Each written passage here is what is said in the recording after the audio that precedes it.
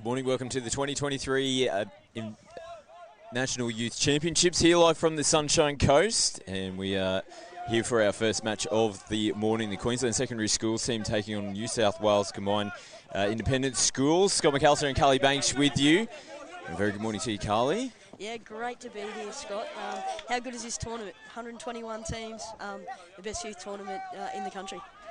And we see Queensland Secondary Schools on the run here with Ben Moore. Now they lead this game 1-0. I'm just coming to the broadcast, just slightly delayed this morning. So Queensland Secondary Schools currently up 1-0 over New South Wales Independent Schools. It's been a pretty close contest in the first couple of minutes as we see New South Wales here turning the ball over. Both teams haven't been the cleanest to start this game, early morning jitters, and you find that often on day one of a big competition. Yeah, you certainly do here, and both teams really well coached. Chris Sloth, one of the preeminent coaches in this youth division, and Nicholas Good over in the CIS box, Australian Men's Open former captain. So fantastic coaching battle that's going to ensue. But as we speak, QSST dot down there.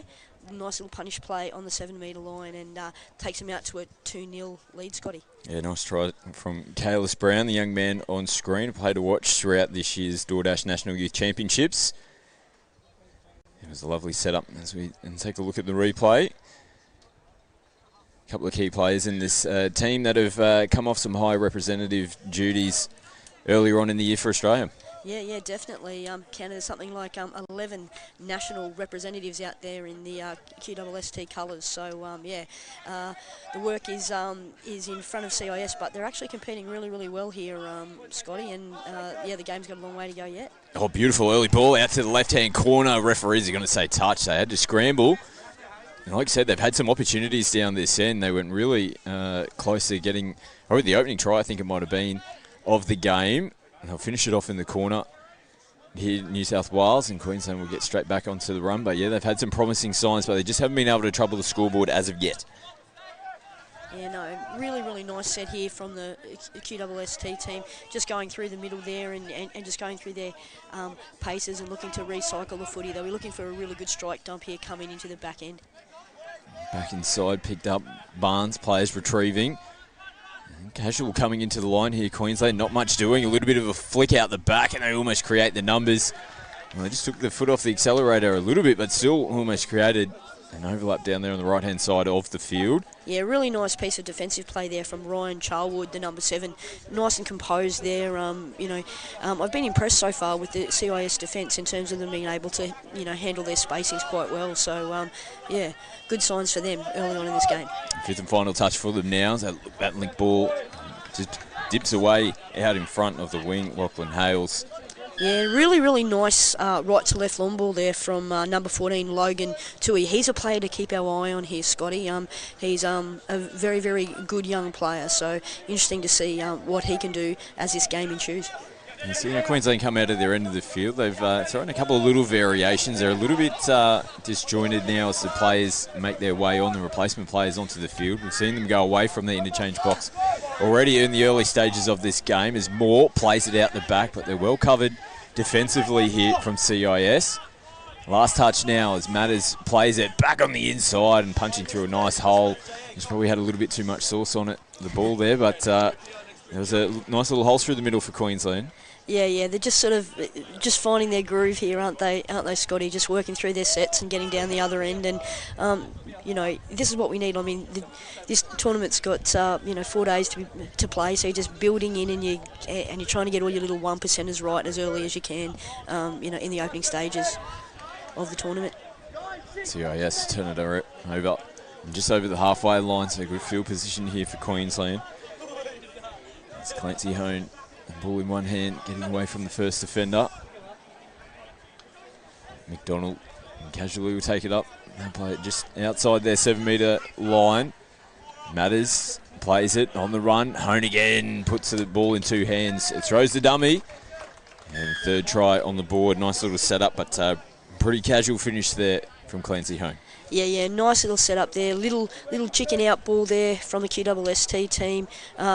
Matty Moore with a really nice ball on the outside to Clancy Hone, who has been in stellar form, this season. Played a very prominent role for the Australian under-18s mixed team when they won the Pacific Youth Championships earlier this year, Scotty, and he's continuing on his good work from where he left off. Harry Carlson takes it forward here for CIS. Back on the inside. McCarthy now plays it outside the 7. A bit of footwork in the middle as they play out the back. Nice defensive read. And coming up to make the touch, Shepherd coming in from the right wing position. They'll finish it off in the corner. Clean at that time defensively from Queensland as Deakin goes back to Brown and throws a little dummy. Good meters here on the first touch. Deakin almost took another extra couple of little steps. Play on's the call. Brown rolls forward again. Prendergast will play it. Blaze on the sweep, takes him on, attacks the line. Referee might be giving a penalty here to Queensland.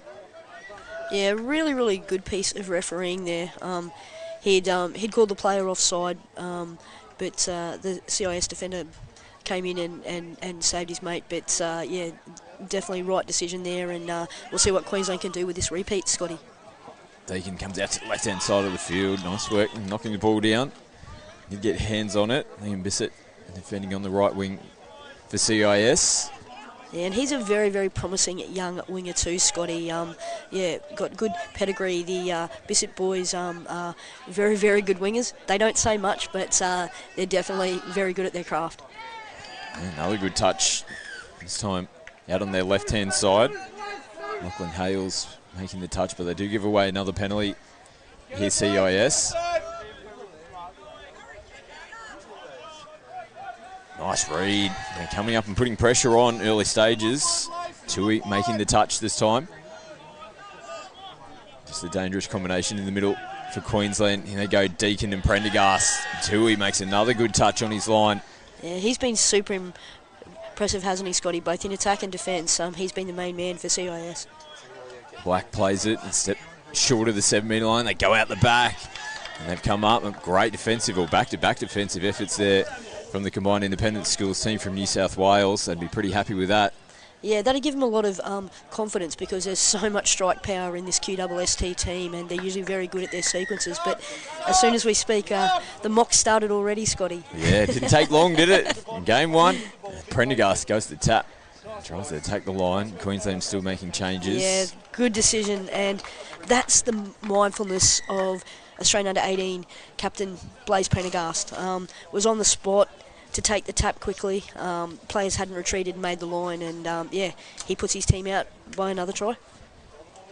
There he is, the young man on screen. Early try. It's good to see now a lot of teams, they play really positive off the repeat or a penalty. They go early in the touch count. Why not strike while the iron's hot? That's exactly what Prendergast did straight from the tap. Pushes them out now to 4 tries. CIS off the restart. Grosvenor punches from half, receives it back. This time Moore comes up out of the line. A little bit of space out here on the right-hand side. Douglas puts the brakes on. This is the 5th and final touch for CIS to push back as well. As Brown has a little dig in from half. They're on Queensland's side of the field. Queensland choose to put it through the hands and go through the middle on the first 2 touches. And follow suit here on the 3rd with Black. All will do the same, so the full 6 staying on the field here for Queensland. Andrews plays it, 5th and final. Moore goes short to Andrews. Andrews has a little bit of a look up inside. Wants to go back inside, and it came off hands there of CIS, not played at. There's a call from the referees, and they get possession back coming out of their end of the field. This is probably just the area. They just haven't quite been as clean as what they would have liked to. Yeah, the CIS team don't get a lot of preparation time here, and that clunkiness is a little bit there, with their sets, coming out of their own end. But they'll get better as the tournament, goes on, Scotty, and that's the thing for all our teams. Day 1's always a little bit jittery, and you're a little bit sort of out of sorts, but then you find your rhythm as you go. So I expect these guys to click a lot better, and be right there towards the back end of the tournament. This matters. This is good running here from Queensland. Hone will play it. Beautiful ball, but it's just come out of the hands forward. And perfect conditions as well, 8 o'clock. So like we said, you see the draw come out and you see the 8 o'clock game, you're like, oh goodness. That can be a bit challenging. Sometimes there's a little bit of dew on the field or an early morning start. It's 22 degrees here already. So perfect conditions. Hot conditions though for the start of the game, the start of the tournament. But pristine conditions, aren't they really? For this for this opening game, it's fantastic, and we're sure to see a lot of great games today, Scotty, and over the next 4 days. Carlson plays it on the run again here. Big looping ball out. And came out of the hands forward. A little bit more running that set there for CIS. Touch and pass is the call. Looking around, number 8. He's been heavily involved as well for CIS. Had plenty of touches so far here in the first half. Madness plays it over the halfway line. It's Taste Black. Makes his way onto the field. Deacon steaming onto the ball. And the touch was made there. They play on. Prendergast screams for over the mark. They might have had a case to make on that occasion as well. Yeah, the set before they ran the little fly play, and I thought that they were shaping to run that then, and that would have been the time for Deacon to release to Blaze there. But I'm sure that would have been well noted in the coaching box, and I think we're definitely going to see a little fly play, a little pop-out play in the next couple of sets, Scotty.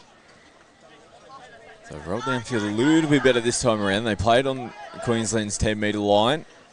Still, he throws a little dummy back on the inside, gets caught in possession on the final touch of the set. See how Queensland transition out this time around. Black had a little look up on the left-hand side. These players making their way into the interchange area. Easy meters for Prendergast and the left-hand side of the field. Here's Barnes. CIS happy to give Queensland the 7-metre line at the moment as Moore goes into the in-goal area. Ball out to the right-hand corner. And the number 12, Seth Carpenter, goes over for Queensland's 5th. Yeah, he's been really impressive early on, Matty Moore. His left to right passing game is one of his real strengths, and that's the second try that he's put on, and he can use his feet. He's got great acceleration and great speed, but he's also got the handling skills, very, very silky, and can put a try on from anywhere. So really, really good signs already for QSST as they're shooting for back-to-back titles here. Yeah, like you said, Carls, it's the largest National Youth Championships ever with 121 teams this week, 2,000 players, 167 referees. They got divisions from 18s right down to under 12s, and what a big, great inclusion that's been to the National Youth Championships. It used to be traditionally under 18s, but the inclusion of the underage divisions has really just made this a premier event on the calendar. Absolutely, it has. Whole families come and play, and it's got a great atmosphere and a great vibe to it, Scotty. See a big long ball into the left-hand side, just coming off the chest. Josiah Delana letting that one rip. Yeah, and it's what we said with this CIS team. They will get so much better, mate, as the tournament unfolds, because they're developing a lot of combos, on the run, and so it's a little bit of that in terms of getting and finding their timing. But they've been really sticking it to QSST. But again, the might of Queensland secondary schools touch always produce great teams and great players, and great opening first half from those guys. Yeah, defending champions making their claim here in the first game of the tournament. They go into the halftime break 5-0 up over New South Wales Combined Independent Schools. We're going to take a quick break here for the National Youth Championships and be back with all the second half action very shortly.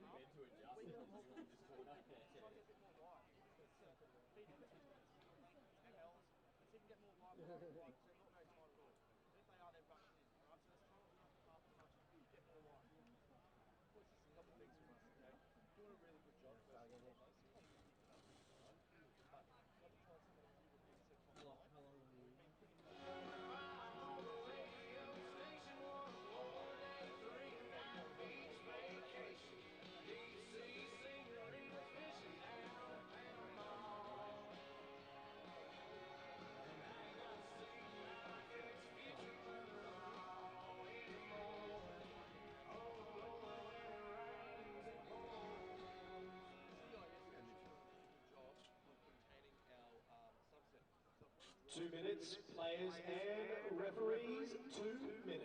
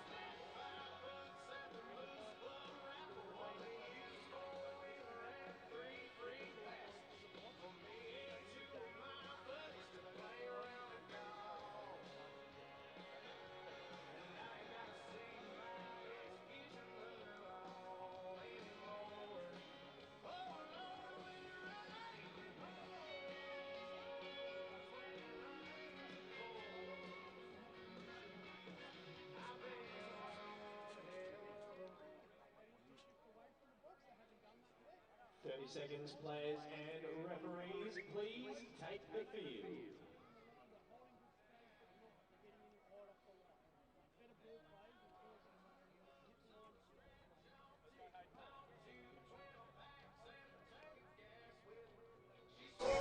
Welcome back to the 2023 DoorDash National Youth Championships, live here from the Sunshine Coast. Our opening match of the tournament is at the halftime break in Queensland secondary schools. The defending champions have started their campaign pretty well here in the first 20 minutes. They went into the halftime break 5-0 over New South Wales Combined Independent Schools.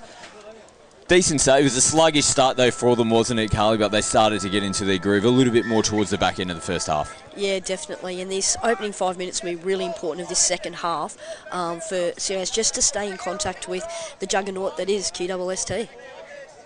Let's see how they come out of the blocks from the halftime break. Hopefully Matters in the number 9, working with Andrews in the middle here for Queensland. Kalis Brown goes short side to Andrews, opens them up nicely. Perfect start here in the second half. They strike first. Yeah. It's the same touchdown that Queensland opened their scoring with, that little punish on the link, and it's an area that Coach Nicholas Good, I'm sure, will recognise with his team defensively. Just those links, if they're going to make those touches, they've really got to work hard to get to their corner. But yeah, smart play from QSST, and they're off to a flyer in the second half. Plenty of young talent on the field, but geez, there's some talent in the coaching boxes this weekend as well. Like we talked about, Chris Sloth, Nick Pecky, very experienced here in the Queensland box, but the former Australian Men's Open captain. That's pretty handy for some of these young kids to learn from one of the absolute best to lace the boots. 100%. And Nick recently appointed as the assistant coach of the New South Wales Men's Open for the next State of Origin series. So I'm sure Nicholas brings a wealth of experience to any team that he has anything to do with.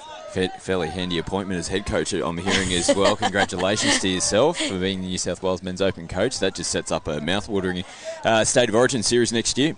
It does. We've got a little bit of preparation time, Scotty, and we'll have to do well because it's a pretty good Queensland Men's Open side that's won the last 2 series. So, Scott, Nick and I will have our work cut out for us, but good times ahead. Speaking of Queensland, here's the secondary schools team making their way up. If you're tuning in for the first time, it's a pretty unique setup here at the National Youth Championships. It gives a real point of difference to our sport as opposed to some others where we have school representative teams playing against regional representative teams such as, we'll see South Queensland Sharks taking on Brisbane Cobras in a derby in the 18 boys division, but it's really great feel at this competition and a great concept that's it's in many years now, 20-something years the National Youth Championships has been going, and it's just been a success since day one. Yeah, it absolutely has been, and it's a great opportunity for states like Tasmania, South Australia, Northern Territory. We get everybody here, and young players being identified at such an early age now, and it's a fantastic opportunity for the whole of Australia to participate in the best youth tournament that there is. Queensland coming out of their end again. Contact coming up out of the line. Bissett saw an opportunity as Queensland were making changes, and a little bit of contact starting to creep in. And comes back on the inside to Matters. Done a pretty good job so far. CIS, little short ball from Andrews there. They're going to say it's forward. Yeah, that's a really good pickup by the referee there. Definitely might need him in the NRL Grand Final, picking up those forward passes like that, Scotty. Well, as opposed to what we saw last weekend, I'm pretty happy with that call as opposed to letting that one go through. Absolutely. And this is a better set here from CIS. There's a lot of flow in this set, and they need to keep this going to really put a little bit of pressure on the Queensland defence. And that's a really good set completion. That'll encourage, Nick will be encouraged by that, and now it's really important that they turn around and they get in front on these touches and try and stop the flow that Queensland are creating at will on these first three touches. They're going a little bit more expensive this time around. Here we go, they're in trouble as Black has to put it around, and yeah, they were disjointed there, Queensland. I was almost going to touch back on the set before, although that last ball had almost opened up for them, which got called forward in the end. Their lead-up was pretty well. They threw that almost around CIS's 10-metre line. So the lead-up there, back-to-back sets for CIS, and all of a sudden they're in attacking position as they look to go on the sweep. Looking for players offside. Yeah, I think they're going to give it. Yep. Yeah, the two number 5, CIS, they get their first try of the game, their first try of the tournament as well, and it was great awareness from the number 5, Declan Brown, who heard the offside calls. He played on, got the ball down on the grass. And that's the thing, Scott. It's a percentage game. It's a field position game. So CIS have done fantastically well, as you pointed out, in those last couple of sets. They mount a bit of pressure. They get a cheap turnover from Queensland, and then they get that call down on the line, and that'll encourage them and give them a bit of a blueprint for the rest of this game. Barnes plays it in the middle more. He's been busy throughout this game. Goes out the back and off the fingertips. So momentum is such a big thing in their game. They'd just be looking to get themselves back into the game. The scoreboard's definitely in their favour here, Queensland, but after scoring straight away from the halftime break, it's fallen apart for them a little bit since that point. CIS now 5th and final touch. So look to switch in. I don't know if they know what the touch count is. Yeah, I thought they might have had one more up their sleeve. Delana. Yeah, I think Nick thinks that they got the touch count wrong over there, and the players were a little bit bemused themselves. But another error there from Queensland, and just heard Chris Loth below in the box just saying to the boys that the execution's got to be better, and at this level that's exactly what's expected. So I'm sure they'll address that fairly soon and get back on an even keel here. Take it out to the right-hand side of the field, around. It's good contact. That just slowed things up, and he might have given a knowledge on the contact, and that might have rattled him. Just had another little look up at the defensive line. Little shake of the head, and now they come back his way in attack here, Queensland. And they get the penalty. Yeah, I've liked the away sets that QWST have been running in this game. So for those viewers at home that are not sure what that is, it's just when the ball doesn't go traditionally to the sub-box, which a lot of teams like to do when they've gone away. It's paid dividends for them with penalties and good field position. So that's definitely an indicator for things to come, I think, for the shape of this tournament. Taylor Brown plays it. Prendergast in half. Deacon now picks it up with the right hand. Goes long out the back. They came scrambling in. Just held up in the breeze a little bit there on Streeter. He has to put the Sunny brakes on. Coast breeze, Scotty. Yeah. That one got held up. The old sea breeze has had an influence already. And great slide and scramble defence there from CIS. The crowd went up as well. Good support out here on field 2. The early stages here of the National Youth Championships.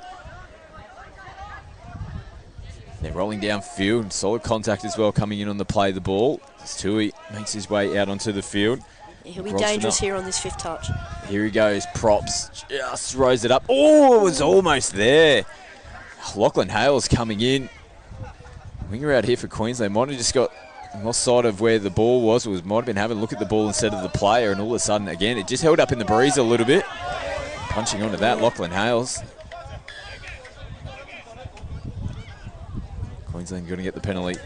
A little foot in the ruck, but they look clunky coming out of their end again. Yeah, they did, and a little bit of physicality there from CIS, causing them, a few little sort of moments of discomfort. So it might be a bit of a pointer for teams, going forward in the tournament.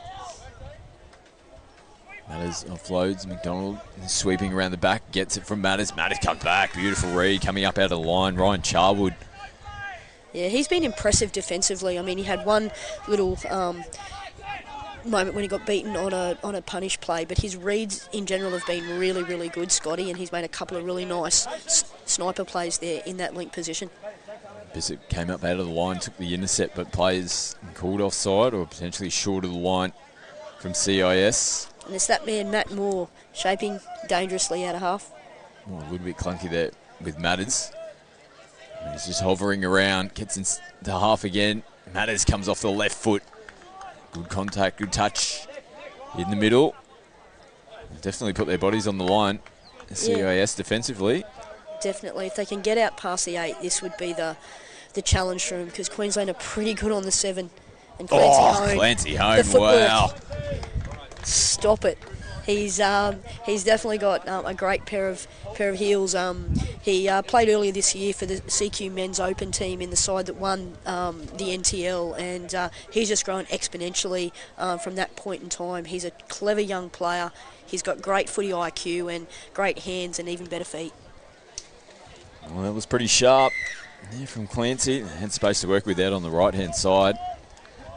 Puts the right foot on. Finishes it off nicely. Just gives him a little bit of spark back here in the second half. Only their second try, the second now on the run. Ben McLean showing a clean pair of heels. CIS, can they get their second on the board? Oh, there's contact there. The ball's bounced up. Solid defence on their line from Queensland. Barnes in there. Here they go away on the first couple of touches yet again. Sankey picks up meters. Brown moves it back into the middle. Looking to settle. Oh, little late ball. One-handed back in. Andrews. There's a body up in there. Took a hand, but it's going to give a penalty here to CIS. I'm sure if it was a touch and pass or forward, but those ones you're kind of happy to see them give away. There was nothing doing. They're almost just throwing it into a defender. Yeah, definitely, and that's really good. A reward for defender Oliver McCarthy there. He was up and he was trying to sort of, force him into an error, and he got the result. But unfortunately, a clunky exit from the CIS team, and they're under more pressure now.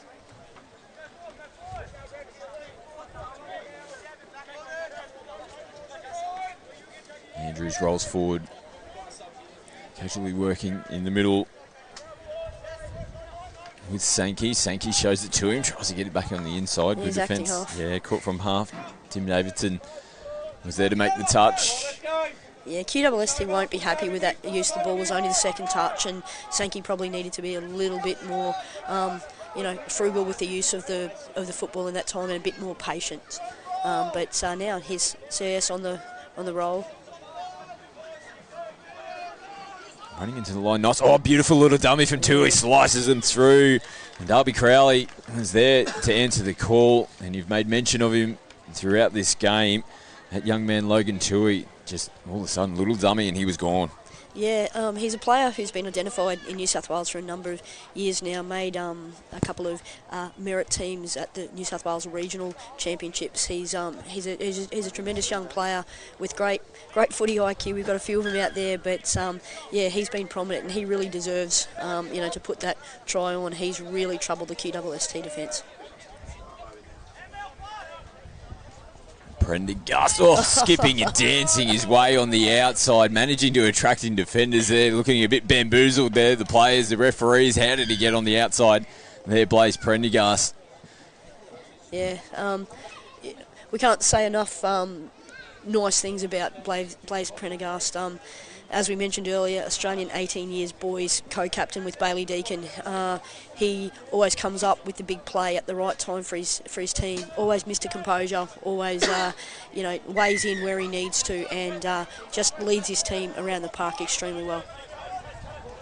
So Queensland now up 8-2. It's a 3-2 second half, so there's positives here for CIS. Definitely the way they've performed here in the second half. Down 5-0 at the halftime break.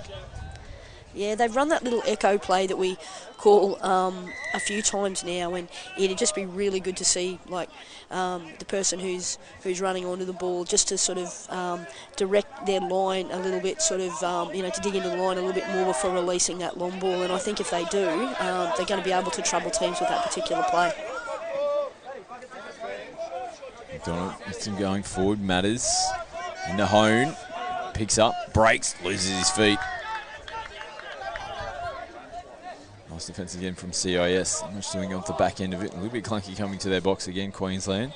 Ooh, that was just a step over the mark there, unfortunately, Ben McLean. It almost looked like he was in one motion, just the big strides. And just probably make it look a little bit worse than what it was. Yeah, absolutely. Opportunity here for Queensland to strike. Brown, hone, decides to hold it himself. That's the ball away. They might have had the 3-on-2. 2 on one down that left-hand side of the field. Andrews just hovering around in the half position. Oh, look forward off the ruck, play on. Little deflection, takes it. It's all happening out there. Rebounds, basketballs. Yeah, this sequence has been quite nice. They had a little sweeper cue play, then they came there with a counties play, and they're just rolling through their catalogue of plays, and great backing up on the inside there from that man Clancy again. And yeah, QWST, I'm liking their composure down on the line and the variety around their plays, just running through the catalogue of plays and just getting comfortable already. So it's an ominous warning for the rest of the competition, Scotty, already. Yeah, absolutely. You can see the replay coming up here. It's a nice little inside ball there from Seth Carpenter. Clancy Hone, the man on the spot. He get another try, his second of the second half. Margin pushing out now, 8 tries to 2. As we mentioned just before, Queensland derby coming up. Brisbane Cobras taking on South Queensland Sharks. That'll be spicy. It always is when those two teams come up against each other. As we see the ball sail over the top, and then that will be followed by the Queensland Secondary Schools 18 girls team, defending champions as well. They'll be taking on the Sydney Scorpions. That'll be a great game to watch as well. Another cracking game, and yeah, we're certainly in for a great day one here, Scotty, going all the way through to 6:45 tonight when we wrap up. So it should be a great day of play. So people at home, enjoying the school holidays, jump on KO Sports, and yeah, you're in for a fantastic 4 days of competition here at the DoorDash National Youth Championships. Yeah, and a shout out to our New Zealand fans as well, tuning in on Sky Sports Next. I'm sure there'd be similar conditions weather-wise over in New Zealand at the moment. 22 degrees at 8 o'clock in the morning. Might be a little bit tongue-in-cheek for our Kiwi friends, but hopefully this is making you feel a little bit warmer. So CIS, a little bit loose in the middle too. He did a good job, look at that. So when they're in trouble, holds it up, throws a little dummy, picks up an extra 10 metres, gets his team back on the front foot. As now we see the ball bouncing around. Charlwood does a good job holding onto it as well. Carson comes into the line. They're stacked on the right-hand side. They come back that way now. Queensland come up to make the touch. Force the mistake, Taste Black in the 15. Yeah, really nice play there from Oliver McCarthy again. He's been really good for CIS. Been one of their best along with Tui. Just had to hold the ball up for a second there as they pop out. Prendergast out the back. McDonald to Streeter in the corner. Team try from Queensland. That was beautiful. It almost looked like they were a step behind at stages there, but they're just getting themselves into the right position to finish it off. Yeah, Blaze and Bailey run that reverse fly really, really well. It's a little blue play, and everybody hit their holes at the right time, did the right thing. So just another one of their little rucking variations. And you know, QSST have so many weapons out there and so many variations that yeah, it's going to be on every other team to try and go with these guys, because they've certainly set their intention to go back to back in this tournament already, Scotty, on day one. CIS now on the sweep, on the run as well, almost getting on the outside. Looking around yet again, creating opportunities. Here's ball in hand. Off the left, has a look up, go shot. Ooh, almost picked off there. The hands get thrown back. Saw some open space. Van McDonald.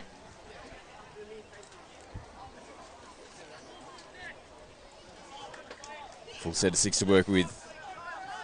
The combined independent schools in New South Wales. Good cover. Coming across, Andrews making the touch. Can they finish their game off strongly? Here's CIS. Andrews again coming up out of the line.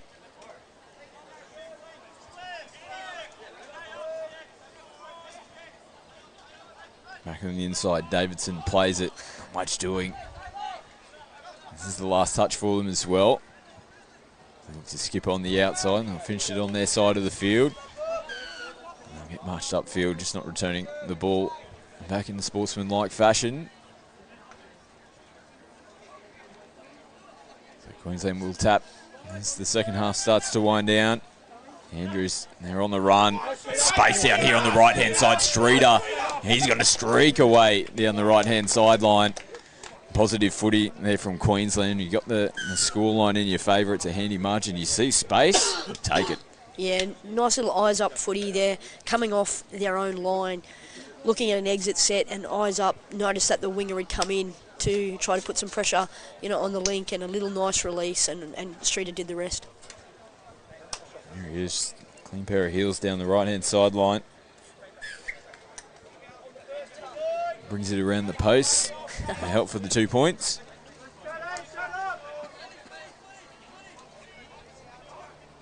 Crowley backwards in the 2. Shy the 7. Receives it back. And they're probably just gone away from their structure and set. They're just looking for little one-on-one opportunities at the moment at CIS. Here's Crowley again, this time Tui. Throws the dummy. They're going to get a late penalty. Here's CIS. Yeah, really, really good decision there from the referee.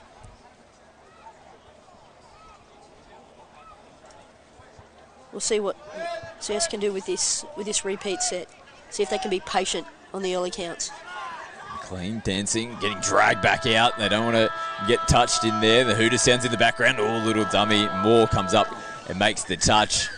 A couple of groans from the boys from Queensland. They thought he might have got done on that occasion. He casually comes up and says no problems at all.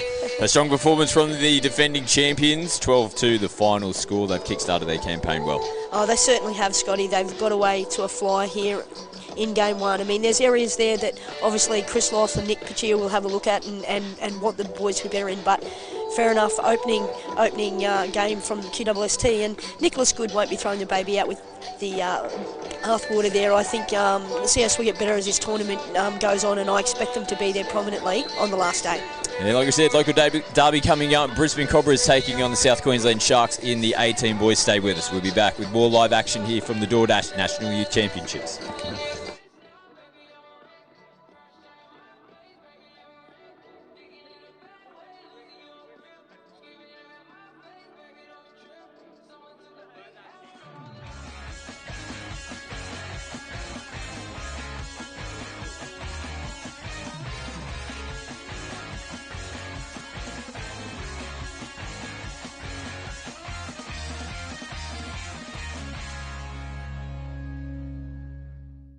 It's just a great festival, mate. Get away from the seriousness of touch and come down and have some wines and some good food and meet some really nice people. Get on the plane, get on the boat, get down here. I mean, why wouldn't you? I mean, it's superb. You know, you can't get many places where you're playing top tier touch and then you've got a beach and wineries on your doorstep. So no, it's well worth being here. And you just play touch, so that's what we're all here for, and that's what we enjoy. It is just such a great atmosphere.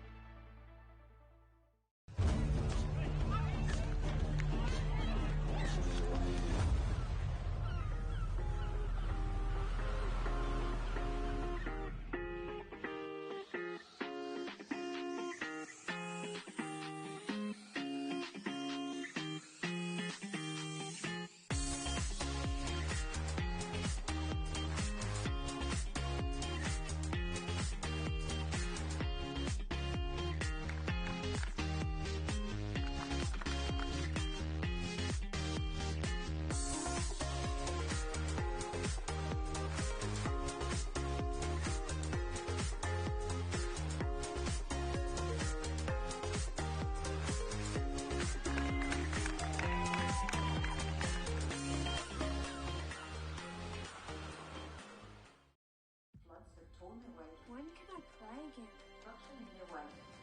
DoorDash are offering help to struggling clubs around Australia.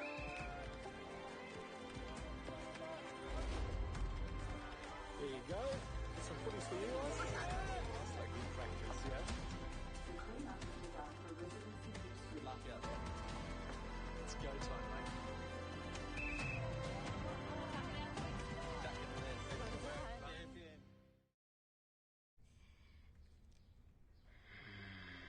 Crunchy outside, juicy inside. We're so thoughtful. I'll bring you some chicken. Oh, the rooster's calling. Hi, I'm Scott Prince, Bristol Ambassador. I'm inviting you to join me in signing up for Team Bristol. So what is Team Bristol? It's a club for those who play touch footy. You'll get tips and tricks when it comes to painting, exclusive offers, and the chance to win prizes throughout the year. It's easy to sign up. Visit the Bristol website.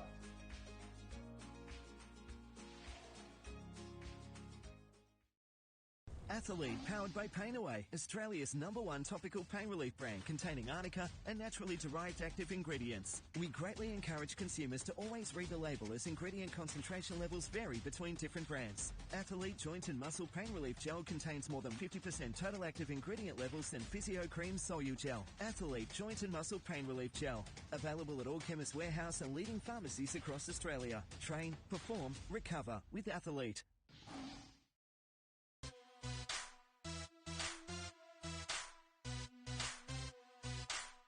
Welcome back to the DoorDash National Youth Championships. Second game of the tournament about to get underway. 18 boys, little local derby, the South Queensland Sharks taking on the Brisbane Cobras. Cobras made it through to the grand final last year. They were runner-up on that occasion, losing to the Queensland Secondary Schools team, who we just saw in the previous match. They'll be looking to put another big campaign and hopefully get themselves back into finals. But Sharks, they'll have one eye on the prize as well. Yeah, this should be an absolutely absorbing contest, Scotty. Let's see how the Sharks go opening possession. They rip it out to their left-hand side of the field, forced to come back in. Now, so pick up, Tika right foot, and good defence starting there. So you've got a couple of gun players in the South Queensland team, Kai Tika, Lennox Tika, both playing in the men's premier competition for Gold Coast at the Metro Cup on a Friday night. Keelan Needham Brown as well. Plenty of good young up-and-coming players here for South Queensland. Brisbane, I'll mention a few of their young guns as well as their opening possession finishes on the side of the field. Yeah, Jackson Streeter, it's had some Premier level experience. Daniel Wong's been really good for them. Campbell Rolfe as well. Jacob Richter, Damon Vanderwoud, who played for Malaysia at the Youth Pacific Championships earlier this year and was instrumental in that famous victory that Malaysia had over New Zealand in the semi-final. So, wasn't that a memorable game, Scotty? Oh, we'll never forget that one. Here he is, the young man in the 36 for the Cobras, comes up and makes the touch. So stars, young, up-and-coming stars across both teams.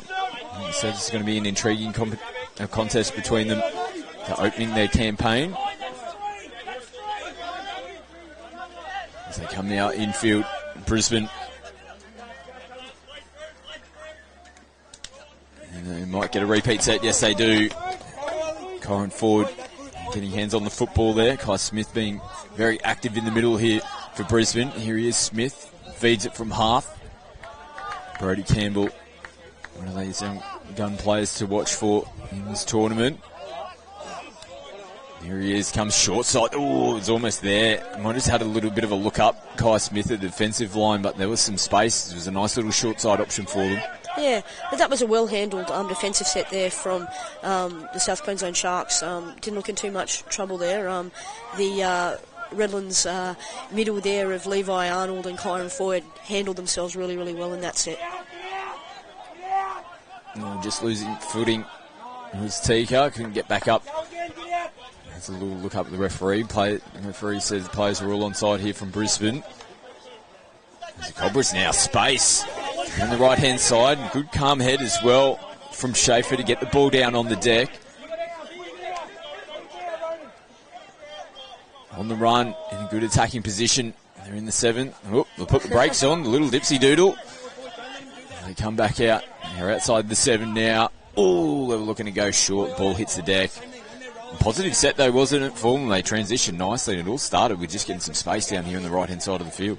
Yeah, this is a really, really good opening from both teams here, Scott. They're both looking to, march down the field and recycle the football at any and all opportunities. So, we're in for an entertaining clash.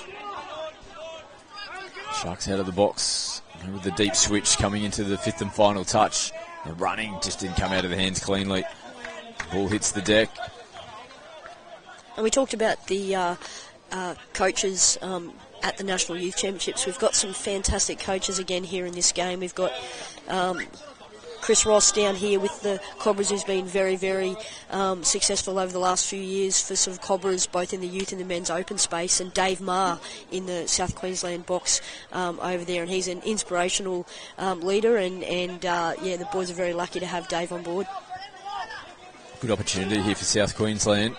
Can they strike first? Still no points on the board as of yet.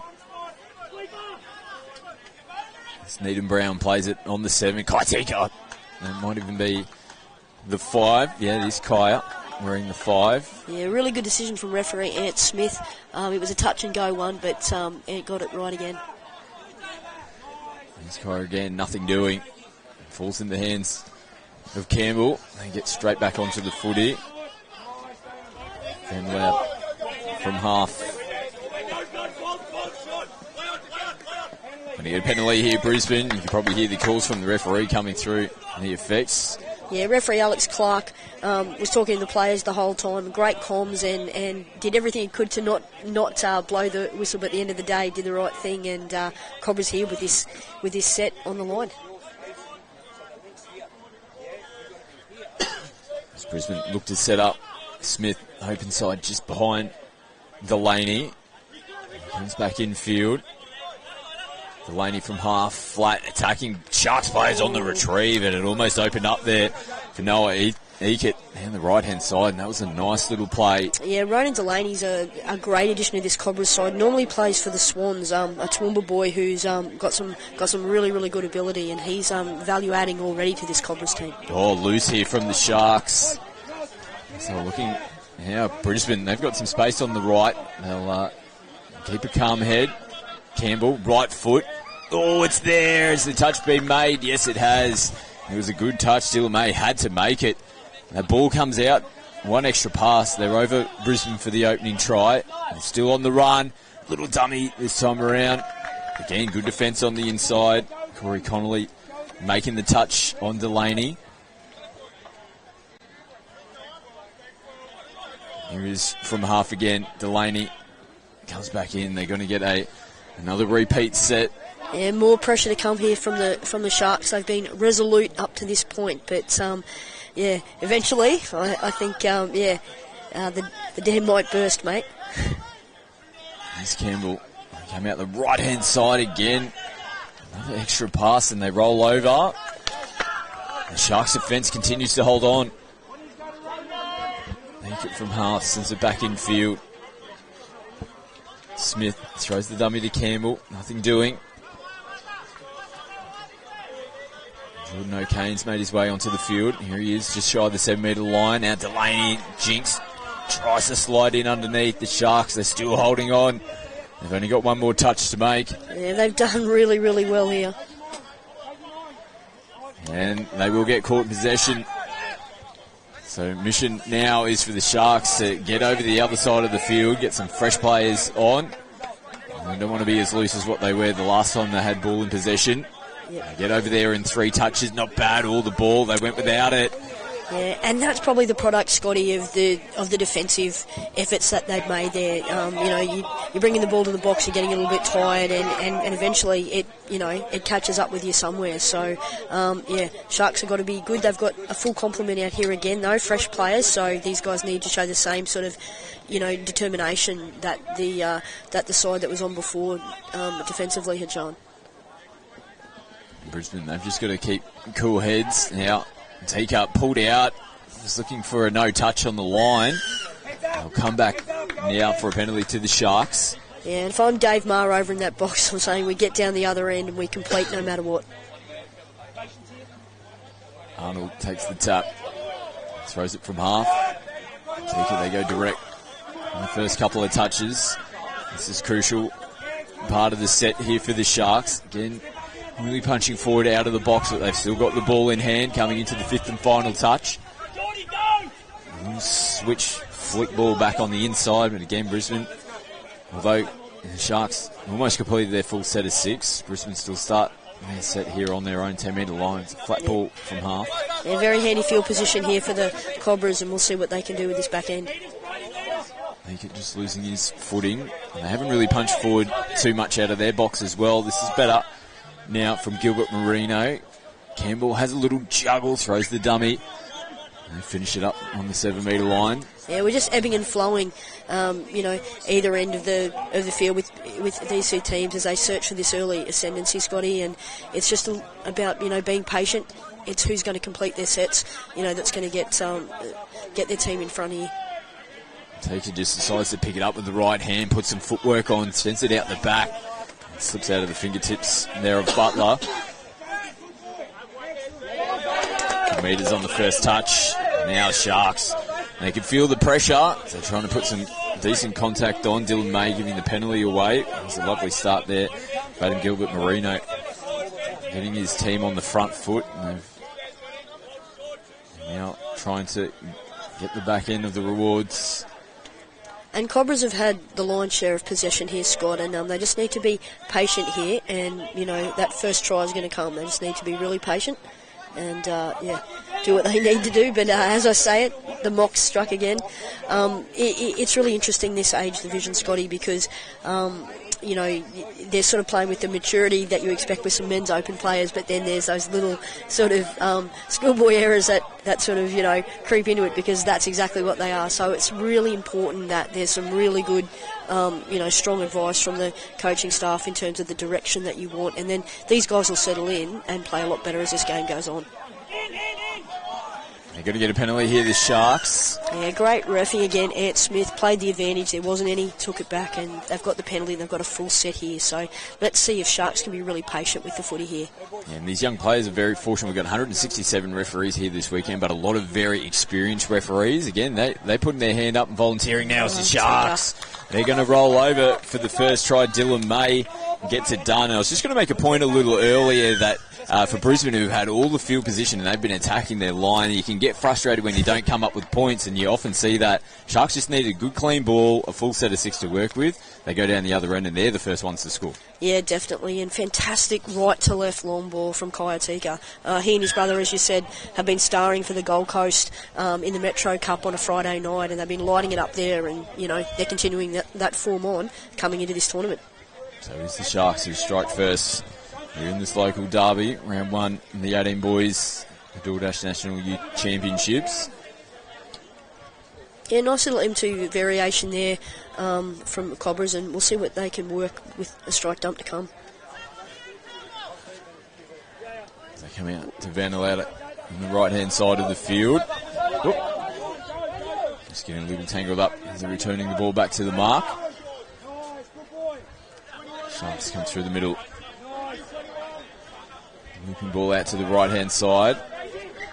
Oh, again. So it's been probably the biggest area that they need to tidy up here in the first half is when they're heading over towards their interchange box. Probably in 3 or 4 sets where they've turned it over. Yeah, I've counted 5, Scotty, that they've turned it over below touch 3 in this opening stanza, and eventually it might not hurt you right now, but as the game wears on, the extra effort, the extra energy you've got to make defending your line definitely, takes its toll as the game unfolds. Vanderbilt push back. Here's ball in hand again. Fluoro blue boots on, throws a beautiful ball over the top. Brisbane to hit back. They lock up the scoring. Yeah, that beautiful little hook pass over the top into that linked space. Fantastic piece of play there, and he is a genuine ball player, and gets the try that Cobras so desperately coveted, during the early stages of this first half. So that'll help the boys settle down, because as you said, Scotty, you get a little bit frustrated if you have the weight of possession and you're not, turning that into scoreboard pressure. So that's fantastic now for Cobras, and I'll expect them to settle down nicely into their work now. Luke Schaefer scores the try for the Cobras. As Lennox Tika just gets the ball away, steps in. This time he goes flat and hard at the line as well. Almost anything you can do, I can do better. Lennox Tika starred for the Australian Under-18 boys at the Pacific Youth Championships this year, and he is a class act. Just went behind the back there. His brother Kai throws a lovely little switch in at the line, and they create coming into the last play of the set. You just can't take your eyes off them, no matter what stage it is. The Sharks hit straight back, and points were a little bit hard to come by the first probably 10 or so minutes of the first half, and all of a sudden now it's starting to open up. Yeah, I'm seeing this game unfolding really, really nicely, Scotty, and I think, when second half comes around, the boys will be, on song and really playing, this tough combative touch, but also very, very entertaining when they get the ball in hand down on the line. Delaney throwing dummies off from half. Campbell puts a bit of footwork on himself and almost slips in between defenders. Yeah, great defensive effort there from Kyron Ford. Did a fantastic job one-on-one to hold his own there in a very difficult defensive situation. Delaney now looping over the top, falls into the hands here of the Sharks. Smart play, this will be 0 touch. Isaiah McSweeney sent back to where contact was made. So the referee does signal. The set restarts now. First touch there for the Sharks forward. Casually, ball in one hand, just popping the ball over the top. Could be out there in the NBA, just lobbing her over the top. It's very South Queensland Sharks footy. The Calypso Kings. It's an inside ball. Kaya picks up, holds it, nothing doing. They just weren't quite in position.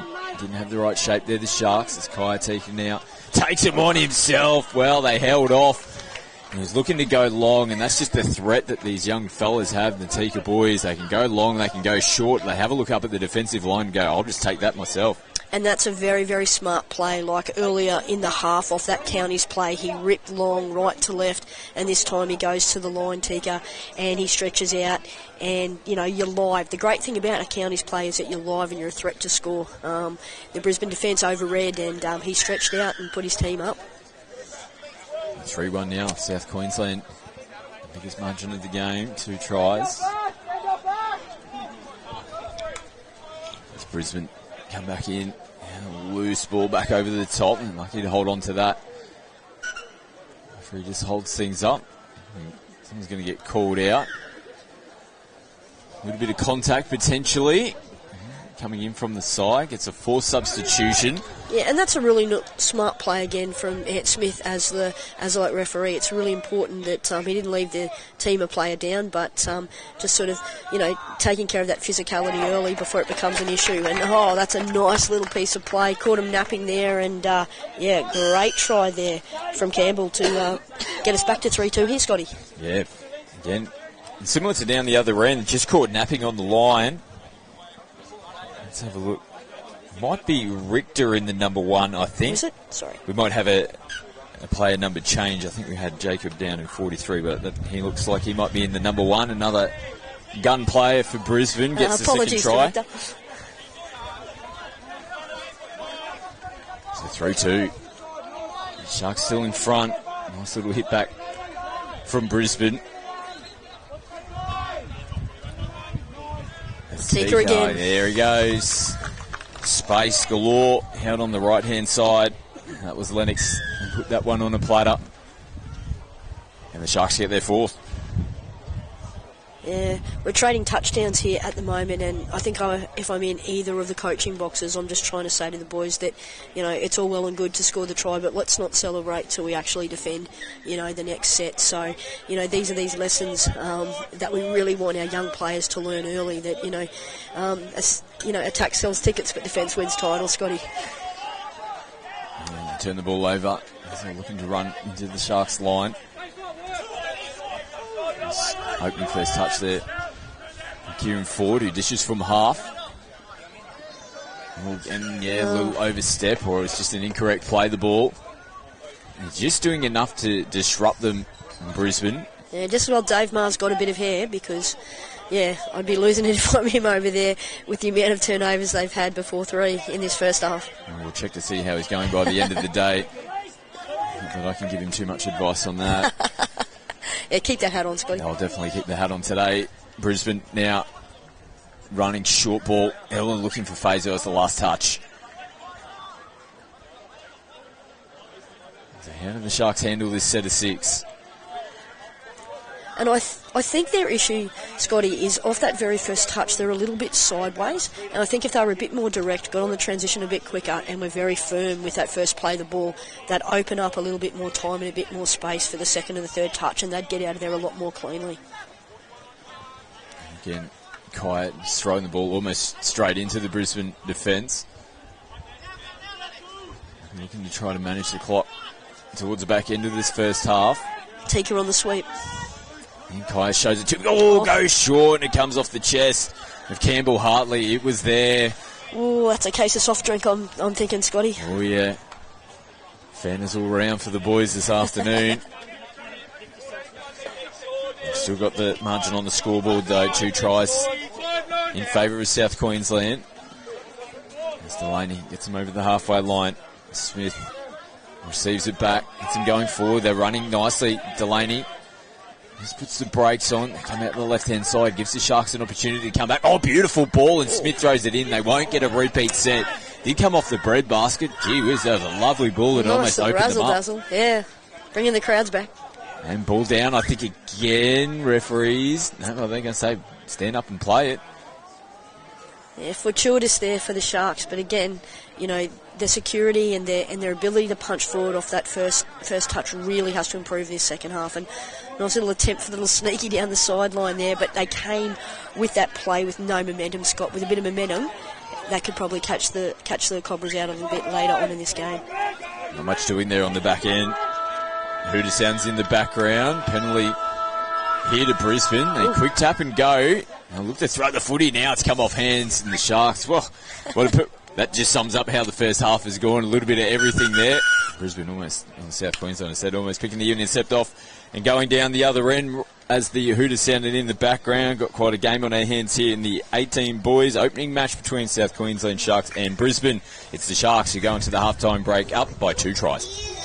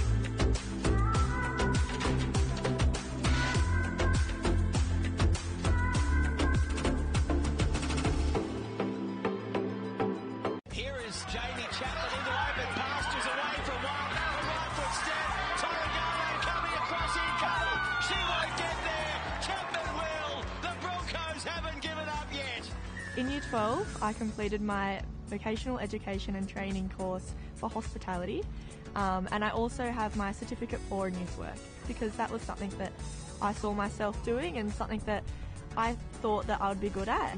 And now I have the qualifications, I can work in the sector I want, and it's definitely given me a lot of opportunities with jobs and opportunities within the community.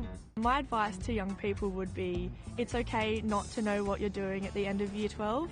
I think you have to pick a course that is suited to you and what you want to do, not what you feel like is right. I chose youth work because that's what I want to do, and I want to work in the community. Doing that has made me a happier person on and off the field, and I'm a better player and a better person for it. When it comes to the perfect break, there's booking a holiday, then there's all.com. Over 5,000 of the world's favourite hotels, curated dining, wellness and entertainment experiences, all while enjoying exclusive rewards. Find the best hotels in the best destinations at the best price, guaranteed. You find the time, we'll find everything else. That's all.com. You wouldn't give your kids the same haircut. You wouldn't demand they wear the same clothes. And you wouldn't expect them all to learn the same way, would you? Every child is unique, and so is the way they learn. Fluey Learning, online school tutoring, personalised for every student. We need to start moving again, Australia. Moving as though our lives depend on it. Every one of us needs to target at least 30 minutes of heart rate raising physical activity a day. Because if we don't move it, we'll lose it. Welcome back to the 2023 DoorDash National Youth Championships. We're at the halftime break here in our second match of the day. Brisbane Cobras taking on South Queensland Sharks. Sharks up by 2 on the scoreboard, 4-2 going into the break. Had a little bit of everything, like we said, going into the halftime break there, as expected between these two teams. It was all Brisbane to start with, but they just couldn't get points on the board early. And the Sharks did a pretty good job to make their way back into the game. It's reflected on the scoreboard, but plenty of areas that they'd be looking to tidy up as well going into the second 20 minutes. Yeah, I think that this second 20 minutes is going to be a continuation of this helter-skelter affair that we've seen so far. But I think it can go either way, Scott. Both teams fairly evenly matched here. So Brisbane, they'll have the opening tap off, and they'll be looking to start the second half in strong fashion. Following this match, we'll have the Queensland 18 girls, our first 18 girls action for the tournament. The defending champions, the Queensland Secondary Schools team, will be taking on the Sydney Scorpions. That match to follow. This match here between the Cobras and Sharks. So we see Cobras now, Campbell Rolfe attacking the line. Here's Rolfe again. Steps out and looking for offside players, but held their nerve nicely. Just popped back into the in-goal area and had to make the touch. Pretty casual there from the Sharks. Yeah, they handled that first attacking foray after the break with aplomb there, the Sharks' defence. Nice teacup. Nice touch there from Campbell. Lennox feeds it from half.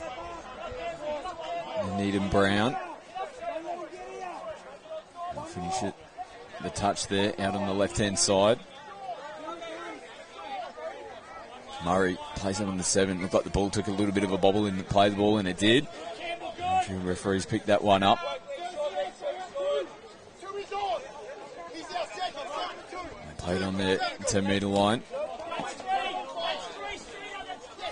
Better coming out of the box.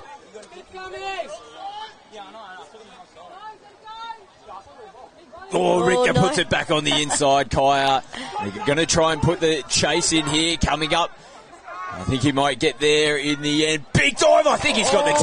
Well, that's huge. Stop it. How Streeter, good. Jackson Streeter. Oh, take a bow, Jackson Streeter. What a touch. Oh, and Kaya, I think if he had his time over again, he might have just chucked it into another gear. And all of a sudden, when he had a look over the shoulder, Streeter was there in full stretch. I'll put a little asterisk down next to that moment in the game. You can feed off big moments like that. Brisbane, though, they've still got to hold out. Touches to come. Lennox seeking out, plays it. Here's Lennox, loops it over the top. It's flat on the line. And they're going to take it away. So great job from Brisbane, Jackson Streeter. Yeah, fantastic effort. Never say die effort there from Jackson Streeter, and that's kept his team in contact here, because if that's a try, then, you know, it puts the Sharkies out to a 5-2 lead, and it's starting to look a bit imposing. So let's see if Cobras can make sure that they don't waste that wonderful effort from Jackson Streeter. Finish it off on the left-hand side. He came from the far side of the field as well. He was out here on his left-hand side, had to get on the wheels and get over the far side of the field, full stretch. Wow, what a play. Sharks now go down their left-hand side. Get the replacement players on. Looking the set coming into the fifth and final touch. And they come up and make the touch. No dramas there. Hayden Gilbert Marino. Here he is, throws the dummy, good meters on the first. Look to punch forward again. And there's some real dividends there for Cobras going through that middle corridor, Scotty. So interesting to see if Chris Ross directs his troops to continue, you know, their rucking through that middle area. Rolf picks up, gets into the in-goal area, links up with Adams. Great start here in the second half from the Brisbane Cobras. They're the first to score. They punch that margin back down to 1, 4-3 now. Still in favour of the Sharks. Yeah, great to see Campbell Rolfe involving himself. You know, he's a class act, and you know, if there's any criticism of all, it's just get a little bit more involved, a lot more often, Campbell Rolfe, because it's great seeing him when he's at his ball playing best. It just highlights again what a swing that big chase and touch was made from Streeter. They were going to go down 100%. And score the Sharks, and all of a sudden they're the first to score in the second half. It might have a different feel, and they would have pushed them out to a 3-try margin. It's back down to 1.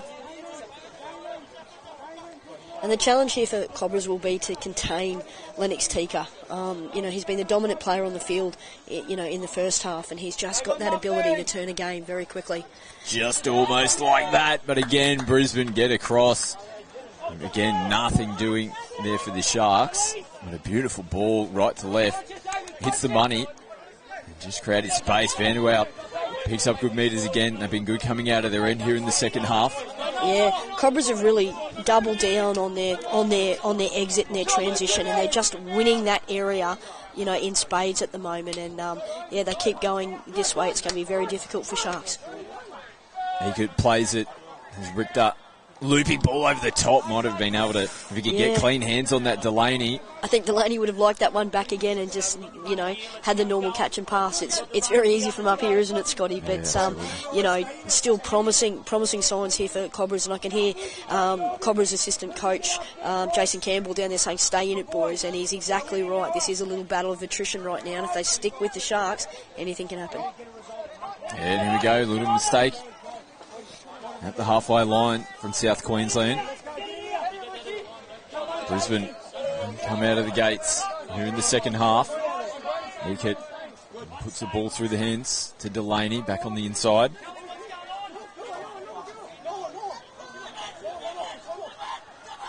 Oh, ball in one hand, slipping through. Oh no, there must have been a call. It's an interchange infringement. Yeah, and that's another killer. All the momentum was definitely with the Cobras, and then, you know, we see a situation like that, and this is a reprieve that Sharks would do well to take advantage of here by getting down the other end and at least completing at the other end of the field. Oh, now penalty. Over the mark, yeah. Just got to tidy up those little errors in South Queensland. Can't rely on the comfort of being up by the 1 try on the scoreboard. Giving away cheap possession to Brisbane. Gilbert Marino plays it.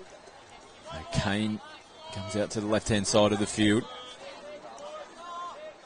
Campbell looking to sweep. They go away from Streeter. Oh, threading it through beautifully at the line.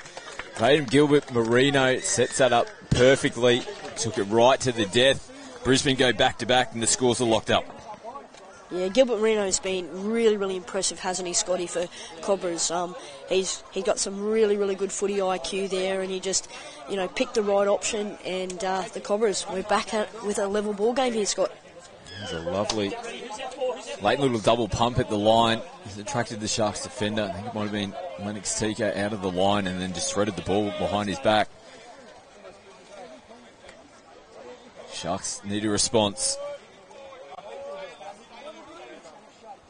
Kaya now from half, feeds it to Lennox. Campbell comes up and makes the touch. It's Brody Campbell out in the right link position for Brisbane. They come back his way now, and they're there defensively to make the touch. It's been good defence out there as well. Daniel Wong on the right-hand side for the Cobras. Now squeezing the ball away. They did a good job to hold on to it. Good meters going forward. Eekert. Now Delaney out of the box. Just couldn't get the ball down on the deck. Here's John Eekert on the inside. And almost just trying to throw the ball back on the inside, hoping that a supporting player could get across in Luke Schaefer. Ball hits the deck.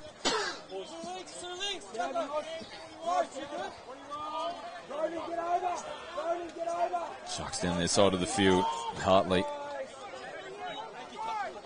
Cleaner transition for them as they bring the ball back towards the middle of the field. Butler. Switch in. Arnold. Yeah, nice little short ball to forward who tries to throw it back on the inside to Butler. Maybe a touch and pass here to Brisbane. Better set though from the Sharks. Yeah, much better. A lot more composure there, and some really good driving efforts there from Xander Butler, Kyron Ford, and Levi Arnold, who sort of just steadied the ship a little bit there for them in that set.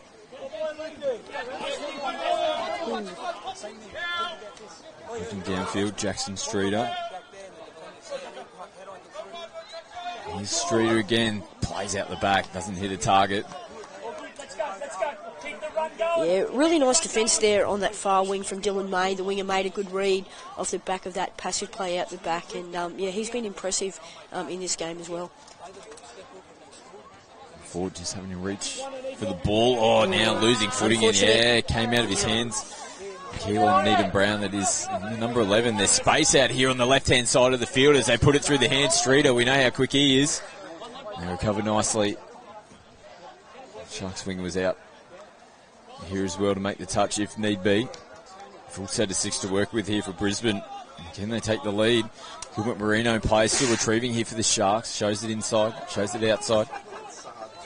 Yeah, the Sharkies need to get out past this 7 metre line because Cobras look dangerous every single time they get, a clean 7 metre jump there. Found well. Yeah, that's nice from Lennox Tika. Jumping out and getting him well past the 8.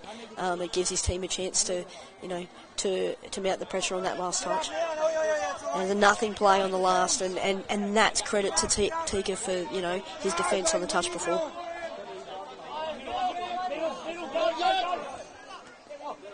Here he is doing the hard work, threads the ball, just getting it away. They come down Brisbane's side of the field. Again, nice little casual ball back on the inside, just picks up valuable metres. The Sharks have got their replacement players on the field and in position. As Connolly will play it just shy of the 7. Looking for offside players. Nope. Here's the call. Jordan O'Kane makes the touch. Yeah, I feel your pain, Lennox. It looked like it was a bit short on the 7, but the referee's in a much better position than we are, and it's a little bit of just about playing the whistle and making sure that you give yourself every opportunity. Bit flat here, Brisbane. As they look to punch downfield. Touch now on Sharks 10. Oh, and it's gone off the short ball, and it just opened up. Nobody at home, and Brody Campbell, as soon as the ball hit the hands, he had a little look up and just went, there's no one at home. I'll take that. Thank you very much. Yeah, again, that man Campbell Rolfe, another involvement, another quality involvement, and does the work, and really nice backing up there from Brody Campbell, and the Cobras have hit the front here, Scotty 5-4. What a second half it's been for them. 3 unanswered tries here in the second half. And they're in front. First time in the game, I think, that they've had the lead. Sharks now. They look a little bit frustrated, ball in hand. They're flat. Just playing that static style of footy, but they're very good at it as they play within the 7. How did he get through there? Did a great job to hold on to the football. Sharks looking to get in position. He's still evading them and almost getting there. The ball lost over the line. Well, what happened there? They look like they had it all under wraps. Brisbane, but again, Kaiatika just shredding through. Just couldn't find a supporting player. Yeah, and this is a really big set here coming now, Scott. An over-the-mark penalty that the Cobras could have well done without, and let's see what Sharkies can do with the use of this footy in this set. Big set of 6 here for both teams, particularly the Sharks. Needham Brown looking to slide in underneath. Victor and Vanderwout there to make the touch. Yeah, Vanderwout did a great job there as a link, just popping up and being nice and active and knocking off that sweeper play. Arnold puts it through the hands again, a little juggle. Needham Brown using the number 11, yellow boots on, outside the 7. And Needham Brown's working together, nothing doing on the right-hand side. Put the ball through the hands. Across they go to make the touch.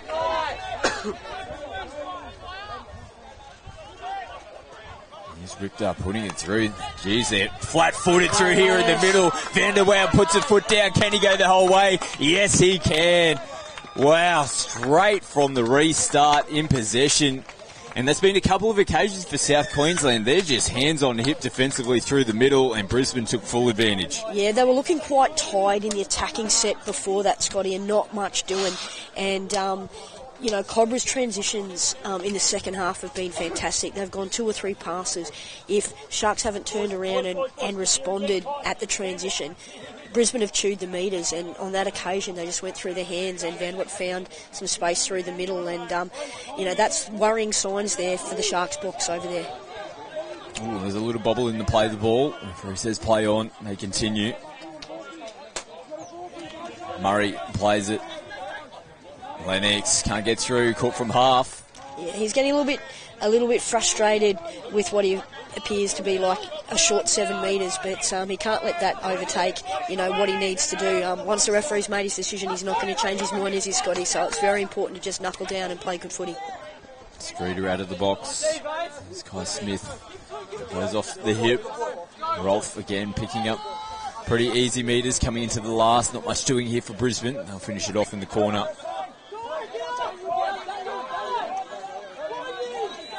Plenty of comments coming from the box. They're up and about here, Brisbane. They want some defensive pressure. Try to keep the Sharks down this end of the field. Kai throws a nice little ball off the hip. Little show and go. Plenty of space. Better start to the set here for the Sharks. They play the ball on the 7 metre line with Dylan May. They're going to flow off the back end of this. Yeah, but now they're slowing it down. They need to keep the flow. They have to keep running. Massively important. If they're guilty of anything, it's just holding the ball up and slowing down and giving Cobras a chance to get set. But that's a beautiful pass. Yeah, I think that might have been Corey Connolly playing it out the back. Puts it on an absolute plate. It's a really, really nice link hole. Looked like they'd sort of started the set brilliantly, then they slowed it up, but then, accelerated again, and then they managed to find, connect with that pass, and, that's a wonderful hit back and one that was desperately needed by the Sharks at this stage in the game, Scotty. Yeah, it was Connolly. He threw the ball. Hartley finishes it off. 6-5. Still footy to come. Richter and Heacott comes open side to Laney, just loses his footing and loses the ball as well. The Sharks well and truly back in this game. So they head down the left-hand side of the field. Changes on. Seeker plays it. There's Lennox, here he is, enacting half again. Kaya, footwork. Puts it through, gets a repeat set. If you're Cobras, that's precisely what you don't want to have happen. But big minutes now and big moments here, and the Tika brothers out there will be looking to control this set and get the Sharks back on level terms here. Butler plays it, steps in. We just got caught in 2 minds. They didn't look like they might have had numbers out on the left. Decides to hold it and still touches to come here for the Sharks. Hartley gets solid contact. Bruce says stand back up and play it. Here's Hartley again. Scored the try for the Sharks. They get them back into the game. Big bomb out to the left-hand side. It's come out of the hands forward. Yeah, it's unfortunate there. The ML platform was a really, really good one for the Sharkies. Just the execution was a tad off, and I don't know if that's going to be costly as this game comes, heading towards its conclusion here, Scotty. Delaney will have to go back to the mark to play it. Richter rolls forward. Nice work from Campbell. They're onto this though, the Sharks down the sideline. Come back in field. O'Kane plays it on the fifth and final touch. Campbell gets caught in possession. Yeah, I want to give a rap to the number 14, Isaiah McSweeney, the winger out here for Sharks. He read that sneaky play really well, and he's been consistently good so far in this game. Yeah, I think he's played the full game so far. His hands on hips, sucking into big ones at the moment. Hasn't had a breather. The big man out here. This is a good opportunity here for Brisbane. Sharks turning possession over, coming out of their end of the field. Gilbert Marino, he's had a good second half. He's put the brakes on. O'Kane comes back to Gilbert Marino. They're outside their 7. Here's O'Kane. Has a look up, goes that early bomb this time. Wingers one-on-one battle. Sideline referee's in perfect position, I should say. Says touch. Yeah, really good call there. Again by Alec Clark. He's in perfect position to rule on that one, and got it right. Colin Smithwaite. And here on the left, going to whisker away from a try. Campbell picks the ball up with one hand, looking for offside players as he earned his team a penalty. He does get it. I feel a bit sorry there for Levi Arnold. He was in perfect position. He was onside and made the touch. So referee sort of thought that he impeded the play. So unfortunately, it's a penalty. And is this the set that takes the Cobras out to an unassailable lead here, Scotty? Yeah, Corey Connolly just got a full substitution as well, so they had an opportunity in 6-on-5. They've got their full complement back on now. Yeah, good touch there. And they want to play, phase play within the 7-metre line. You've got to be clean and crisp there. That was a great touch and defence there from the Sharks to earn themselves the football back. Yeah, it might have been the touch gods just chiming in there, mate, because it would looked like it was a bit of a hard call down there on the Sharks anyway. Better running this set here for South Queensland. They're still getting players into position. This forward plays it. Kaya puts it through the hands and almost on the outside. Brody Campbell makes a big touch, but Cobras have given away a penalty. Well, they're plenty boisterous in the box here, Brisbane. This is a huge defensive set for them. They hold on to the lead by 1 try. Kaya trying to plead with the referee to get Brisbane to come forward. They make the touch. Back to the 7 he goes. Hooter sounds. And referees will bring it to a close. That was their chance. South Queensland to level up the scoring. What a second half performance from Brisbane. 4 tries to 1. And it sees them take the win. They were down 4-2 at half-time. Yeah, it was a fantastic fight back from the Cobras. They started the game really, really well and didn't have a lot of luck on the scoreboard, but they persevered with their game plan. Some really nice adjustments at half-time with regards to their rucking, and the Sharkies got a little bit tired as the contest wore on, but they'll learn a lot from that, and there's a lot of footy to be played by both these teams as the tournament unfolds. We're only on day 1, Scotty. Yeah, absolutely. The Brisbane Cobras, last year's runner-up, they start their campaign with a victory. Stay with us. We've got our first 18 girls action coming up very shortly. The defending champions, Queensland Secondary Schools, will be taking on the Sydney Scorpions. More action to come here from the DoorDash National Youth Championships.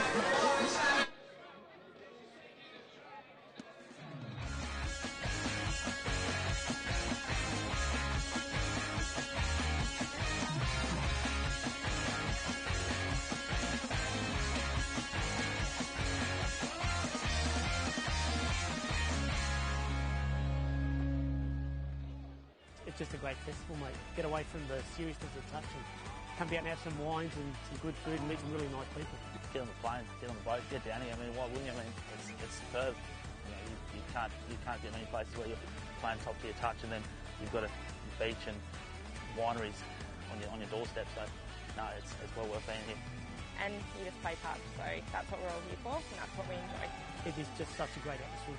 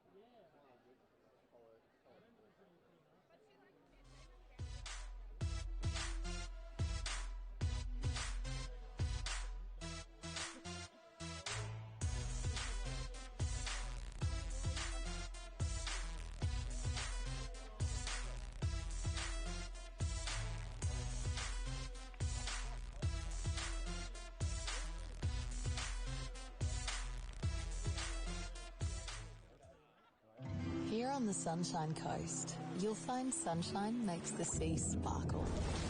The sky's pastel. You'll find the sun shines from above and from within, making laughs linger, moments longer, hearts beat fast, and time moves slow. Come find your sunshine moment for real. Floods have torn their way. When can I play again? Destruction in your way. DoorDash are offering help to struggling clubs around Australia.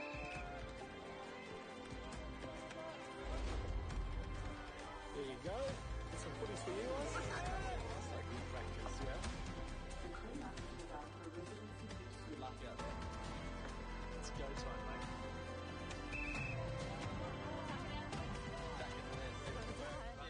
30 seconds, players and referees, please. Welcome back to the 2023 DoorDash National Youth Championships. We've got our first 18 girls action about to hit your screens on KO Sports and Sky Sports Next over in New Zealand. The Queensland Secondary Schools team, defending champions, taking on the Sydney Scorpions. And I've got Chris Loth, the coach of the Queensland Secondary Schools boys team, in commentary with me on commentary debut as well. Good morning to you, Lothy. Good morning, Scotty. Pleasure to be here, mate. I know you've asked, Touch Football Australia, been asking me for a couple of years. I thought I'd bite the bullet this time around and actually climb up the back stairs and enjoy the vantage point from up here. Well, the fans, I'm sure, are happy. Like you said, they've been calling for it for a long time, and they've got the big gun up here in the commentary box. And looking forward to this game. Like we said, our first 18 girls action on the broadcast. And traditionally, two very strong teams. Like we said, Queensland Secondary Schools, defending champions, but the Sydney Scorpions are always thereabouts in women's touch football. So I'm looking forward to this opening fixture. As we see the Scorps with their first possession, putting the ball through the hands, and they turn the ball over. So yeah, top contest here between two quality teams. Yeah, and a pretty good start there from Queensland, getting up and putting the pressure on Sydney Scorpions. They couldn't quite get to the 7 and have a strike touch, so turnovers happening a little bit out, and now Queensland are on the attack. Let's see how the Queenslanders go in their opening possession. A little bit loose with their hands back in the midfield to Hillman. Again, a flat ball right in front of us here. Takarai picks it up. Short ball off the hip, but they've scrambled nicely there, the Sydney Scorpions. 6 touch. Probably not a bad place to start their set. Yeah, Queensland driving off the 7 there, completing their set, just getting a feel for the game, everyone getting their hands on the ball early, going forward, getting their hand out, getting the ball down, and then they'll warm up into the game shortly. So the Scorps head over towards their interchange side of the field as changes make their way on. They're still hovering around the halfway line. So switch in Halliday and they turn the ball over. It's a good defensive set there from Queensland. Sydney couldn't really punch too far forward in the fire here on the halfway line already. Yeah, Queensland making their changes now, so they're getting a fresh set of legs out onto the field, and they're going to get to the 7 here and have a good crack. Let's see what they've got. Pick up and go. Early ball and release. Ooh, hands on the footy. And coming up out of the line, Olivia Durdovic had a good look at it. And, they give the repeat set. A full set of 6 to work with here for Queensland. And Hagan off the sweep. First touch of the ball, I think, and it's come up with points, and an absolute young gun to look out for throughout this tournament. Gets their first try on the board. Yeah, pretty much straight out of the box there, get the repeat set up for their sweeper platform and get success straight away. So well communicated, well executed there, and Queensland go 1 up. Let's see how the Scorpions respond from the restart. As Krista Smith puts it out to Boslin. And Smith again, nice little ball off the hip.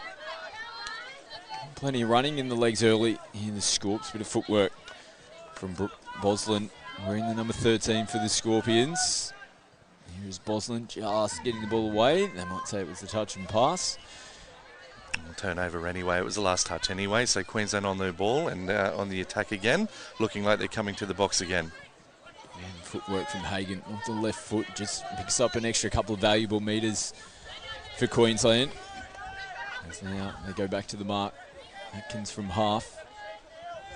Just running in the middle of the field. They pick up, there's players retrieving. Beautiful ball out the back, and it was unfortunate just came off the fingertips of the number 5 there, Samantha Hancock. They had some space to work with. It was a nice setup towards the back end of the set. Yeah, nice little passive setup out of the box. Almost well executed. The Sydney Scorpions winger did a really good job of getting up on the passive length of Queensland as we see a turnover now. Let's see if they do that passive shape again. And the Scorpions is now Queensland put the ball through the hands. Yeah, one of the players had eyes for the interchange area. And they threw the ball her way. And she gave possession back to Queensland on the run, off the right foot, attacking the line. Samantha Hancock. They're on the back foot straight from the opening touch there of that set, and Queensland get their second try on the board. Once again, they went back to the sweeper platform that Zara Hagen had a little bit of success with. Rani Hagen had a little bit of success with earlier in the game. So now Samantha Hancock on the sweep and dive, and Queensland keep the scoreboard ticking over. Scorps now. Oh, what's happened here from the restart? Ball down. There must have been decent contact, forcing the mistake. Hillman moves forward on the first. Hagen again. Getting more touches now as the first half rolls on. Getting some midfield. Getting some really good field position again, Queensland. Takarai sends it back to Clarkson. Hagen steps out this time around, has a look up. Beautiful ball out the back. And they hit a target. Sophie Neep on the left-hand side gets her first try of the game. It was just a nice early release and just ripped there from Hagen. Yeah, something different. Obviously, as we said before, they've gone to the sweeper setup a couple of times. They've had passive on the line, the passive shape on the line, and now just something different again, quickie into the release to the wing, and great finish in the corner as well. We saw your boys a little earlier on this morning, the first game of the day. How'd you sum up the performance for Queensland? Got the victory in the end, a little bit of a slow start. Yeah, a little bit scrappy, but the first game of every carnival always is, so we definitely take the result and we take the victory, and we sort of keep chipping away at our game plan as the carnival unfolds, but it's just nice to get the first game out of the way. So the Queensland secondary schools and the 18 boys beating the New South Wales CIS earlier on this morning. We just saw the Cobras have a fantastic second half performance to beat the Sharks and the 18 boys as well. And the Queensland secondary schools have started in pretty good fashion, and a rare mistake for them here. We're the first of the game for them, and then seeing them turn the ball over coming out of their own end of the field. Yeah, now Sydney Scorpions, hopefully they can get a little bit of field position and keep going forward, get the ball on the 7, and let's see what they've got in their line attack arsenal. They haven't really punched too far forward so far in this set. Fifth and final touch for them now. Nice little pick up and go from half. Bit of space to work with out here on the right. And they'll finish it off at least deep down Queensland's end of the field. So a better recovery off the back end, because they struggle. And that can happen when you get good field position around the halfway line, but you're trying to make changes. You just naturally go lateral across the field, don't you? That's correct, particularly if the changeovers happened in front of the opposition box, which it did then. Scorps probably took 2 or 3 touches to get to their box and make those changes. Nice little switch back in for Clarkson. He gets herself into half. Hillman wraps around with Clarkson again. Oh, they're probably there to make the touch. I'm not too sure whether she got called off, and Hillman is going to roll over. So it was unfortunate because they were doing not a bad job there, the Scorps, in the lead-up, and then all of a sudden might have been an offside player pulled out of the touch, and that just gave Queensland the opportunity to get back on the front foot. Yeah, it's just, I sort of agree. Like, Queensland was sort of rucking forward, and Scorps seemed to be there to make the touch and just sort of didn't make it, which allowed Queensland to keep their roll, and then had a little bit of open space there. The scoreline presented itself, so they took it. So Queensland once again keep the scoreboard ticking over. 4-0 in favour of Queensland. Strong start here for the defending champions.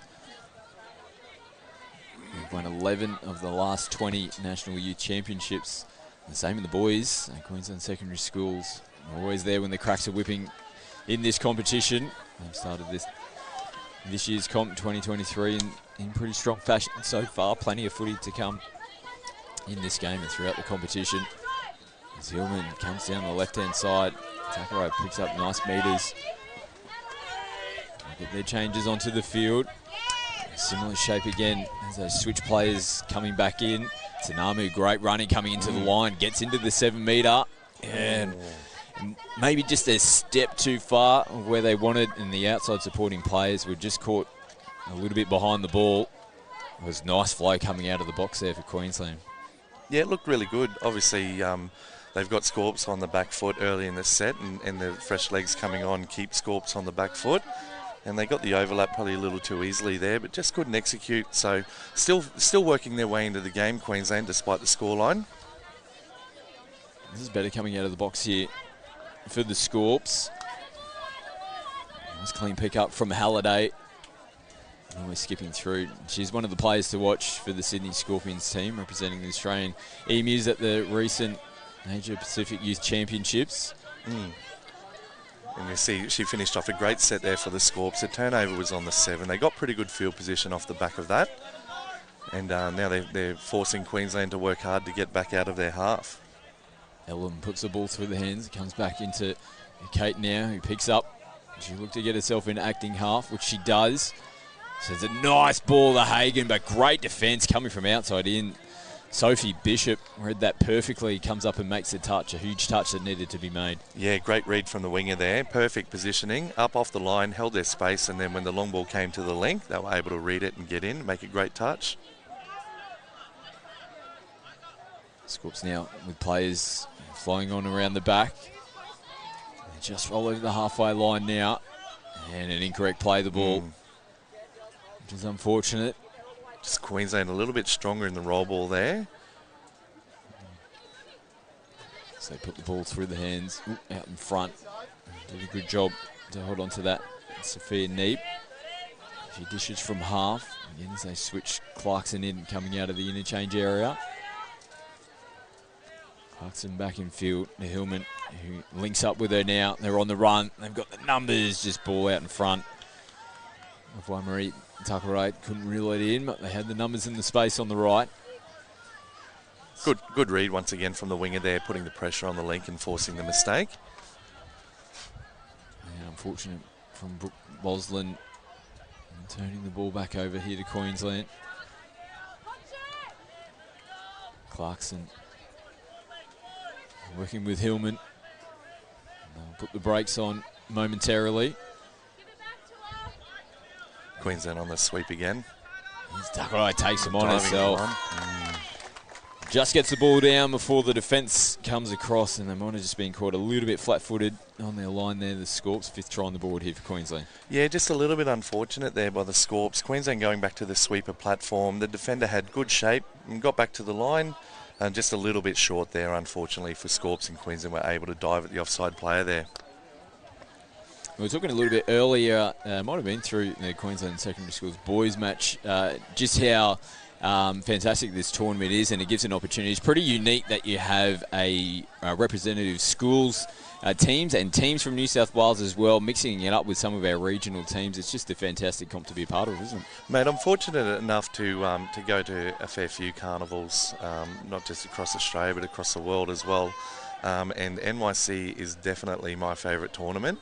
You see a little bit of everything. So you've got your more elite youth players that'll stick to structure, and they'll play some really good footy and entertaining. You've also got the flashy players who like to throw the ball around and be entertaining. They're always great to watch. And then you've also got like other states, other developing states who come over with their own goals, and the games against each other are highly entertaining as well. So there's something for everyone here. Queensland again, good running coming into the line. The Scorps did a good job to hold their nerve and force Queensland to throw the ball. It doesn't hit a target. So they'll start their set here in the middle of the park on their own 7. I think it was just a ball down, so they'll play the ball and get back underway. They need to be a little bit cleaner this time around here, the Sydney Scorpions. Good drive set so far, good interchange. Oh, and as I say that, the referee pulls a penalty. Well, you do. Your first game in the commentary box. You did pretty well to last this long, to be fair. Yeah, my apologies to the Scorps there. Commentator's curse. Up into the lead up, you're right. It was a pretty clean and better start for them. Danger signs again here as Queensland attacking, looking to get their 6th try on the board. Hagan gets on the outside shoulder. The touch has been claimed. I think they're going to point to the spot. Just couldn't quite get across in time. And the dangerous Ronnie Hagan gets across for the 6th try for Queensland. Yeah, has to work a little bit harder there. The link actually came up. They swept around the link, the C1, gave it to the sweeping link there. And the defensive link, once again, in really good position. But just unfortunately, Hagan's just a little bit quicker there than the retreating defence and can get the ball down over the line.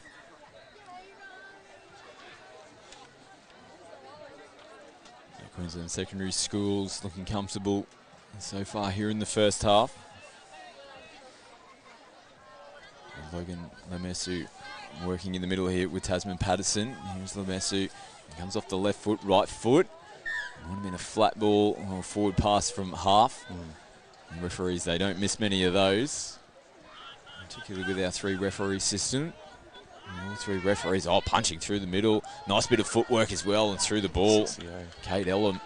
Yeah, 6 to go there for Queensland.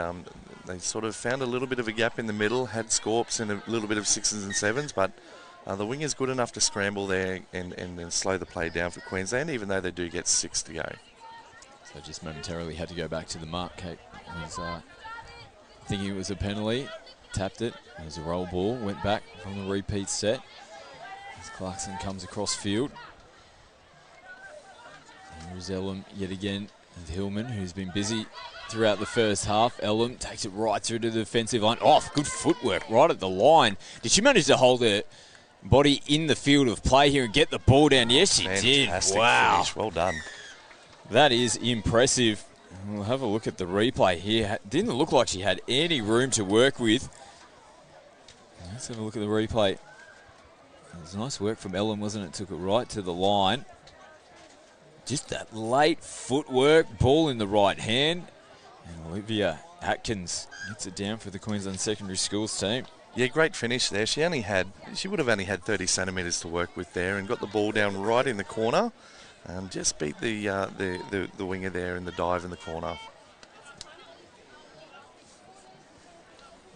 So the Scorps here from the restart. Still searching for their first points. Halliday looks back over the top. Burke comes back in field. 5th and final touches. Burke plays it. Halliday, they had numbers on her to come up and make the touch. Pretty comfortable there, Queensland. As they come out of their end. Mika Tanamu, nice ball to Ellum. And they're finding plenty of space here in the middle. And that gives them an opportunity to bring out to the edge. Hands on the footy again. Olivia Durdovic getting plenty of work to do. And defending in the right wing position here for the Scorpions. Back in field. A couple of good reads there from the Scorps wingers, forcing Queensland to throw the ball and getting in and causing a bit of a disruption, and not allowing Queensland to keep their flow. Tsunami goes out the back, and again Durdovic comes up and makes another big defensive read. And she is dishing from half. And they just had to scramble to get over to the acting half position there momentarily. The Scorpions, again, another extra couple of steps. Good bit of... might have just gone out. There was space down there. Took an extra couple of steps, but ran out of green stuff to stay in on. Yeah, just unfortunate. Once again, they had some really good flow leading into the box and looked like they had numbers ready to come out, and just unfortunately stopped on the sideline, and once again, Queensland get the turnover on halfway. Saunders takes a little juggle, holds on to the footy. Goes back into Pratt, who plays it. Zakarai again, pretty dangerous with the foot and the feet work, or the footwork I should say. We saw her pick one up a little earlier on. And they'll finish their set off. Not much doing there on the final touch. And the Scorps, Boslin. Loose ball from half, unfortunately. They're going to be under pressure yet again. Queensland. Full set of 6 to work with. Attacking the line. They'll look to go early. Scorps, they hit the line. They make the touch, so Queensland will come back out to the 7 metre. As Pratt plays it. There she is, sends it back inside. Hagan sweeps. On the sweep again. Just held them up momentarily. Good slide defence here from the Scorpions though. Forces Sakurai to come back He still manages to play it on the 7-metre line. As Hagen now dances, steps in field. We'll have a look up at the defensive line. Goes short ball back on the angle.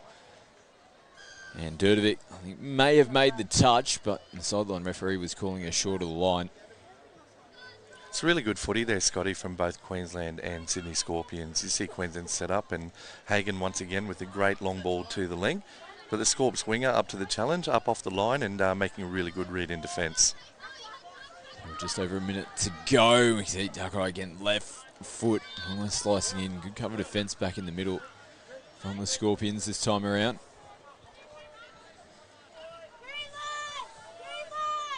There's Waimarie, sends it back in. Oh, forward pass. A little bit sloppy there from Queensland. The Scorpions play it and restart. As Boslin goes forward, they need to be cleaner. This is better from them. Good metres down the sideline. Sophie Bishop getting them on the front foot. Here's Bishop again, offloads. A clean ball down on the deck. And that one just loose out of the hands. And Queensland back in possession. Hagen with the footwork. Picks up metres, still skipping away now. Looks to kick off herself. She's heading towards the corner. Hagen now does get caught. One final opportunity here for Queensland. Ball out in front. Nice work back on the inside. Great job once again from the Scorp swingers again. Hooter sounds in the background. Elam dances, left foot, right foot, tries to jink in between, and the Scorpions hold out. As the halftime Hooter sounds in the background. And a pretty strong start here for the Queensland Secondary Schools team. They go into the halftime break. 7-0 up in front of the Sydney Scorpions. We're going to take a quick break here from the DoorDash National Youth Championships, and we'll be back with all the second half action here in the 18 girls.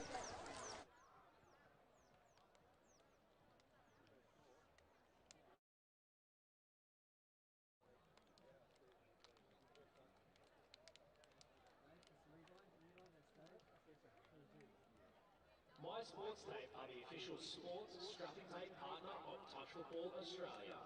My Sports Tape.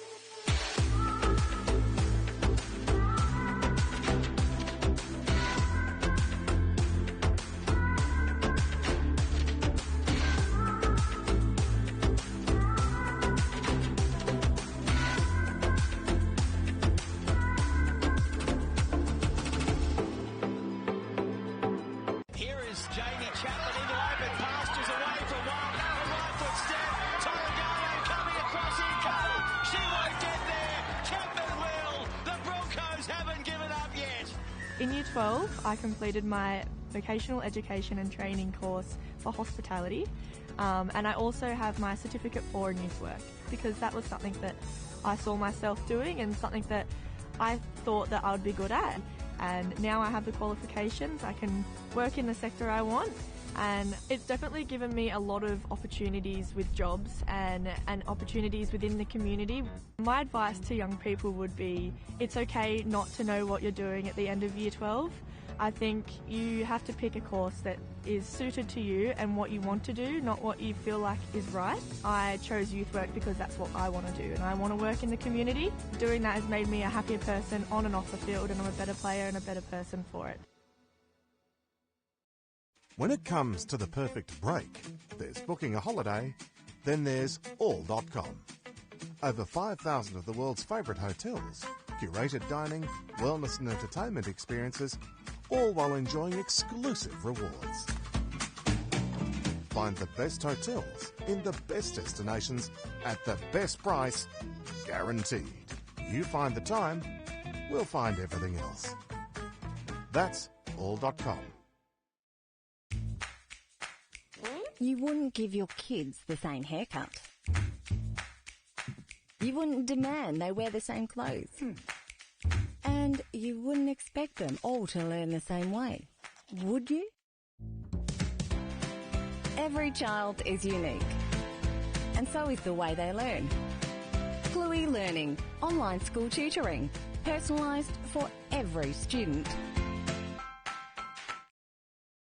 We need to start moving again, Australia. Moving as though our lives depend on it. Every one of us needs to target at least 30 minutes of heart rate raising physical activity a day. Because if we don't move it, we'll lose it. Welcome back to the 2023 DoorDash National Youth Championships, live here from the Sunshine Coast. And the first 18 girls fixture of the broadcast is well underway. The Queensland Secondary Schools touch team, the defending champions, have started their campaign pretty well here in the first half. They go into the break 7-0 in front over the Sydney Scorpions. Pretty clinical from the opening tap-off, weren't they, Lothy, at Queensland? And there was a couple of moments there for the Sydney Scorpions, but they'll be looking to tidy up some things here in the second half. Yeah, Queensland seem to dominate that half with their flow. Their midfield, they seem to just roll through the midfield probably a little bit too easily for Scorp's liking in particular. And they got a few overlaps, but to Scorp's credit, their scramble defence from their wingers in particular, getting a pretty good read and just disrupting Queensland's flow there and forcing sort of Queensland to not quite execute the way that they wanted to and got repeat sets out of it, which kept Scorps on the back foot, unfortunately. But I think the Scorps have been a little bit better than the scoreline suggests, Scotty. Well, 18 girls action to come following this fixture. New South Wales Combined High Schools will be interesting to see how they go. Another heavyweight in the 18 girls division. They'll be taking on the ACT Raiders, who have been really great over the last few National Youth Championships. The program there in the ACT is really coming along in leaps and bounds, so looking forward to that fixture coming up. Jack Rogers will bring you all the action in that game. As we see Queensland here off the restart, playing through the midfield. As they switch in, Hillman, they're going lateral though. And nice defensive start there for the Scorpions. Would have been important. Probably a message to come out of their box. Let's try and start strong and try and hold Queensland from the restart. Yeah, 100%, Scotty. That would have been their goal on that first set, just to hold Queensland out. And now they've got the ball looking for field position, and let's see what Scorps can do at the back end of this set. Clean start for them. They got over to their box pretty well. First couple of touches now as they play through the middle. Out to the left-hand side, bit of space. Nice ball movement. The final pass is just going to get called forward. Now, that was positive football from the Sydney Scorpion. They just had a look at the Queensland defensive line, saw space down the left, and they went for it. Yeah, great bit of intent there from Scorps. They came out of the box, shifted the ball to the far edge, and nearly had a little bit of success there. Had a little bit of open space there down the outside, but unfortunately the referees found a forward pass there for them. And then switches, and they play at the back and just out in front of Pratt. So not quite clean. They were pretty good throughout the first half when they were transitioning, making changes out of the interchange area. That one went away from them. So an opportunity to try to get down the other end of the field here for the Scorpions. Menzies sends it back in field. This is the fourth touch. Nice little show and go. And the two number 13s come together. Rick Boslin, who had plenty of touches there in the first 20 minutes. They just get pinned for not returning the ball back to the mark, and Dominic Saunders comes up and makes the touch. They close it down, but positive signs again. Yeah, let's see if Scorpions can keep the pressure on and maybe force Queensland into another era so that they're starting from halfway and not always having to come off their line. On the back foot here, Sydney. Play on, I think, is a call, which will result independently. They were just on the back foot. Couldn't recover, full set of 6. Tanamu attacks the line. She'll get sent back to their 7-metre line. Nicola plays it, steps in. It's not quite in positional shape at the moment, Queensland. They'll get there now with the sweeper coming around the back. 3-on-2. Oh, hits the wrong person. Bit of space to work with here. Starting to stretch away as well. I think she might go the full distance. It's Menzies going down the right-hand side for the Scorpions. Wow. What a turnaround to get their first try on the board. And had some targets to work with down the left-hand side. And the one that she didn't want to hit was a young lady in the green shirt. That's right, Scotty. You see Samantha Hancock coming around on the sweep there and unfortunately finding an opposition player. But once again, the Scorps wing is in great field position, getting high up off the line, into the channel, being Johnny on the spot, taking the ball and running the length of field. Well done to the Scorps girls on that. Miller Menzies showing some speed there. As soon as she got the ball in the hands, the first couple of strides, and then all of a sudden she was gone. So the Scorpions score first here in the second half. Another big defensive set for them. They'll be wanting to hold Queensland out yet again. As Hillman pumps to go back in field. Hillman dishes from half, flat ball. Hillman out in front, just held up a little bit, which gave the Scorps an opportunity to recover. There's Clarkson now.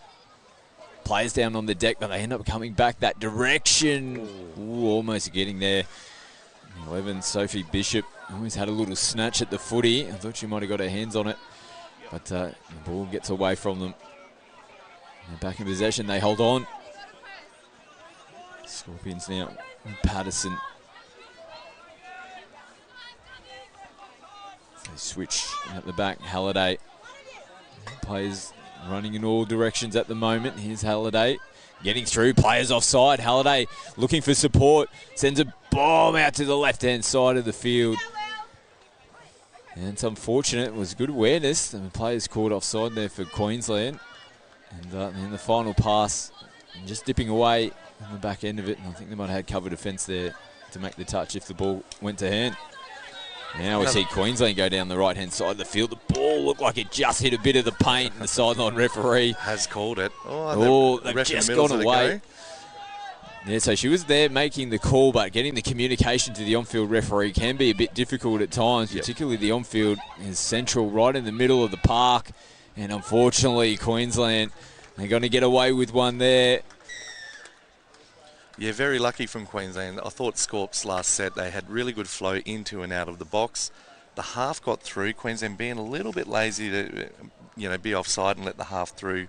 Scorps unfortunately couldn't convert. But Queensland go down the length of field and put one on down the other end. Just unfortunate for Scorps there. They seemed that try, the intercept try, seemed to spark a little bit of life into their flow, and just couldn't convert that second opportunity. And Dominic Saunders setting it up for Queensland. It shows you got to play to the whistle, capitalise on the opportunities. That's what Queensland did. Space out here on the left. Just get the ball back away. Miller Menzies, the try scorer for the Scorpions. Sends it back in field. As they go out to the right-hand side this time around. Looping ball over the top. And they're there to reel that one in. And Queensland straight back out onto the footy. Back on the inside to Hagan, who links back up. Well, one of these balls has got to be forward, doesn't it? But they play on yet again. They're getting the rub of the green here, Queensland. Hagan finishes it off in the corner. But again, positive football from them, wasn't it? Yeah, it was. Very sort of eyes-up footy there between Lily Neal and Ronnie Hagan. Just keeping the ball alive between each other, and the interchange went back and forth 3 or 4 times, and then Ronnie ends up running away and scoring the try. But if you just sort of close your eyes down and stick to the pattern, Queensland will still be running through the middle of the field. So great eyes-up footy there from Queensland. It's their 9th try on the board for the game. Let me see. There's the ball in hand. Goes back in field. Patterson plays it. And the sweeper coming around the back. Again, just a ball out to the left-hand side. Not much doing. Hits the deck. Tinami goes off the hip. Oh, nice touch. Yeah, good anticipation off the ball there. Held a space. Made the touch off the supporting player. Nicola plays it on the Scorpions 10-metre line. Tsunami just takes it forward. He just had to take an extra couple of steps there with Jenkins to get into the acting half.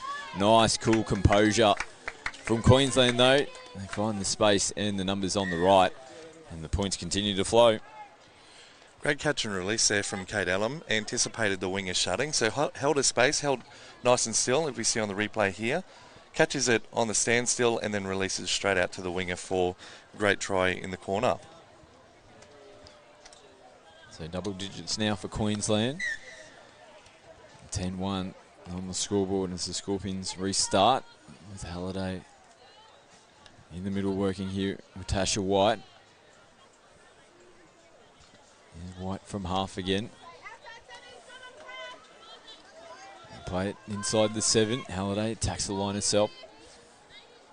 Clarkson makes the touch. Yeah, great shut defence there by Evie.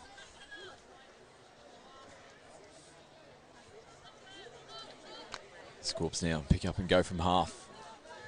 And Hillman stretches out to make the touch. Perfect conditions this morning, 24 degrees already, but blue skies, and there's no better place to play this competition here in the sunny coast. School holidays as well, big crowds, plenty of parents. It's really set up at the start for what's going to be a great competition this week. Mate, for a footy team, these are perfect conditions. You'd like to hope that these conditions remain all week. And it's probably, to be fair to the players, probably a little bit on the hot side, if anything. I know our guys were sort of coming off a little bit exhausted, even in the first game of the day, early on at 8 o'clock. But it just allows for good, free-flowing footy. You know, there's not wet weather, it's not too windy, so the guys can throw the ball around a little bit and be confident of at least hitting the target, you know what I mean? So it's really conducive to great attacking footy. And perfect place to stay overnight as well. I can see the young kids, of course, they're on the social media, probably something that you as a coach hate to have to deal with, but they're bloody on the balcony with the beach in the background, and it's not a bad place to go and recover as well after slogging it out with 3 or 4 games in your opening day. Yeah, as the ball go down there by Sydney Scorpions and Queensland jump on it. You know, my assistant coach, Nick Peckier, loves the He's the big gelato. on the Insta, isn't he?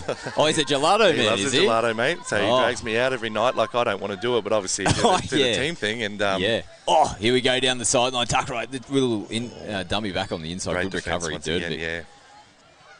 The amount of kids we run into, though. Oh, yeah. Be long lines at the local gelato shop, that's for sure, tonight as they look to kick out. And again, beautiful ball from Kate Ellum. I think they might take it away, though, the referees. Oh, actually going to say ball down. Down, unfortunately, Lily Neal. I thought she had a great finish there in the corner, and the referee saw different. So an opportunity gone begging there for Queensland. They have still got plenty of tries on the board. 10 in total so far. But the Scorpions turn the ball back over again in their own end of the field. As Pratt plays it. Ellum to Hagan. We go short side. They're on the retrieve here, and Hagan attacks offside players, gets in underneath, and scores another try here for Queensland. Just too good. That's a dangerous position on the field when you've got Hagan running with ball in hand. Yeah, very quick off the mark there, Rani. She got the ball, ran the punish. If we look at the replay here, gets to the outside of the defender and then steps back to the gap in between the middle and length there and put a great dive in the line there. So Rani's doing a great job. A lot of speed there off the mark and can just beat the retreating defence. 18 boys division, like we said, the Queensland Secondary Schools got their opening win on the board. Who else have you got an eye on throughout this competition, no doubt? Some of the other New South Wales schools, combined high schools, are always thereabouts when the cracks get whipping, but a lot of the regional teams have got strong lineups this year as well. Yeah, we sort of haven't looked too far ahead in the tournament. We've got ACT and WA later on today, this afternoon. Probably in our pool, CHS we're expecting to be strong. We've actually got them Friday morning. And then, you know, the other pool, they've got teams that we really want to sort of get across and have a bit of a look at over the next couple of days. Like obviously the last game here, Cobras versus Sharks. I think Cobras got up the win there. Probably maybe a surprise, maybe not, I'm not sure. But certainly was expecting a tight contest. It could have gone either way, and Cobras got the chocolates in that one. So yeah, there's a lot of teams we need to keep an eye on, and a lot of teams we need to get across over the next couple of days from both pools as we see Queensland go over again. Yeah, again, A strong running coming into the line there. Off the back of Anika Tanamu in particular. And a nice little pick up and go. Nicola from half. Saw the opportunity. Here is Charlie. Nice ball out in front. This time they get it down nice and cleanly. Samantha Hancock scores the try for Queensland. And their 12th on the board. The points continue here for the defending champs.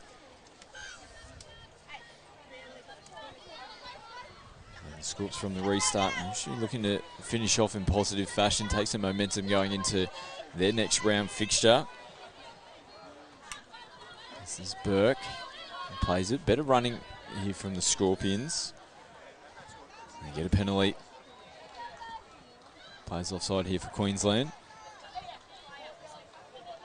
Yeah, finally we get to see Scorps once again with a little bit of field position here right on the 7 with the full set up their sleeve. Let's see what they've got. They go away from Halliday this time around. Nice ball and cutting in on a nice angle. There's Olivia Durdovic. She's been busy for the Scorpions. Defence and in attack out there on the flanks for Sydney. As Halliday looks for some footwork. Decides to hold on to the footy. Tasha White gets herself into half. Halliday right foot, nothing doing. Look at Queensland straight back onto the football. And Hagan getting a little bit of pressure coming across. Good chase. And that late little bit of footwork and change of direction gets her across the line, but just shows the intent here from Queensland. They're up by 12. They get the football straight back and bang, down the other end of the field they go. Yeah, quick turnover, obviously, Scotty. Queensland were able to get the ball quickly, get the ball back in play before Scorps could get set. And obviously, Rani, we just talked about her being very quick off the mark. She took off, didn't she? In the first 15 metres, she was gone. You know, Scorps winger put in a spirited chase, but unfortunately, Rani kicked again and got another try to her name. Yeah, second year in the Queensland Secondary Schools lineup as well. Played for them last year. Player of the series as well, if I'm not mistaken. So she's back in the maroon and white for this year's competition and started her campaign in pretty positive fashion, as expected. Queensland back onto the football. Playing through the middle. Now they have a look at the edges. Out to Jenkins.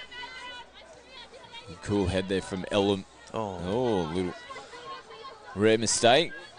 As Pratt turns the ball back over here to the Scorps. It was good to see Queensland do something a little bit different there. They didn't quite go to the box. They kept all their players on. It wasn't quite a direct set either. They looked to throw the ball wide to the edge, but just something a little bit different from a subset that they've been just running sort of over and over and over, which is always pleasing to see. Lamusu, oh, what's happened here? His ball back to Queensland, just spilling out of the hands. Yeah, just unfortunately there for the Scorps. So down the right-hand side, and come. Changes onto the field. Nicola links back up with Atkins. And Tinamu streaming onto the ball. Nicola picks up and goes, comes off the right foot, gets into the in-goal area. They try to cut back on the inside. Good recovery, though, from the Scorpions. They had players there eventually, but again, it was just that running coming into the line. That's a couple of times there. Pretty similar, I think, Tinamu had set up for Nicola last time around. They played a bit of footy together in Brisbane on a Friday night. Yeah, the combination that these girls have is unbelievable. So any combination that they can have in school sport prior to this level, club sport, they would have played probably juniors through the ranks at Junior State Cup. I mean, those combinations are invaluable when you get to a carnival like this and you've got players from all over the state. So Queensland restart. Oh, here we go. They've given the footy straight back to the Sydney Scorpions. A good intent here from the Scorps. Now it's Sydney who tap and restart. Bit of space out here, and they've got a bit of running in the legs. Nice little ball out on the outside. Great start to their set, and this just gives them an opportunity to get some interchange plays straight onto the field. Back in the middle they come. Bosland plays it. Smith. Yep, back to Bosland, yeah. Here she is, back inside. Smith now plays it, and Queensland not moving forward. They were within their 7-metre zone. Well done to the Scorps there, being impatient with the ball, forcing Queensland to come up off the line and then looking for the penalty, which they got. It's a full set of 6 to work with. And the Scorpions, can they get their second try on the board? A full-length intercept, their only try so far in this game. Carissa Smith comes back to play it. Here she is yet again. They come out to the left-hand side. There was, I think the left link was starting to chop back infield. And again, Hagan looking to tap and go. Yeah, Bosland was looking for the player back on the outside. Unfortunately, she had started sweeping, so wasn't quite on that edge. Contact was made there on Clarkson, but offside, and they continue on. Ellum just getting the ball down on the mark in time. As Pratt comes back infield, takes hands. Just relentless here, Queensland. Definitely playing for the full 40 minutes. Lula Pratt plays it out.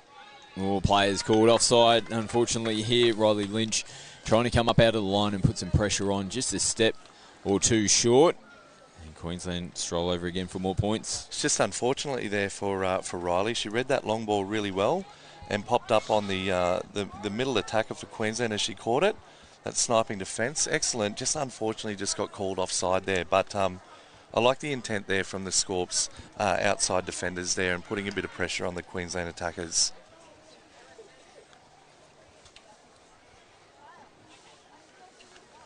The clock's starting to wind down. Like we mentioned, we've got more 18 girls action coming up. New South Wales Combined High Schools taking on the ACT Raiders. That match to follow the conclusion here between Queensland Secondary Schools and Sydney Scorpions. Hooter sounds in the background. One final play here for the Scorps as they look to switch it in. And the referee will call up full time in this game. And the Queensland Secondary Schools far too good. And they'll be happy to kickstart their campaign with a pretty strong win. Yeah. In the second half in particular, I mean, we were standing here listening to Kate Allen there at halftime. She was very vocal about, keeping up the intensity, keeping the foot on the throat, so to say. And I think they did that quite well in the second half. There was a little bit of time early in the second half where Scorpions took the intercept, got on the scoreboard, and then just the next couple of sets there, Scorpions seemed to have the flow and seemed to have a little bit of momentum there. But unfortunately, Queensland wrestled it back and then ended up running away with it in the second half.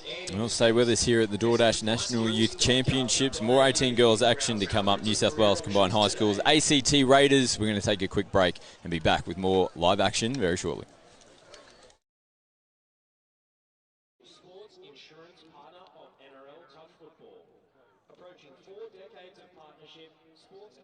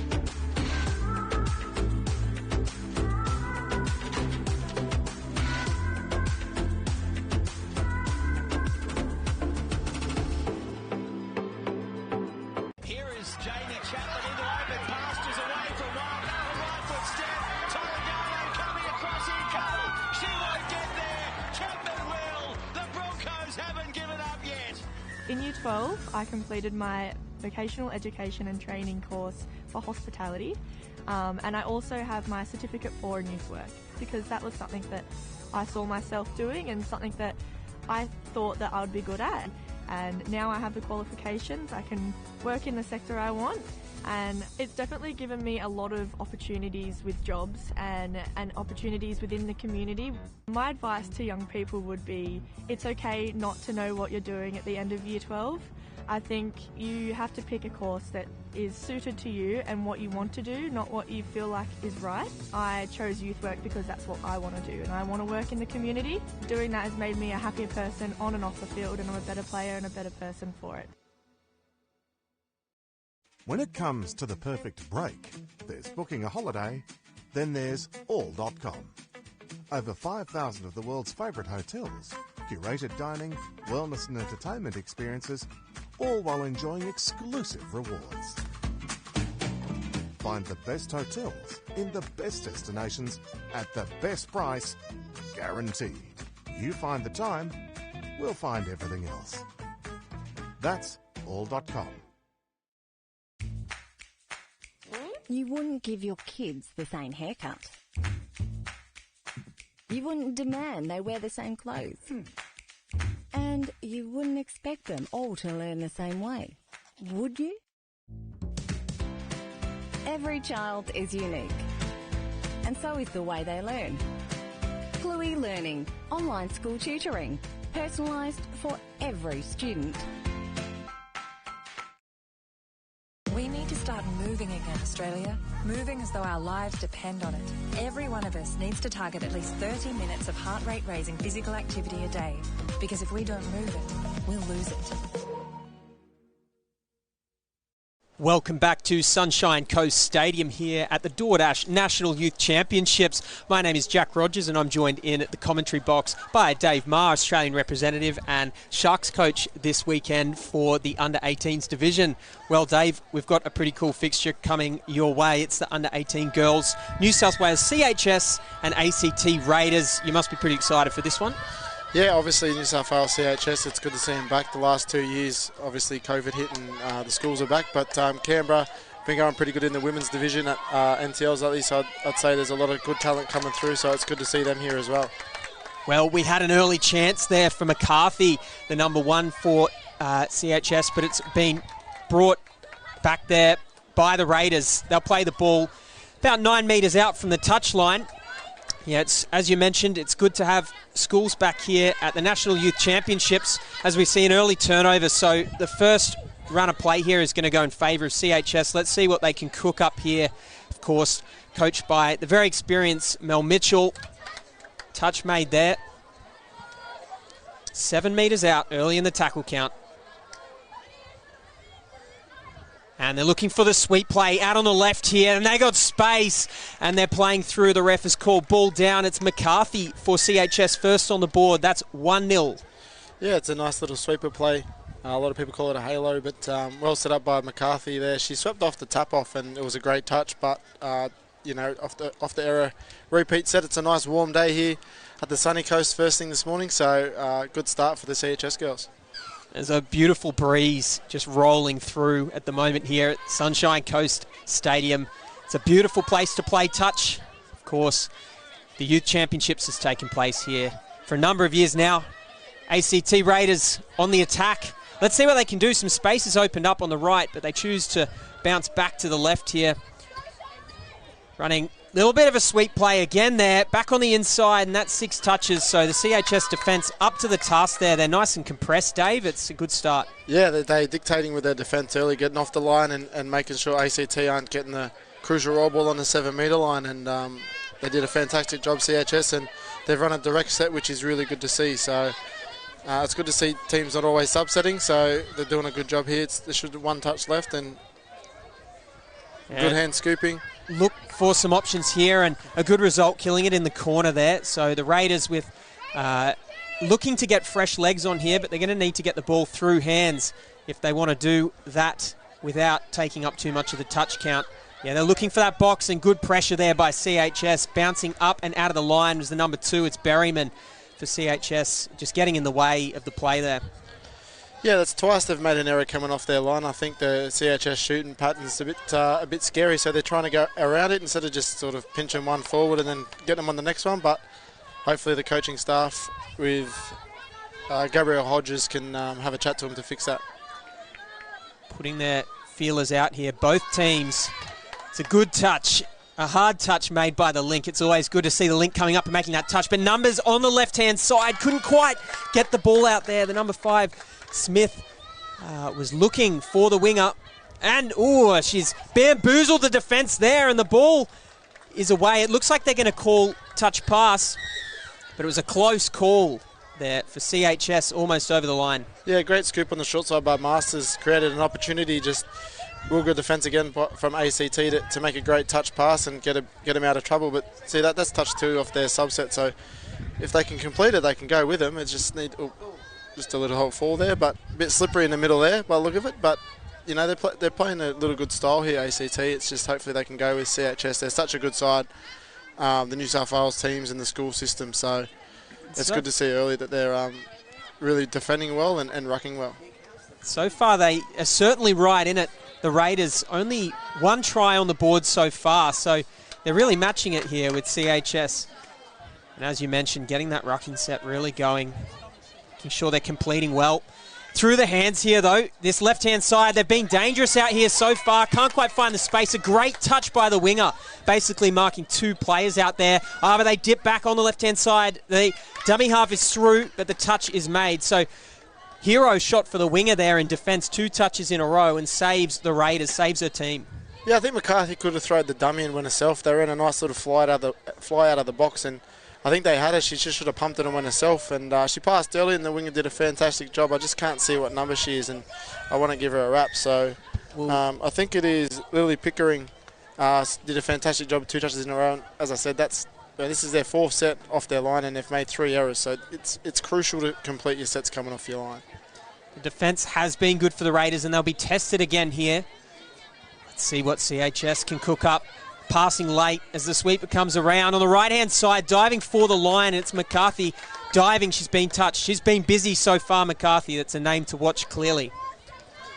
She gets herself to link to sweep, so I think that's a plan for them to run a lot of sweepers. That's a great touch there. Good touch back on the inside by the number 15 for the Raiders. We'll catch up with who that was momentarily. Megan Scott, I'm pretty sure. That's a fantastic double on the Ninja. So, you know, they're doing it tough. The Raiders are holding in there with defence. They just need to complete their subset. So hopefully they get a good roll here. That's a good dummy. Hopefully they can get to the box and complete this set. Made an extra 5 metres there for her team, the Raiders. They're driving hard. You can see the intensity and the intent as they charge up the middle of the field. Fresh legs on now, just sorting out the troops as they go through hands. Going to look to do something at the back end of this set here. It's Quigley with the ball. She's going to pick up from dummy half here and probably go off to the right. Tries to skip through but couldn't quite find the space. Good set, though, must be said overall. They've gone the distance. Oh, great set. And that's the first one sort of they've completed. They got to the 7 and Quigley had a chance. She wanted to rip it, but she just held back, and I think that's probably be New South Wales defend really tight, so that might be an option for Canberra later on. ACT Raiders. I'm just talking about the NRL. Yeah, I was looking for the Viking clap before the game around the stands for the Raiders, but yet to be seen. We might have to orchestrate it during the competition here. If the girls get another game on the live stream, we should start the Viking clap, I think. I like your thinking, Dave. Well, CHS repeat set here as they come towards the 7 metre mark. They are looking sharp here, and out on this left edge, they've been pretty good, but the Raiders up to the task. Still just 1-0 on the scoreboard. And it's Mitchell working with Berryman. Berryman to Mitchell. Tries to skip back on the end. Have they got enough space? And yes, Berryman's over for a try. She's completely sold the dummy there and come back on the inside. Great work for Mitchell again. I think that's 2-0, 2 tries off 2 sweepers. So if it works, stay with it. It's my sort of philosophy as a coach. If you're sweeping or you're running roosters or long balls, just stick to it until they figure a way how to defend it. And Mitchell swept really well then, swept wide, stepped back, and Link was just a step too late, and Berryman scores in the middle of the field. Don't fix what ain't broke, Dave. That's good advice indeed.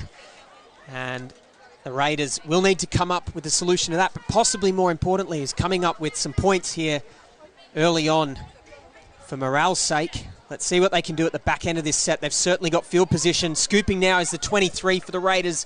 Can't get through, though, Donaldson. But looked pretty light on her feet there. Yeah, well, that a lot of good defence there from CHS again. Like, they're pressing up and giving ACT a roll 15 out on the last, and that's probably not what you want coming off a tap-off, but it just props to New South Wales CHS and just putting pressure on there. They're defending well and they're rucking well. Naturally, one of the favoured teams in this competition on paper, CHS. What are some of your big objectives, Dave, if you're the coach of this CHS side in the early rounds of this tournament? Obviously, you want to come out guns blazing. Just see close here, but what would be your advice? Say we get to half-time and we do have a 3-4-0 score. Is a possibility here? What are you looking to get in motion for the rest of this tournament? Just making sure that, we're completing the game. We're playing for 40 minutes, and no matter if you win by 1, 2, 3, 4, 5, 10, 15, you just want to go through your processes all game. And, for the CHS girls now, it's only 2-0 early. We're about 10 minutes in. They're rucking well, they're defending well. That's what you want to focus on if you're Mel Mitchell. You just want to keep the 1%ers working, and then as you get later in the tournament and you come up against the QSSTs, the Cobras, and those sort of teams, you need to make sure that those 1%ers are already done. And as we say here, it's a repeat set, it's an easy sweeper. Instead of just popping, she's tried to reef the ball into her, and it's a mistake. So they're the little things as a coach you sort of want to get right. You want to build through the tournament. You don't want your first game to be your best game, and then you dwindle out halfway through. But, that's, again, 2 mistakes from Canberra coming off their line. And you got to give New South Wales credit. They just stick it to them defensively. So my advice would just be go through your motions, make sure they're all ready, and when you get later in the competition, that's when you want to be 100% playing every game. They can start using that creative platform once they've got the 1%ers down. CHS here, 10 metres out. They've been really dangerous from this range, and they've run the sweeper play in the past, but haven't needed it this time. They've got the numbers to get the job done there. It's Mitchell through for a try, much deserved. She's been busy in this early period, and that's 3-0 in favour of CHS. Same sweeper play for Mitchell, and it's just repeat sets. If you're defending, no matter if you're the best team or an upcoming team like ACT, if you're defending your line against a quality team, they're going to seem to break it eventually. And, the poor girls made 3 mistakes, and probably the same girls were on for about 3 minutes. So hopefully they can fix that leading into the rest of the half and the rest of the game. But CHS, 3 sweepers, 3 tries. I wouldn't change anything. Trying to give them a taste of their own medicine there, but they've been picked off. The breakaway now, and it's the number 5, Tiani Smith, running down the field, but the number 2 for the Raiders. It's Simpson, makes the touch. That's a great chase right there. You can see she's got electric boots there, Simpson, for the Raiders. But CHS will still be dangerous at the back end of this set. Have they got the energy to defend the Raiders? Oh, and the numbers have opened up on the right. They go out to the wing, and it's the 7, Anderson, for CHS. The ball's down off the back of that intercept. We see the 4th try of the match. Yeah, great channel defence by Smith there. She got in the lane, and they went to hit Link early, and she put herself in a position to take the ball, and took a good intercept. But what a chase by Simpson, and unfortunately they just couldn't hold out for those extra few touches. But defence leads to tries, and New South Wales at the moment just defending really, really well. So that'd be Mel's message, I'd say, at the moment. If we keep our defence up and our attack will flow off the back of it, it's a positive. I'd be looking, if I'm CHS, to keep it to 0 if I'm coaching this team at the moment. And they'll be tested once more here as we tick over the minutes in this first half. The Raiders, with their first real chance in quite a while here, touch from dummy half, they just can't quite crack that line of CHS.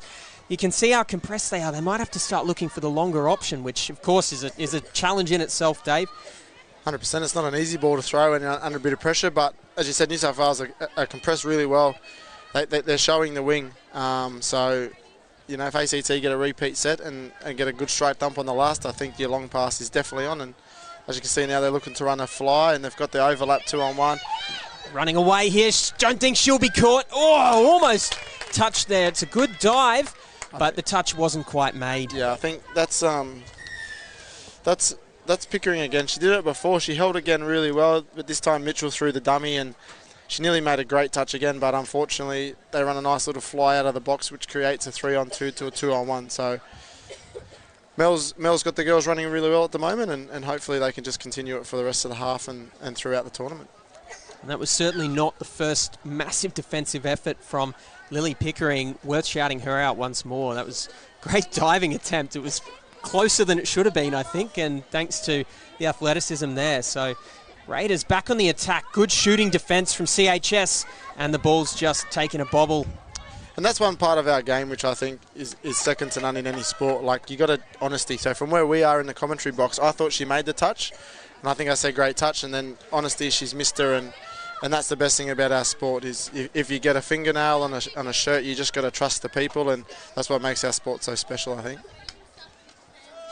Bang on there, Dave. As numbers open up once more on the wing for CHS. And just seemingly out of nowhere there, an open play. Summer Anderson's gone over for CHS's 6th try, 6-0. And the Raiders really will look to try and get back on the scoreboard here. I think attack needs to be the mindset.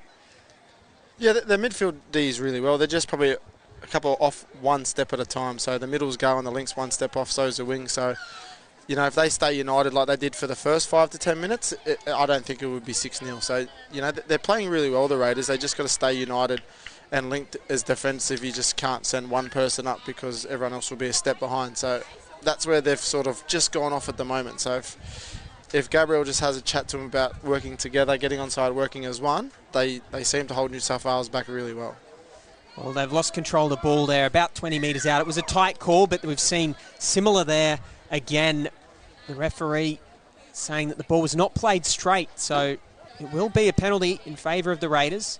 They're getting given a couple of chances here, so it would be great to see what they have up their sleeves at the tail end of this set. Just a big shout out to the referees. I know that as a player that we don't like them a lot, but they do a fantastic job at tournaments, and you know, some of it doing 4 to 5 games a day and up to 15 Ks a day. So it's a big shout out to referees, because without these guys our sport wouldn't be where it is, and they do a great job on a lot of video review and making sure that they're the best they can be. So just a massive shout out to every referee that's upcoming and personally here. You do a fantastic job. Even though I don't say it all the time, I'll give you a shout out now.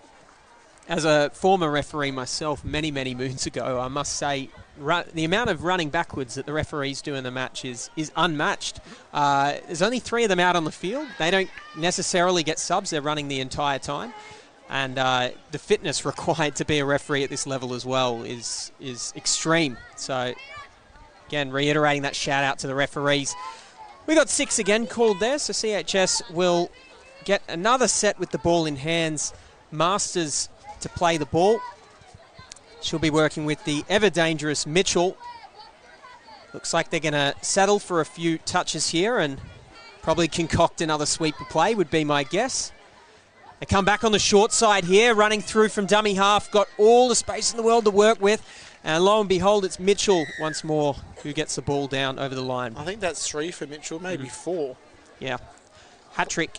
But they set up their sweeper pretty unique. She's already sort of behind the roll ball, and she gets to the outside straight away. So it's a real well-constructed play from CHS girls and Mel Mitchell over there. But just the credit to ACT, they're sort of digging in and having a go, but you know, unfortunately on the last touch you give it a repeat set, and against any team here giving a repeat set, it's so hot, it's so humid, you know, it's so fast the game now, it's so hard to defend back to back. So that's the goal as coaches, is to make sure you can get a repeat set and put pressure on the 6 for another 6 touches. So, but they're constructing well here, ACT. Hopefully she looks long here. Oh, thought she was a metre offside, but anyway, that's my coaching coming out. But dummy half. Yeah, caught there.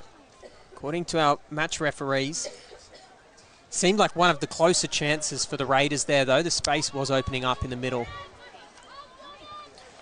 Here they come, though. CHS off their own line. They've been pretty good in this part of the field today. Only 1 or 2 small errors to blight this incredible first half performance. Here they come. Last touch. They'll try to kill it in the corner if nothing else. Great touch there made by the number 1. And it's Quigley. Yeah, she's doing a lot, Lily. She's made a big touch there. She had to go down on the line. She's having a big first half. And as I said, like it's hot. It's hot here for some of these people that are coming up from Canberra, colder states and whatnot. And you know, it's 20 odd degrees, 24 degrees, and no wind. Like we've got a little bit of wind, but it's not as much as on the ground. So, you know, you can see a lot of the girls here are a bit busted in the first 20. So, just hopefully they can keep it up for the next 20. Lily's playing really well, so keep it up, Lil. Showing plenty of heart there, the Raiders, and they'll look to keep that up in the second half for sure. CHS playing the ball 20 metres out from the try line. Swinging the ball, looking a little disjointed there, but they seem to have resurrected their structure. Here they go, bouncing out to the left, looking for that spare player, and it's been intercepted. Or dummy half court, no, the intercept. They'll play the ball 7 metres out. Here they come again, the Raiders. Good defence there to just stay man-marked as that dummy half ran through, which we've seen a few times today. I think Mitchell didn't want another try. She just stopped running. She got open eventually, but she just sort of stopped running. But, you know, they looked a bit disjointed for 2 touches. I think they were trying to set something up. And it's a big difference when you get the turnover at the 10 because you're used to running off in the back of flow. So when it's not flowing, it's a lot different to set it up. So they did a good job to run a good phase, but unfortunately it was great defence there by, I think it was Pickering again. Yep. On the winger, so she's doing a fantastic job out here. I haven't seen her go off, so she's playing really well.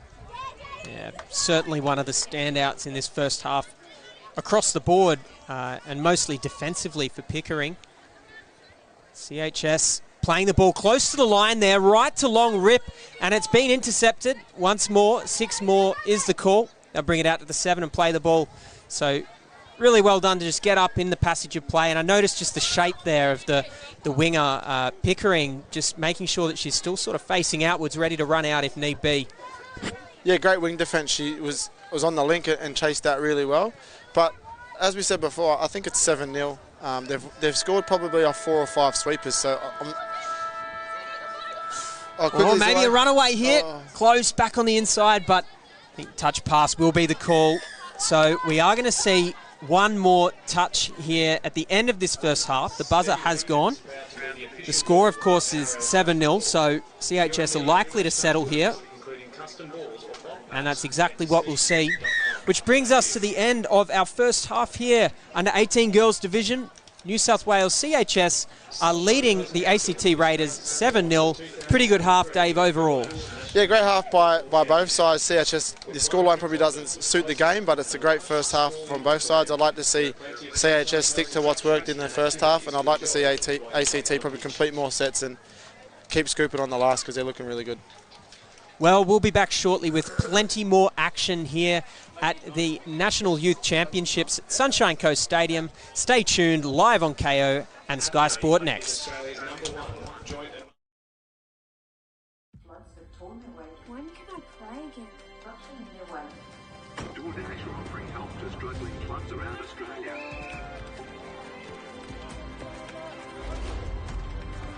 There you go. Some footies for you guys. That's like good practice, yeah. Good luck out there. It's go time, mate.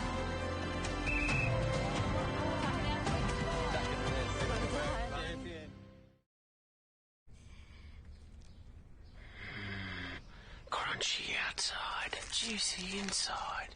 We're so thoughtful. I brought you some chicken. Oh, the rooster's calling. Hi, I'm Scott Prince, Bristol Ambassador. I'm inviting you to join me in signing up for Team Bristol. So what is Team Bristol? It's a club for those who play touch footy. You'll get tips and tricks when it comes to painting, exclusive offers, and the chance to win prizes throughout the year. It's easy to sign up. Visit the Bristol website.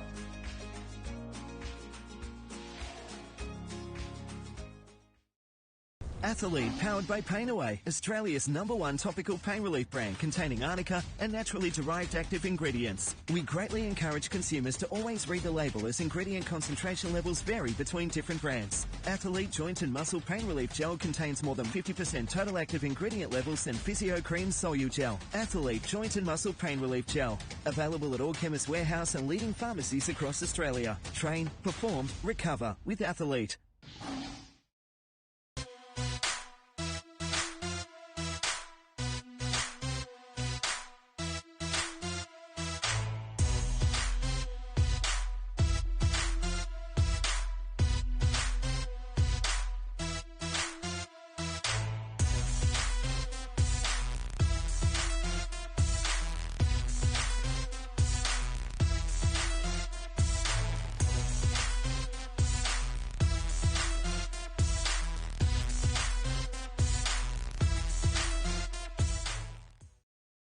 Here on the Sunshine Coast, you'll find sunshine makes the sea sparkle. The skies pastel. You'll find the sun shines from above and from within, making laughs linger, moments longer, hearts beat fast, and time moves slow. Come find your sunshine moment for real. Floods have torn their way. When can I play again? Option in your way.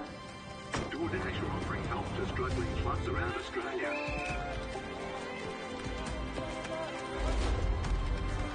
There you go. Some footies for you guys. That's like good practice, yeah. The clean-up is after residents. Good luck out there. It's go time, mate.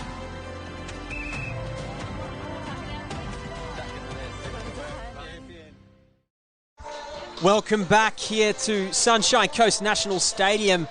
Touch football on the Gold Coast. It's the DoorDash National Youth Championships. My name is Jack Rogers, and next to me is the one and only Dave Marr. We're about to take you through the second half here of the 18 girls, New South Wales CHS versus ACT Raiders.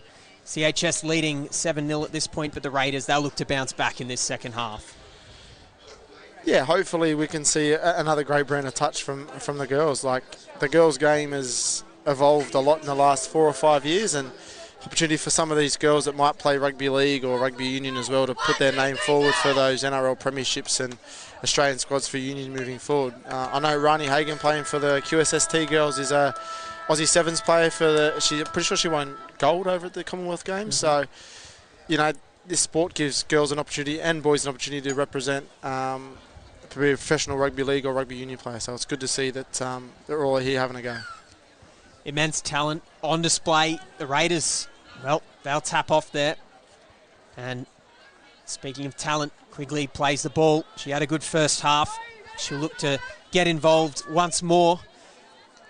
Touch has been called there. She tried to play through there, did Smith, maybe thinking that CHS defender was slightly offside. But they'll continue the rest of their set here. Let's see what they can do. Quigley with the footwork. And the ball's been called down. No 6 more, even though it did deflect off a hand of CHS defence. Yeah, they showed a little bit of promise there. Great defence there from Coco Masters in the middle. She got onside and made a really good touch. And fell for Smith. She thought probably play through, but the referees obviously make the calls, and they made a good call there. And you see great yards out of the box from Tani Smith, and she took an intercept in the first half. So hopefully she can take another one this half. And it's a great drive here. They've still got one touch. Mitchell with the ball. Looking ominous, and it's Smith with the ball. Can she get it away? It looks like the touch has been made by none other than Quigley. A good touch. Chased down the dummy half there. But Smith was looming, looking dangerous for the whole of that set. I'm not too sure if Alice Mitchell is related to Mel, so I would like to know that later on, because she's playing really well, and it's very hard. I'm just a brand new father, but it would be pretty hard as a parent to coach your kid, because obviously your mum or dad and trying to be serious at a rep tournament, and they get you home, and the last thing you want to do is talk about touch. You just want to relax. So if it is related, she's doing a fantastic job. If not, she's such a good player. She's such a good player, Alice Mitchell. She's having a fantastic game. It would be a powerhouse family if so. We'll find that out and check in on that a little bit later on. The Raiders finish a strong set there. That's the kind of footy that we need to see from the Raiders during this half. They get the ball right up the field, no errors. Now CHS are back on the ball. They'll get some new legs on the field here. For a moment, only 2 players on the pitch, which is typical of touch. The quick substitutes, got to keep the legs fresh. And the numbers on the right-hand side, a classic box play, finishes with a try in the corner, and it's the number 12, Simpson, who scores for CHS. Great fly out of the box again from the CHS girls, and you know the fly and the sweepers have worked this half, and you know the box set has come from Carly Banks. I know Carly's here this weekend helping the Hornets, and Great Australian men's coach, youth sides, and with Doyleson and the Hunter Western Hornets. She's run the box sets and the flyers and all that over the years, and I know the Hornets men's and the Doyleson men's, they've perfected it, and it's such a great side to watch, and a lot of coaches have learned off her coaching, so it's good to see it's implemented in every other division and every other girls and boys. So a big shout out to Carly Banks and how she's brought that into the game, and now it's just, there's so many variations of it. So well done, Carly. Raiders here on the attack. Run out of real estate there on the left-hand corner. Couldn't quite make it work, but it will be fascinating to see any variations of the box play over this weekend, particularly from some of those Hornets sides that Carly has had a lot to do with over the past number of years. They tend to, and particularly at NTLs, we saw the Hornets men's team playing just off the pace. Every single time their box set was just on fire. And I'm sure we'll see plenty of that over the course of the weekend. Hard touch made there in the middle of the pitch on 5th and last. Did well to slow down the play, and she's rewarded with an end of set there. The Raiders defender. Yeah, they're defending really well, the Raiders. When they don't roll down the field, like New South Wales are probably just switched off a little bit in the first 5 minutes. Just, you know, they've switched off as in, I'd say, you know, they're not shooting as a team like they were in the first half, and they're probably just trying to get through the game, making sure their legs don't burn themselves out. But this is a great run. Running away now is Chloe Smith, and that's brilliant work. She went for the show and go and just put on the afterburners there. The Raiders in for their first try. That'll be 8-1, and yeah, Smith, she'll be proud as punch with that one. It's very satisfying to see. They stick to the plan, and you know they run a good box set the whole time. ACT, and they came out of the box really well. She's seen space and she took it, and I think that's what I was just saying about CHS. They've just switched off a little bit with their shooting, and you know we spoke about before.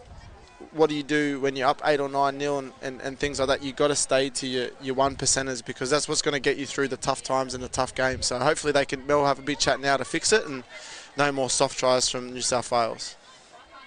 Gives back there on the rooster, and a great right to left long ball. What a way to respond there. Smith goes all the way out to Anderson, and they go over for a try. That was a nice, clean response. Yeah, nice little rooster early release to Smith, and I think Smith's got a good right to left pass, so she's had the 3-on-2. Assessed the situation really well, and through the nice little cutout pass for New South Wales to hit straight back against ACT. 9-1 is the score here on our athlete scoreboard. Down on the pitch, this will be our main field, of course, until Friday's action, when we'll move across to the main stadium here at Sunshine Coast. Beautiful weather here today, 27 degrees as the Raiders come up. Bit warmer than they're used to down in the ACT. Sweeper comes around and didn't quite come all the way around. That actually had me fooled up here in the commentary box. I thought she'd go all the way out to the left, but probably a wise choice to come back on the inside. And CHS with a 2-pass drive out to their box. Yeah, I think they got a little bit of a chat after that try has been scored, because they've just ramped it back up to top gear, and that can happen in games like this when you sort of the scoreboard gets away from you. You can sort of relax a little bit, and I think Mel would probably just want them to make sure they finish really well. And there's going to be a chase on the right-hand side of the field. Has the touch been made? It has. That's a phenomenal touch out there by the winger from the Raiders. Just catching the number. That's Lily Pickering again. She's made 3 big touches in the first half with a good read, and she's made a great read then. She's had a fantastic game on the wing. She's been put under a lot of pressure from New South Wales, and she's made 3 or 4 great reads, so she's having a wow of a game. Supermaning over the sideline to make that touch and save her team, and that just shows a professionalism from Pickering. She's even back on the attack here, dishing and receiving off the box to make those extra metres. Finally gets a rest, well earned. That's a great well rest she does. And Quickly here's had a fantastic game with also Megan Scott. They're actually playing really well together, so that's a great set. Like it's not disappointing. I think a lot of coaches find it very disappointing if you don't score off the back of your subset every time. But if you can leave it down the other end and force New South Wales to come off, and as you've seen early from ACT, a few errors, put yourselves under pressure. So they're doing a fantastic job, ACT, finishing the ball. They just don't. You can't be disappointed in that result. Something that's quite hard to sort of understand unless you're down there and in the moment is the ebb and flow and the momentum of the game. Touch, like many sports, is very much a momentum-based game. And you got to keep morale high in the camp at all times, regardless of the scoreline, because there's nothing stopping a team whose morale is high from putting on a couple of points in quick succession. So the Raiders, they're looking pretty inspired here. Let's see what they can do at the back end of this set. So number 20 picking up now for the Raiders, Newton, but the ball goes to ground. It's unfortunate. They've been running well there for quite a while. That was probably their best set. They had an extra touch. I wasn't too sure if they knew that. It was fourth coming into that roll ball, so Newton probably had a bit of time to just sort of get to half, pop it back for a buddy. But you see here, a penalty for probably over the mark or not square. He's got him for 7 on. So it's one thing I think that's crept into the game the last 2 or 3 years with the subset, because if you're not, you want to be on the far position as quick as possible, but a lot of people don't tend to wait, and referees pick up on it. So I know that they speak to you about it on the sideline when you coach, and they go 7, 7, 7. So it's just hard. I feel for the girls. It's just hard to get on the field that quick. The pace is ever increasing in this wonderful sport. Raiders caught for 6 there. Right on the 7-metre mark in the far corner. They'll be happy with the field position right now because it's going to take 2 touches for CHS to get to their box. But that is a great run there by the number 11, Vera. The advice generally is, even if you have to run a little, you got to go forwards before you earn the right to go sideways. But getting to your box is a pretty important thing too, as quickly as possible. And tries to go through, but dummy half caught there. Raiders with good defence. They read that well. Yeah, it's so hard. Like, you're running so flat out forward, you just need to make sure you're within that vicinity of the sub box on touch 3 to make sure the transition from the players coming on is very, very smooth. And the game is obviously changed. Like, the winger's a good job there. She was staying really wide just in case for the pass, and she went down. But if she just sort of said, "Yeah, hit me," she probably gets another 5 or 6 metres in the ball right next to the sideline. But as I said, the games, you got structures and plans you go in with. So once you don't want to break it because you don't want to be getting a spray from the coach when you come off. And it's generally rewarding to play within those structures you've been using on the training ground. But as we know, teams that want to win these sorts of competitions have got to take that extra little creative risk and liberty and still try to avoid scathing response from the coach at full time. Yeah, 100%. But that's good defence there. They peeled off the sweeper really well. I think maybe I'd like to see that they send a sweeper and dummy and go short side. I think they're starting to sort of control it, dictate to ACT how they're playing. So if I'm Mel, it might be in a back pocket for later in the tournament, but I would like to see them dummy the sweeper, go back short side and see what the short side defence is. But ACT are doing a great job getting up the field here with their nice little subset. And it's an interesting choice as well. We see Pickering come from the wing inwards there early in the box set count. So they've got a very clear plan and structure. It's been working well for them in this second half. Just getting back to the basics here are the Raiders. They're doing it really well. Call for 6 again, and they're going to get it there. So it's just come off the hand of McCarthy. It was definitely a 50-50 call, but the enthusiasm probably got them over the line. Yeah, McCarthy probably shouldn't have to go for it. Like, that's probably, Mel might have a chat to her after she comes off. But, like, that was a last play. She was in a good position just to make the touch, and I think they get the ball. But that's, you're up by a few and you get the chance to take an intercept and run the full field, I would have went for it for sure. 100% I would have went for it.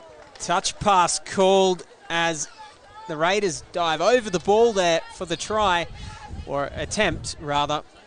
But yeah, it's also not necessarily the worst thing in the world for CHS to have a couple of sets on their line defending, just getting those structures in place. Yeah, make sure your line defence is really, really set, and it's a forward. But I don't think that's forward, but that's my view from here. But that's the thing in touch. It's so fast. Anything within a metre looks forward, they'll call it forward, and the refs get one view at it. You know, same with the NRL. You get one viewer to call a pass, and sometimes you look back and go, oh, geez, that wasn't forward. But sometimes the ones that they don't call forward are the ones you sort of hold your breath on. But they get a repeat set here, ACT, so let's hope they can conjure something up here and get another try on the board. Well, Pickering works her way over to the right corner there. Let's see if they try to pick out their target player over there. Haven't had too many long balls yet from the Raiders. Certainly got to earn the right to do that, and with this defence that's just forever encroaching on their attacking space, it's been hard to do. But CHS get the ball back here. Through the hands, they're very confident playing the ball through hands here. The team chemistry of the CHS side is really something remarkable. And it's a credit to these school systems, because compared to the ACT, us at Sharks, CQ, as you see McCarthy run away for a lovely try there off the sweeper, it's a credit to these coaches, because they only have 2 camps before they come into, probably maybe 2 or 3 camps before they come into this event. They get here a day early maybe and do a training run yesterday, but they only get, these girls never play together. There might be 1 or 2 with the boys that play together at a park comp or club level, but they're all from different schools, different regions. So it's a credit to the coaches, because they've got to get their plans and structures in place and make sure they execute over 2 or 3 camps. So, you know, day 1 and day 2 for the school teams, you use it as a building course, and hopefully you can make sure by day 3 and 4 you're playing your best touch. Certainly one of the only places where this dynamic's on display, where we've got school teams versus regional teams. Raiders play the ball just inside the 7. Diving. Oh, thought we were going to see a dive there at the line from Quigley. Even a pass out to players on the right. The overlap seemed to be on. Couldn't quite connect and convert. They're getting up in defence now. So that's a solid touch there by Berryman. Just getting up and in their face, trying to slow down the ruck here. And for the viewers out there watching that really don't know the sport, we're lucky enough that this is the 18s division. We've got the 12s, the 14s and the 16s here. So in the 12s, 14s and the 16s, there are no school teams. They all come away as a region. And then we're lucky enough as the 18s, they go into a school system. So, you know, hopefully during the broadcast you switch on, because there will be some good young talent run around the 14s, 16s and 12s later on in the campaign. And that's our future of our sport, so it's good to see them all here running around. Already seen some young talent out on some of the further out fields here at Sunshine Coast, and admittedly I would not like to be out on the field with any of them putting on the afterburners and the steps. So the future of touch is bright, and it's a matter of time till some of those younger talents are playing under 18s themselves, as we see a try there for the number 10. Mitchell again, and that's 4 or 5 now for the ambitious middle. She has played a little bit in the link position today as well as the sweeper, but it seems like they're sort of able to meld together, this CHS team, and really play anywhere on the park that they're required. Yeah, they've just gone back to what's worked in the first 10-15 minutes of the first half in this last little bit of the second half. So Mitchell's such a good sweeper, and she's putting on a display here, and I think that's maybe 6 tries on field 1. I don't think I've ever scored 6 tries in a tournament, so she's doing a great job out here on field 1. Well, 11-1 is the score, so it's gotten away from the Raiders a little bit here. They'll be happy to have got one on the board, but they'll be hoping to double down here, put another. And though the result is in no doubt, it will be interesting to see if they can keep the energy high and put another one over the try line. Yeah, the call from the box was down there. They ran a good sweeper, and I thought they were about to phase it. Oh, that's a good peel. That's a great finish in the corner. That's a great finish in the corner by Simpson. I'm pretty sure that's Simpson in the corner. She had a great chase down in the first half, but for those that are watching that are all touch heads, that's a perfect little J line on the out, and she dives her body away from the defender, and that's a great finish in the corner. Wingers are underrated for their finishing, I would say. Absolutely, it's an important position. It's changed a lot in the last 10, 15 years, and Simpson goes over there for the second try for the Raiders. Did well to sort of not run out of room there on the right-hand corner. You can see the cone flipped over at the end of the field. But CHS back on the charge here. They hit back last time the Raiders scored, and it looks like they've almost gone again, if not for some outstanding defence from Simpson. Makes that touch there in the corner. Yeah, you can finish at one end and have a little bit of a highlight package, but to me, that's the highlight package. That's just such a great read, and she's done a fantastic job again there. Again. To stay on man-on situation, but, you know, like, it's fantastic. A lot of defenders don't get a lot of credit, and that was 2 big touches and a great finish, and you lift the team there. Look at that, 15 yards off the first one, and lifted her team to ruck there. That's touch 2, so they're rucking really well. This is touch 3. Beautiful free-flowing play here from the Raiders, and unfortunately the ball's gone to ground, and that's probably the one thing that they've really got to sort of tighten up in the next couple of games, because, you know, the energy that they're exuding on the field right now, you wouldn't know what the scoreline is. Yeah, New South Wales CHS are a top 4 team, and there's no denying that, and CHS are probably, I mean, ACT are probably like in the lower end of the teams, but that set of 6 just proved if they stuck to it, they gave it to the top 4 teams and got down to the 10-metre line on their side in 3 touches. So the positive is if they stick to their plan, they're such a good side. Absolutely. They're going to be tested on their line here once more, and yeah, too much space opened up there. No help back on the inside, and Berryman goes over for another try. And that's 12 now for CHS. Oh, the Berryman name's been around for years in touch, and Harry and putting that and the girls, and you know what, their feet, just phenomenal feet there off the left foot and straightened up. So a fantastic try there from Kelsey Berryman. And of course, Talia in this side as well. So not the only Berryman on the field right now. Some other famous touch names, of course. We've got Mitchell and Masters out on the field at the moment as well. Touch made there. 10 metres out. Now on the 7. The Raiders looking sharp once again. Can they find an incisive blow here? Throwing right to left. Yeah, right idea. They had the space but couldn't quite find the ball.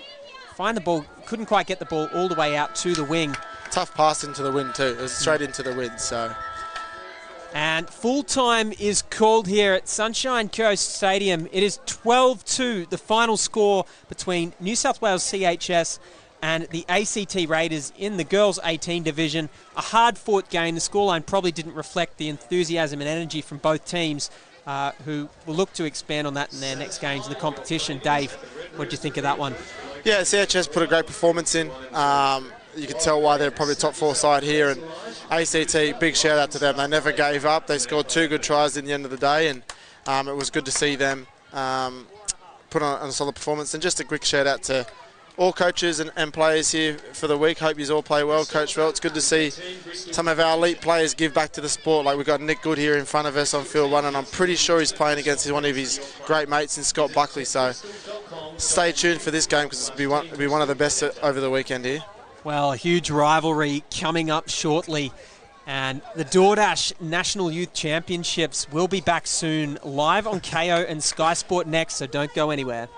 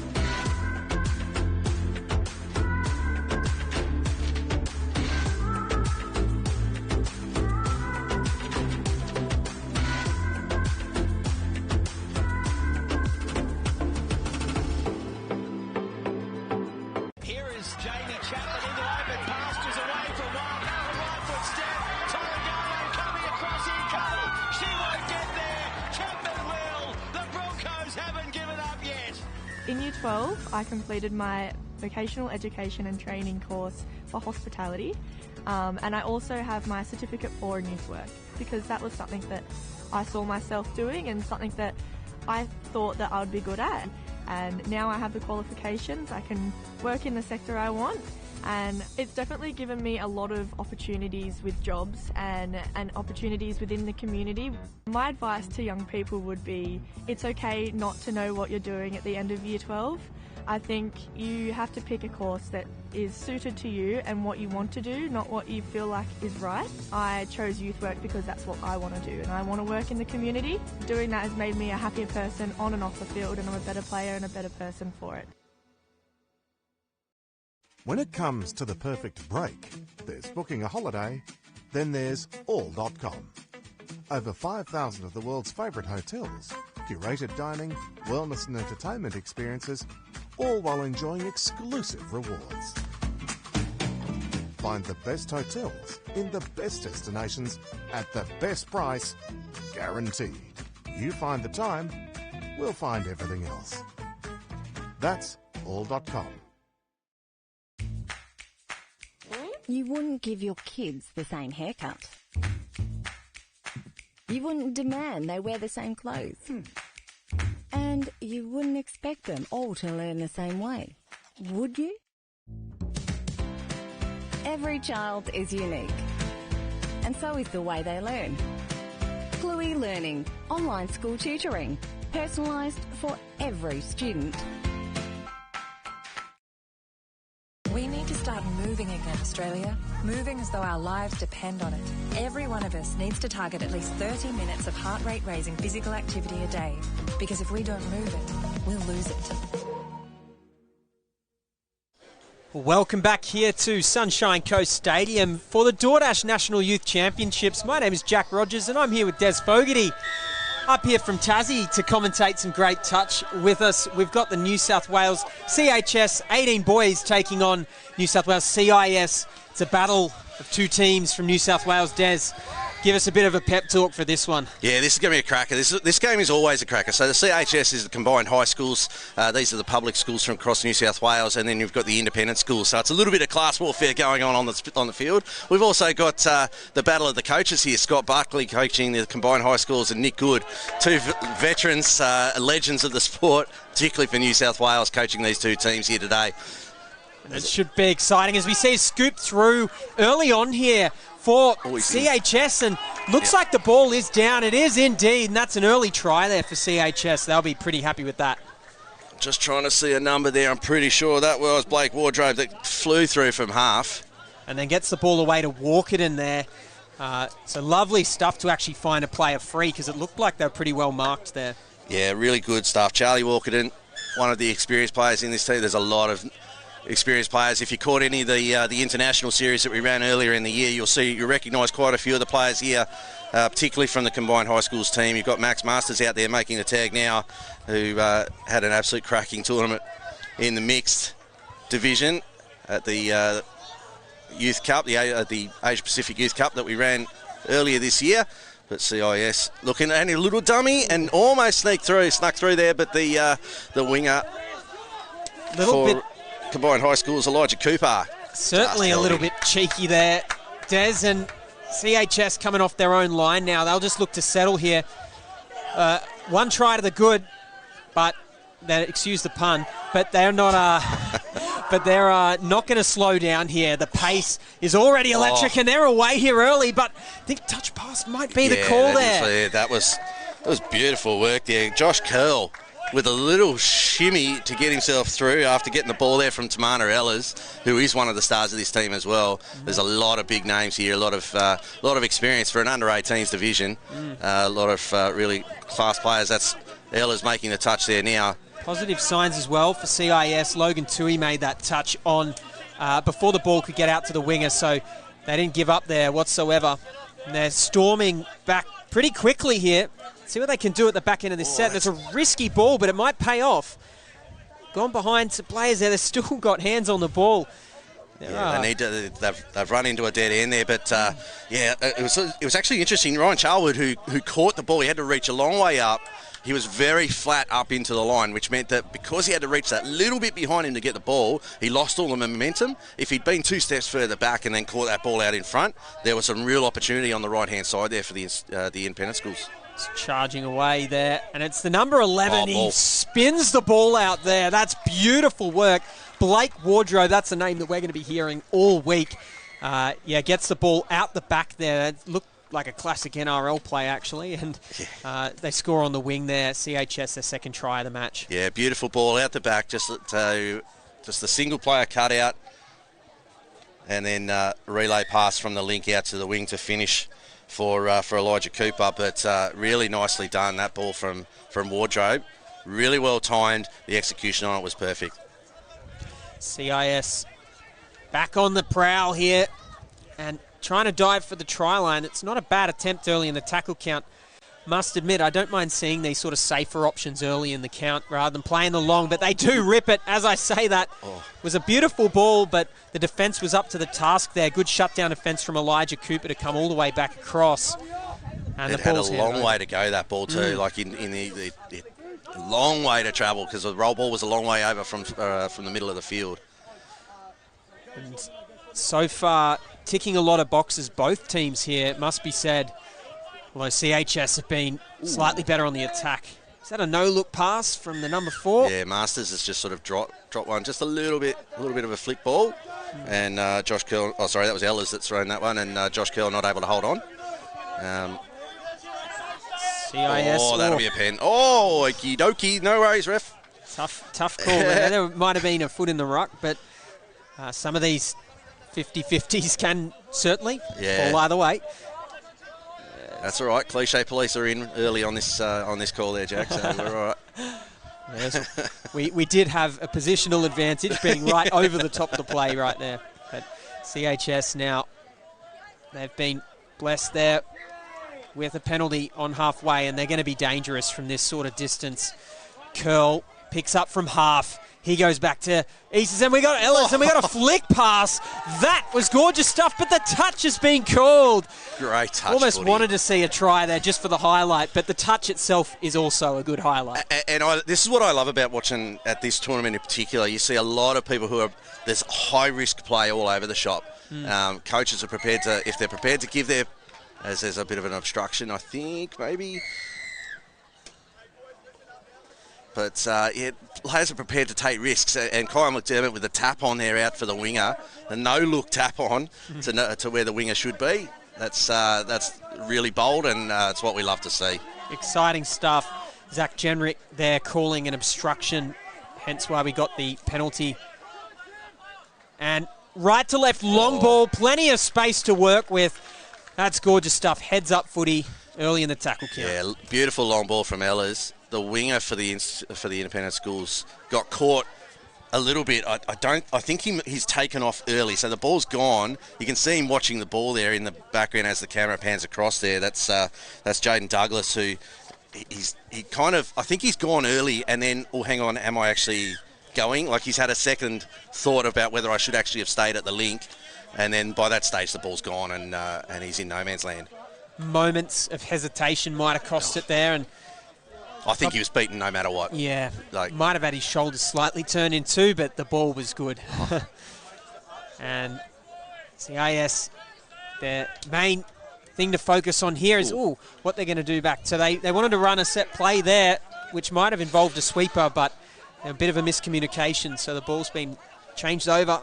Yeah, you could see them looking at each other there. That was Harry Carlson and Logan Tui. Just bit of miscommunication. Somebody swept when the other bloke didn't think that he was going to or meant to. So that's all right. That happens. It's first game. It might be the second game for these guys for today, but either way, it's still first day. There's always going to be little issues that pop up. Masters pops it away. Those combinations working. Left to right ballers should be able to chase back. Look for the pop bat. And even though he probably knew he wasn't passing the ball back on the end there, it's so important to just even pretend to throw it. Yeah, that's right. And like, you never know, the dummy might actually buy it, but the CIS defence was really strong as a unit that time.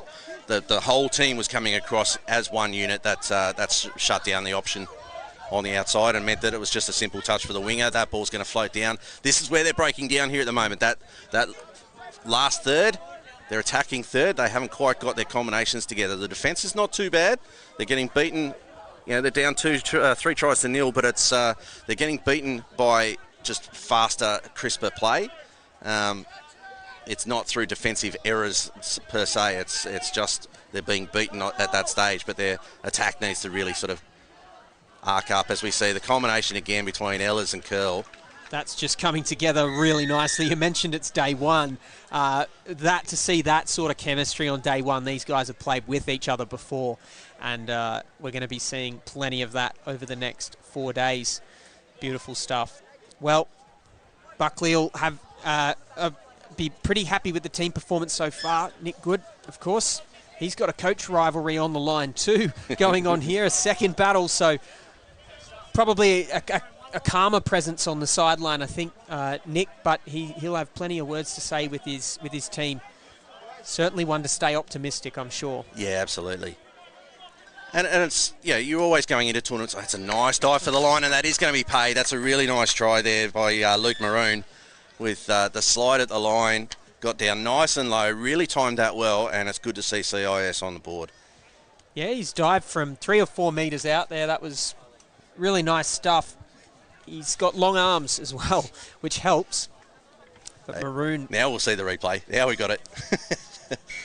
Maroon through the middle. As the splitter cleared out, so the roll ball happened from Davidson. He cleared out, and Maroon snuck through the middle just on that short ball. So just that little bit of deception gave that tiny little bit of space for him to get through and score that one. That's really good to see. It's so clear that defence wins tournaments, particularly here at the National Youth Championship, as 6 more is called on the try line. But yeah, that defence is so critical, because at this level, the pace of the game is so fast, tries will get scored. Yeah. It doesn't matter if you've got the best defensive players in the world. The game has sped up so much over the last few years that you don't need complex moves. It's just about speed, and really good shutdown there for Maroon on Masters, but they're called early, or called offside, rather, through the middle. Not a bad result there, though, for CIS. They've got the repeat set. The consequence is not that bad. It was early in the count. They can reset their line. A small morale boost from getting up. Masters nice and fast, Masters. And that's a classic try from Masters. He'll be doing that all week. That's interesting, actually. The way that play was set up, it actually looked like they were setting up for this and expecting the sweeper to come around behind from right to left. But instead, Masters gets the ball back on a quickie, steps back against the grain, back to off his right foot, and the defence are not able to cover. Yeah, it seemed like the defence had sort of split open like the Red Sea there. Just created all that space because the deception was sold. They might run the sweep here, though, CIS. No, they go back on the short side. They're running away there. The dummy half's through. He's run out of real estate. Can he get the ball down? No, he's touched.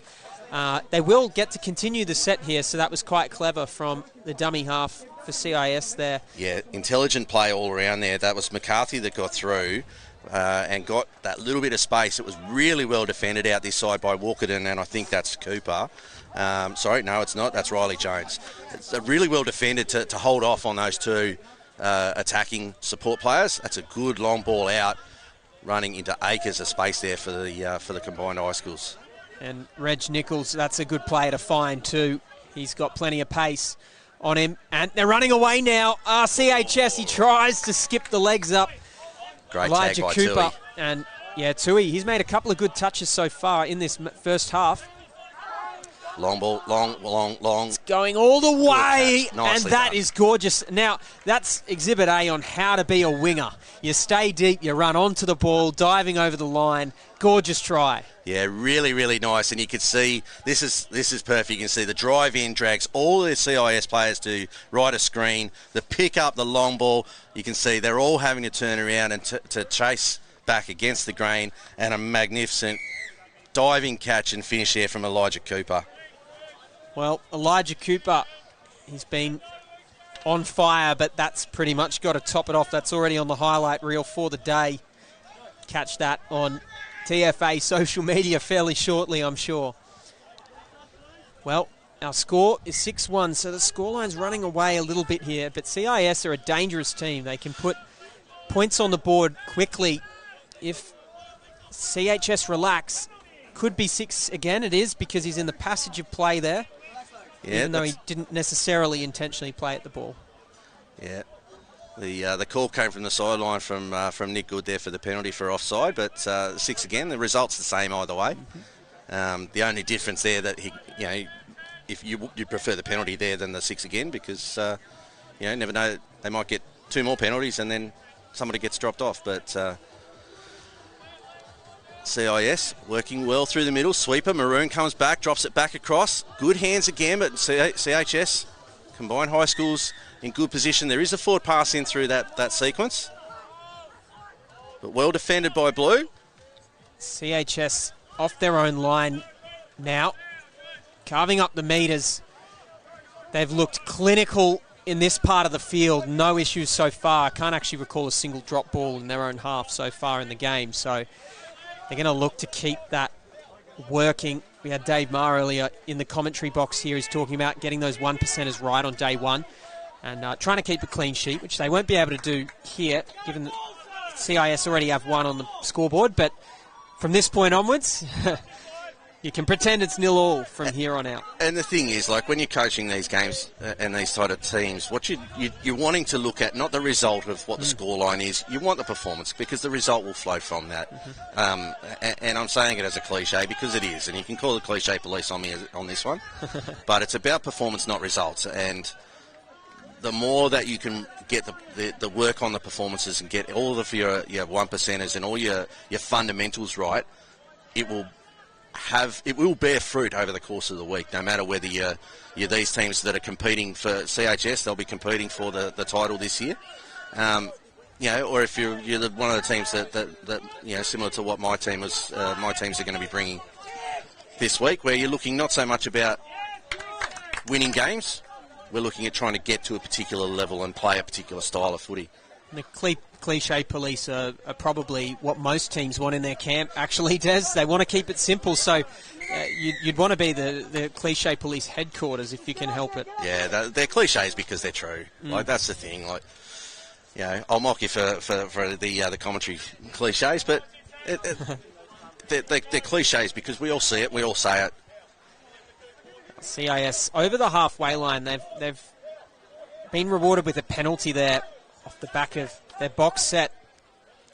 Let's see what they can do here as the tackle count comes to... it's been picked off on the 7 metres. Quick legs. He's looking for help. He's going to need it because the number 13 for CIS tries to make the diving touch, and he's got him. It's the number 13. Ben Outstanding. McLean. Ben McLean. On Reg Nichols. Reg Nichols, he was on the Stairmaster all the way down the length of the field. He had Riley Jones inside him. Tried to run a little bit of block to protect him, but he was treadmill full, and he's gone to the box now after that intercept.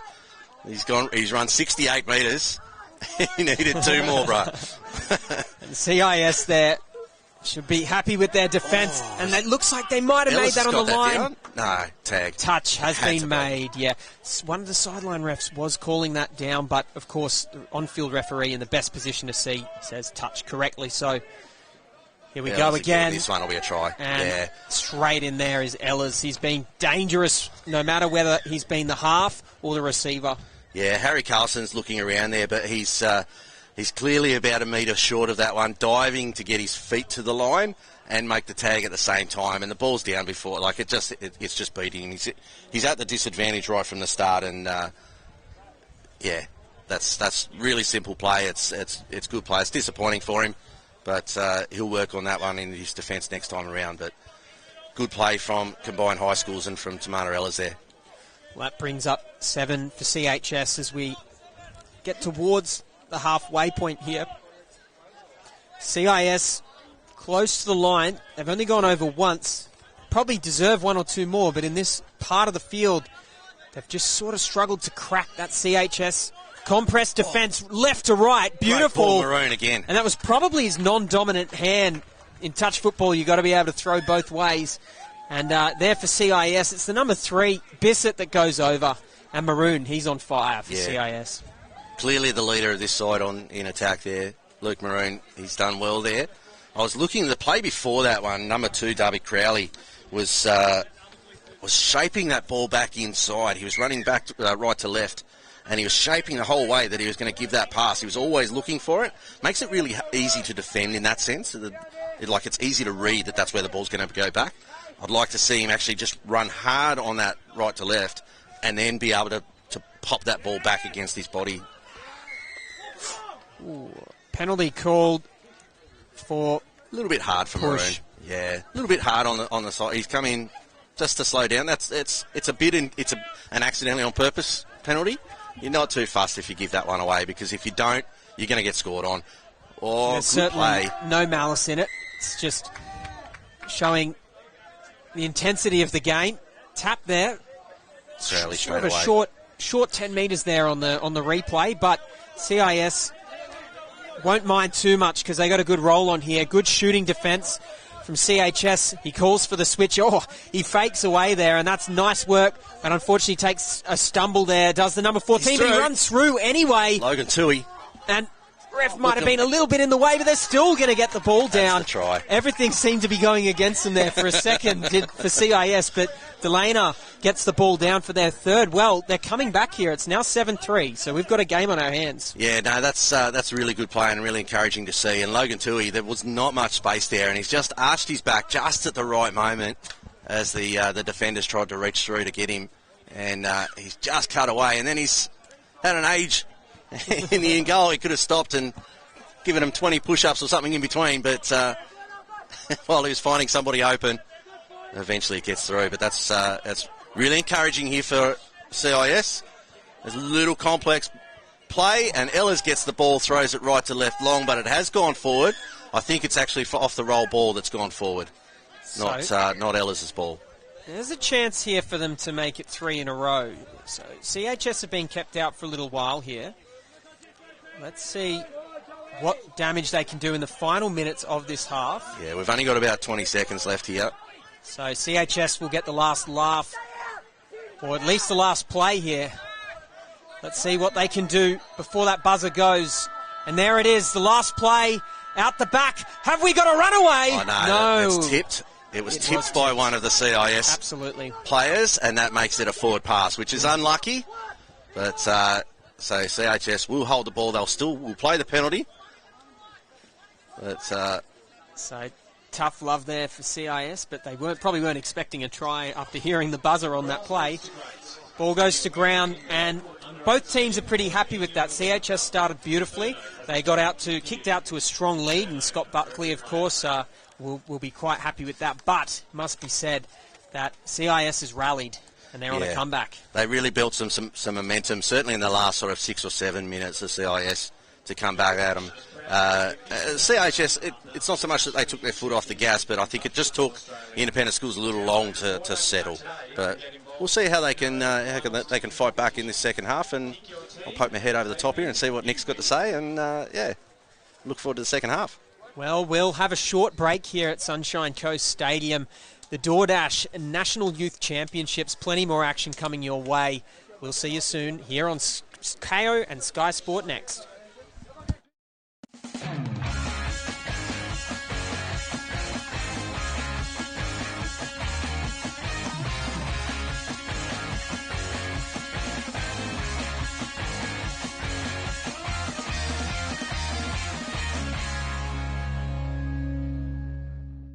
It's just a great festival, mate. Get away from the seriousness of the touch and come out and have some wines and some good food and meet some really nice people.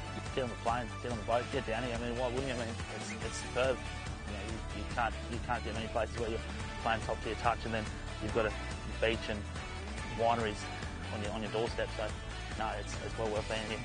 And we just play touch, so that's what we're all here for, and that's what we enjoy. It is just such a great atmosphere.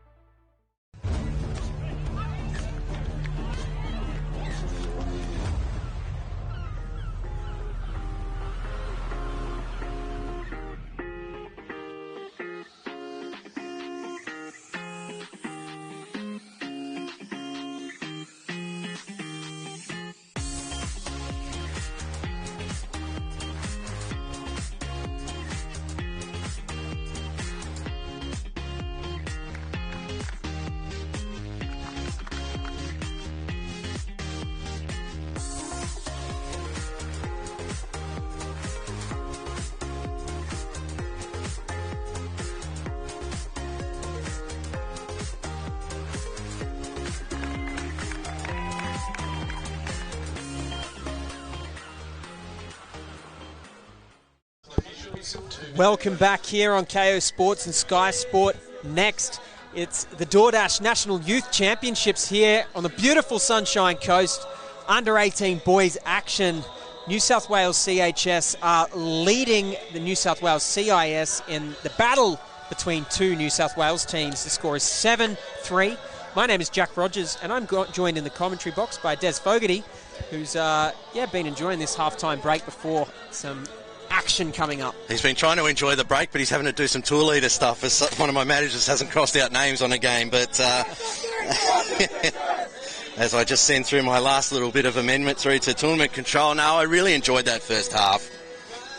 It was fast, it was technical, there was some enterprising play, there was a shift in momentum that occurred. It was really a really enjoyable first half. I hope that the second is probably a little tighter, but I really would like to see some more adventurous play, a few tap-ons and stuff like that. It'd be great. But certainly had everything. And Des, while we've got a bit of a chance, it would be good to talk about the Tassie teams that have come up. The two are leader, of course. How are they going to go this week? Well, look, we're really positive. Our first game of the week, so we've got 8 teams here. Again, third year in a row, we've got 8 teams. We've also got 8 referees here on the field. So we've come with it's probably our strongest group for, certainly since I've been down there. We got a win in our very first game, the girls 12s against the Northern Territory, with some really room for growth. The boys 18s only went down by 1 to Hornets in their first game, which, when you look at it on paper, that is an extraordinary strong result. The boys are actually a bit disappointed because they had a guy in the bin and lost 2 tries while the guy was there in the bin. So, they're approaching everything with the right approach there. The girls 18s just got a bit of a touch up from independent schools outside on the last time slot, but we've been building well. We took a few injuries and illnesses in the last couple of weeks, so we've lost about 4-5 players over the last few weeks across all of our teams. But we're really positive about this week, and I think we'll get a couple of results that might surprise people. Yeah, I hope not, because we've been building towards it. There's Luke Maroon diving over it, just nice and low again. Plants it with the left hand, comes off for the sub. Gone underneath again, and we saw this a lot in the first half from Maroon. Probably the top strike play we've seen so far for CIS, and that's 7-4 now. So they're creeping back. The momentum has really shifted in this game, and this is exciting to see, because often we can get in touch, if one team is clearly playing the better footy, they can run away with it, but that's not going to happen here.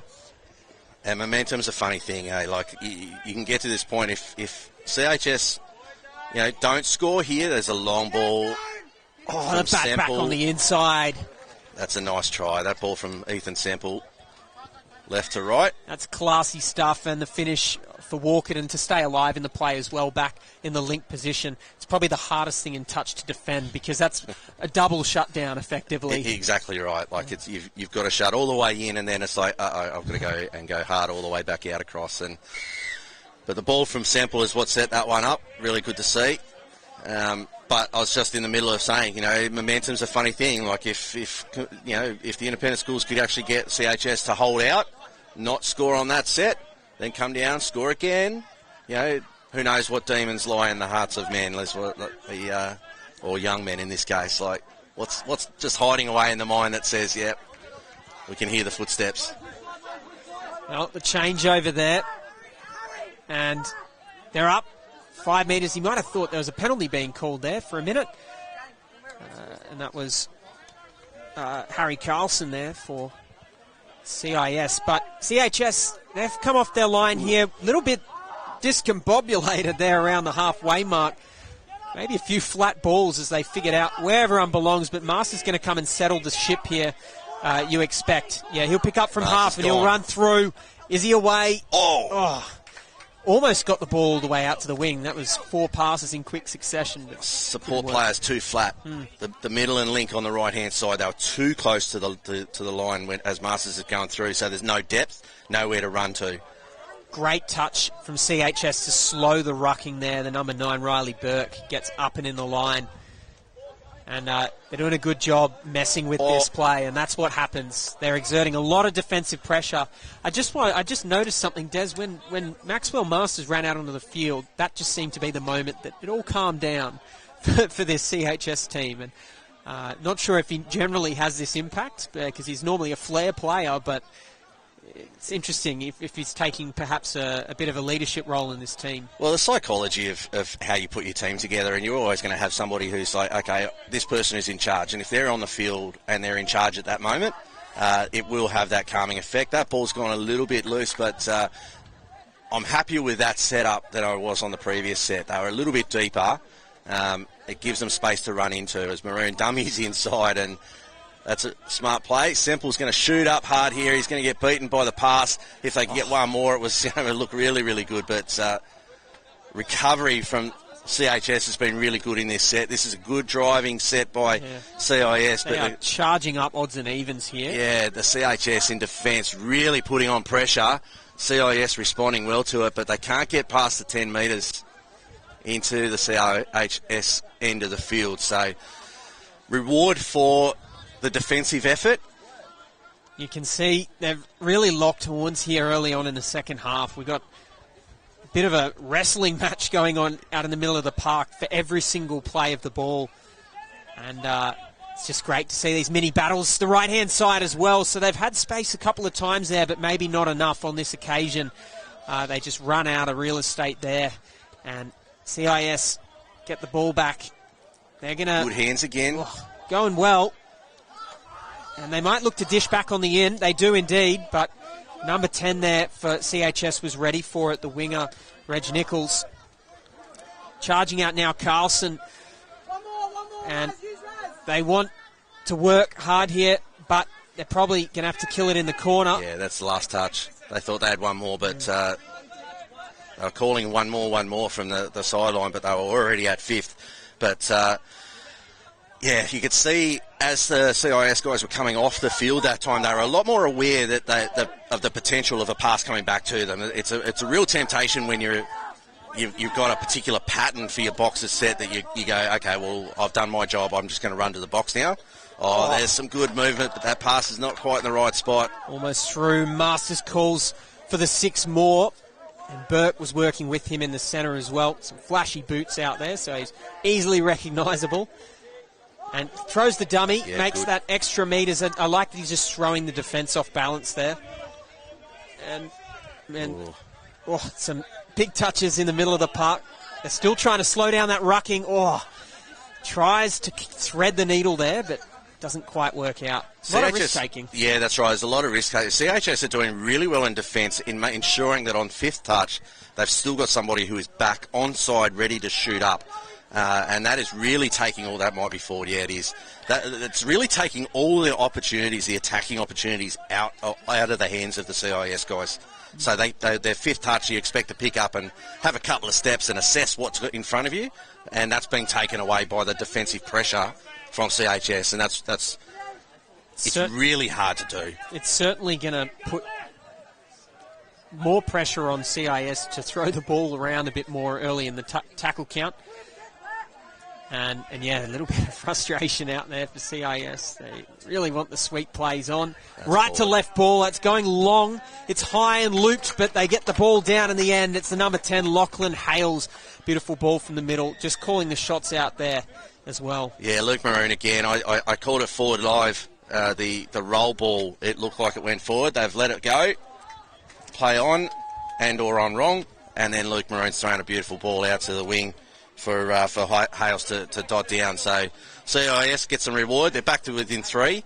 8 tries to 5 here for CHS with the lead. They're good for their lead, but a little bit harsh. Things could get interesting if they can hold out here and score another one down the other end, I think. Yeah, exactly. So this is a very important defensive set, as we hear many of the top touch players talking about. Hang on here, we'll just see what happens, but you haven't scored a try until you've defended the set after. Yeah, exactly right. You've got to defend it, and which they did. A little bit disorganised in attack on that set for CHS, which you don't like to see when you've got the tap off. Bit of spring in their step here, CIS. Now that they've sort of cracked open this odds and even defence, they're feeling confident that they can make it happen again here. And Ella's we've got little an bit offside call. No, hard on the earlier touch, by the look of it. On the previous tag, just that push to the side. Interesting call, but happy to take it. Ella's was in really good position to shut down from half. As he's there again and has made the tag. CIS will be feeling that nervous energy now. 3 points off the pace. They were 6 down earlier on in this match, so they've really come back. Let's see. Oh, he goes for the short option. The ball's gone to ground. It was a nice try, though. Almost opened up for them. Yeah, big pump there from Tui. And there's an error, so now they've got a complete set of 6 at the line. Be patient as they run a sub. So Tui's going to come off here, and strike player Maroon comes on. I'll have a crack down on that short side, see if something's there, but hold the ball. Now you've burnt 2 touches. You've got 4 tags now to bring the ball back across. A couple of strike player quickies can run it. Yeah. Ninja plays here while they wait for a good strike, and they're going for it straight away here. Maroon with the ball, passes. Oh! He's almost batted the ball on there. Wow, that was a close opportunity. That would have been one of the tries of the day for sure if that had have got through the hands. It was really well controlled from Maroon. He's come around not at full speed. He's come around on the sweep in measured pace. He's picked the pass out. It just hasn't quite got there, and the winger's not quite got the ball into his hands.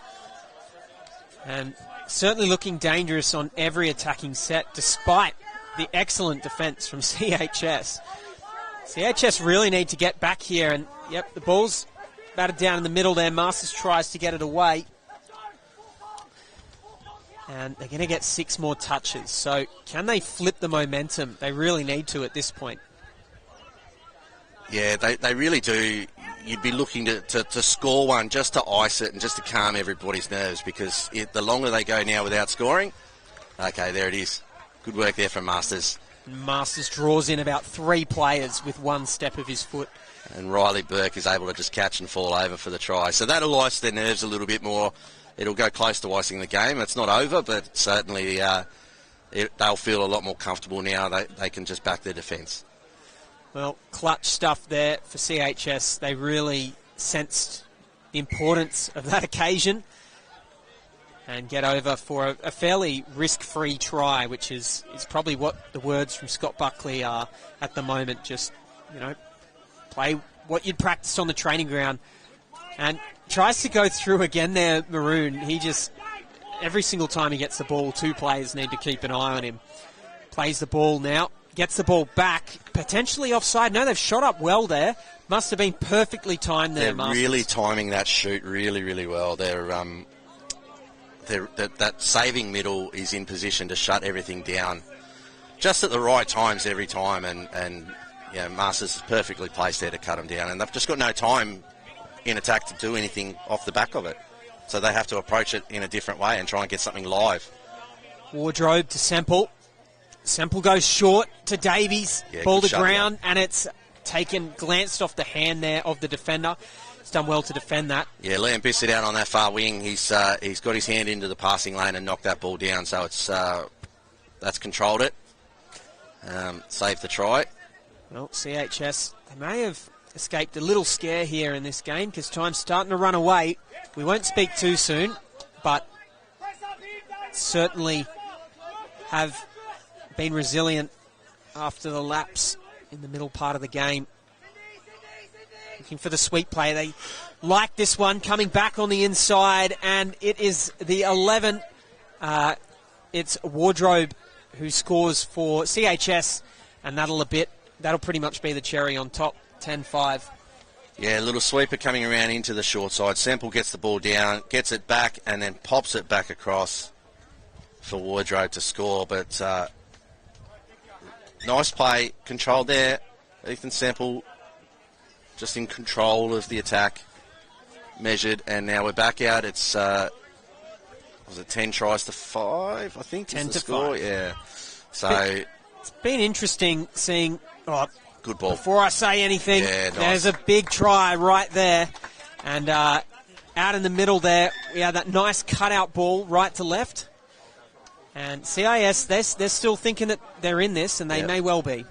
And I could just hear, as soon as that pass has happened, Coach Nick Good down here just saying that's the channel, that's where we want those guys. He's talking about the whole hitters being in the right space to give the right options and give the right reads, to force the defence into having to make a decision, and that's what creates the opportunity for the ball player to then go, okay, well, the defence have made a decision, I'll just pick the other one. No touch was the call, and from our position up here, I can confirm that there was no touch.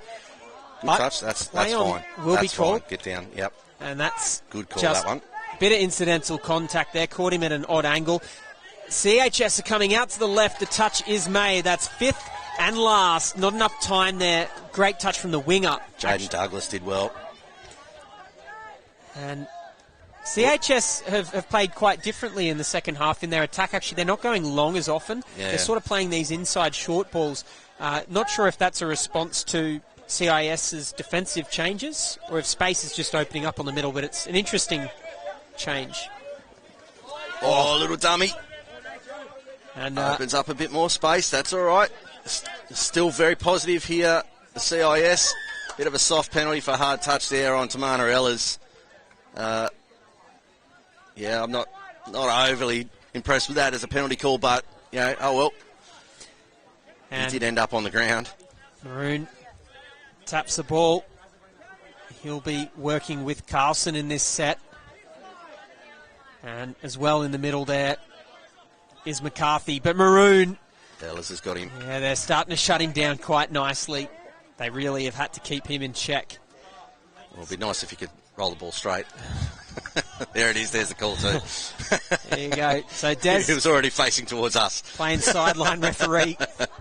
And playing it well. There's the first time for everything. CHS, they're reasonably comfortable now with the time on the clock, but with the 4-try lead. But yeah, just back to your point, they do seem to not be throwing those long balls, which will be because the wingers and links are holding into a slightly better position defensively for CIS, and it means that the options long are not necessarily in the right spaces, but or at the right times. It could also be that Coach Buckley's instructions are, okay, we've shown them long, now let's look for the short passes, and the CIS are defending it better. In an attempt to keep them guessing, it makes a lot of sense, and Buckley's a strategist, as we know, so it wouldn't be a shocking revelation at all. Carlson plays the ball quickly here, but CHS are onside. It's good to see the intensity hasn't dropped whatsoever. They're still working hard here. The shooter, slightly off on that occasion, which actually has been quite rare for CHS in this matchup. Beat the number 6 here, picking up Douglas. Working with Crowley in the middle now is the 12, Grosvenor. Can't get the ball out to the wing. Yeah, they probably should have looked to go back to the longer side there. Had more space to work with, although it's arguable. Yeah, it could have been either way. I mean, he could lob that ball over the top on the short side back on this side where we are, or he could dummy that, plant the right foot, and then go hard out across into the space. That probably could have been effective there, but, wishes and horses, etc. But, like, the play is not bad. It's probably something that I am noticing a little bit more about this CIS team as the CHS get the ball through their hands, and it's going to be finished off there by Lewis Sargent Wilson, although they are calling the tag, and they're going to pay the try. Be an interesting one to watch on replay, I think, for sure. Yeah, I mean, there's no hint of offside here because the play of the ball happens well outside of the 7 metres. Oh, that is really close. That's tight. Yeah. The referee out in the middle. He's right there. Best position. He's right there. The try has been called, and the ref will often almost get audible cues as well, the ball hitting the ground versus seeing the touch being made. That's what he's looking for. Yeah, exactly. What I was just starting to say before, for the CIS, you can look to CHS and go, okay, oh, nice play, but it's gone forward. Yeah, you can see and you go, okay, well, I've got Max Masters and I've got Ethan Semple and I've got, Tamana Ellis and I've got these guys who are the guys who are going to be running the attack. For CIS, we haven't really seen much more of that other than Luke Maroon.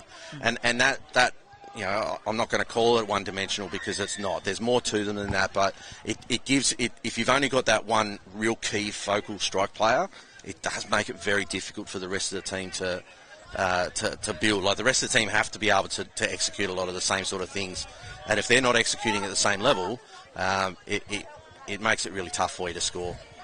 As we see Masters with a beautiful ball, a great hole there for Kyle McDermott to run through, but it is shut down, and he's going to roll on the 7 metres. See, back end of this set here, some space on the left-hand side, but no, the ball's gone to ground. Just talking to your point there, Des, I think not only is it important in this game, it becomes more and more pertinent as the tournament goes on because we start to see teams as finals draw closer doing their homework. Yep. And if they're seeing, over and over again that Maroon, who are they going to be shutting down? Yeah. Maroon. That's it. And when you've got a team that's got essentially 3 pods with a really dominant strike weapon in that pod, you can't focus that way as the coach. You then go, okay, well, we're just going to set a particular structure and then just not hope that it works. But, that's our structure and we're just going to adjust with it. You can't target a particular player. Well, CIS can put more points on the board. It's been a high-scoring game. 11-6 is the score in favour of CHS. CIS aren't done yet, though. They've certainly got a lot of talent out in the middle of the park. As Carlson picks up the ball, working here with McDermott. Again, so they go for the longer bounce out there, but the link slips over. Carlson wants to pick up from half, but there's a foot in the ruck, so penalty will be called. And that's the second call there, so second penalty in a row. So one more and we could actually see exclusion. Carlson picks up. He wants it back. Can he get over the line? The touch has been made. Up nice and high, which is unusual, but full time has been called here.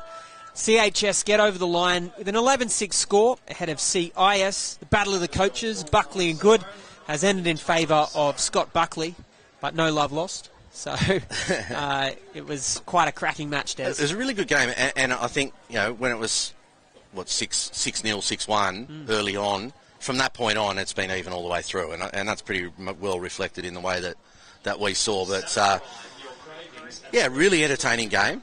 Really tactical game, which you'd expect from these two, I'm my blue collar roots are a bit happier for the public schools to win that game than the private schools, but really good game and entertaining, and we'll definitely see a lot more of these two teams. We'll definitely see the combined high schools in the last 4 of this tournament, and we'll look forward to seeing them for the rest of the week. Well, should be good. We're coming up to our next game here very shortly. We're going to head to an ad break here, but coming up next, 18 boys, the Hunter Western Hornets and the Sunshine Coast Pineapples at the National Youth Championships by DoorDash.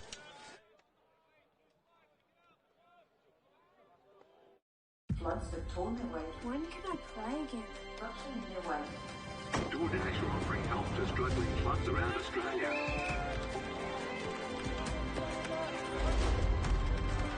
There you go. There's some footies for you guys. That's like good practice, yeah? The cleanup is after residents in Good luck out there. It's go time, mate.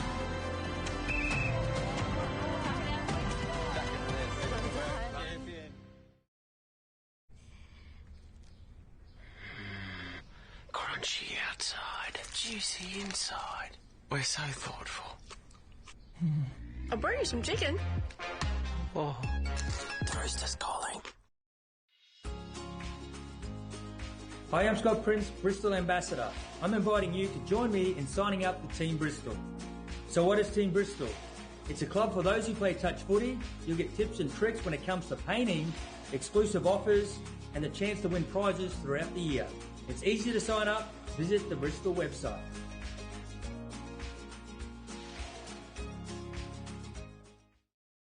Athlete, powered by Painaway, Australia's #1 topical pain relief brand containing arnica and naturally derived active ingredients. We greatly encourage consumers to always read the label as ingredient concentration levels vary between different brands. Athlete Joint and Muscle Pain Relief Gel contains more than 50% total active ingredient levels than Physio Cream Solute Gel. Athlete Joint and Muscle Pain Relief Gel. Available at all Chemist Warehouse and leading pharmacies across Australia. Train, perform, recover with Athlete.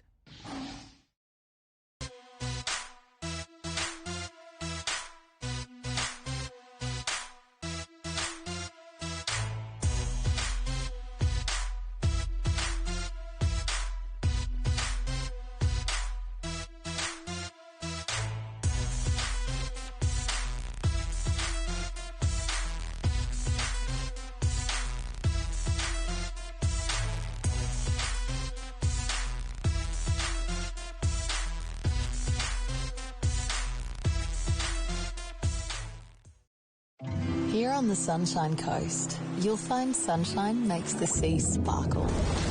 The skies pastel. You'll find the sun shines from above and from within, making laughs linger, moments longer, hearts beat fast, and time moves slow. Come find your sunshine moment for real.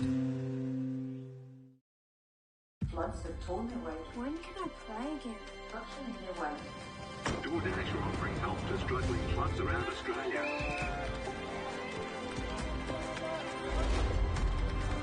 There you go. Some footies for you guys. That's like good practice, yeah? The clean-up is after residents in Brisbane. Good luck out there. It's go time, mate.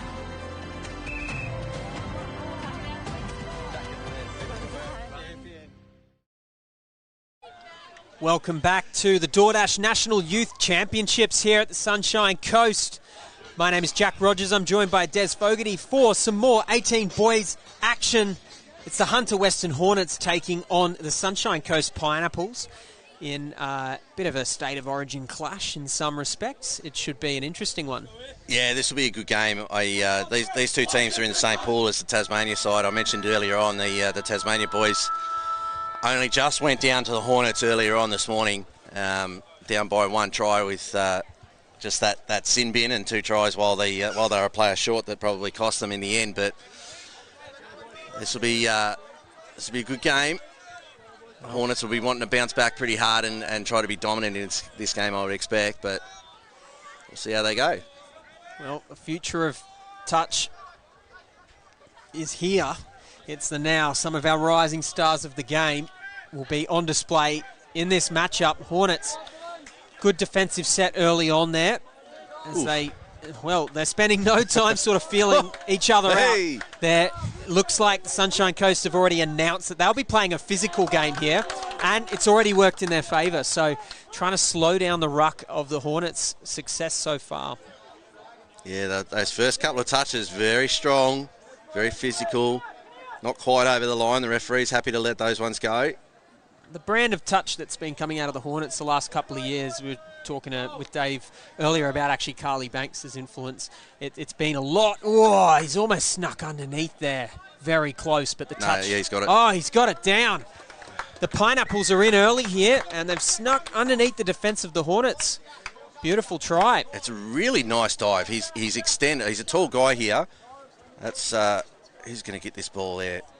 It's the number 52. Jared Jackson. Jared Jackson. So you can see the referee asking the two guys who's made the tag. And he's saying that the first player, have you made the tag? No, you were onside and in good position. Second player, the ball was down before you made the tag, so that's a try. So that's good communication, good bit of problem solving there from the referee, but it's the full extension. He really did stretch his body around. You could see his body arc around where the defender was to extend himself out as far as he possibly could. That's a really nice dive. That long ball not quite going to work, but that's a wonderful catch and pass from the link there. Travis Jackson. He's jumped and spun. He's done a pirouette in the air. The Australian Ballet will be watching that one. And he's thrown the ball in midair for a try. The Hornets, well, they've hit back in style. That's exactly how you want to respond to sort of an early try underneath there at the start. 1-1. My boys 12s were trying to do similar things to that in the pool yesterday. They let's see if they can execute Classic that kind of catches, thing. right? Yeah, exactly. That was really good, and it was almost out of nothing. It was well set up, well constructed, but it's Jackson's like just catch and pass and turn and spin and just show us everything, mate. Every trick in the book. Giddy up. And the Pineapples here, though, they are looking fairly dangerous. Can they do it from static play here on 5th and last? Didn't quite get a strike dump at the end of that set, but they'll be happy overall just to have killed the ball right down in the corner here. The Hornets, I was talking about earlier, didn't quite get to it, but the brand of football that certainly the Opens Hornets teams are all about is just pace, pace, and pace, especially off their box sets. So be interesting to see if that's the same brand that we're getting from the young talent coming through. And that's probably also why the Pineapples will be looking to get physical in the ruck. Yeah, to try to slow down that pace, knowing that they wanted to come out hard. I know they had some struggles with ball control in that first game. Hearing from our guys when they're playing it, that's a good touch. That should be ball down. But no, they're going to play a little bit hard there from Jack Dransfield.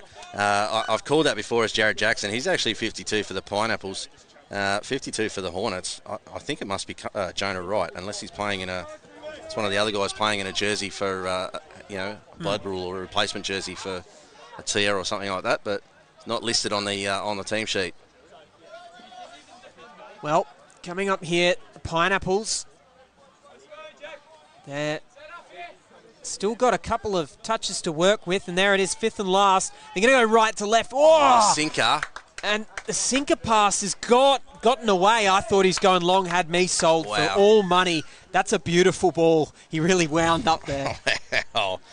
That ball's come down at about a 45-degree angle at least here off the throw. Look at that. Body up over the top, bang, and then just flat. Not often you see someone throwing the ball downwards like that. Yeah. So that's Kynan Samuelson with the pass and the finish from, I think that's Bo Matthews with the finish.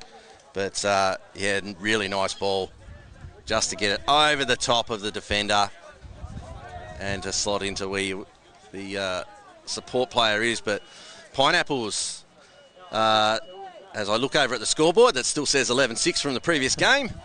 2-1. 2-1 for the Pineapples here. And they're going to get back to square here. Not square. No, it's going to be 3-1. So the Pineapples are starting to run away a little bit here. They're looking sharp early. Yeah, that one's Bo Matthews that's got through from half. Jackson there on the ball. Matthews coming into half. The pick up. Not great defence there. Little shimmy. You can see the two Hornets players coming to one defender. That's a clear indicator that the communication has messed up and there's been a hit call or not a hit call, and one person's hit and the other person stayed out, and that's created the extra player as well. And easy long ball out for the try on the wing. He's almost gotten away there, but the number 9, he's tall and he's got the arms for it. It's Kavanagh. It's well done. And 5th and last is the call. They're flat-footed again here. Can't quite get away from it, running out of space. Put on a bit of footwork there as well, did the number 12, Jai Davies. And it looks like they're going to get the ball back for offside. Yeah, it's either offside or it might be a hard touch on the roll ball prior, and just the refs played a long advantage. But here we go. Davies is going to dive, but the ball has gone forward off the roll ball. And that's pretty unfortunate for the Hornets. They'll be disappointed that they couldn't punish the defensive error there by the Pineapples earlier on. The Pineapples are charging on right now. They look enthused. Yeah, their tails are up, eh?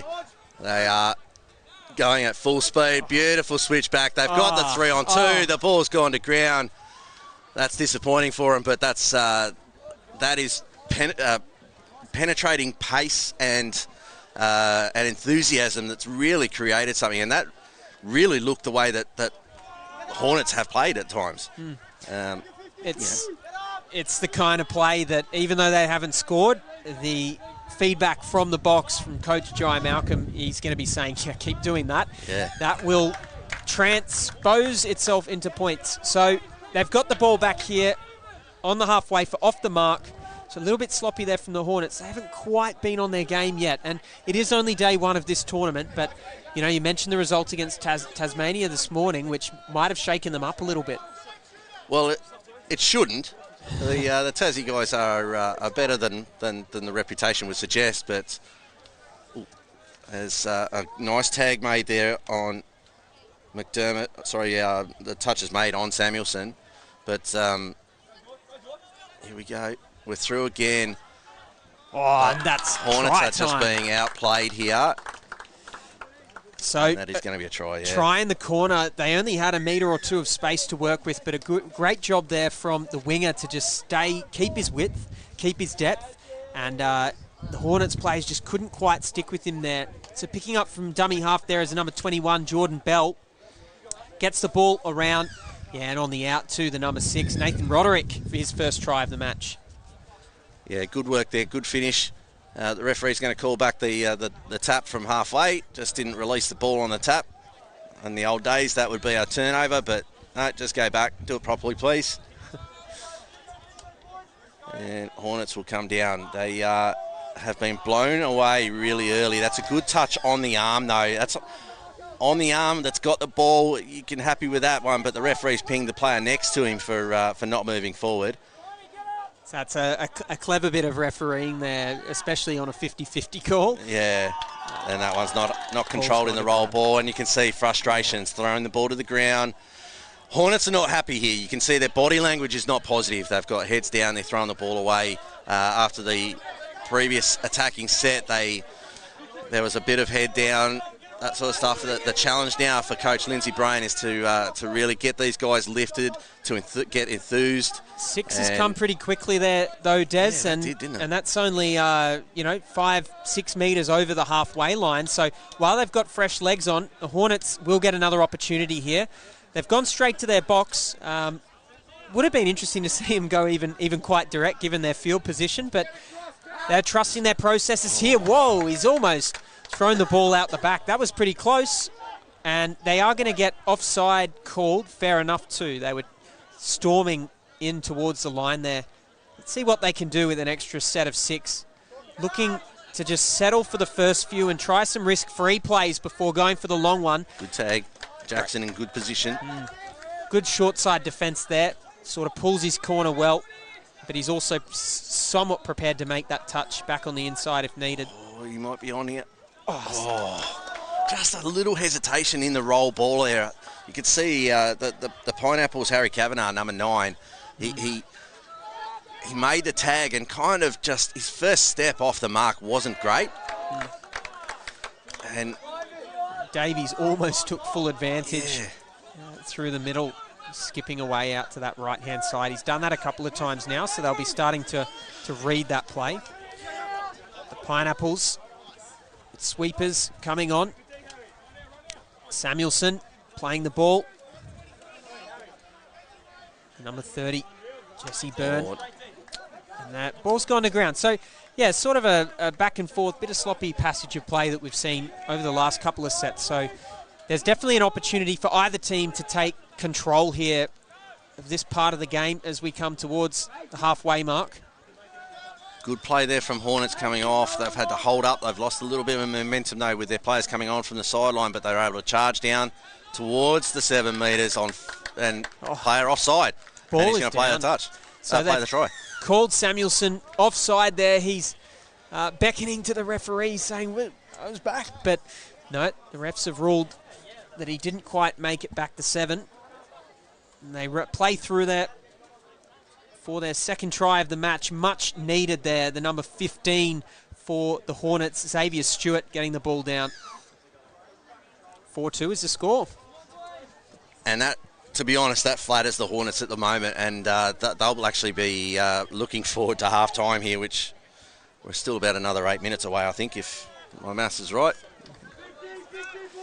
And pretty much a mirror image of what we saw on the previous set. Now a penalty for dissent, so they'll get a penalty there and cross the halfway mark on first touch. So momentum's just been the topic this morning, Des, on commentary, and it seems like that's starting to play a bit of a role in this game. Des, you've had a lot of experience around touch fields. You know, you're leading the Tassie team at the moment. I'm sure you'll be having talks with some of the teams. What's the advice that you're giving to the Sunshine Coast Pineapples here now that momentum seems to be shifting? Well, the Pineapples, you've basically got to tell them, look, you've got to ride. There's going to be those ebbs and flows in games. You're going to have those periods where you're up. You're going to have those periods where it's down, and it's about managing each of those ones and managing your emotions in those moments. And as there's a beautiful slidey dive there for the try here for the Hornets, number 5 there, that's the Kyner Jackson with just a simple quickie play. And you can see the energy level now, the body language of the Hornets much better. They're running back to halfway after scoring and jogging back to their 10 metres, ready to defend now. For the Sunny Coast Pineapples, it's now about, okay, let's stabilise. We're in front. Let's hold the ball, but we want to get that enthusiasm level back. The way we get that is by driving hard, and running hard, and getting our heads down and going hard again, because that's what earned it the momentum in the first place. And as a professional talker myself, I think talk and communication out there is a huge, even from the sideline as well. It would be good to hear some noise coming from the box, and certainly from the wings inwards as well. So Sunshine Coast Pineapples slide in under again. There's been a lot of that in this half, and they've done well there. Jordan Bell sneaks in under and brings it back. It's now 5-3, so yeah, they've got a 2-point buffer once again. Yep, so that's that kind of... it's just really well executed, that dive. That slidey dive. I've just spent the last couple of weeks in a school down home running some sporting schools program sessions for beginners in Devonport at Devonport Primary. And one of the things that I talk to them a lot about early on when I'm running those kinds of sessions for beginners, and particularly in a non-touch footy, traditional state, is about getting low and getting those slidey dives going. And it's always fun for the little kids to get the slidey dive, and they can be dirty and dive and have funs and all that sort of stuff, and a good hold, good shutdown from the winger. But yeah, I teach it because it's so effective at this level. And if you can teach them to it early and get them to enjoy doing it, then they'll keep practicing it, they'll keep doing it. And when they get to this age, they are so much better at it. And you're going to score tries like this one. And it has been an exhibition in diving, but the touch has actually been called. So forward pass off the roll ball. And that's come from the sideline as well, because the on-field referee, of course, was saying that the ball was down, but done the right thing there, communicated with both his sideline referees, one of them, of course, picking up the pop forward. So it's going to be Pineapples with a little reprieve there, thanks to the call. And everyone gets a bit of a breather for a second. Yeah, everyone except the person who had to go and get the ball. But Pineapples, they need to generate momentum out of nothing, and you can do that just by putting your head down and running and trying to do the hard work. Jackson, Sell, Finger. Finger's going to pick up from dummy half. Let's see what Finger can do on fifth and last. Will he go long? No, he goes for the short one. They've been touched there, the Pineapples. I was lining up the puns, hoping that was going to be a try. I was working through in my head. How am I going to unleash one of these ones? But gives them the finger. No, it doesn't work. So here we go. Hornets, good drive out from the line, out from the sideline. That's last tag. Head back to the left. Oh, no. No, it's gone to ground. To the right. It was on out this side. He was just outside his player. They were all facing away from the camera, away from us. If he'd just just smashed the right foot step and come back to this side, he could very well have broken somebody in half. Don't think he quite looked out to see the players there, actually, Des. I think he'd maybe given up on scoring a try and maybe strategically killed in the corner. But I think you're exactly right. There was definitely space on this side. And with the pace of this side, speaking of pace, here come the Pineapples.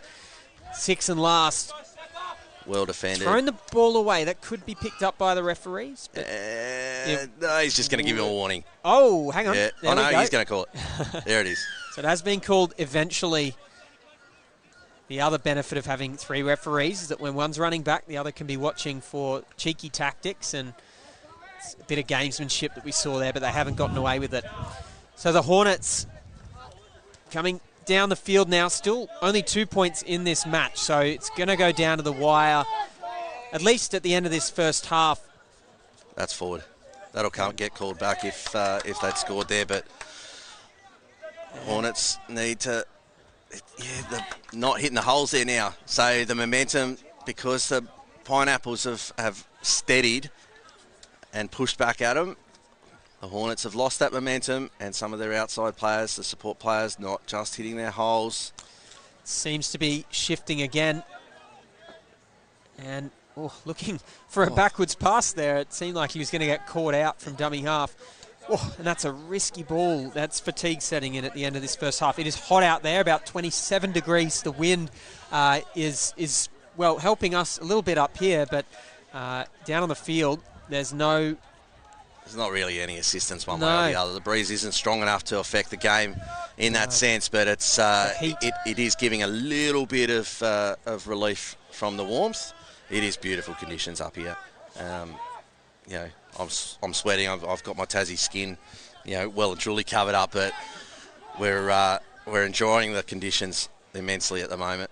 And certainly a great place to play touch for the 2,000 odd players up here. 121 teams. You mentioned 8 from Tasmania, and this is can only be said, this is phenomenal stuff for touch. Many of these players, future Australian representatives, tries to sneak down. And there's Des's diving clinic right there. That's your perfect example of it. And the Hornets, they're in again. You'll see as he comes around here. So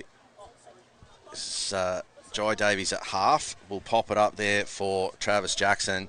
You can see he hit into that soft dirt. And then he's just got the slidey dive right over the line underneath the defenders who are caught on the line, not stepping forward. And he did really well to control himself because he hit that dirt, as I was saying, and that little bit of softness underfoot can sometimes throw you a little bit, take away your traction. But he held his balance, got down low, and slid across for the try. Well, the Pineapples. Oh, nice play. That's nice play. Gone in there, and Samuelson gets the ball down. He was diving before the pass was thrown. He knew that ball was coming to him. And they're 2 points ahead again, so they're just keeping their neck in front at the moment. We talk about shape a lot when you're talking, particularly about offensive tactics. And the shape on the half there was really, really good. He's shaped to the short side, back to his right. They've already run the replay, but he shaped his body back to the right as if that's the direction he was going to pass it, and then just kicked out back against the grain, as Hornets might be in here at the end. A really good shutdown from Jackson to chase down. And the scores at half-time here will be 6 tries to 3, I think, or 4. 6 tries to 3. 4. 6 tries to 4 for the Pineapples are up. And, a couple of interesting half-time chats here. I think Pineapples would be reasonably happy, but wanting to regain that momentum and energy that they had at the start of the game. Hornets, they'll be wanting to try to inject some energy into this game for the second half. Well, plenty more action coming. This game's going to be a close one here on the main field at Sunshine Coast Stadium. The National Youth Championships brought to you by DoorDash. We'll be back shortly, live on KO and Sky Sport Next. See you soon. Floods have torn their way. When can I play again? Rushing in their way. DoorDash are offering help to struggling clubs around Australia.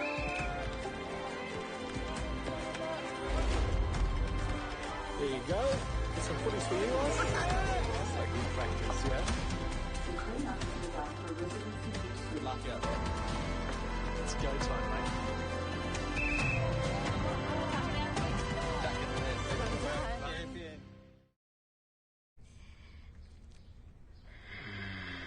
Crunchy outside, juicy inside. We're so thoughtful. I'll bring you some chicken. Oh, the rooster's calling. Hi, I'm Scott Prince, Bristol Ambassador. I'm inviting you to join me in signing up for Team Bristol. So what is Team Bristol? It's a club for those who play touch footy. You'll get tips and tricks when it comes to painting, exclusive offers, and the chance to win prizes throughout the year. It's easy to sign up. Visit the Bristol website.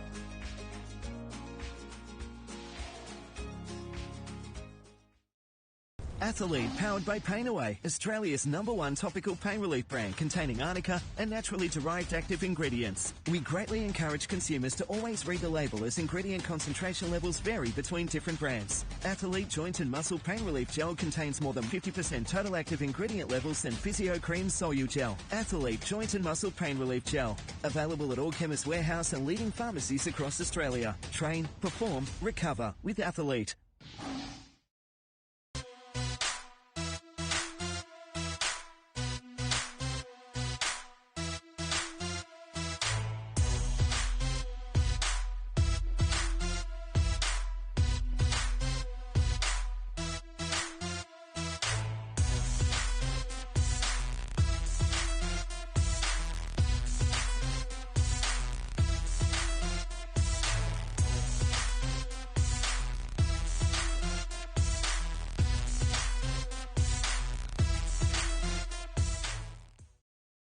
Here on the Sunshine Coast, you'll find sunshine makes the sea sparkle.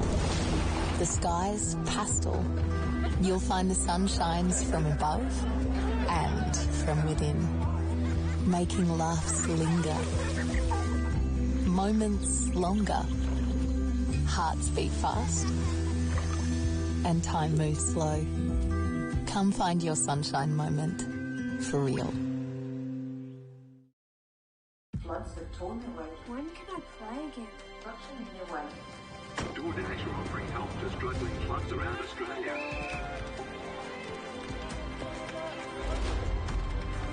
There you go. Some footies for you guys. That's like good practice, yeah.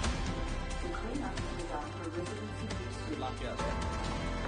It's go time, mate.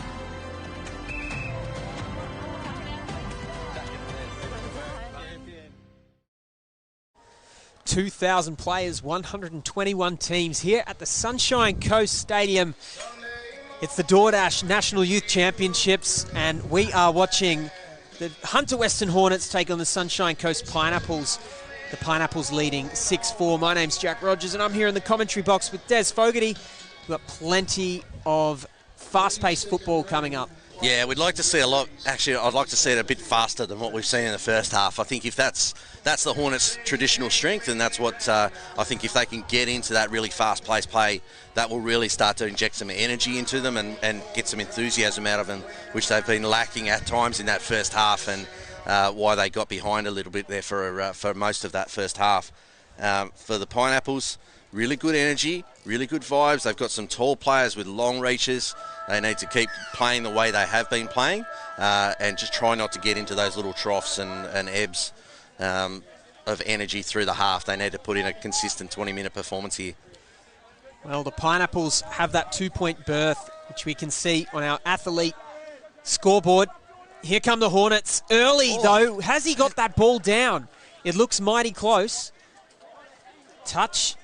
Oh, there's lots of finger pointing. There's lots of communication from the referees, and they're going to play a touch. Contemplation. That was really close. That was. I thought that might actually ended up being a try. Sort of came out of nowhere there for Dransfield. Touch made in the corner. They've killed it as far across as they possibly could. So the Pineapples will probably need a 2-pass here at some point, or go over the top. Yeah, they're being stifled here in terms of getting to the box. It's going to take 3 touches. Most of your elite coaches will say 2 touches maximum to the box. So, yeah, and that's touch 4 already. This set is going to come to an end pretty quick. Only 1 strike on the cards. Let's see what the Pineapples can cook up here. Oh, they've created numbers, but really well defended in the end. He's laid the tackle on out on the wing. Not quite what you want, but the step back against the grain just... Suddenly they had numbers across the way, and here's a voluntary roll ball. No touch is the call. Pineapples could go for the early tap here as soon as they get the mark. It's definitely got space on this left-hand side. That's the way. Stretch them out, and then reset for something with stability through the middle here, and they'll come for a middle link, split in, little counties play, and he's going to dive and score. That's gorgeous touch football. Baumgart gets the ball over the line there and stretches their lead out to 3, and you pretty much called that as it was happening. Yeah, there wasn't really a lot on. It was just that he got his body shape into good position. You'll see on the replay, he splits in, his body's actually facing pretty much straight forward, but he's not attacked the line until he's taken a couple of steps, and that, by not attacking the line, the defender has relaxed a little bit, and that's what's created the space. The defender's really got to work hard to get onside. First 2 steps is the trigger that I usually call for my players when I'm teaching them this stuff, but you've got to work hard early to earn the rest. Essentially, is the mentality behind it. If you try to relax early and then scramble to make it up, you're going to be in bad position, or you're just going to get plain beaten, as they did then. And right to left ball's gone to ground there. Not enough oomph on the end of that one. And the Pineapples will be very happy with that defence. The coach, Jai Malcolm, because they're forcing the Hornets to go long. An intercept, should be a penalty, yeah. Almost taken, but yeah, the penalty just getting in the way there. Never made it quite back onside. Yeah, Jai Davies is looking around a little bit going, well, surely I should get the intercept for that one. But the only reason you got that intercept is because your teammate's in the way of the half. That's why he's throwing that ball. So, impeding the play for those that aren't as familiar with the rules, even though he didn't come into direct contact with the player or the ball. So, the Pineapples here, they've got a lot of chat coming from the halfway line, which is great. We talked about this earlier, and that's great shutdown defence there from the number 31 from the Hornets, Tyler Samias. Good stuff. They'll be looking to do plenty more of that. There's better speed. That's better. Now we want that to continue.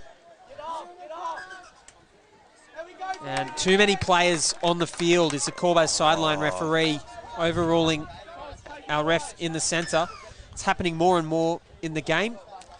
It's really frustrating when it happens because it's such a simple error and it's such a simple thing to fix. Like, it just takes concentration from the player who's coming off to wait until your player's off the field. But it's fairly straightforward. Yeah, but I was looking at that one as it was happening, and I genuinely think that the refs looked at the wrong player.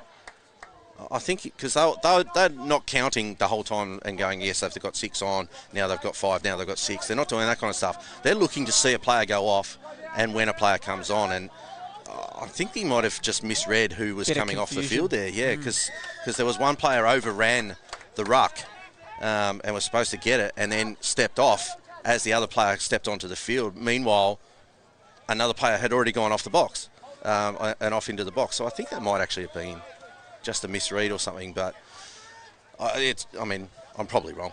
Oh, look, in touch football, I think that's the beauty of our sport, is that regardless of fact and fiction, there are humans involved in this game at all levels. And referees are humans. They actually make mistakes, but one of the beautiful things about touch is the respect for the referees, which not necessarily all other sports can say that they can boast. So the touch is made there, 5th and last. The players, will respect the decisions at all times. If they don't, they'll be going to the sin bin. Yeah. No, they're away here, and no try on the board as a result of that one. If it in fact was a mistake, chances are no. But there's a hard tag there by the Hornets, and that one's been paid. There's a strong signal by the on-field. Yeah. He's. It's funny. When I teach. When the referee course, level 1 referees and stuff, some of the signals and stuff, and I explain to them, if it's a hard touch, you just show them what they did. Like, there's so many of our signals that indicate what actually just happened. Just running away now, Des, though. We've got dummy half. The ball's been called to ground. Dummy half scoops through about 10 metres off the halfway line, and it's a really nice try there by the Hornets. They needed that one. Yeah, and that's a little bit more Hornet-like too. That's Xavier Stewart going from half and finished off by Tyler Samias. Stewart there just with speed all the way through, and then Samias with the finish. Really tight. But speaking of working hard early there as well, Stewart really ran away from the defence there and gave himself ample time to find someone. Oh, and they've just bamboozled the defence there, gone straight through. The Hornets were under the illusion that they had things covered there, but the number 30 for the Pineapples, Jesse Byrne, just sort of finds some space and zips away. Oh, they've clocked off the Hornets. They thought it's under control, and just clocked off, and then the step back. And again, it's the same as the last one, where he's not really attacked the line hard early, the attacker. He's just kind of strolled a couple of steps and then, oh, look, I'm actually in the hole now, I'll accelerate and score. And meanwhile, the defence are looking at each other going, well, hang on, why didn't you make the tag? So disappointing after getting that score for the Hornets to concede one straight away. Good hands there to bounce that one back in, knowing that he's not going to get tagged, not going to score the try, that he's going to get tagged. Well, they were caught napping, but they'll surely have awoken now. Let's see what they can do Up, at the back end ball. here. And that's gorgeous stuff from the Hornets. Travis Jackson puts the ball down. But it was the ball from the middle, the number Herring. 11. Sorry. Number 9, Jake Herring, it threw the ball there, I think. Jake Herring, yep, you're right. That right to left. No, you were right the first time. Herring was the half, gave it back to him.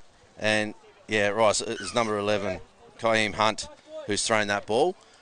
Really nice technique on it. Got it exactly where he needed it to be for the link in the hole. So Hornets with a punch back. 8 tries to 6. So down by only 2. The way the momentum in this game has gone is actually really positive for the Hornets.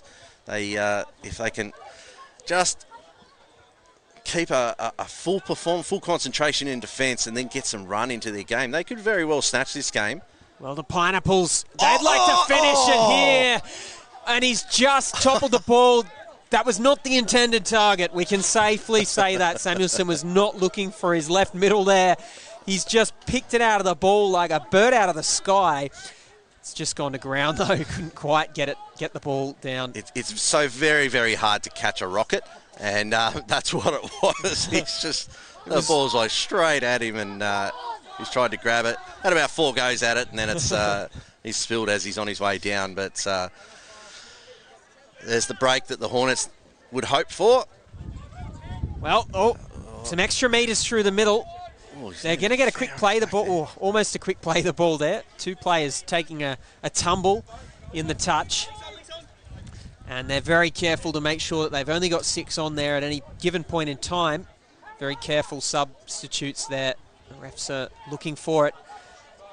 Great field position here for the Pineapples, and the people working in the middle are going to be Huey and Finger. Long Finger ball. goes left to right long, and the ball is placed down all the time in the world for Nathan Roderick. And, yeah, Finger set that one up. You got any puns for us there? Well, Des? he's definitely given him the long finger, that one. That one has gone long all the way over the top.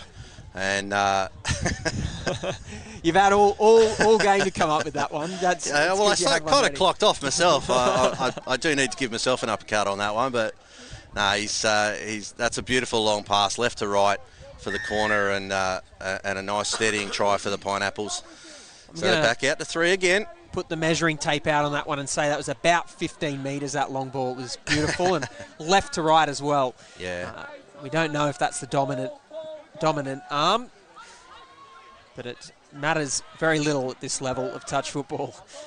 So here come the Hornets with a sweep around to the right-hand side. With the dancing shoes on for the spin, and then this is going to be a try. Oh, it's a try. It's the exact same situation that we saw in the first half, and the same referee. He's asking the question, did you make the tag? No, you were in the right position. Did you make the tag? Well, it was after he's already got the ball on the ground. Try. And so the Hornets hit back again. But look at the dancing shoes on that one.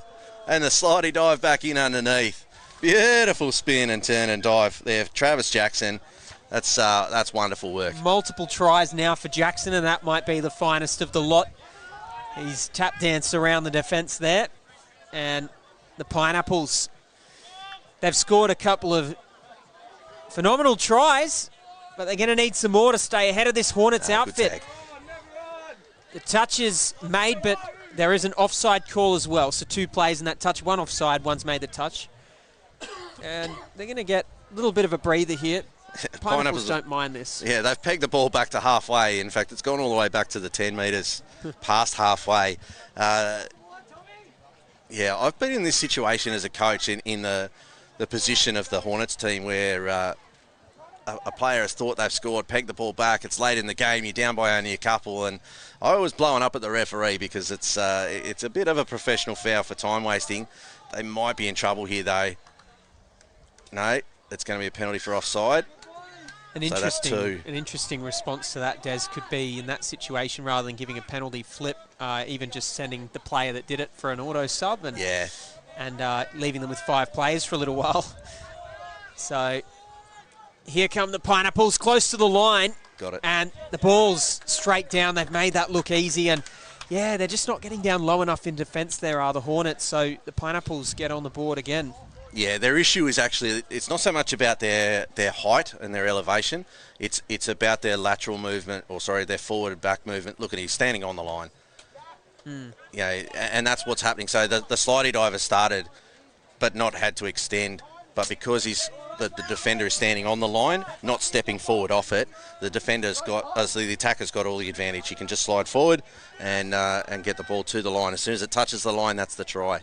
So defensively, it's a fundamental skill. You've got to get to teach your players to hit the line and step forward every single time. So Jesse Byrne with the try there for the Pineapples. We're out to 3 ahead once more. Forward off the ruck. And they're going to get a penalty there, are the Pineapples, off their own line. And out in the middle, Davies, who's been out there for a lot of the match so far. He's having to do the bulk lion's share of the work here because they're just rolling backwards, this Hornets defence. Actually, he's made every touch of this set so far, and he's going to try and make all of them. So solid work in defence, but they need to start coming forward if they can to slow down that rucking. We saw in that CHS encounter earlier, the CHS players bouncing up, and they're in the same competition. Yeah, and it's oh, nice little pop pass. Oh, here we go. That's He's better. running away. It's the Much number better. 23 for the Hornets. He's going to go over. And Samuelson stretched out there. The tallest player on the side tries to make the touch, but can't quite get the job done. It's the number 10 for the Hornets, Jacob McDermott. Yeah, 23, Travis Jackson with the try. He's the one that's got out and around here.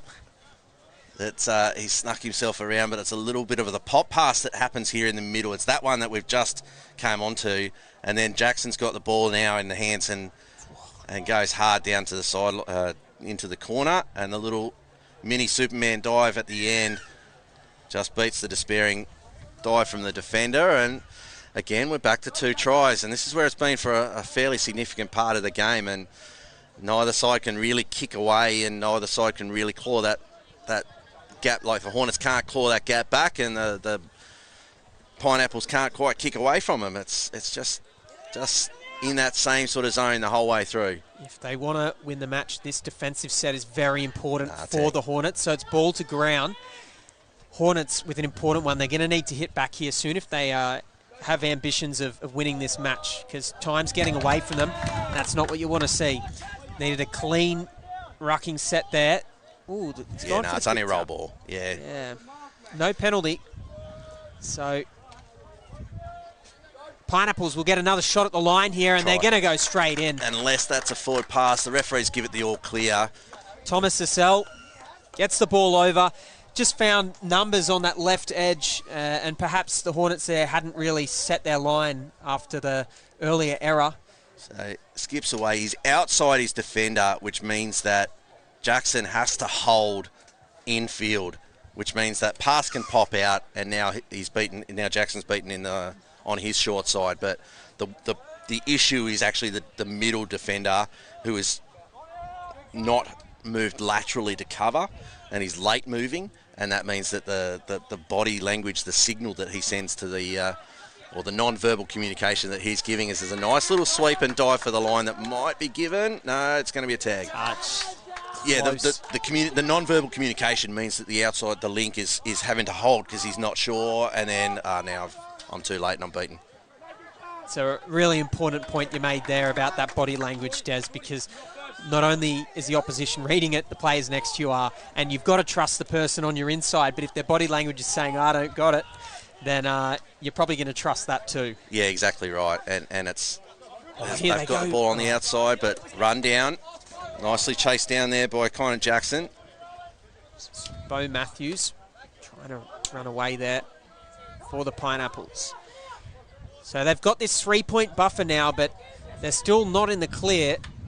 They'd like to put one more on the board, and that'd probably seal the deal. Let's see what they can do on 5th and last here. Offside is the call. I suspect that Jesse Byrne heard that call from the referee too, because he didn't look like he was going to dive. He pulled up. So about 3 minutes to go here. I think a try here will ice it for the Pineapples as it's tipped in flight there. and then... And that's good stuff from the Pineapples. That's a good try. So that will ice it for the Pineapples as far as I'm concerned, but that's a 4-try lead. Now with only about 3 minutes to go. So picking up from half there is Byrne, and that's a lovely ball out to the side. Throws the dummy there, does Bell.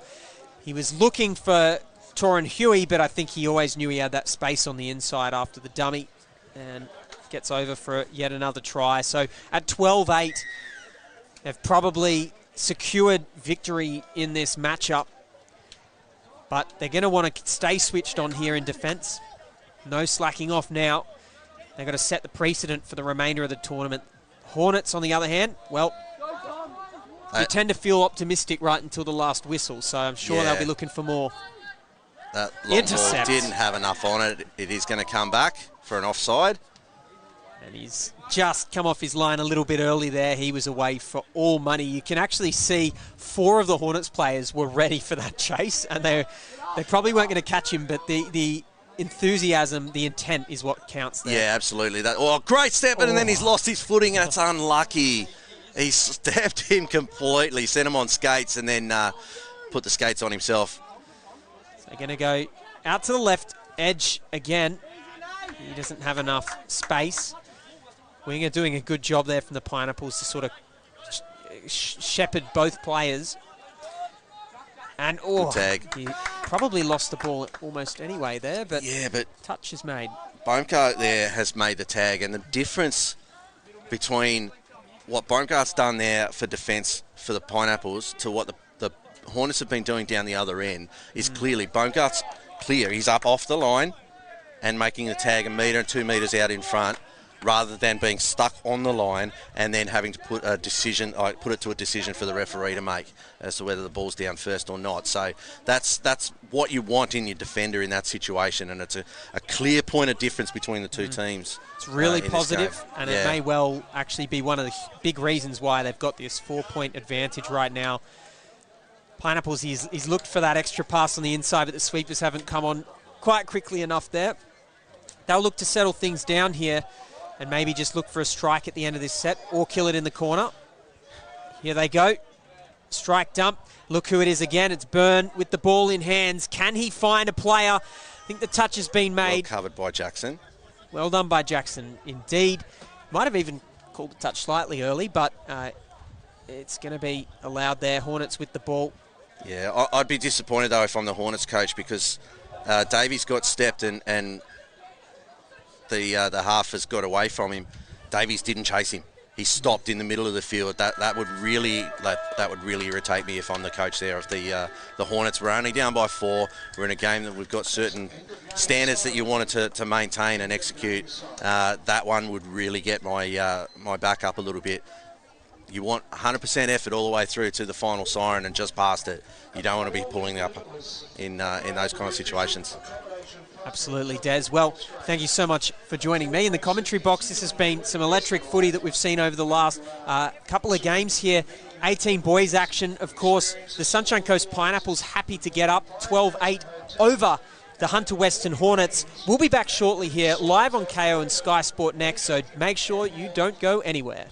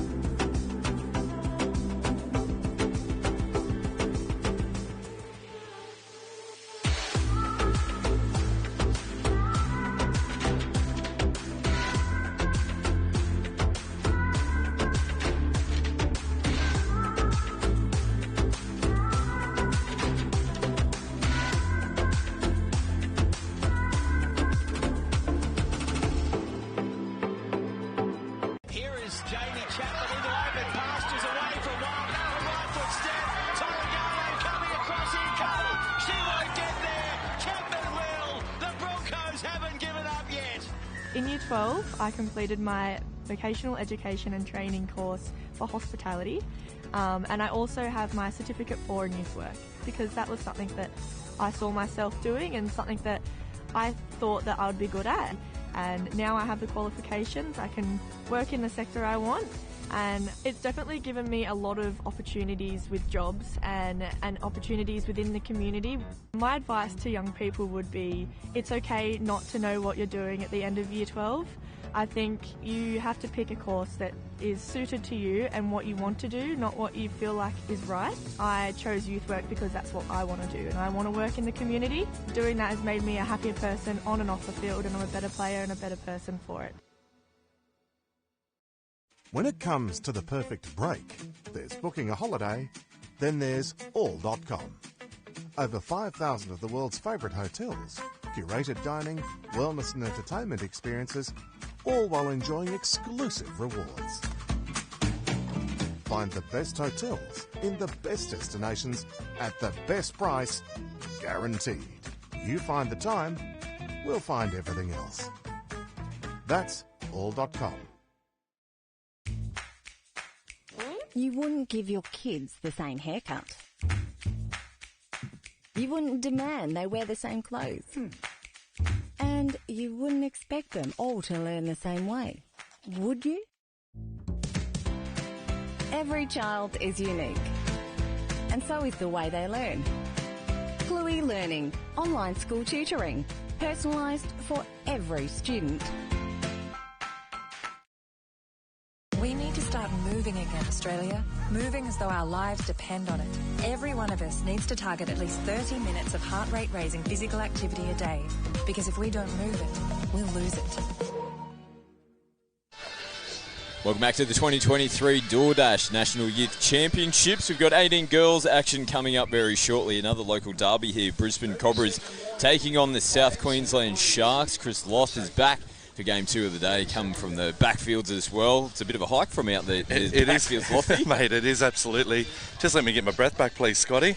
Another entertaining game coming up here. Cobras v Sharks, always a little bit of a rivalry. Only the M1 separates them in geography, so it's always a clash. And the Sharks will have the opening possession in this game. They're coming off a pretty tight win this morning in round 1, 8-7. They got up over North Queensland. And for the Sharks, like we said, looking to capitalise off the back of that. And the Cobras, a bit more of an easier start for them, 10-1 over South Australia in the first round. So both teams will be looking to continue on their strong starts this morning.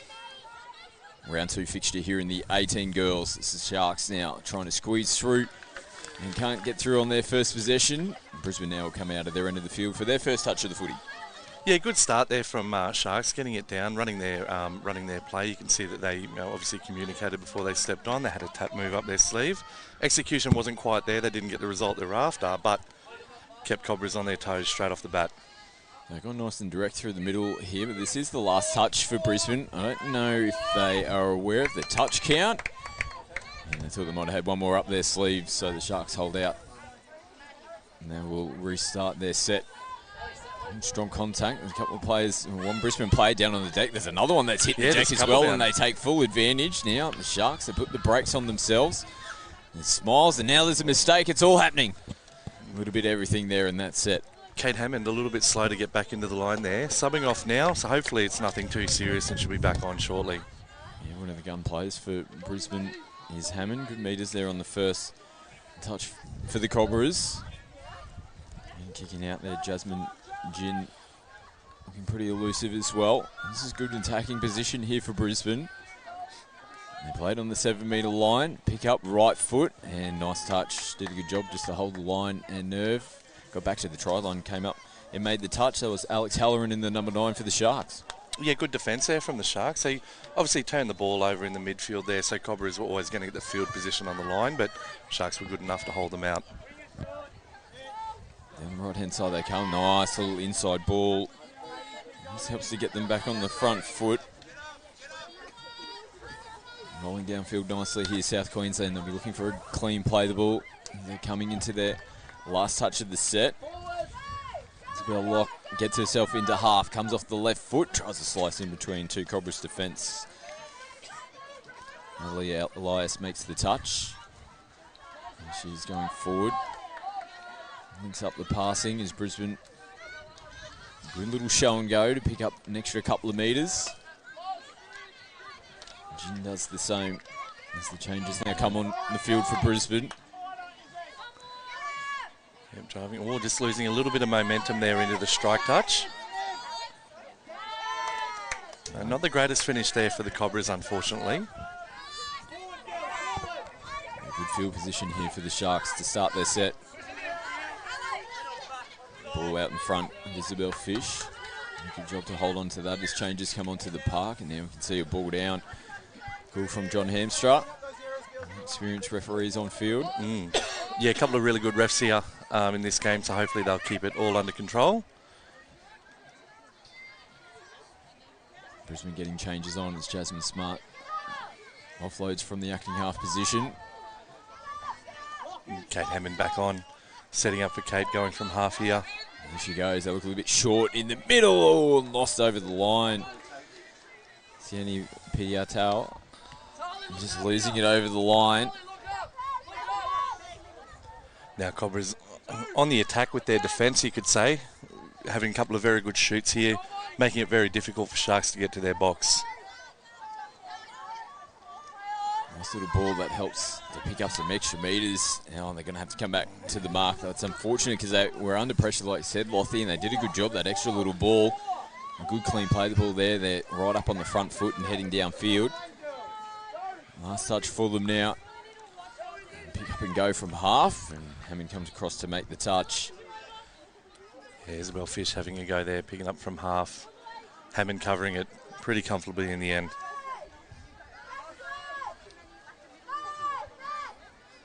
Hammond out, just having to hold the ball up, waiting for replacement players to come down, and it's going to be a ball down.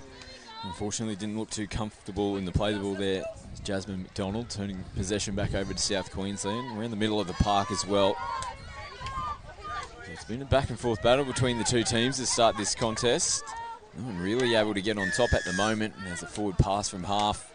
Just getting the timing wrong. Just a few errors in a row here. Hopefully the game will settle shortly. Maybe it's still a few nerves. It is only round 2, Scotty, so maybe there's a few more cobwebs that they need to blow out before the game unfolds. Brisbane now playing across the park. Haven't really been able to punch too far downfield. They've been using the early touches to get over towards their interchange side of the field to get replacement players on. McCarthy plays it, and an incorrect play. The ball not facing square towards their own try line is the call from the on-field referee. And the jitters continue from both teams. And the sideline they come. South Queensland get changes onto the field. Lawrence now to Gabrielle. Sophie Smith will get herself into half.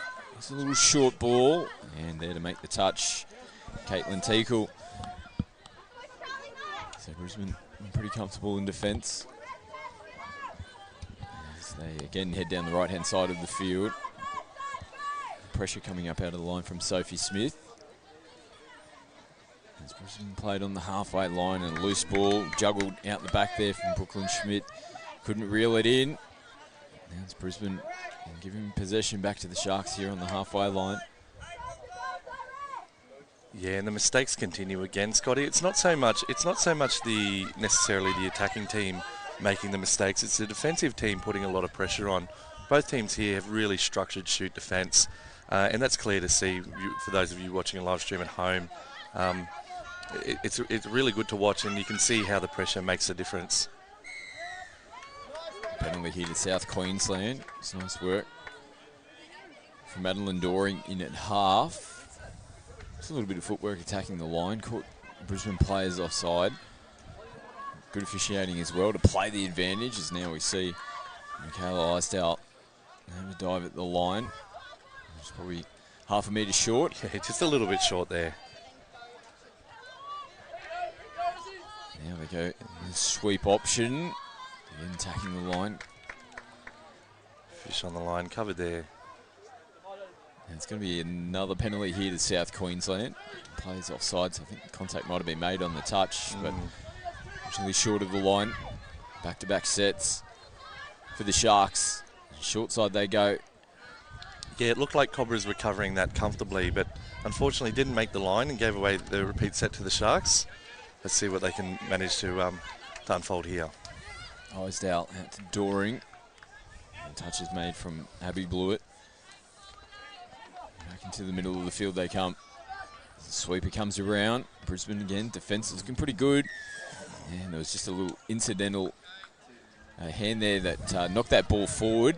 And again, incidental contact as well, as we saw number 11, Tali Groth, hit the deck. All players back up on their feet. As Hammond picks up good metres. She's been good in the early stages here for Brisbane. Almost setting up the opening try.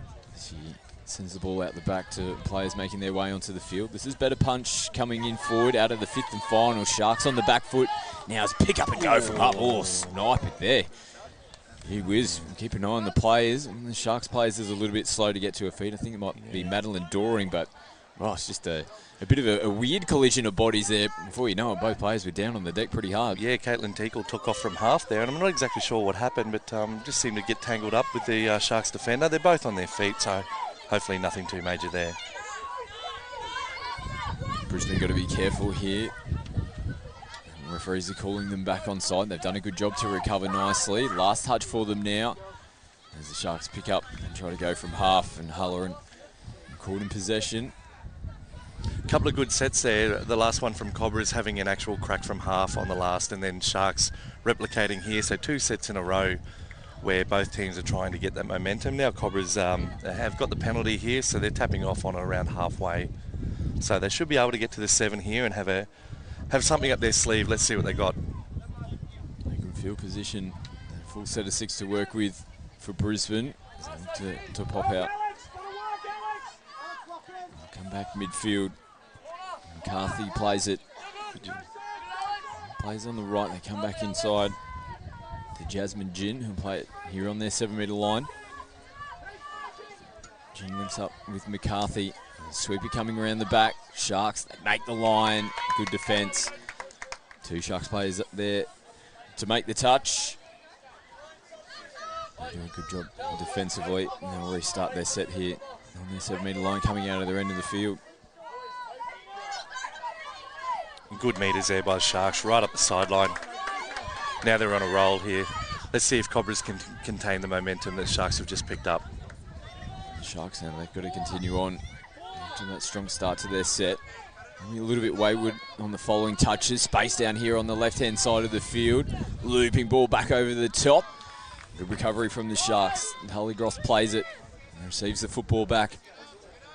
Little show and go, and they make the touch in the middle of the park. Good footy from both teams there. McCarthy making the touch in the end. Like you said, I think it was a good start for the Sharks, and they put the ball through their hands on the back end of the set to almost create an opportunity. Yeah, the mistakes that we were seeing earlier in the game from both teams just seem to have dissipated a little bit, so it's starting to open up a little bit more. Both teams are starting to complete their sets and wrestle a bit of momentum, get some field position, and then as we see 6 to go here for the Cobras. Anyway, both teams are starting to get that momentum, and they can get some good field position off the back of that. Schmidt from half, early ball. Sharks still retrieving. Beautiful ball back on the inside to Schmidt. And it took a little time, but the Cobras are the first to score, and off the repeat set. It was a positive footy there. They went nice and early to get the opening try. Yeah, we'll just sort of see the replay coming up here. I think it was a bit of a sweeper step back, and the half reposition, really nice. Step back into the gap and put the nice dive in there to score it. So great finish there from Brooklyn Schmidt. Well done. Cobras strike early and take the lead in this 18 Girls Division Round 2 fixture between the Brisbane Cobras and the South Queensland Sharks.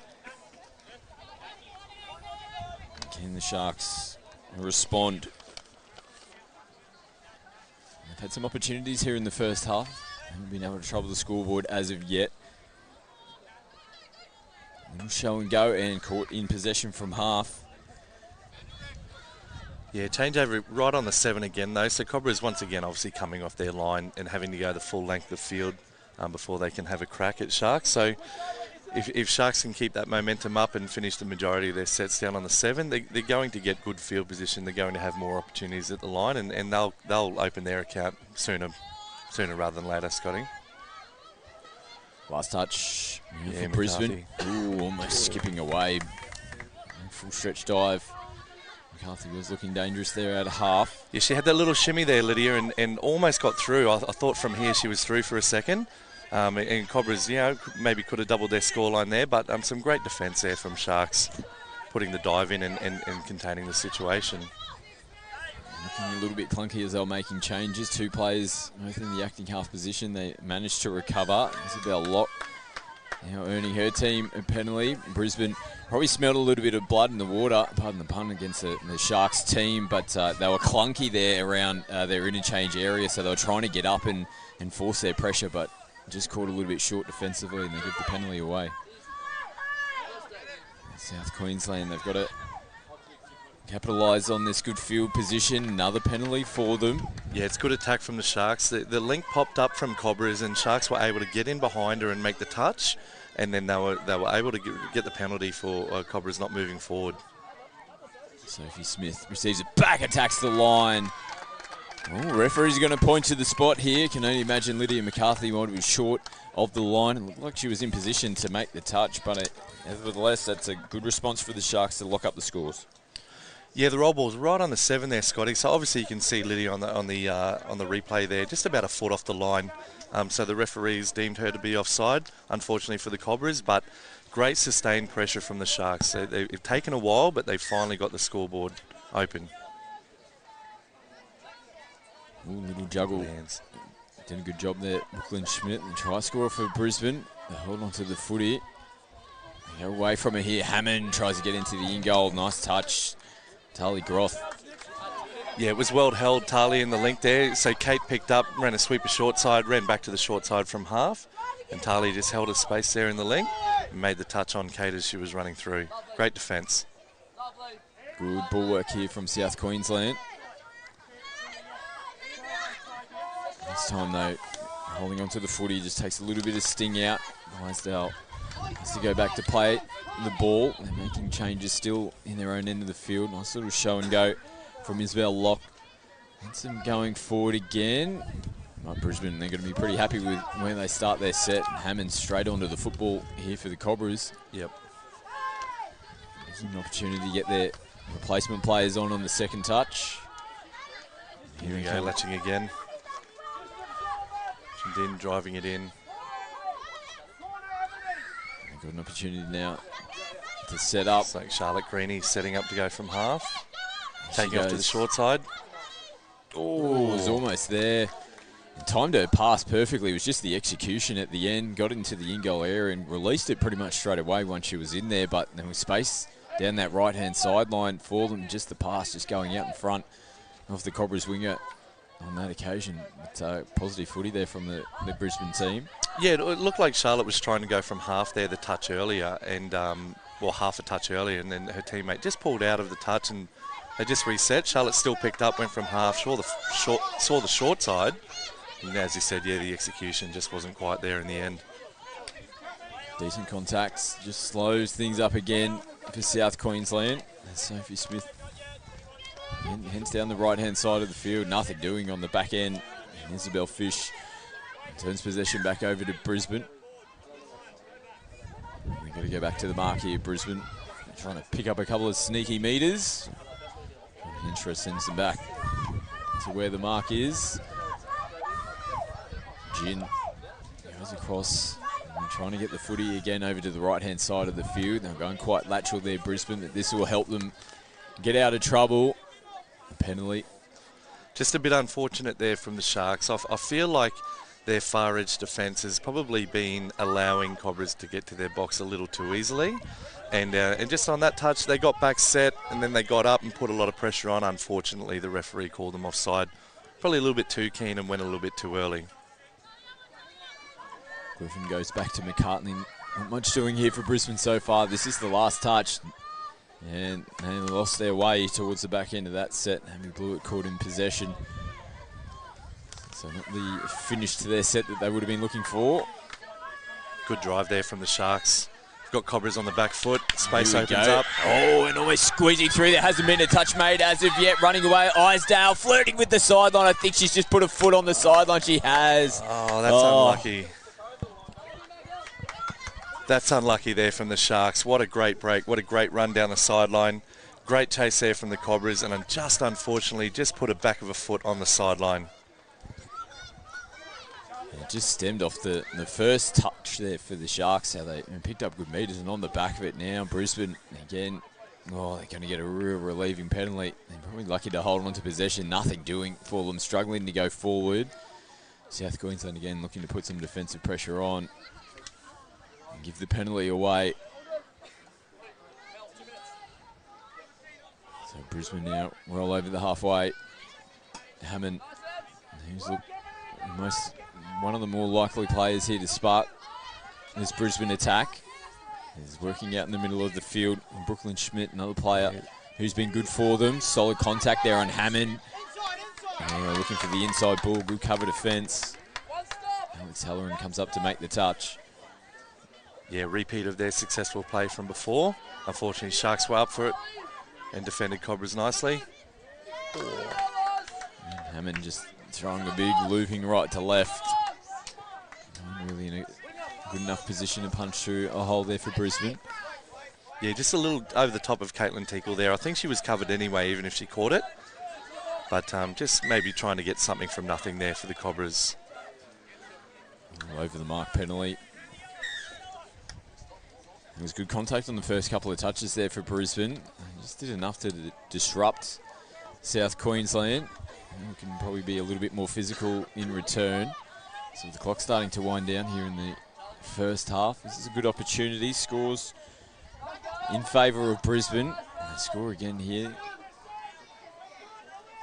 They might be able to get themselves back in front. Correction on the score. We are locked up, but not any longer. It was 1-1 going into that. Brisbane do claim the lead now. They'll go in front 2-1. That inside play through the middle is causing trouble for the South Queensland Sharks. Yeah, very similar play. You see Caitlin Tinkle roll the ball and split back inside. Kate Hammond pick up from half and dummy the sweeper around the length before stepping back open. And Caitlin obviously realigned into the gap there. Received a nice pass from Kate Hammond, and then Cobras take the lead once again. Hooter sounds in the background. Oh, Sharks here putting the ball out in front, down the left-hand side of the field, and they get cover defence there just in time. Yeah, Jasmine Gin with the cover right at the back after the siren.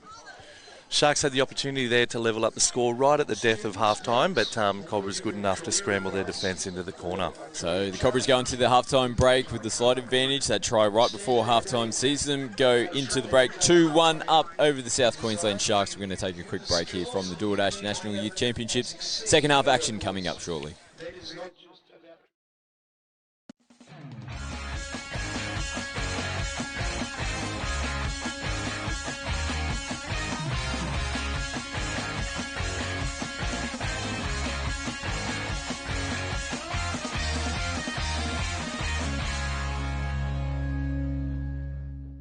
It's just a great festival, mate. Get away from the seriousness of the touch and come down and have some wines and some good food and meet some really nice people.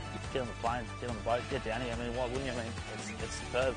You know, you can't get many places where you're playing top tier touch, and then you've got a beach and wineries on your doorstep. So, no, it's well worth being here. And you just play touch, so that's what we're all here for, and that's what we enjoy. It is just such a great atmosphere.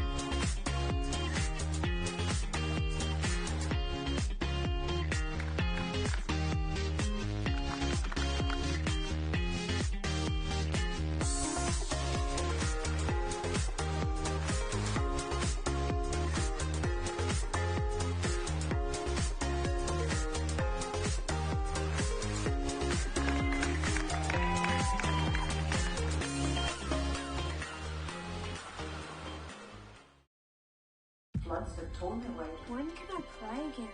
Rushing in your way. DoorDash are offering help to struggling clubs around Australia.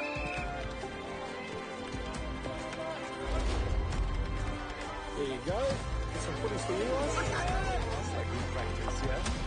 The clean-up will be done for residents in Brisbane. Good luck out there. It's go time, mate.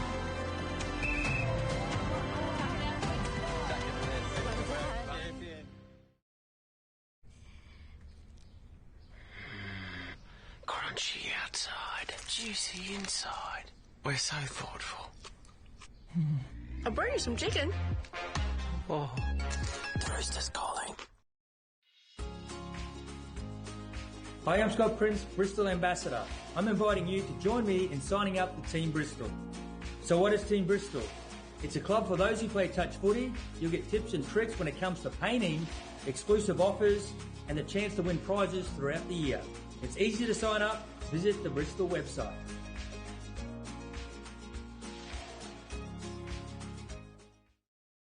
Athlete, powered by Pain Away, Australia's #1 topical pain relief brand containing arnica and naturally derived active ingredients. We greatly encourage consumers to always read the label as ingredient concentration levels vary between different brands. Athlete Joint and Muscle Pain Relief Gel contains more than 50% total active ingredient levels than Physio Cream Solugel. Athlete Joint and Muscle Pain Relief Gel. Available at all Chemist Warehouse and leading pharmacies across Australia. Train, perform, recover with Athlete.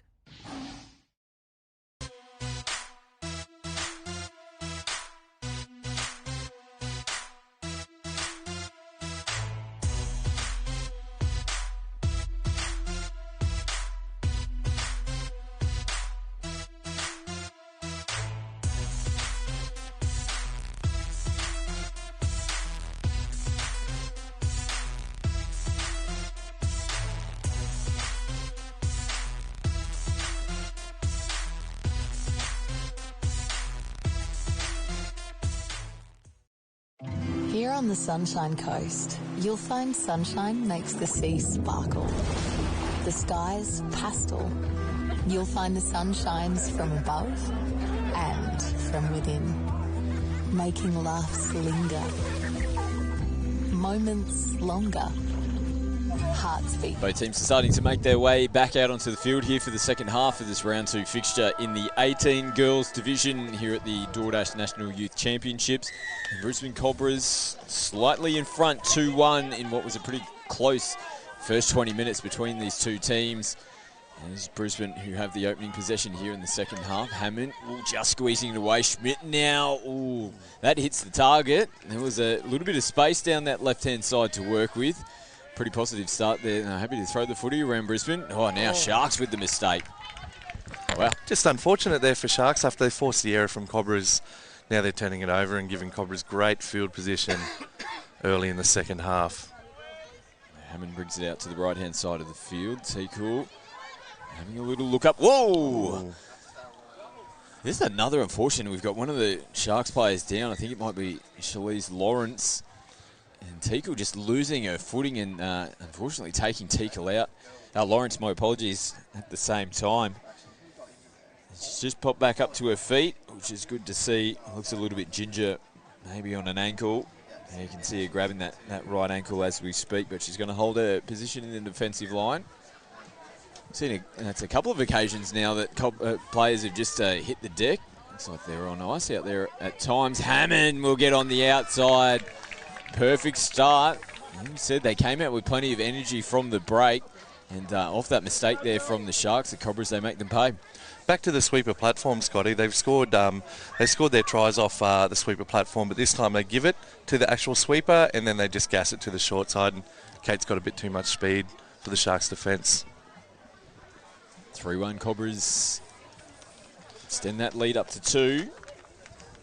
Yeah, good start there from the Cobras. Sharks will be a little bit disappointed with that. They were listening in on their coaching staff at half-time there and were sort of crying out for a little bit more effort and energy, particularly in defence, both on the line and midfield. So I'm not 100% sure Sharks have taken that message on board just yet, but hopefully just leaking another try, they might switch gears here and get back into the contest. A repeat set here, South Queensland. Highdale saw a little bit of space in front of her. to attack it. Through the ball, came off Brisbane's hands. Space as well on the right-hand side. They continue to go down that way. We'll show and go back infield. Charlie Smith will play it. Sophie Smith now on the number 1. A couple of Smiths out on the field for the Sharks. Just crabbing across field at the moment. There's Locke. Goes back to Sophie Smith. He'll get herself into acting half as Hysdale steps in. Looks to hit the link ball to Charlie. I think they're going to get another penalty here. Yeah, hopefully Sharks can make something of this opportunity. They gifted Cobras a penalty, or a drop ball actually, down earlier this half, so Cobras made them pay. So hopefully Sharks can repay the favour here, or nearly getting around the link. Yeah, Charlie Smith, that was space to work with.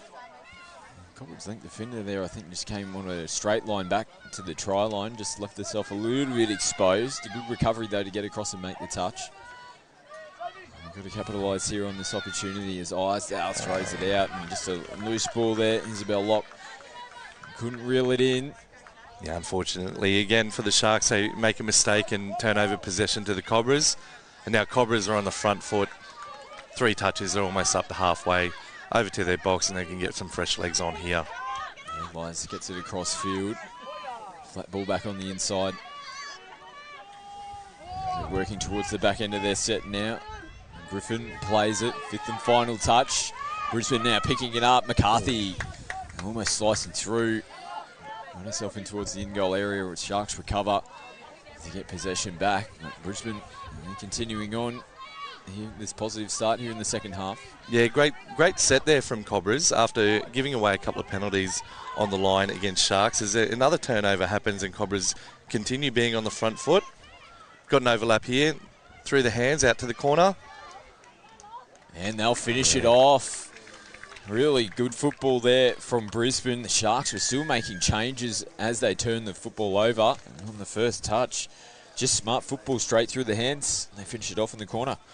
Yeah, you see McCarthy passing it off there to Sini in the link, and then it's a good finish in the corner by Jasmine McDonald. Taking advantage of the Sharks' mistake coming off their half, and then Cobras can shift it before Sharks can make their subs. Well done to the Cobras there. So 2 unanswered tries here to start the second half for Brisbane. Sees them extend that lead now, 4 tries to 1. Over the M1 rivals, the South Queensland Sharks. Really desperate for points. Halloran gets switched in. She's with the ball in hand again. As Groth plays it, receives the football back. Groth well outside the 7-metre zone. It's taken a little deflection. Might have even been able to chance to grab that one back off the... There it came off hands from their Brisbane players, but they'll get a full set of 6 here to work with South Queensland. Hopefully they can generate something here. Oh, nice little run from half, early on the count. Great ball. And they will finish it off in the corner. And that was positive, wasn't it? It was only maybe the first or second touch. The second touch, they just saw space, picked up and went from half, and great ball on the back end of it. Yeah, that's right. It picked up from half, back to her ability, straight over the sideline there. Kate Hammond trying to chase hard from the middle, but unfortunately the Cobras winger came infield to mark up on the link, and it left the Sharks winger unmarked there, and they're able to find her in the corner and get one back against the Cobras. Well done, Sharks. We're going to presume Ella Haig was the try scorer there, number 25. It's the only number we haven't got on our team list. Apologies if the numbers are incorrect, but Ella Haig for the Sharks. They'll have to come back to the mark. Charlie Smith. Again, picking up and going from half now. Good clean play the ball. Oh, it took a little bobble in there. It was unfortunate. It was the right play after seeing the space.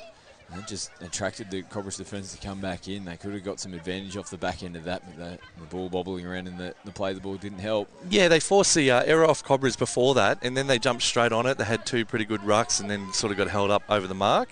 But then they got that momentum back, found a little space, and unfortunately didn't get the roll ball correct. Brisbane And just to reclaim a bit of ascendancy, they've still got the advantage on the scoreboard, up by 2 tries and ball out the back.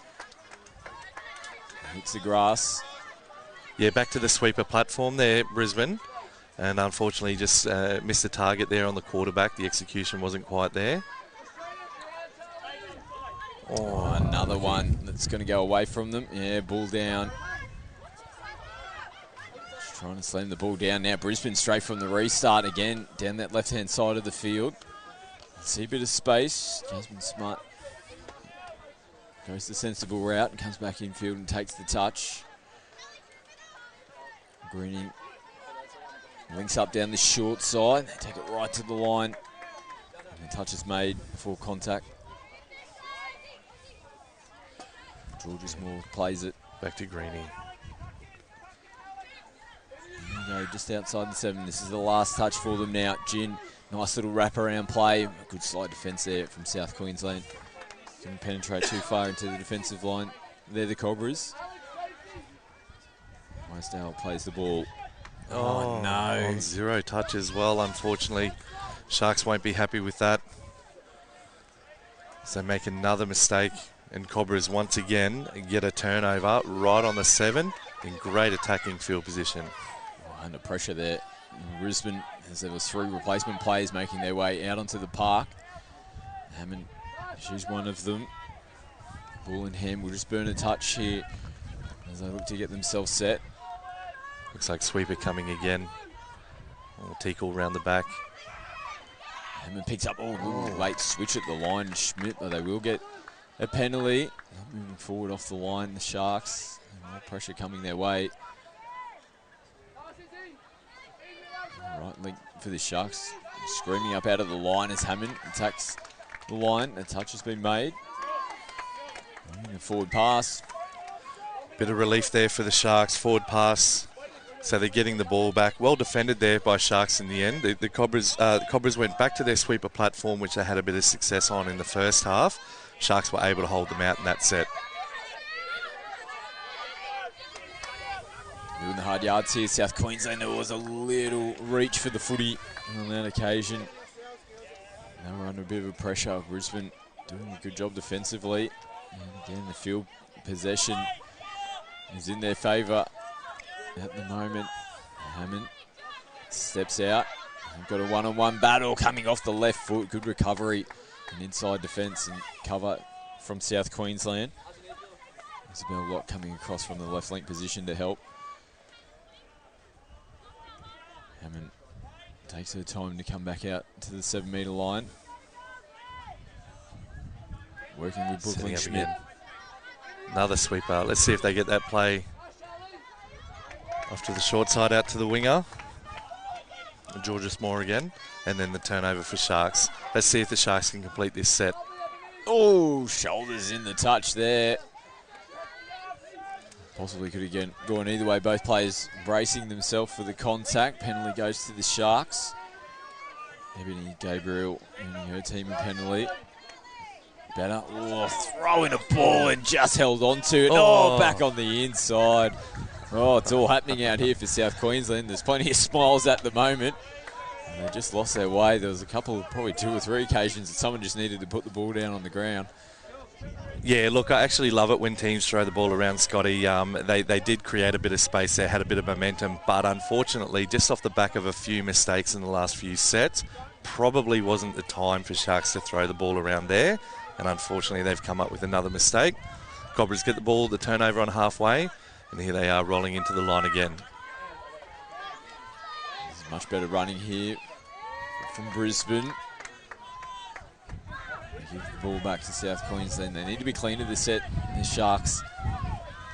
Too many sets throughout the second half here that they've struggled to complete and get down the other end of the field. Still really putting the hard yards in, but it's 1-out footy at the moment. Oh, good momentum. Good momentum up until that point, Scotty. On the 5th touch, just over halfway. Look, and well done there to the Sharks. Look, I know they're just turning the ball over halfway, but that's the first set in quite a few sets they've been able to get to the strike touch and have some sort of crack. So hopefully they can build on that momentum there, force an error from Cobras and wrestle some of that momentum back hopefully get themselves on the scoreboard again. Elias plays it. And Greeny can get himself in from half. Just had a couple of good runs from half. Beautiful little ball off the hip. And just held off it too long. Charlotte Greeny setting that one up for Brisbane. Lovely little ball back on the inside. Elias goes over for the try.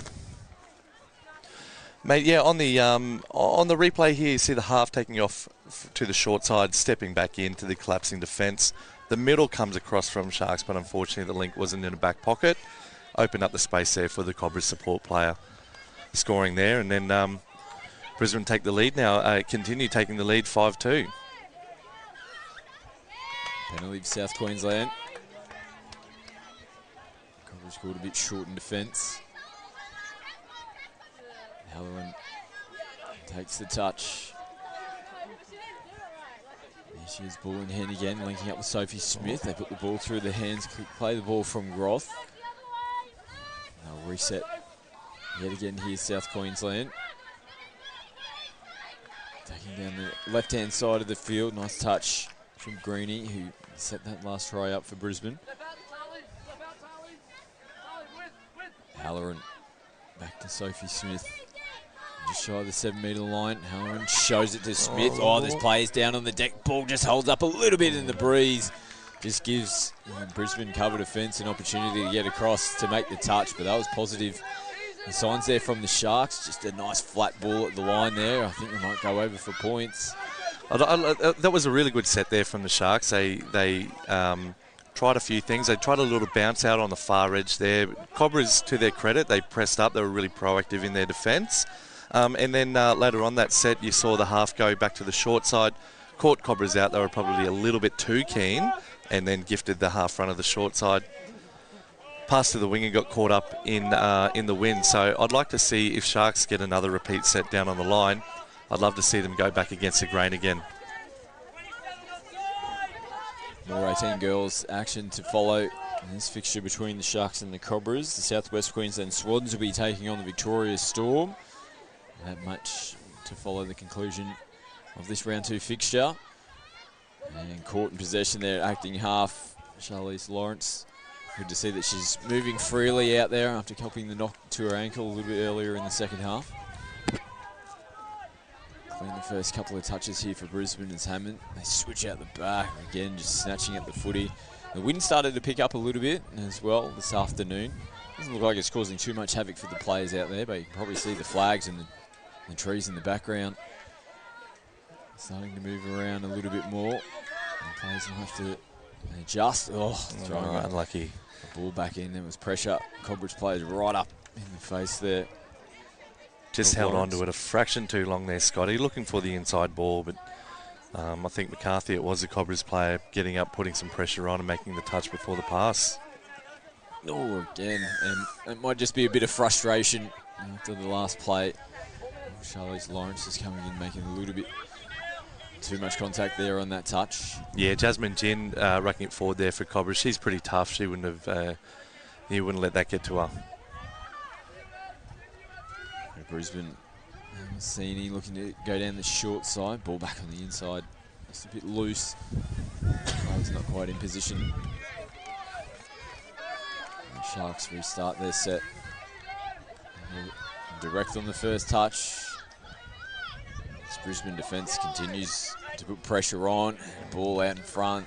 Sees the Sharks turn it over again. Good field position for Brisbane. As McCarthy plays it. Here's Gin. Nice little ball back on the inside to Griffin.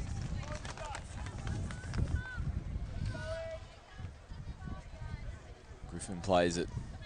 Some players getting into position for the Cobras. See what they're setting up here.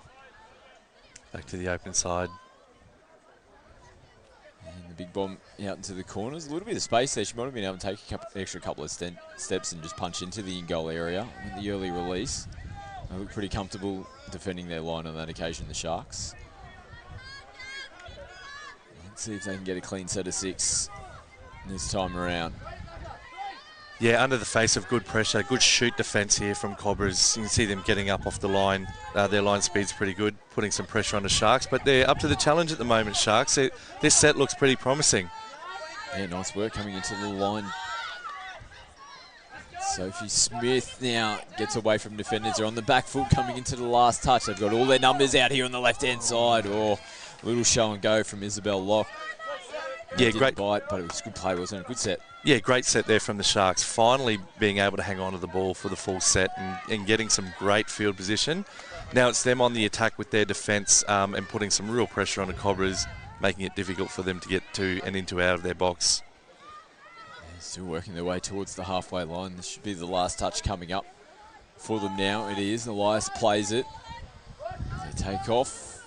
And the ball from Teakle back to Elias. Sees the ball hit the ground. The Sharks in better field position than start their set of 6 this time around. Yeah, that's what momentum can do, Scotty. So we talked about Sharks completing a set, going from one end of the field to the other, putting some really good shoot defence pressure on Cobras, and the turnover happens on the 10-metre dotted line there. So now Sharks, they're not having to drive off their line, and they had a legitimate crack there again on the line. Maddie Doring there picking up from half. Cobras up to the challenge, so now Cobras rucking off their line again. Let's see if Sharks can keep that pressure on, which they can, and they force a turnover. So let's see what Sharks have got here, given the field position. Lauren Johnston, positive footy, straight back onto the ball after the mistake. So looking to finish this game off in positive fashion. Down on the scoreboard, down by 3. And reduce that margin now, and every try is important when you're in a big 4-day competition such as this one. Full set of 6 to work with. Oh, footwork and a little nice show work. And go. And Brisbane caught napping, defending their line. Tali Groth, who's been good for the Sharks throughout this game, does it all herself and gets the 3rd try on the board. Good little show and go there. You can see she rolls the ball and splits in, which we call a counties, from the middle length. Then she takes off to the short side. So a little county short side play there from Groth. Throws a dummy and scores a try. Well done to the Sharks. And that's off the back of all their momentum and field position that they've got in the sets leading up to that. So down by 2 now. South Queensland, this is an important defensive set for them. Schmidt back on the inside to Hammond. Great defence there. Hooter sounds in the background, Brisbane. They're going to get one final play. Nice little switch in at the line, and great covered fence coming across to shut that one down from South Queensland, but Brisbane did enough to hold on for the victory. The final score, 5 tries to 3. Good footy, and Brisbane deserved winners in that one, Lottie. Yeah, mate, like Sharks said, they probably look back on that as maybe a missed opportunity. Look, Cobras were very good. They were very impressive every time they got the ball. They got momentum and flow through the midfield. And they got to the line a lot more than Sharks did. Unfortunately for Sharks, when they're rucking, there was just too many mistakes in the midfield and they couldn't get that field position that they were after. They couldn't build the pressure against Cobras, just like Cobras had built against them.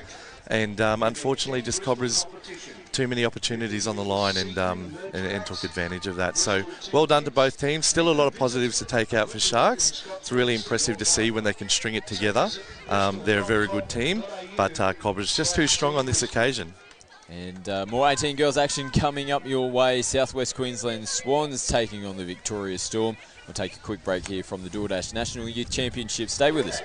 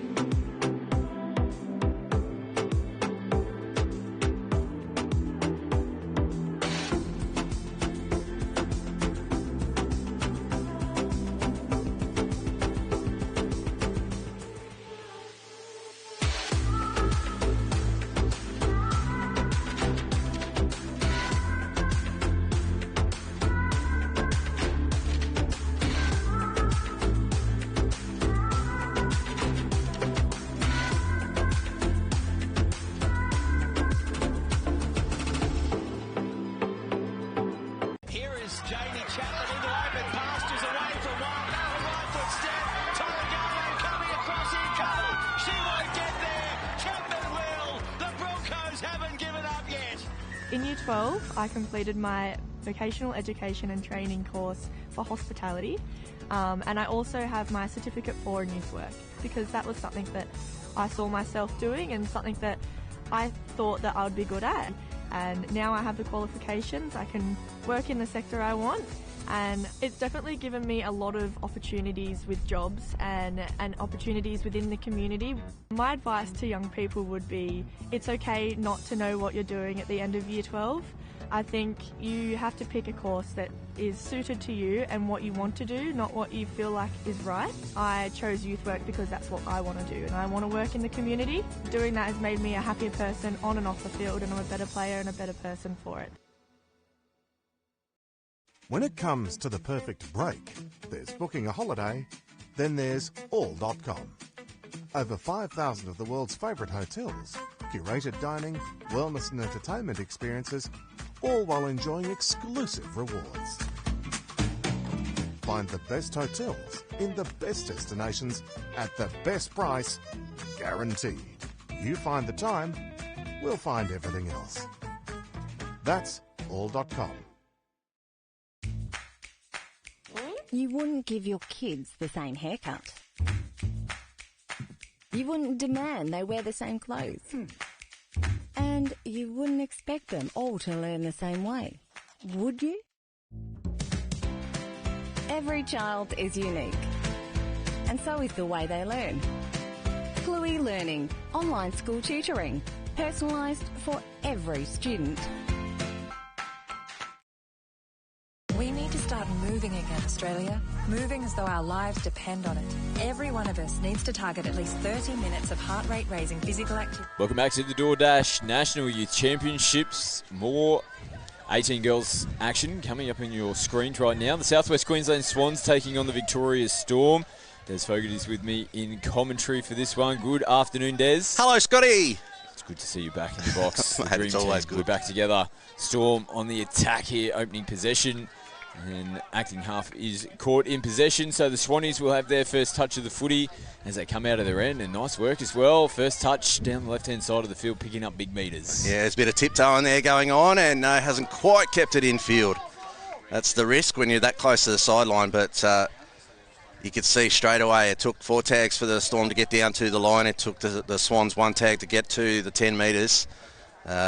That's about going to be the standard throughout this game. This one's going to be tough, hard work for the Storm to get themselves into a game and into any position to get some attack. Yeah, round 2 fixture for these two teams. They had a game earlier on this morning. Tough loss for the Storm, going down to New South Wales CCC 11-1.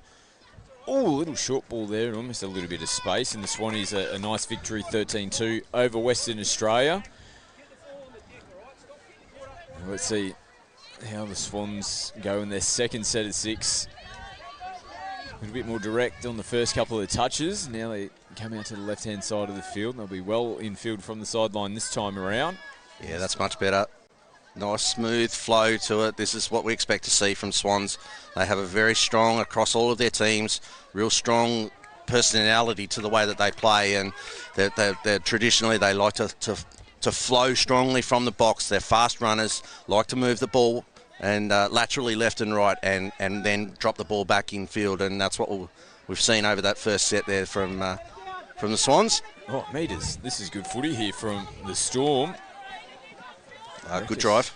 Oh, bad luck. Yes, had another little snatch at the football there. Ashley Rook. It was unfortunate. Really good start to the set, but now Southwest Queensland. Loose ball and hitting the deck. Talia Shuka might be an import player. Usually donning the CQ Bulls uniform is Shuka. Wearing the Southwest Queensland Swans kit this weekend. Yeah, the 18s Bulls women's or girls 18s team from the Bulls folded just only about a week ago. So, yeah, they've picked her up as a pool player by the look of it. Touch has been made. The Storm, they've had the better of the field position in the early stages here, running through and off the left foot. They will get the opening try here. Vanna Henriksen, that is good footy. Saw that Southwest Queensland were just retrieving as they were hitting their line. Bang off the left foot. Gets the opening try. Yeah, and I was talking about in the last game that I was up here for just a short while ago about when you hit the line as a defender, you've got to step forward, and the Swans don't quite do that. You can see she's moved laterally. Not 100% convinced she's actually got both feet to the line, which might be part of the issue as well, but her movement was purely lateral and not forwards at all, and that makes it so much easier for the attacker to get in low and get the ball to the line. And you know, when you look at the triggers of what the refs are looking at, that's one of the things that they're seeing.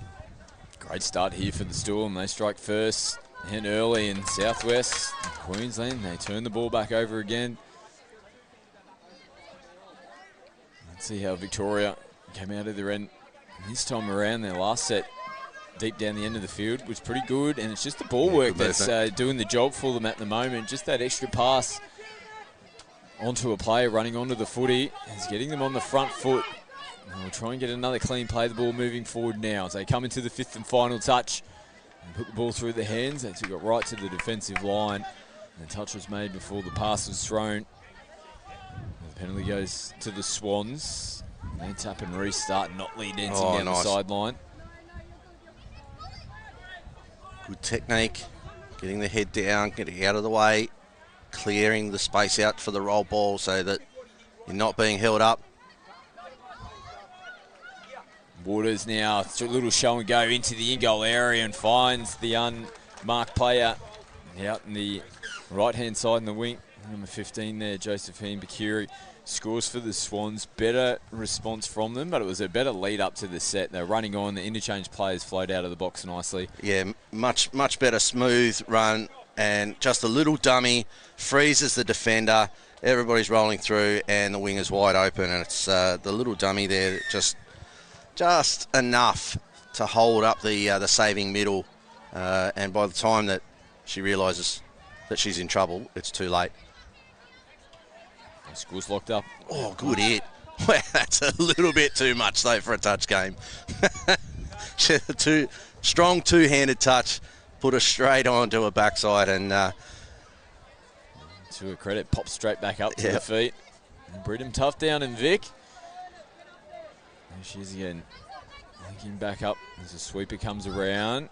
Good step back. That's better defence, though. That's what I was talking about. You can see that the Swans player there, Jess Barnes, she's made the line and then stepped forward, and the touch is made a good metre, 2 metres out from the line, and it's nice and comfortable, and there's no threat and there's no risk that the defender's going to slide underneath you. So that's what you're trying to do as a defender in that position.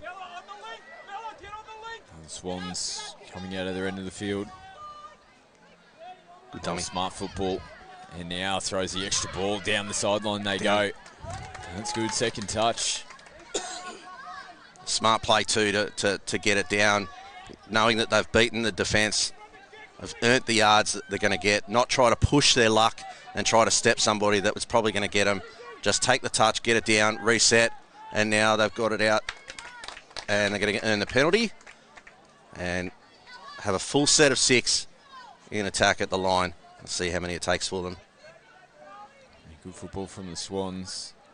Searston easy tacks the line. He's caught flat-footed as well, saw the space, and Ella Searston gets the second try on the board here for the Swans, and for the first time of the game they take the lead. And the Storm defender who makes the touch, he turns her back. You can see, turns her back, eyes take her off the ball, then she's looking out. By the time she realises that the attacker's diving towards the line, she's already scored.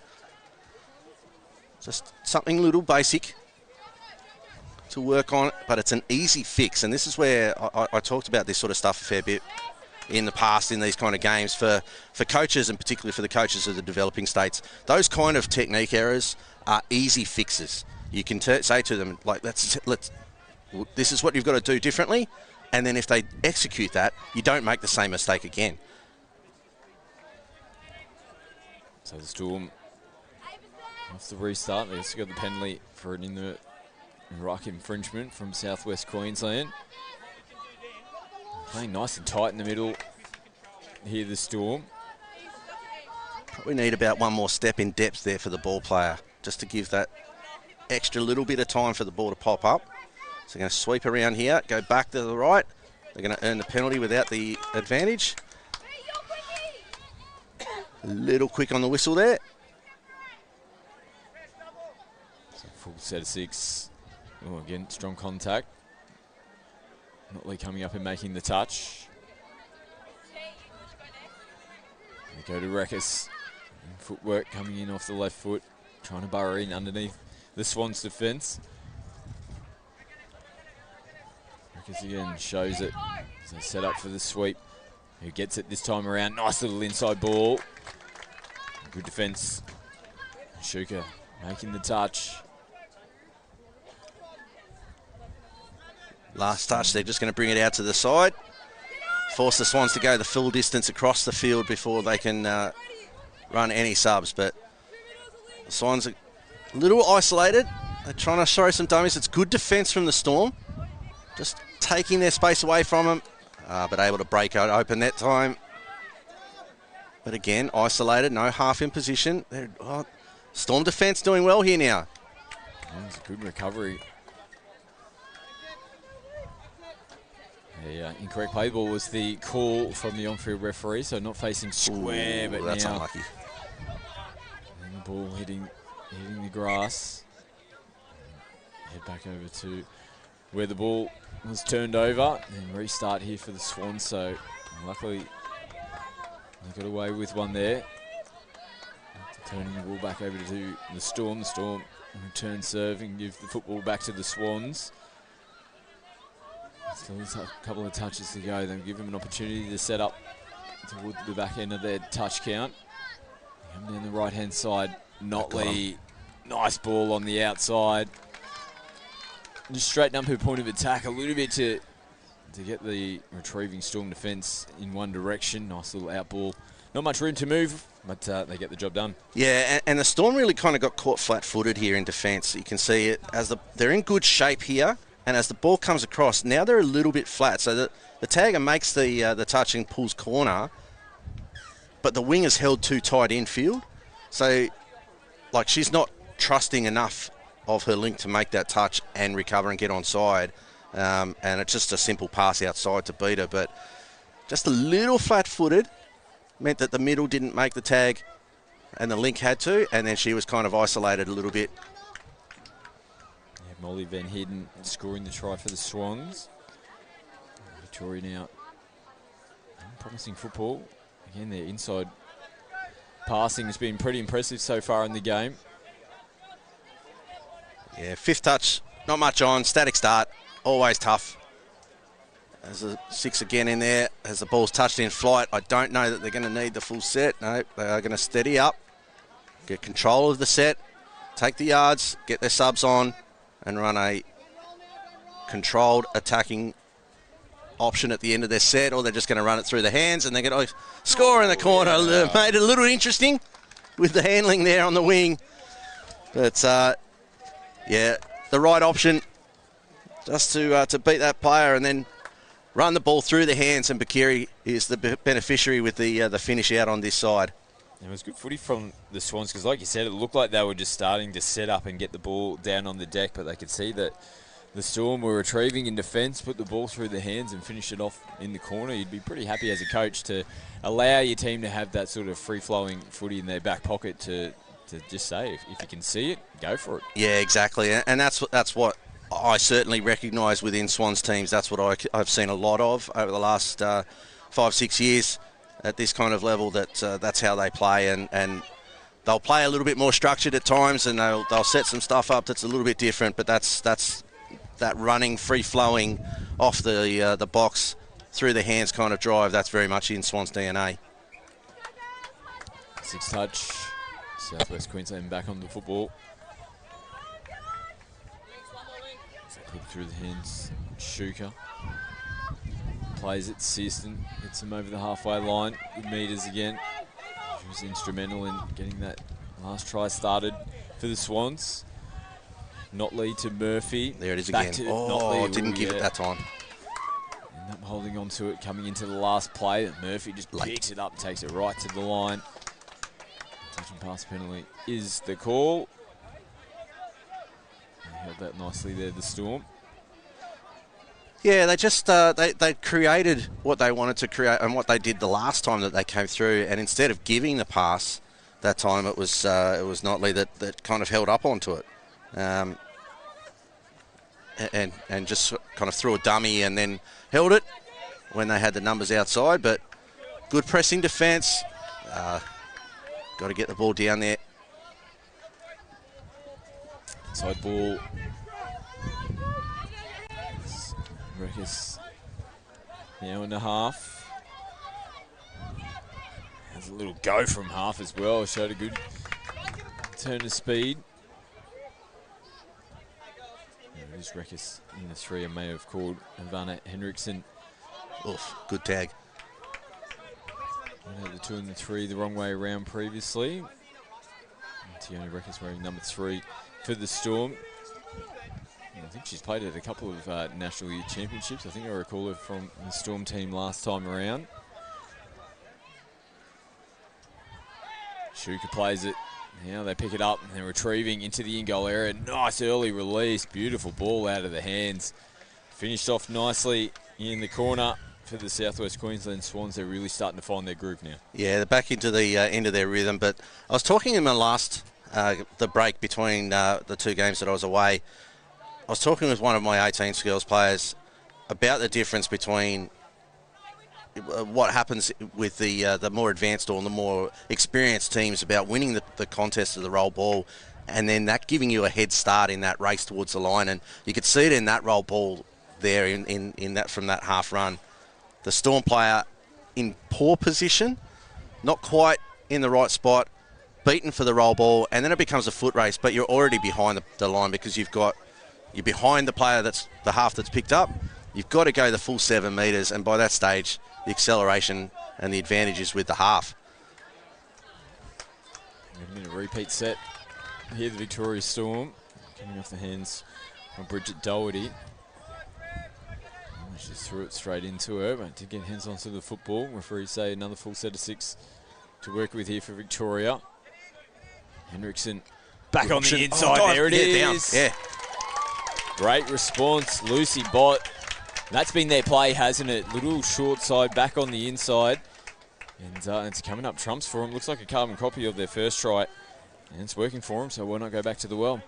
Yeah, if it works, go again. You can see the link for the Swans is a long way out, which means when that pass comes back, she's got to run all the way in to make it. Now, unless I'm missing something, the Storm haven't thrown a long ball yet. So for the Swans, you can look at that and go, okay, well, let's just compress. We'll get ourselves in a little bit tighter, and then we can work our way out. And if they do throw some long balls, then we'll respond back to that one, back into our structure. There's a 6 again. Murphy taking it right to the line. And there plays a motion in the Swans. Hands on the football season. Another full set of 6 to work with. Shuka steps out, has a look at herself, tries to come off the right foot. Shuka with a dive for the line. How many times have we seen that? Pretty familiar. Talia in particular likes the 7 metre area. Good tag. Good space there for the defence. She was in really good position early, up off the line and into the channel. Really good position, and that's what made that touch so comfortable for her. The ball now they're in trouble though. And they put it through the hands, and they get on the outside. And I think Bakiri's got another try to her name, her 3rd for the match so far. Just too much space to work with there for the Swannies. Yeah, and again, the Storm caught not moving laterally and not recognising the danger until it's too late. And that's an inexperienced thing, but it's it's work rate. If you can get your work rate higher, move laterally, work hard with the play, with the play as it moves left and right, then you're in a better position earlier, which makes it easier for you to recover. But they'll learn from this stuff. It's still day one. Good contact. I'll be tempted to give a penalty against the Swans for that one. She really sort of led with the shoulder a bit and jolted the defender as the ball's going to get turned over anyway. And penalty coming here to Victoria. Good football from the Storm.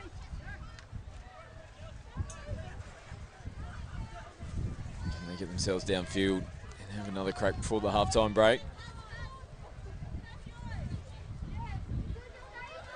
Nice running. Go back to the mark. Eva Terrell plays the ball. Here she is in half. A bit flat-footed. And they earn themselves a penalty, though. Yeah, kind of one of those ones where the Storm have been slow moving with the ball, so the Swans decide not to react to it at all. And then they get pinged for not moving forward. So Swans just have to remember to be aggressive all their time through and don't just let the Storm play whatever they want to play. This is an incorrect roll ball. Gifting possession back to the Swans. It's unfortunate because they were in good field position there, Victoria. Swans, look at Sheldon go. Yeah, on the left-hand side of the field they go again with Bikiri. Yeah, took the winger out with a little dummy, so the Lynx had to cover. And through the hands, we're in trouble again. And this is going to be Shuka as she held onto it before the balls hit the ground. That is the question. Referees say yes. And Talia Shuka will get the try.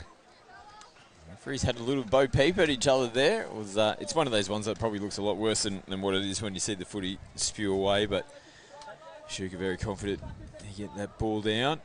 It's the pop-out ball there. How many times have we seen it the last few years? Yeah, she's got that down. Hits the ground and lets it bounce off. They're starting to stretch away now, southwest Queensland. Space out here on the left. Again, they caught a little bit flat-footed on their line.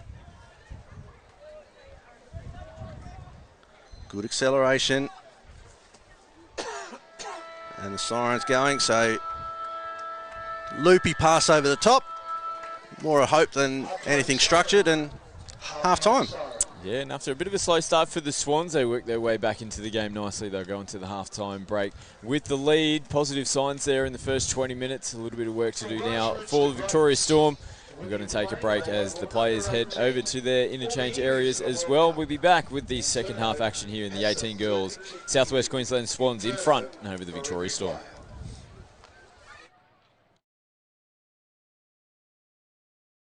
Floods have torn their way. When can I play again? Destruction in their way. DoorDash are offering help to struggling clubs around Australia.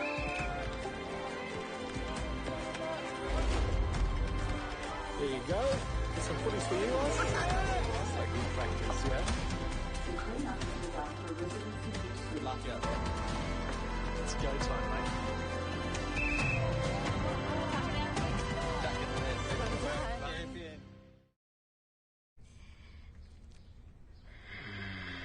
Crunchy outside, juicy inside. We're so thoughtful. I'll bring you some chicken. Oh, the rooster's calling.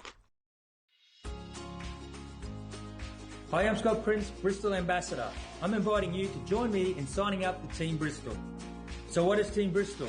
It's a club for those who play touch footy. You'll get tips and tricks when it comes to painting, exclusive offers, and the chance to win prizes throughout the year.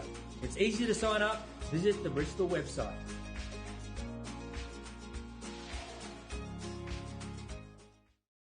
Athlete, powered by Pain Away, Australia's #1 topical pain relief brand containing arnica and naturally derived active ingredients. We greatly encourage consumers to always read the label as ingredient concentration levels vary between different brands. Athlete Joint and Muscle Pain Relief Gel contains more than 50% total active ingredient levels than Physio Cream Solute Gel. Athlete Joint and Muscle Pain Relief Gel. Available at all Chemist Warehouse and leading pharmacies across Australia. Train, perform, recover with Athlete.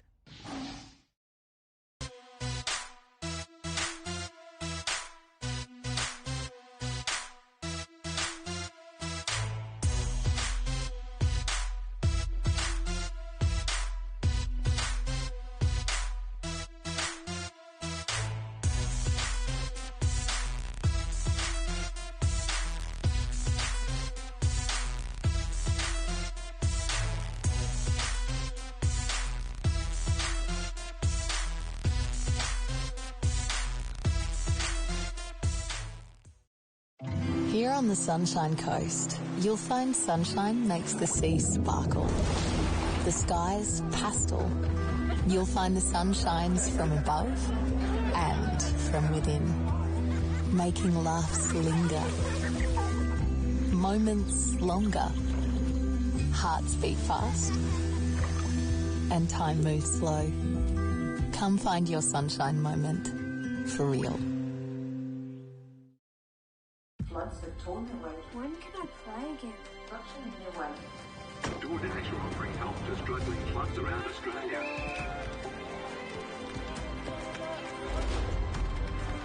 There you go. Some footies for you guys. That's like good practice, yeah? The clean-up is done for residents in Brisbane. Good luck out there. It's go time, mate.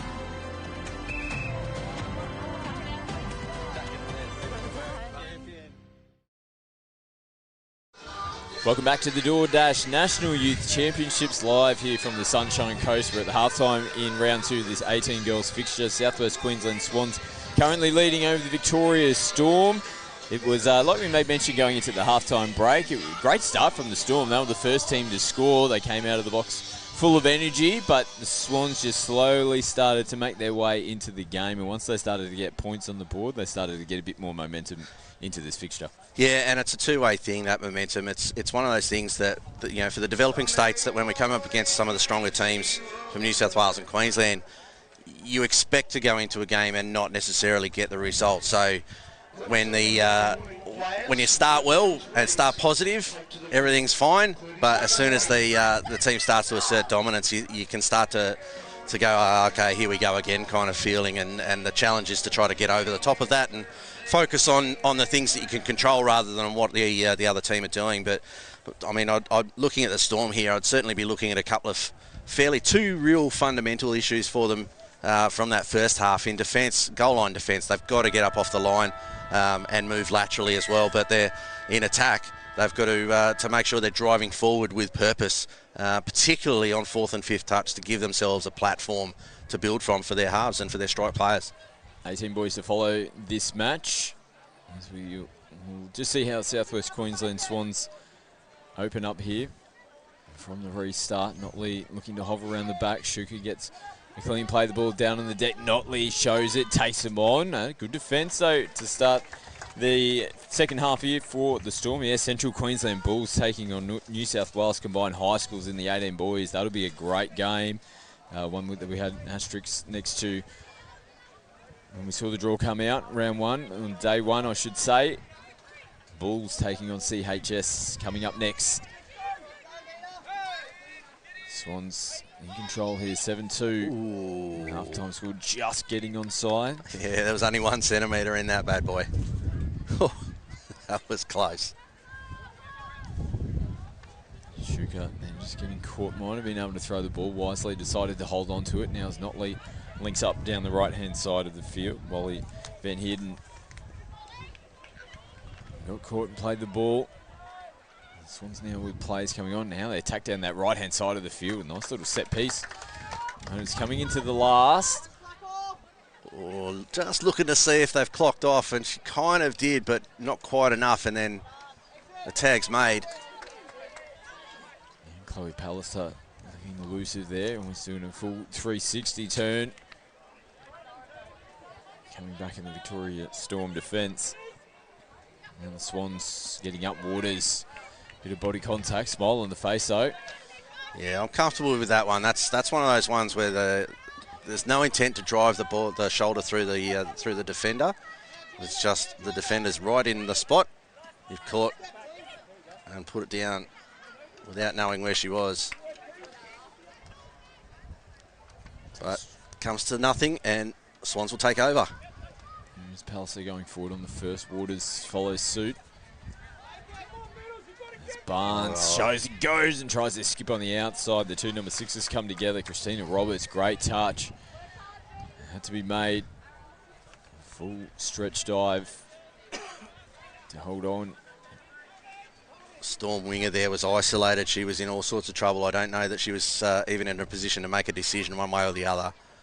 Roberts had to make that tag. Now a bit of footwork, Searson. There we go. That's good decisive work, isn't it? Came in, bang. As soon as the ball was caught, she was there to make the touch.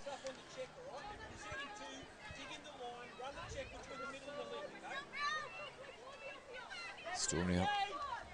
Struggling to get forward on the first two. A little bit better on the third. No touches claimed, and it has been seen by the referee. Yeah, I don't know about that one. Anyway. Misha Couchy claiming the no touch. She's played the ball. Number 26 for the Swans. In acting half she goes. Links up with Doherty. Skipping away. Emerson Hamblin, who's been busy for the Swans. Couchy hovering around the football. Here she is. Takes it right to the line. Hamlin does the same. Notley tries to pop off the right foot. It's going to be a penalty here to the Storm. Touch and pass. Storm coach is was just talking to his players there while that was going on and just saying that he wants them to be smarter on first touch. And that is about making the correct decisions of what they've just done there, of squaring up and going forward at pace and driving into an arrows type pattern rather than... Yeah, it's gone forward straight from the ruck. It's unfortunate. Yeah, they've got the experience in the box, the Victorian team from Australian Mixed Open, Coach Mick Lovett. Leading his charge. You've got Jordan Dart on the other side of the field for the South West Queensland Swan. He's had a lot of success. He's an up-and-coming coach, but has been very successful as a young coach at the top level. Swans' big opportunity for more points. Notley shows right foot. Great step. Tess Notley, beautiful right foot step and sliding over the top for the try. Not a lot of technique that we really need to worry about on that one, apart from the hard right foot step. As we look into it, she gets the feed here from Pia Murphy, who then goes for the sweep. Bang. It's an attempt at the saving tag there by Avina Henriksen. Not enough, but it's just that little doubles play, a quickie with the wrapper, and but then just that intensity of that step back has really just caught the Storm defence. And the 8th try for the Swans. Storm, here we go, bang! Great response. They really hit their holes in their lines nicely, this Victorian team. They're creating the opportunities as well with ball in hand. And that's a great response after leaking points down the other end. 3rd try on the board. Yeah, and we can see here in the replay as the step into it. Ball comes out to Henriksen. She's going to go from half. Sorry, that's Rikas. Goes from half at speed. Back across. We've got the disjointed defensive line. But it's what I was talking about before. They're 4th and 5th touch options. They've got to drive them with positivity and drive it into the line. And they did it with that one. Had real positive intent. And Rikas was able to get away, create the space for the try to come over.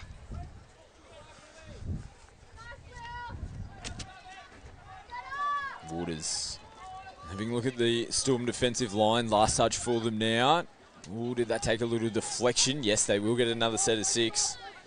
Pallister putting it through the hands. They won't even wait to use their full set. They continue on, and Jessica Barnes goes over and scores the try from the Swans. Again, it's positive football from them. Took a little deflection, and they just looked to attack straight away. Yeah, it's tough for me to see a little bit there. I had a tall commentator in front of me as that play was going ahead, but not real sure what's happened with the defence. You can see the 14 there. There should be another 1, maybe 2 more defenders out this side, unless I've completely missed where they've all gone. I just lost track of who was actually defending. It almost looked like they only had 5 players on the field, but... Yeah, it can probably throw you off with the little deflection that it took when the previous play as that ball, the outside defence was collapsing in. Little deflection. They might have just got caught off that previous play, couldn't recover. Also, the mindset is similar to what yours was there, of just, okay, well, they're just going to settle and go for the full set of 6. And when it's like, oh, no, I'm just going to take an opportunity that's here in front of me, suddenly you're in trouble. Nice and direct here. First few touches from the Swans. Again, they're happy to come back to the middle of the field. Hamlin plays it, receives the football back. There's still replacement players making their way on here for the Swans. Last touch. They got numbers on the right. They put the brakes on Hamlin. And she will get caught in possession. Hendrickson comes up to make the touch. Good defensive set from the Storm. Swans really didn't get their rhythm at all. Their subs were coming on late. Storm are playing with fire, though, with those passes coming off the roll ball on touch 1 and 2. They're not getting the depth. They're not working off the ball to get themselves into a good position. And then there's a pass that's gone back against the grain, and it's not gone with body position, passing that ball. So it doesn't have the momentum where you want it to, and it just drops away from the person trying to catch it. And a turnover on the halfway line. Good drive here, coming off the bench there from Chloe Palliser. The Swans now come back in field. Murphy links up with Notley. Plays on the 7-metre line. Oh, and just losing footing. There's going to be a late penalty, I thought. No, they're happy. The referee just having a look across at the sideline. Doesn't look like there was anything too untoward there from the Storm in the fence. So regain possession. Maybe looking to march their way downfield. Oh, that's off the mark, surely. No, we've got away with one. That's the advantage of being short and having little legs. You don't actually make it a metre. And you get that quick play, the ball down and you head straight to the interchange area as well, so you don't give yourself up. Departing the scene of the crime. Exactly. That's good interplay there in the middles. The stepping back into the set defence, though, that's not quite the way you want to do it. You actually want to go the other way. You want to start going towards the defence that's set and then go back against the grain to the player that wasn't set. So the half line didn't quite work on that one. And they kind of got let off the hook. The Swans, as they're going to drive hard. This is good, set, coming out of the box. But last touch. Pretty good defensive set there from the Storm. Yeah. It's like I said, it was a nice run coming out of the box from the Swans, so they held their nerve and they start their set in decent position. I almost thought she was going to throw the ball there for a second. Yeah, she should have. Hendrickson, she thought about it pretty hard. She had plenty of time to throw that pass and it would have really opened them up, giving them another 7 or 8, 10 metres all in one touch, but here we go. Oh, reaches in from half, gets into the in-goal area, flirting down the back in goal. Oh, beautiful ball on the outside. It was great work off the ball. Oh, she's gone dead. Oh, it looked like she was really close to that in-goal area line out the back. That's really unfortunate because that young lady on screen, Ashley Rook, did a great job to get herself into a position to get that one down. So we have a look at the replay here. Reekers from half just takes on Zoe Waters. She was offside. You can see how close she is. And must have put a foot on the black stuff. Yeah, it's just that 1 foot there. But taking on Waters and then getting through, and there has been a touch here. I think they're going to just bring the ball back. Rather than a late pass, they're going to bring the ball back because of a late call, perhaps. But, or something completely different, who knows? Yeah. But, yeah, the work from Rook off the ball, she dragged herself in, which she got close to a defender, and then the movement, the hard left foot step, plant out and duck away from the from her marker, really is what left her in good position. But she's been sent to the bin here. Yeah, I'm not too sure what the call was. There's a Victoria Storm player that has gone to the bin. Unless it's for a phantom. Yeah, possibly. Professional foul that happened off the ball. I must admit, we're still looking at the replay, and all of a sudden the Swans had stormed downfield. Something's happened. Not sure you can say that the Swans have stormed downfield against the Storm, mate. I'm not sure how we can make that one work, to be honest. I can make it work. Sorry, I shouldn't doubt you. Yeah. Support my teammates. Exactly. And then bouncing around like a pinball. That's an inside one. That's an old. If you want to go back to the old NTL final a couple of years ago, we can. We might be get square there, Des. One of your best as well. We're on fire here. And the Storm, they're looking to fire themselves up. Get downfield. They're in trouble though. Yeah. 5th touch, roll ball inside your own half, and no half there. That's really not well. That's not a positive sign, and it's not something that as a coach you can do much to fix, because it's pure attitude. They're disconnected and then not driving and then not communicating with each other, so they don't know where it's going to be. There might be a penalty here. if Tess Notley doesn't score here, no, they get away with it.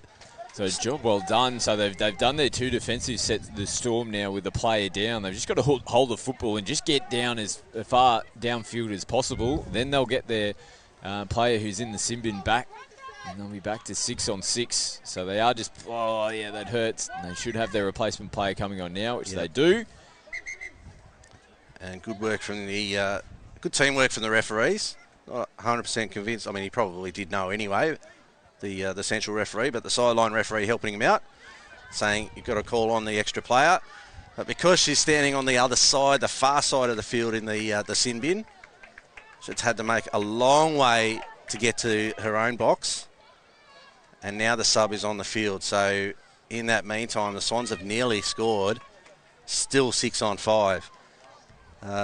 Small error, and the coaches themselves should probably have been aware of that one as well, to have told her while she was in the bin to get over to this side of the field and into the bin. So if you haven't been watching touch footy for a while, you know sin bin, you used to be standing in the centre of the dead ball line. Now these days there's 4 boxes in the corners of the field, and essentially you stand in the one that's closest to your sub box.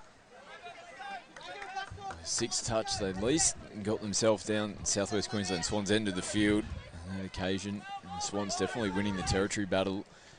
There's now Couchy, picks up and goes. Hits the ball away before making contact with the defence. Notley now putting the ball through the hands as well, looking up with Pallister. Pallister, I should say, my apologies. And number 7, she's taking a breather. A little bit of ball work here, little dummy. Bridget Doherty was looking for some support on the outside. Yeah, fundamental. I mentioned it earlier. Beat one, get it down. It's something that I love saying to players. Once you've beaten one player, look to get the ball down onto somebody else. Don't try and snap somebody out of nowhere.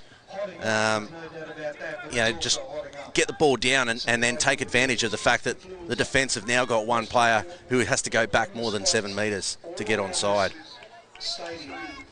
Really struggling to get forward in this set in the Storm. Go direct on the 3rd, the 4th. Back in the middle, Roberts. That's good running. Good run. Yeah. They just needed that. And although you probably have to say nothing's really probably going to come off the back end of it. They just got themselves downfield. Rekas just goes forward. So half decent recovery on the back end of that, because I think it's 3 touches. They hadn't even really progressed to 5 metres forward at the start of that set. Real struggle, but one of the things that an experienced winger will do there is actually know, so the winger that's on the nearest to the ball player, they'll know what's happening because they've got the view back across the field to where their own side boxes are, so they know where their players are on the field. An experienced winger will probably switch in there, run a little switch, get the ball into their own hands and either straighten back up and get the ball down, or go hard back across this way and then offload to one of their ball players and then work their way back out to their own wing. So this one's themselves a penalty, full set of 6. To attack again, short side, Shuka. Diving in at the line, but again, good tag. Cover defence. She's been great out there on their left wing. Maya Trout for the Victoria Storm. That's a couple of big touches that she's made here in the second half.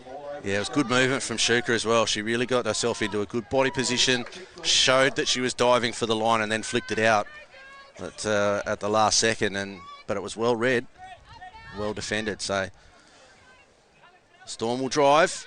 Good contact from Pelissier. And the ball work back on the inside, but Hamlin was coming up out of the line. No half in place here for the Storm. Yeah, and the winger on this side clocked off. So they've run their pattern. She's clocked off on her way back out to the wing. If she'd been alert, she could have been into half. But you can see the Swans now are starting to read that second pass from the Storm. So in the first 4 or 5 sets where the Storm were really of the game, where the Storm were really moving the ball around and gaining ground up the field that way off with a little outlet ball, the Swans are reading that one. They're in good position to cut those ones off, and it's really choking the life out of the Storm. Notley picks up Goes from half, the touch is made. Short 7. Yeah, it was a foot in front. We couldn't quite recall where the play the ball was. A touch in front of the line. Storm have just lost a bit of punch coming forward. And fatigue might be starting to set in for them as well. And tough conditions out there. Like I said, it's still nice and warm, even though we're getting into the afternoon now, 24 degrees. Nice breeze across the park here at the Sunshine Coast. Records has been really good for the Storm. We saw a slice through from acting half previously. Always setting up points for Victoria. Has another think at the line. I'll get through this time around. She comes up to make the touch. She's got good balance, Rikus. Good balance. Not necessarily a two-speed type player. She's sort of, once she's running, she's running. She doesn't really have well, hasn't shown us a quick, clear change of pace. As the Swans get the ball through their hands, but haven't quite got their timing right. And hasn't really shown blinding speed, but when she has gone hard, she's she backs herself and gets through. If she gets the timing right, she'll be in good positions. Forward pass here from the Storm gives possession back to the Swans. The clock's winding down here in the second half. Strong second round performance for Southwest Queensland. Like we said, coming off a decent victory this morning as well against Western Australia. They're going to go 2-0 to start their campaign. Good defence. The link there in good position. The link, Christina Roberts, made one of the saving tags earlier on, but she was in good position there up off the line, forced the pass to have to go back further out. A higher risk pass, which then greater chance of failing, which it did there. So we go direct here on the third touch. Oh, that's... Yeah, see, that one was forward. I'm happier to call that one forward than probably 2 or 3 of the other ones that have been called forward. Nice little attempt at getting the ball away there at the end, but hard to say if the Storm will be happy or if either side will really be happy with that game. I think it'll be just one that, we'll just, okay, that game's done. Let's move on to the next one for the Swans. For the Storm, there's 2 or 3 real key things that they can take away from that one and work on for their next game and for the rest of this week. Not necessarily a surprising result, but certainly a result nonetheless. 18 boys, Central Queensland Bulls and New South Wales Combined High Schools coming up very shortly. This is going to be a crackerjack game. Make sure you stay tuned. If you're tuning in on KO Sports or Sky Sports Next in New Zealand, we're going to take a quick break. 18 boys action coming up.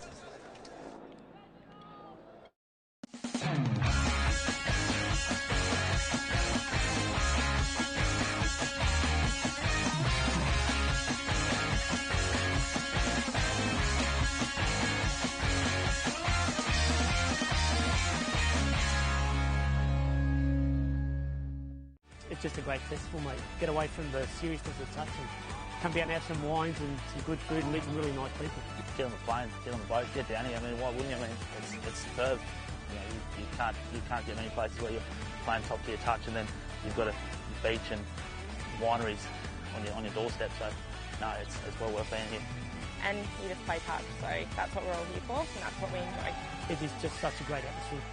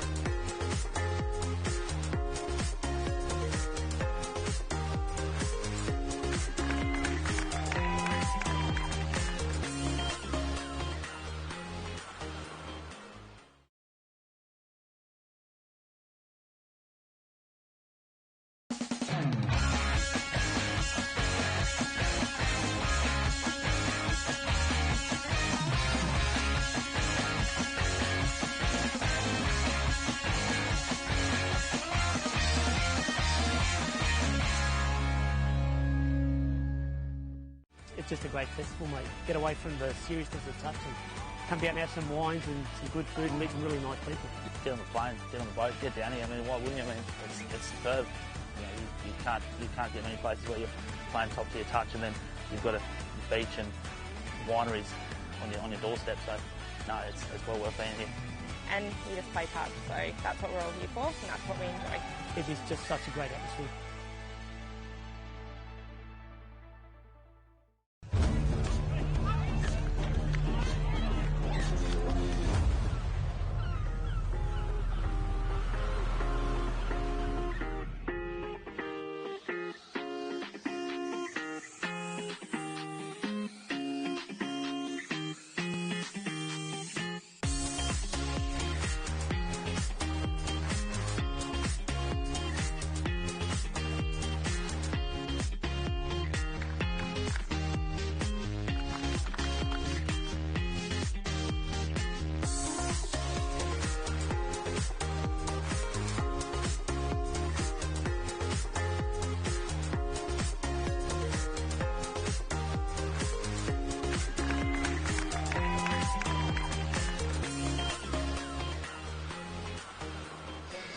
Welcome back to the DoorDash National Youth Championships. 18 boys action about to hit your screens. The Central Queensland Bulls taking on New South Wales Combined High Schools. Des Fogarty's with me. Scott McAllister in commentary for this one. This looks like it's going to be a spicy contest between these two teams. A couple of heavyweights that are always thereabouts when the whips are cracking towards the back end of the competition. Yeah, and I just mentioned in the break off air that the Bulls factory, there's not a lot of names here that I recognise. There's obviously a lot of players that have been at this tournament before, and you know, I'd probably if I went back and looked at some photos from the 16s in particular last year, I'll probably recognise quite a few of these guys where they gave our guys a touch up. But for the New South Wales Combined High Schools, I was up here with them with Jack just a few hours ago for their game against the CIS. I ran into Scotty Buckley, the coach, in the game break, and he said he wasn't real happy with the defence overall. The attack he was reasonably comfortable with, and things will start to flow a little bit better, he thinks. The Bulls opening possession here, flat ball from half. And they come up and make the touch, fifth and final for them. And stay on it here, CHS. And slipping thing underneath. It's closer than what it probably looked. Loose ball back on the inside, so the Bulls coming off back-to-back victories here, and CHS turned the ball over as they were heading over to their right-hand side of the field. As I was touching on, two strong performances. This is a round 3 fixture between these two teams, coming off a fairly heavy victory against Western Australia in their round 2 fixture, and 10-5 victory this morning against NQ. Like we said, they had the bye in the opening round here, CHS. Good defence winger. That's Nash Ritchie, I think, out on that far side as the winger. He was all over it. Got a nice tall winger. That's what you really like to see. It's going to call play on here. That ball has gone loose and just picked off. Hasn't touched the ground. The referee goes, yeah, play on. Let the boys play. It was good footy. They picked up good meters as well. And, of course, you get the 0 touch now on the interchange. So it just helps them march downfield. This is their second possession for them. Nice little switch of play as they put it through their hands. There's players in motion here as they sweep around the beautiful link ball option. And they get across, and it's a great recovery. What a set. And like you said, just from that intercept, it just got them on the front foot and into a position. Lewis Sargent Wilson scores the first try here for CHS. Great finish. And it's the same as their last game. Blake Wardrobe with a beautiful little single ball here. Ethan Semple gets the ball down. Wardrobe picks up, and he's going to flick that ball over the top. It sinks down right into his hands, right in the breadbasket with no defender anywhere near him. And that's off the back of that turnover.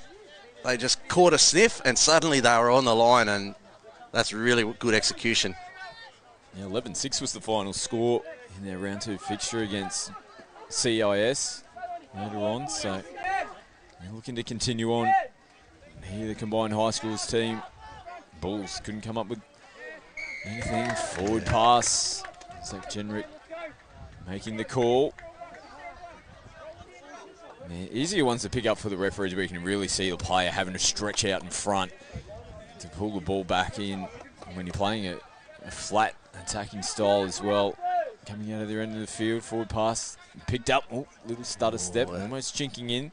Ellis with the tag, but he's had to get the footwork first. He was really, really close to being offside and really just got the feet there at the last second. There's the acceleration. I think that one's down.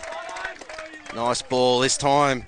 Nash Ritchie not able to recover for CHS, and the score happens out on the far corner. Good play from the Bulls. That was a ripper ball as well, wasn't it? And a fairly quick release. It's Cody Laurie, just a couple of steps and just went bang. He did travel a little bit out in front of Kyle Finch, but out of the hands backwards. Quality footy from the Bulls to level up the scoring and lock us up at 1 try apiece. How did New South Wales respond? Sweeper coming around the back. They go away from that sweeping position now. Beautiful ball. Left there, right as it gone forward. Geez, it looked crisp out of the hands. So the spiral from the middle there. Ethan Semple, play to watch for this combined high schools team. Was one of the Australian reps in this team from the Asia Pacific Youth Cup just a few months ago. They've got about half a dozen sort of floating around through their squad.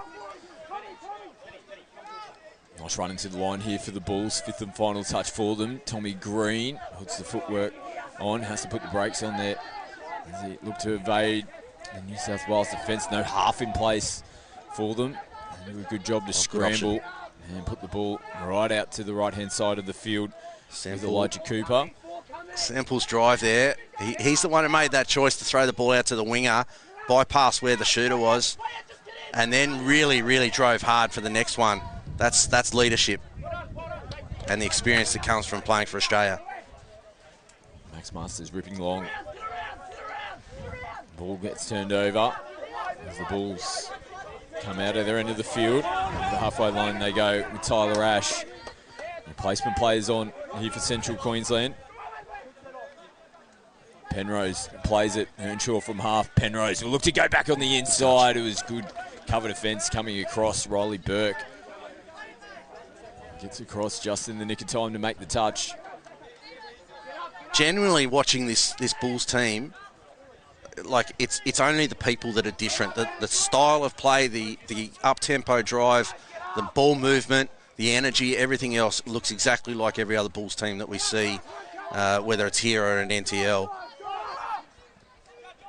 Always picks it up and threads it through. Cover defence there from Central Queensland.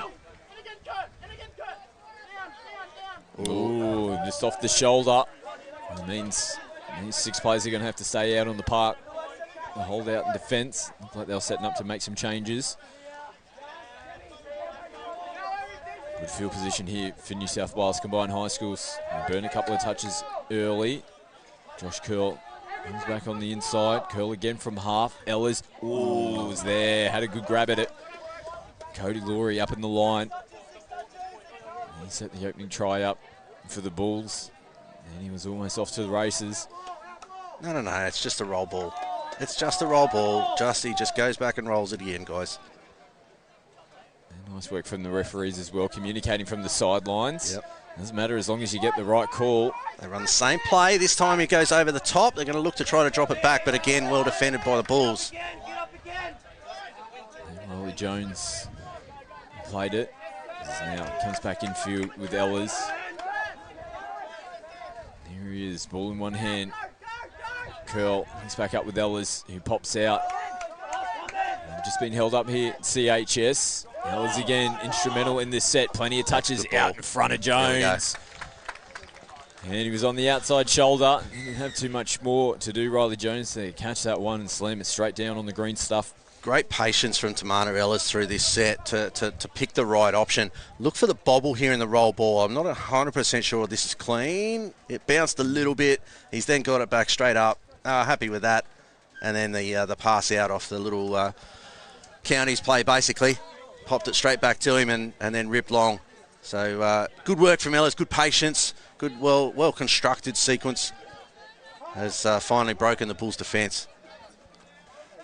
Combined high schools back in front, 2-1. Oh. And you can just see there's a bit of breeze about. We spoke about that in the previous games, just holding the ball up, particularly some of these long balls that have been dished up at the moment and almost slipping in between the defence. Toby Falconer for the Bulls. Good option. Nice ball. Now they'll put it through the hands. In contact though.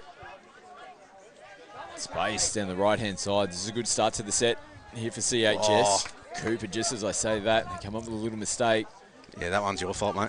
Yeah, I'll put my hand up for that. We're been good for a few of those today, as per usual. It was unfortunate though because, yeah, great start to the set and they're letting the ball do the work. And smart footy having a look at what the defensive line for the Bulls is doing. It gives infield position here to Central Queensland. Going in the left-hand side, nice defence. You can see blue jerseys scrambling across. And together as well, they were all in one movement. There was no, one person going, then the next one. No stagger to it. Masters with a great option. They're picking up great metres down the right-hand side of the field, which is exactly when they want to do it, particularly when they're getting changes onto the park. Wardrobe switches in, receives it back, and puts it through the hands. Curl plays it.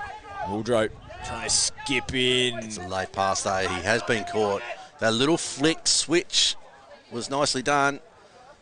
Hasn't released the ball, is what the referee is saying. I genuinely thought he did, but okay. False start and go back. Sam Young goes and taps it.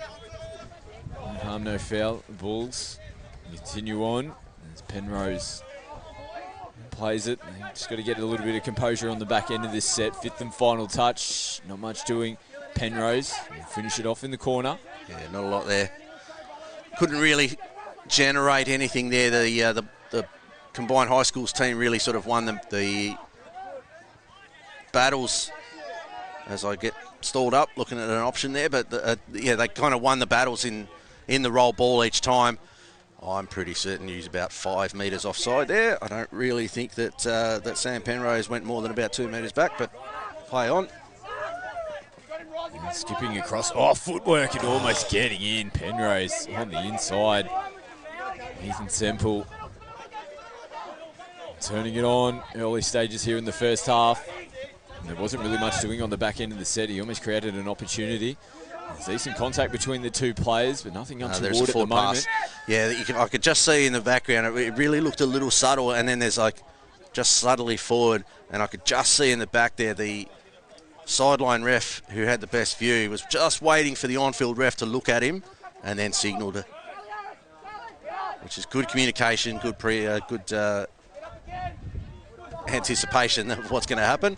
Nice if you get your foot over the ball. That's the way the rules say, rather than just put it down and walk away. And a little bit of justice there. A little calmer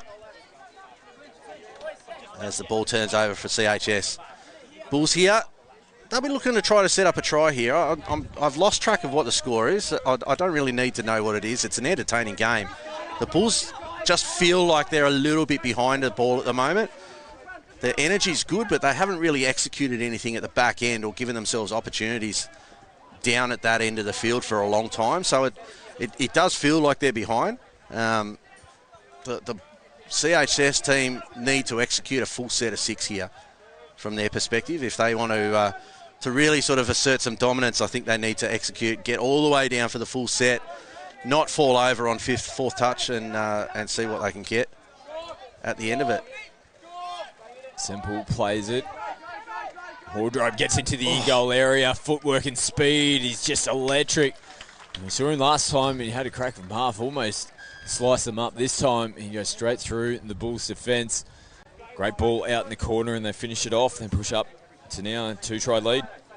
That's Wardrobe again. So this is essentially a carbon copy of their first try. Except instead of passing the ball off early, Wardrobe's picked up, had a crack at the line. His exchange of pace off the back of the footwork there was extraordinary. Try scored by Elijah Cooper. Out there on the right-hand side of the field for CHS now attacking the line. Has the touch been made? Referees are coming together. Yeah, this will be a question about whether Masters is actually onside before the touch is made. No, yep, they've said yes, he was. Oh, and then getting through from half. Can he link up? Oh, nice ball out the back. Great work off the ball. No, there's a hold, I think. No. Pointed to the spot. Oh, no, he did point. Okay, yeah. Try time from the CQ Bulls. Let's have a look, and it was great work from Cody Laurie when it looked like he'd almost scored the previous set. This time he just goes back at Maxwell Masters, left foot bang. You can see players all over the place. Geez, had some work to do there, Riley James. Gets it done. It was really good work, and it's the acceleration again off the hard left foot step. He had a couple of options there. The CHS defence kind of got caught once he was through. They tried to scramble and recover as Ellis has a dive for the line but gets tagged. Oh, they're about to call. No, there is a tag as Ellis confidently throws the ball back to halfway. It's about the fourth time I've seen that in this is the fourth game I've called today, so a little bit of extra confidence out there that we'll see a lot of over the course of this week with a lot of 17, 18-year-olds. Confidence is not something they lack at this level.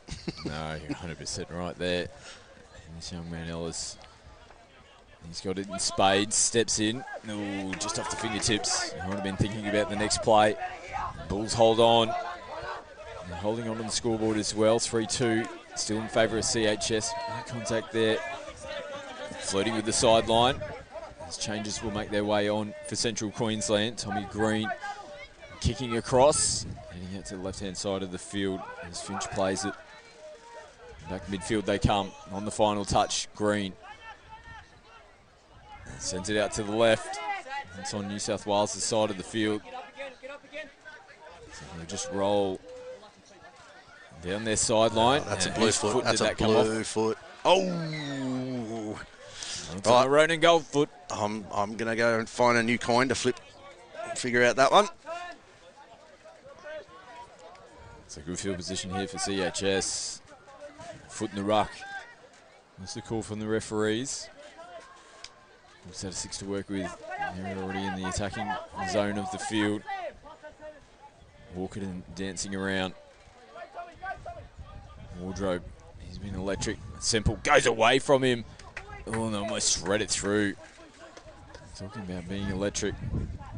Ethan Semple, just on a dead play. You just can't get caught flat-footed. His speed will burn you. He's got a good combination as well. There it is. Oh, yeah, he has got the 6 again in there somewhere. Not sure where. I didn't see it. The referee has. That's all that matters. Wardrobe saw it as well, of course.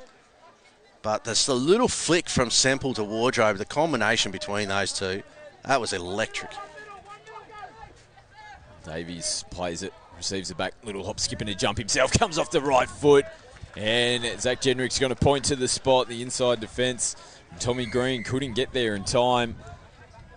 It's amazing footwork to then come off your right foot and almost just go limp in the body to get down to the ground. It's really hard. You're trying to beat gravity to get down low. Right foot step, slide, and then still have enough power to be able to drive forward and extend fully to get the ball down and slide over it. That's good technique.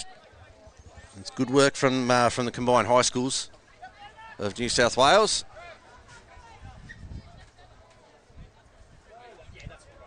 Max Davies scoring the try. CHS pushing them up. Like 2 tries now. 4-2. Good recovery, defence. I think all those passes were fine. Yep, the referees agree with that one. And it's Nash Ritchie again. A big, tall winger out on that side. He recovered really, really well. Turned to chase out. The bat back should have left him hanging. Oh, here we go, streaking away. Reg Nichols. There might have even been offside play there from CQ. And Nichols showing plenty of speed. Just stretches away. And you get the 5th try on the board here for CHS. And that's a big, big turnaround. So that's as I was saying, Nash Ritchie saves one down this end. They turn around. Nichols gets the ball here off the drive around the winger who's trying to fly in. It looks like he has been called offside there, just a fraction early on his shoot. And there's nobody to protect out on the outside of the winger, and once he's past there, Nichols is gone. Handy margin now for CHS. Bulls will get a repeat set and get a penalty. Slade McMeekin showed nice footwork coming into the line. There's McMeekin from half. Diving in early at the line. Oh, that must be Ehlers. It must be Ehlers making the tag, or what are they going to call? So his player's offside, but he didn't get the ball to the line while still maintaining possession. Yeah, that's a good explanation from Zach Genrich. Excuse me. Meekin having another attacking raid here at this defensive line. CHS still holding on. And no, that'll be a penalty. Yep. Bulls are screaming at the referees. Yep, they're going to lose a player, so that's 3 penalties given away from CHS, so they're going to have a player down in defence. And it's give away 3 repeat penalties in your 7-metre zone. And it's Ehlers who gave away that 3rd penalty, so it's him that goes off to the side. He's excluded until the CHS get the ball back for whatever reason. Oh, good defence. Well read. Short ball option. Headspace out on the right-hand side of the field. Still got touches to come. This is the last one in They this should set. have it now. Oh, no, they haven't. Run out of space. Yeah, good defence from CHS at 6-on-5. Ehlers will come back on now. And he'll drive in. I reckon he'll take the next driver. He's coming with pace. There he gets the ball. Gets it down and straight to the box. That's good work. A little bit of a hobble as he came off the field. He had the same thing about 10 minutes ago after diving at the line and gave a little nod to the box to say he was okay. Great footwork and movement from Wardrobe. Good touch in the corner. And good footy from both teams. And there again, Wardrobe looking dangerous. Hooter sounds in the background. The Bulls don't want anything more to do here in the first half. 5-2 is the score going into the halftime break. It's a pretty fast start from both teams, but CHS towards the back end just started to reel away, but it was the runaway try down the sideline and some electric work from Wardrobe in particular from acting half that's really set themselves up nicely here in the first half. Yeah, offensively, Wardrobe's been their best player on the field. Defensively, I'd almost go to say Nash Ritchie there. It was his, as I was saying before, it was his save of the tag. His tag that saved that try down in the corner that then gave them that opportunity for the breakaway try by Nichols. And that really is the difference in this game so far. So really looking forward to the second half. Bit of work to do here for the Bulls if they're to get themselves back into this game. CHS all in their favour at the moment. Halftime score, New South Wales Combined High Schools 5, Central Queensland Bulls 2.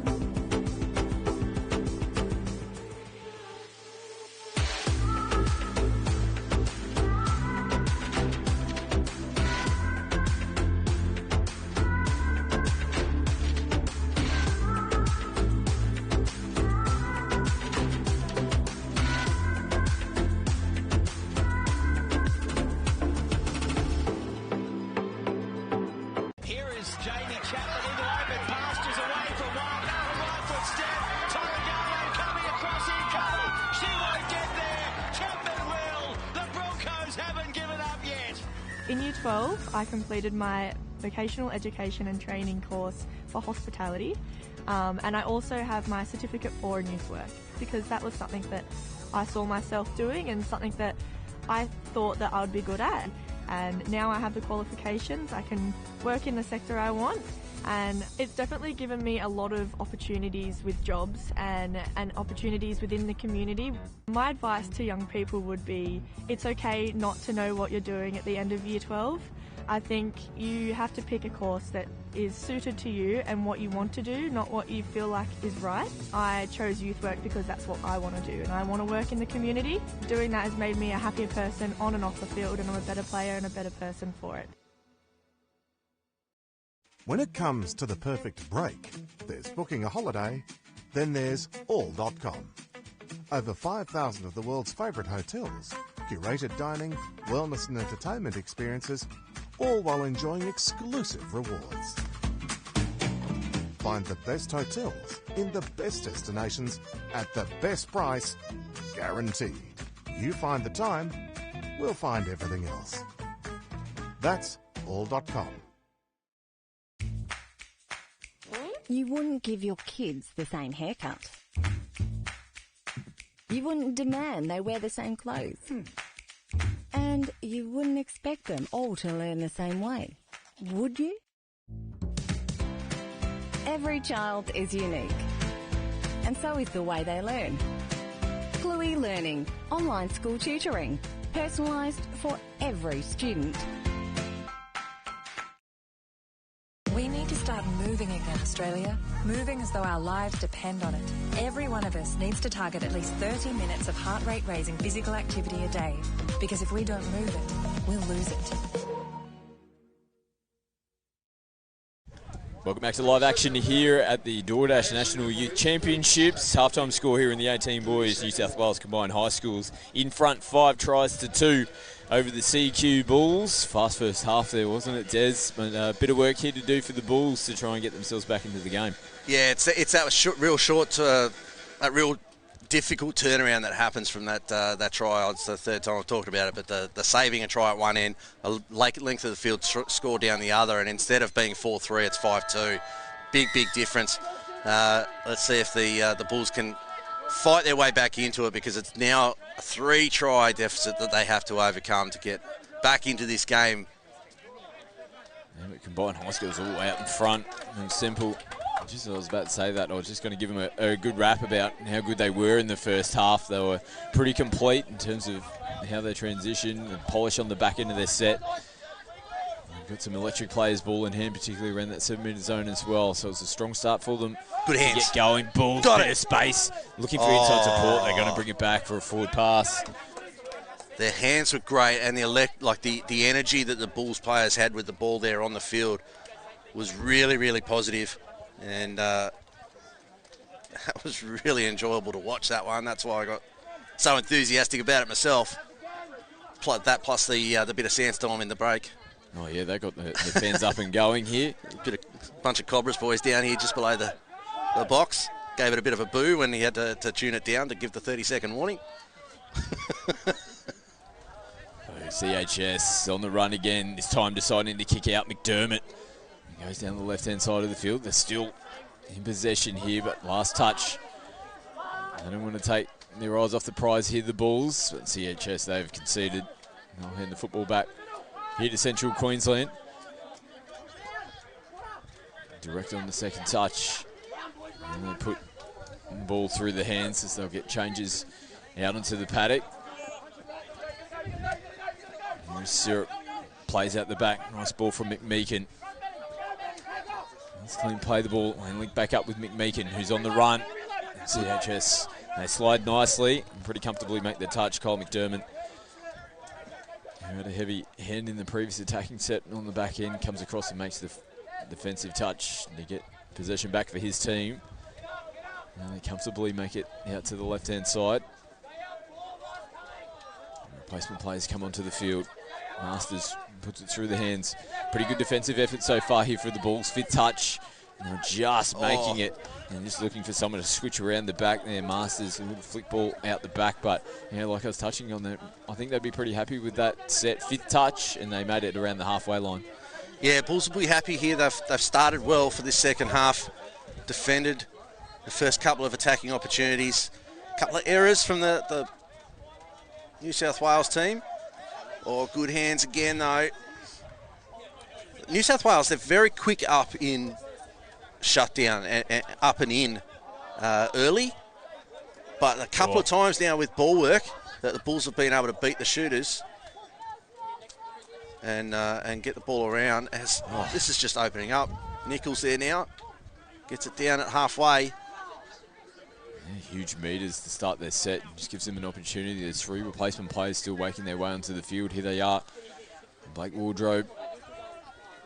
Simple. Now kicking away. Oh, you don't want to give him too much space. He reverses his way over into the try line. Wow, you just cannot hold off him ball in hand. And Simple, doesn't matter if he's facing forwards, going backwards.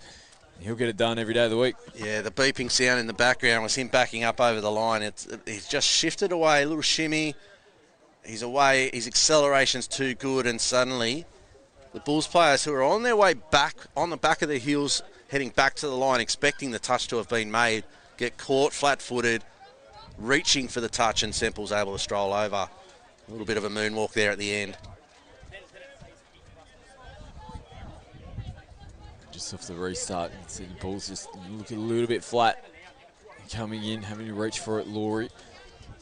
Now steps in. He was good in the first half, though, for the Bulls. Oh, no, he didn't even hold on to it.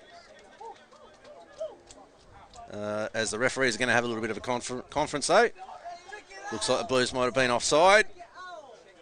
So it will still be the Bulls' ball. Yep, for offside. So they'll get a full set of 6 here. It's really important for them at this stage that they need to complete and get a real strong attacking opportunity at the line here and possibly score, although...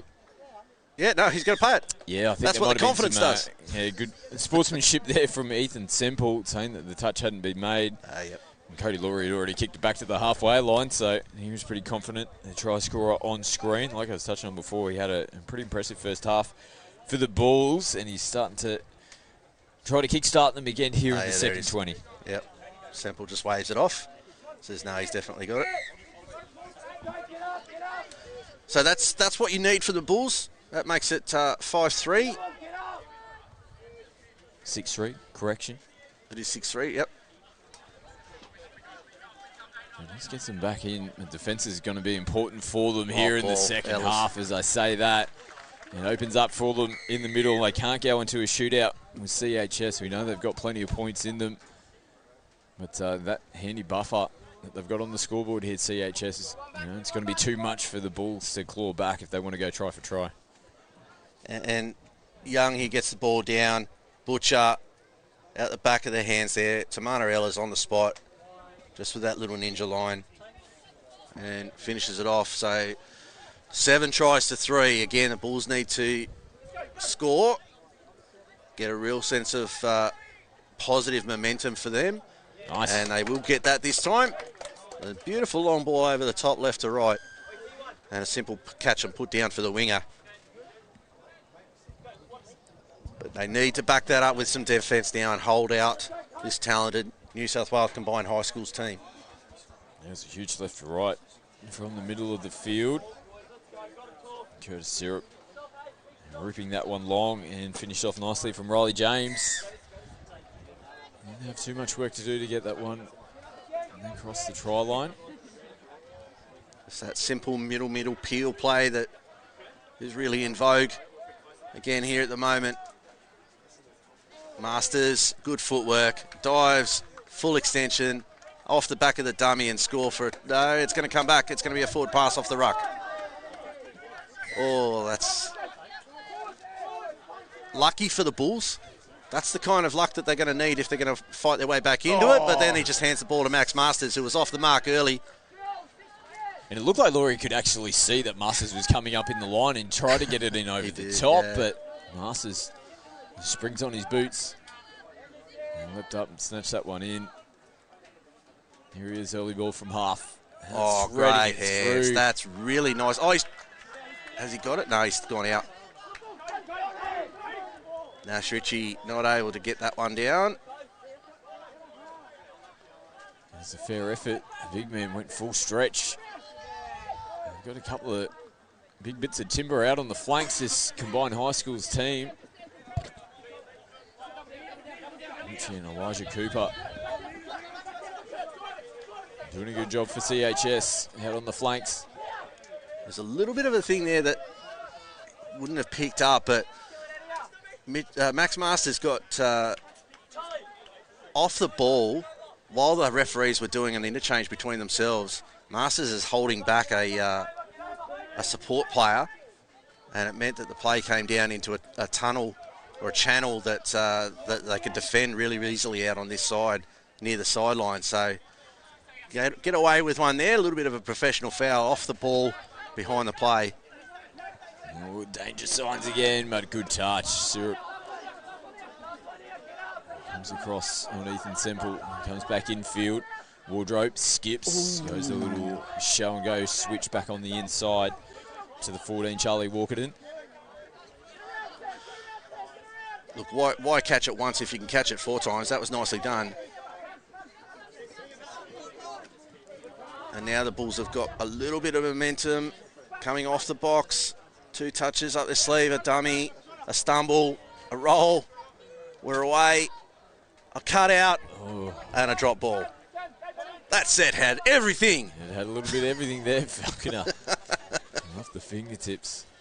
They did a good job to hold on to the footy, like I said. Looked like there's going to be a stumble, a turnover in possession. And the Bulls held on. Good offload, outlet ball.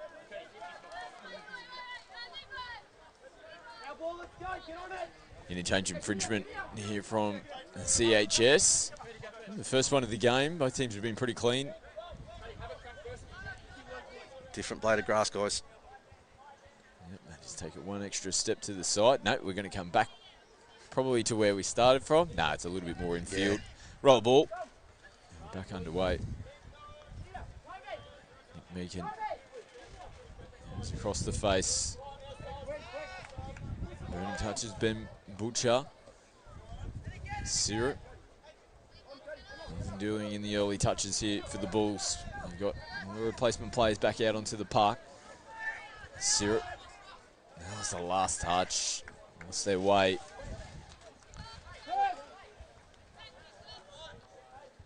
Down 3 tries here. The Bulls are really going to lead a spark to get themselves back into this game. They do get it here from a late pass. Bit of good defence there from Cody Laurie. He's really been the driving force with this team over this game. This time in defence. Now he's going to sweep. Gets the ball early. He might be in a position here, but saving tag there from the link. Can't see the number, but Josh Curl was beaten by the pace of Laurie to the line. It was Max Davies who came up and made the touch. Big left to right, and can't be reeled in from Kyle Finch. Well read from the winger from New South Wales out on that far side. That's I think that's Charlie Walkerton was out on that side. Downfield they go, CHS. Looks like they haven't had too many genuine opportunities over the last few sets. Masters now directing traffic. Nice little ball out the back. Equally good defence. And on the 5th and final touch as well, Sergeant Wilson sends it across. And clipped on the boots. Yep, Big Meeker making the touch.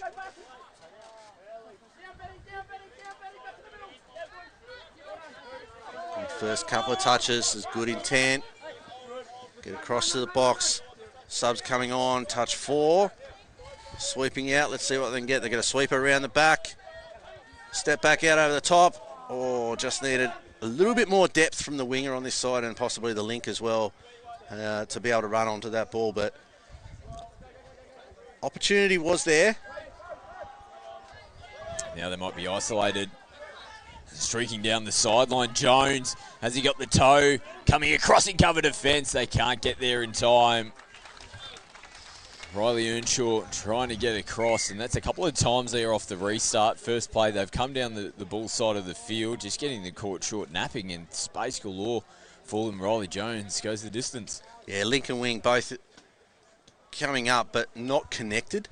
So once that first pass goes, the winger then is out of position and then has to take that step forward, and then the pass goes again and they're beaten and they're both out of the way, and then the only savers are going to come from at least the middle, and the angles are just not enough. 8 tries to 4. CHS comfortable here in the second half. Round 3 fixture here in the 18 boys. CHS looking to continue on with their undefeated streak.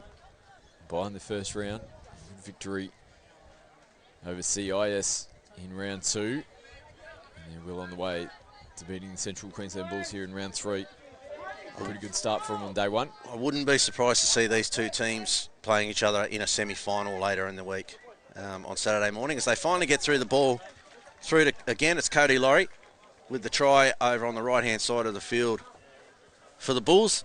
Yeah, I wouldn't be surprised to see these two teams playing a semi-final on Saturday to see who gets through into the grand final.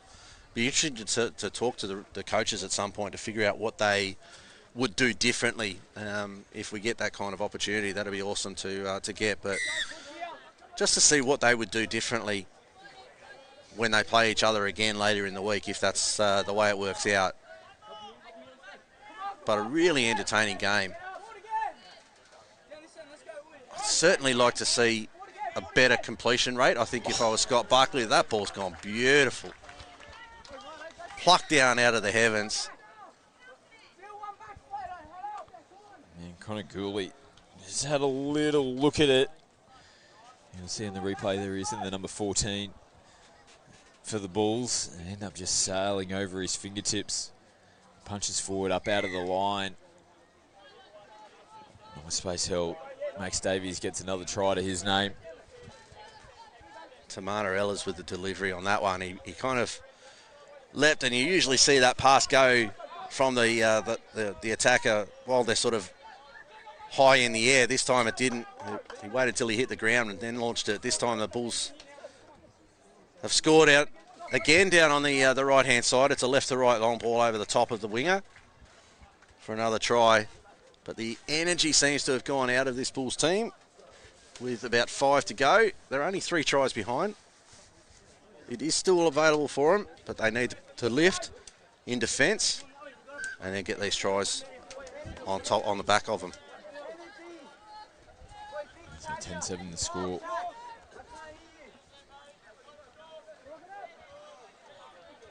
CHS continuing to be comfortable. 3-try margin. Ooh, a little rare mistake there. Max Masters, a little bobble. And linking up with Riley Burke in the middle there for CHS. Nice work from Penrose to throw that off the deck. Stewart down the left-hand side.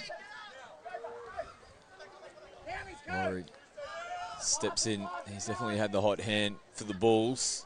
He can't slice in between. Good tag. Defense. Masters.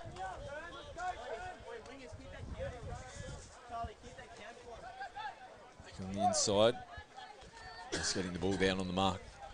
There's Masters. And he has to scramble to get into the acting half position. You see his chest just roll themselves downfield. Better punch coming out of the box from Wardrobe. And Semple comes off that right foot. Wardrobe, dangerous position. Left foot, gets himself into the in-goal area. Support players looking. Does link up with one. Get it across.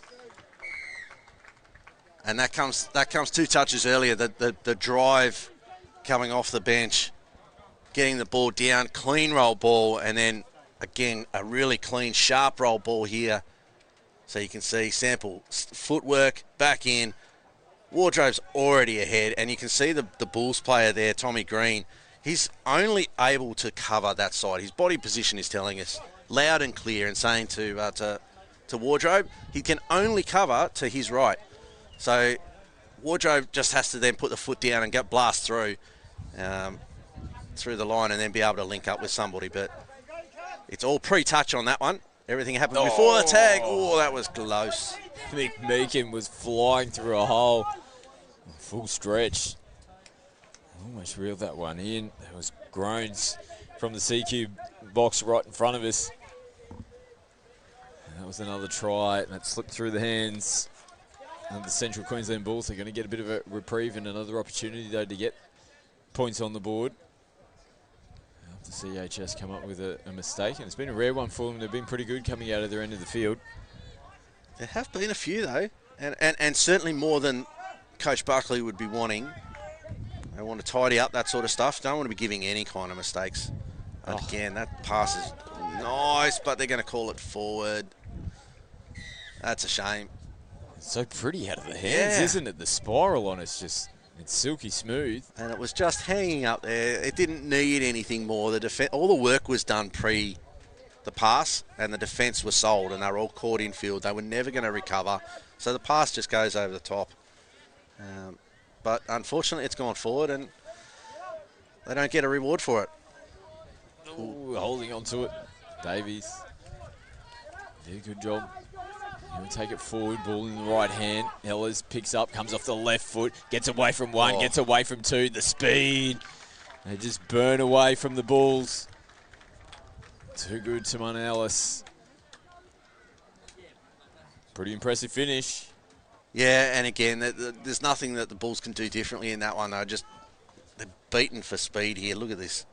The touch is not too bad, but Ellis just picks up, and he's gone. And Slade McMeekin, who has been really good for the Bulls in this game. And all he can do is try to turn around and watch as his player's gone into the end goal. And an error for, I think, a voluntary roll ball, perhaps. Oh, that might be late, and it'll come back. Certainly is. So Nichols gives one away back, and we may as well have not played the last 20 seconds. Wind back the clock and restart again. Good work from Charlie Harris. Forced the penalty. And CHS not moving forward. Try. That's got to be a try. Just probably needed to just go for it straight from the gun. Slide. Yeah. Just slide and score. He's standing in front of the line. Left foot back to Penrose. Good defensive read. And Finch. Hooter sounds in the background. The Bulls won't have one final opportunity for more points, but CHS, they continue their undefeated run. That's a handy win over another pretty strong team in this 18 boys division. Final score 11 tries to 6. Pretty happy with that performance, CHS? Yeah, I think they will be happy overall. You always want more out of your players. They'll be happy with that result. I think they'll be happier with that result than they were with the one earlier against CIS, but there's still some stuff that Scott Buckley will want them to tidy up, and it will be about execution of some of their plays and just some of their basics in their own end of the field. There's too many drop balls, particularly in that second half, that they don't want to have to deal with over the rest of the week. But for the Bulls, it was a good performance. Just not able to get over the line at the critical moments, and more importantly, not able to hold the combined high schools out at those critical moments. So they'll learn from that, and I reckon we'll see a bit more of them over the course of this week. More 18 boys action coming up. The North Queensland Cyclones taking on New South Wales Combined Independent Schools. We're going to take a quick break here from the DoorDash National Youth Championships. Be back with more action very shortly. Floods have torn their way. When can I play again? Eruption in your way. DoorDash are offering help to struggling clubs around Australia.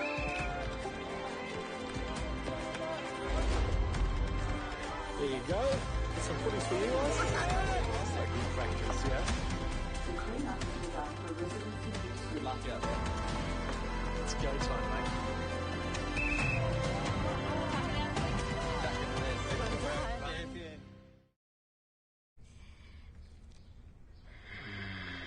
Crunchy outside, juicy inside. We're so thoughtful. I'll bring you some chicken. Oh, the rooster's calling. Hi, I'm Scott Prince, Bristol Ambassador.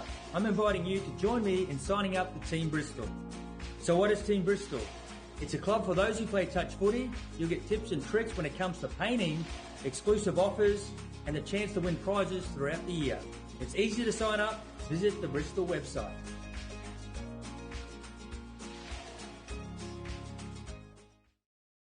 Athlete, powered by Pain Away, Australia's #1 topical pain relief brand containing arnica and naturally derived active ingredients. We greatly encourage consumers to always read the label as ingredient concentration levels vary between different brands. Athlete Joint and Muscle Pain Relief Gel contains more than 50% total active ingredient levels than Physio Cream Solu Gel. Athlete Joint and Muscle Pain Relief Gel. Available at all Chemist Warehouse and leading pharmacies across Australia. Train, perform, recover with Athlete.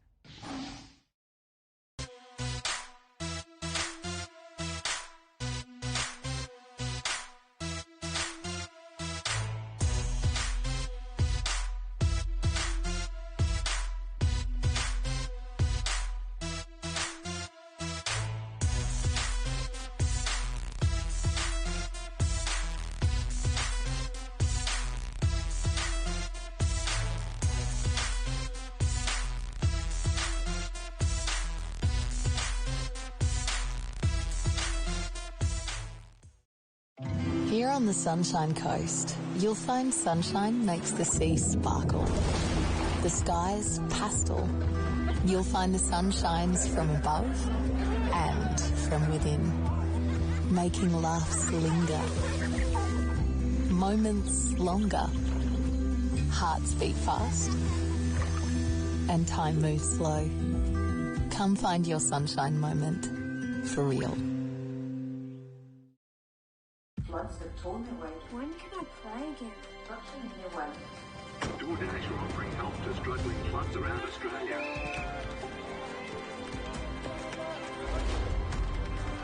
There you go. Some footies for you guys. That's like good practice, yeah? The clean-up is after residents in Brisbane. Good luck out there.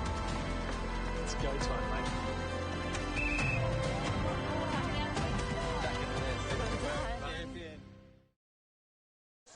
Welcome back to the DoorDash National Youth Championships. More 18 boys action about to hit your screens on KO Sports and Sky Sports Next. The North Queensland Cyclones taking on the New South Wales CIS team. Gab Rose is with me in commentary for this fixture. Good afternoon, Gab. Good afternoon on this beautiful Wednesday afternoon. Perfect conditions, hasn't it been? Just a little bit of breeze about, but still nice and warm for the players. Still sitting at about 24 degrees. This is probably a bit cool for some of our North Queensland friends that have made their way down from the sunny coast. No doubt plenty nice and warm up in North Queensland. Looking forward to this contest. We'll see how CIS go in their opening first possession. I think the ball's down on the deck. That's yes, a it try. is. Yeah, perfect start. Looking around. Getting the opening try of the game. And he's definitely one to watch. I've watched both the CIS games today, and he has got speed and he's got a good dive, which was on display then. Great start for CIS. Yeah, they're coming off the back of a 11-6 loss against New South Wales CHS, who we just saw in the previous game. And Queensland Secondary Schools defeating them in the first round, 11-2. So pretty tough start for them when they would have seen the draw to see CHS and QSST opening first two matches on day one. Yep. Very tough morning for them, but they've got off to a flyer here. NQ looking to hit straight back. They're coming off the bye in round two. They had a 10-5 loss against the Central Queensland Bulls in their opening round. A couple of players both looking a little bit ginger here. Yeah, they might have stepped on each other's foot there. The boy that we were just talking about, Luke Maroon, he's holding his ankle.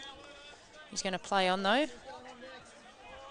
Last touch here for the Cyclones. Nice hold run, equally good defence. Lachlan Hales reading that one perfectly to come up and make the touch, and Cyclones are going to get marched downfield, returning the ball back to the mark.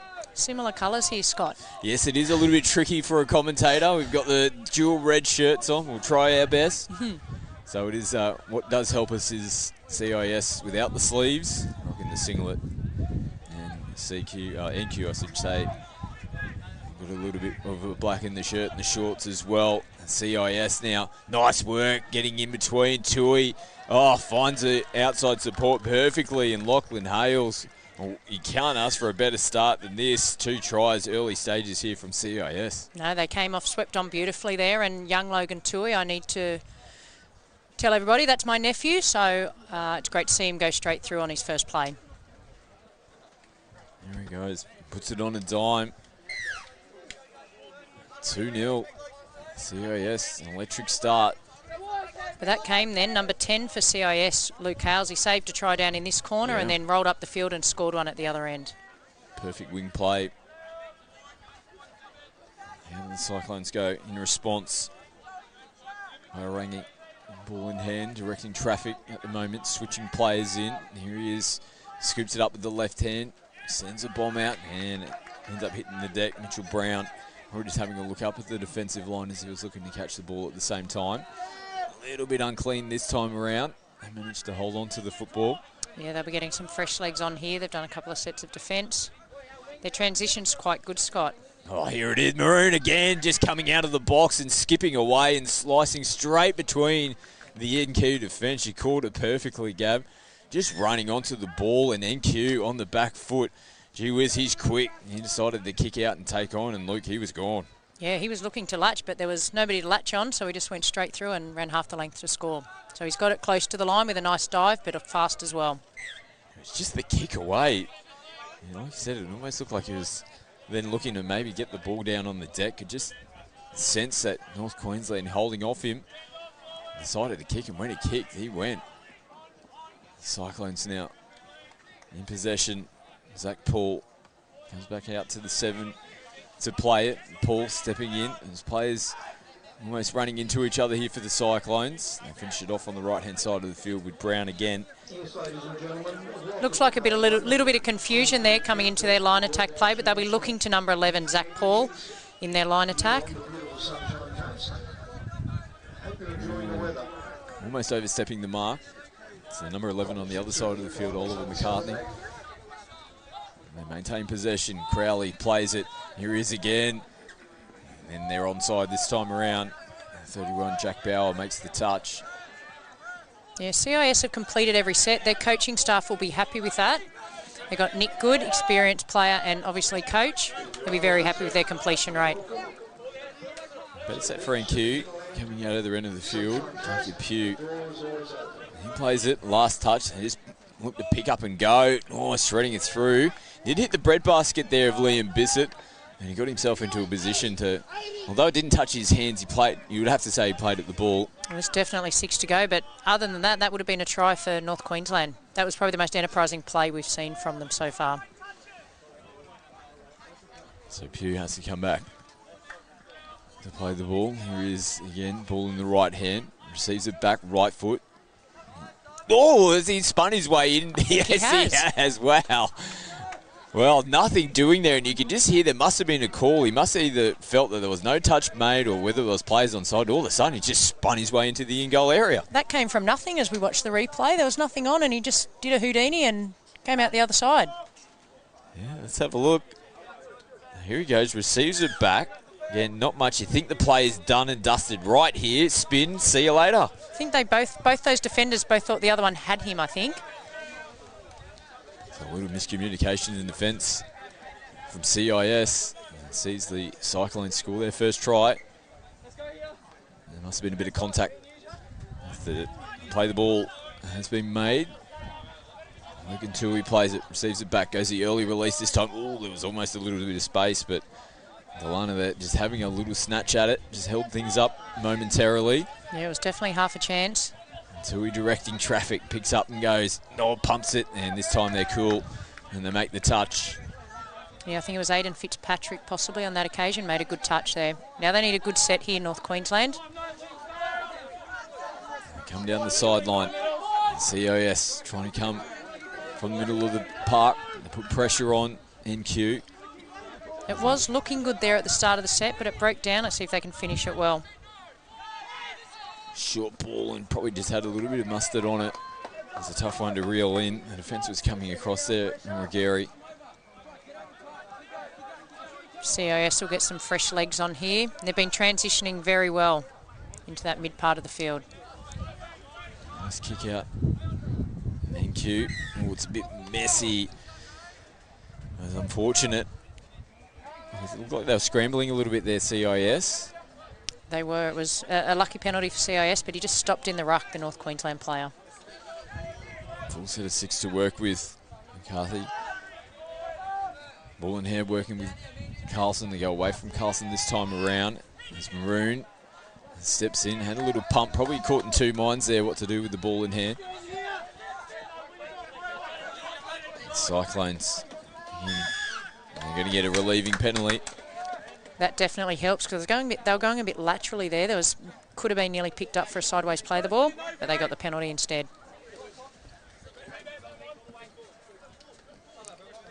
So North Queensland now skipping away from defence, now putting the ball through the hands.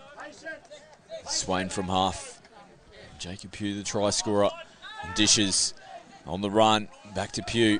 Has a look up. Ball goes short, and they almost threaded it through.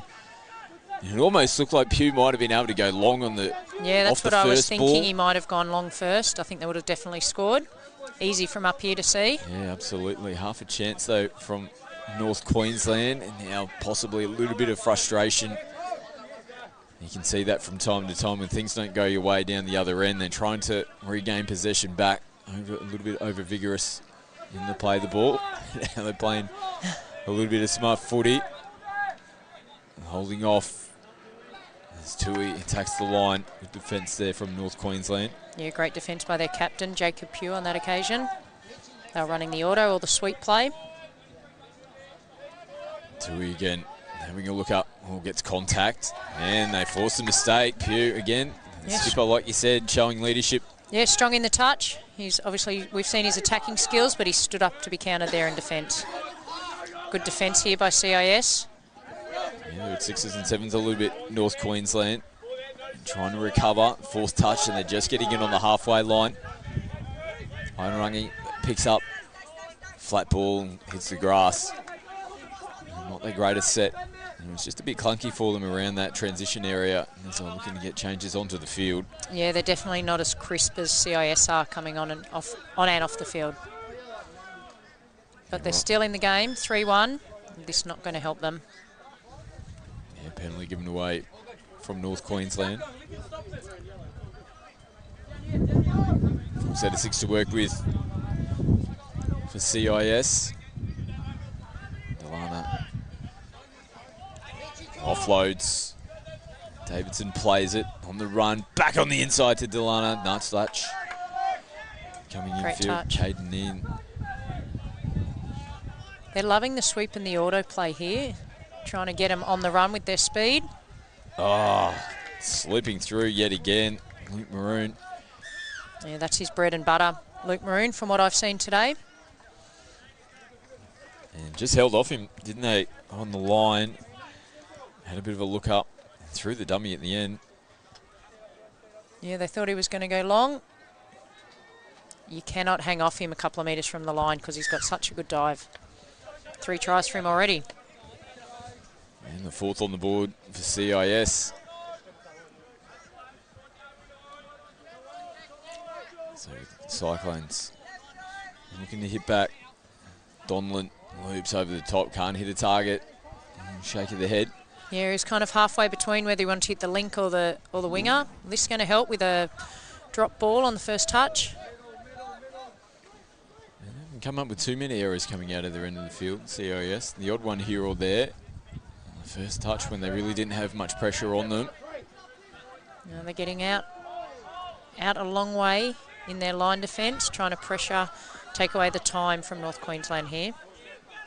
Yeah, they pretty much wasted their first few touches, and that can flow onto the back end of your set, can't it, when you aren't really playing, super positive football, but they were making changes, they were under pressure. It can just continue to flow on for your set of 6, and you can see the Cyclones end up turning the ball over, and it was an opportunity missed. It sure was. I mean, they're making up for it here. They've had a good defensive set thus far. A couple of touches still to make. Now they pick up and go. Nice work. Almost skipping away there. Oliver McCartney. That was much better defence. North Queensland were up in their face and they didn't give them time to get to the box and get that transition happening. Oh, just a loose ball from Pugh from half. I'm not too happy with that. No, he definitely won't be happy with that because he's had a good start to the game. Nice and direct here at the start with McLean. Getting them on the front foot. McCarthy is burning a touch. He's got the ball in hand yet again. Carlson gets himself in a half. There's a bit of contact there from North Queensland. Again, Pugh with the experience. That's twice now we've seen him be able to force the error and get possession back for his team. Yeah, he's done a great job for his team. He dropped the ball down this end, but he's certainly got it back for them on that occasion. He takes a ruck. Ooh, forward pass off the ruck. There's a call. You might have even been able to hear that. The referee was straight in front of us. Made the call. CIS decided to play it from the penalty. CIS will be looking for a cleaner set here as they come down towards line attack. They're going to get some fresh legs on. There's Maroon sending it back in field. So he plays it. Deadly combination these two players have. They link up now with Grosvenor. Comes out to the left-hand side. You let the ball do the work as they come back in field. That's better defence. You can see the danger signs there and the danger man with ball in hand. Yeah, they definitely pinpointed their Maroon and Tui and they shut them down, taking away their time. Grosvenor plays it. Now Tui back on the inside. They just held their space, North Queensland. Yeah, I think they'll be happy with that defensive set, but they've got to back it up now, getting off their line. CIS will be trying to pressure them and keep them in their own half. That's potentially off the mark. Yeah, definitely was. Threw the head back there, Hayden Fitzpatrick. Just knew because, yeah, it felt like they had a bit of pressure coming their way on the first couple of touches there. Was trying to kick away from the CIS defence. The mark was the call. As Crowley tries to skip across field. They've got to stay strong here, North Queensland. They've been defending for a couple of sets now. They've got to get up and back and then back up again. Watch that dive. Doing a good job so far. As Cameron Cole makes the touch. Crawley directing traffic. They were a bit compressed. And they get their shape. Beautiful left to right ball. Footwork coming off against the grain. Lachlan Hales. They're so hard to defend, those ones where you know you got to scramble across the field to try and get over there, and then just a little bit of late footwork at the line. Yeah, the poor winger had his head down there, but there wasn't much he could do. He had to go as fast as he could to get out, and it was just a nice right foot step off Hales for his second try. But again, Luke Maroon, all the skills, long pass on that occasion. Yeah, he's ticking all the boxes in this game. Sure is. Like I said, he's been pretty impressive. One of their best players in their opening matches this morning. He's putting it all on display here in this round 3 fixture. I think he, well, not looking too bad there. Coming into the lead up, Zach Paul. Here he is off the left foot, little show and go. Putting the ball through the hands there. They might have had 3-on-2 on the right hand side of the field. Yeah, he's quite dangerous on his feet, Zach Paul. Let's happen restart now. Out to Charlwood. Changes onto the park for CIS. Played on NQ's 10-metre line. They're on the back foot and rolling here. Pretty short there in the middle. Play on Sakal. And they'll end up saying ball down. So there was players offside in the middle of the park. But the referees decided to play advantage. CIS end up taking that advantage and the ball hits the deck at the end of the day. It's a good call from the refs. Good calls from the ref. Maybe it would have been better served CS just running straight into that offside player and getting themselves a repeat set, but it's hard when you're out there and you can see a little gap. Rangi picks up, skips, goes across field, and nice comfortable touch in the end from McCarthy. It's good to see CIS, you know, they're just grinding through this game. They've obviously had a couple of tough games this morning and they knew that was coming and now we're seeing their skills on display this afternoon. Well, that was, like you said, Gab, it was a tough start for them. They get a win here, then all of a sudden it almost feels like their competition starts again. They can start to string some wins together. And who knows, they might be there towards the pointy ends. And that is a pretty good finish. Threading the needle. Didn't have much room to work with. Took it right to the defensive line. And set up their 6th try of the first half. Yeah, and as we watch the replay in a second, we'll see number 8, Luke Maroon. Skips out. Yeah, here he is. He just gets on the outside, just forces the defence to come in. 3-on-2. Thanks very much. CIS skipping away, 5-try lead for them. North Queensland desperate for points. Fitzpatrick moving with Pugh in the middle. Early bomb. And they get there in the end. The cover defence couldn't quite get there in time from Lachlan Hales. They point to the spot. Nice try. Good setup. That was a huge right to left. And nice finish as well. Sure was. And they've been trying to execute that play a couple of times. They just haven't quite got the pass. But Zach Paul on that occasion, beautiful pass in this wind. Really good put down. And you've made mention of Zach. He's definitely looked the most likely for NQ. He's had a couple of opportunities that just haven't gone his way so far, but that one he set up nicely, picked up, and they go. Nalana just looking for support. They'll get a repeat set. Again, just space presenting itself for CIS, and it's good positive footy. The handy margin helps. You can take those half little opportunities. Didn't end up costing them. They end up getting a repeat set. I think that was Jacob Pugh again there in the defence. He's very good in his pre-touch and dominating in the ruck there. There you go again. I think he's done it 3 times in a row. Well, it's been amazing defence. I almost thought he might have given that one away. It looked like he was a little bit all shoulders, but I think there's a bit of indication that there might have been a bit of hooking or contact on the bodies. So, seen a couple of penalties today for what they're calling hooking. And on that occasion, it went the way of Jacob Pugh. He's 3-0. Well, they might not be winning the battle on the scoreboard. He's definitely winning that little battle on the defensive line. 6 touch. CIS, quick roll ball. And we're off again. Tui goes forward on the first touch. Delana down the sideline. It's a little helping hand into the interchange area. Now they chance their hand. Throw a forward pass. That was well forward. we'll call it, the wind is behind them, so we'll call that could have the wind might have taken it. Yes, a little assist from the wind as well will be generous for the CIS team. Nice and direct, just rolling through the middle. Gary plays it just shy of the 7-metre line. Now on rung, he tries to slip in underneath himself. It's caught.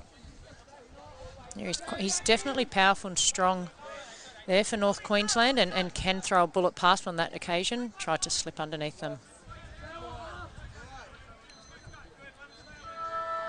Hooter sounds in the background, pick up and go from half. Hales, he's looking for support. No one there. They've dived on him and he gets it out the back. Dane Grosvenor gets there in the nick of time as the hooter was sounding in the background. Well, it's just a dagger in the heart there of NQ going into the break. Yeah, Lachlan Hales, he's been on the wing, but he's had a great first half. He's been involved in at least 3 of their tries and some great defensive reads as well. And New South Wales CIS well in front in this game. Halftime score here in this round 3 18 boys fixture. CIS going to the break 7 tries to 2 in front over the NQ Cyclones.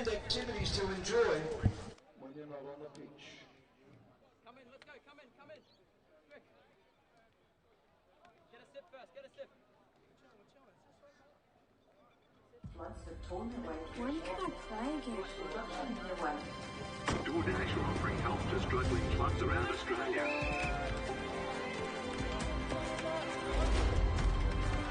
There you go. Some footies for you guys. That's like good practice, yeah? Good luck out there. It's go time, mate. Back in the nest.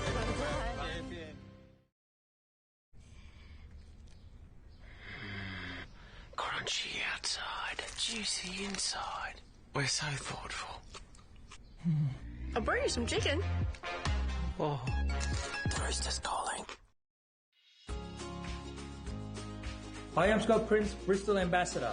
I'm inviting you to join me in signing up for Team Bristol. So what is Team Bristol?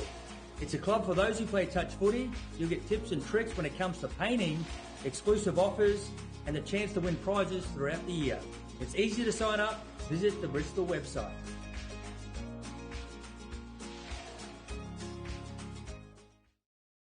Athlete, powered by Pain Away, Australia's #1 topical pain relief brand containing arnica and naturally derived active ingredients. We greatly encourage consumers to always read the label as ingredient concentration levels vary between different brands. Athlete Joint and Muscle Pain Relief Gel contains more than 50% total active ingredient levels than Physio Cream Solute Gel. Athlete Joint and Muscle Pain Relief Gel. Available at all Chemist Warehouse and leading pharmacies across Australia. Train, perform, recover with Athlete.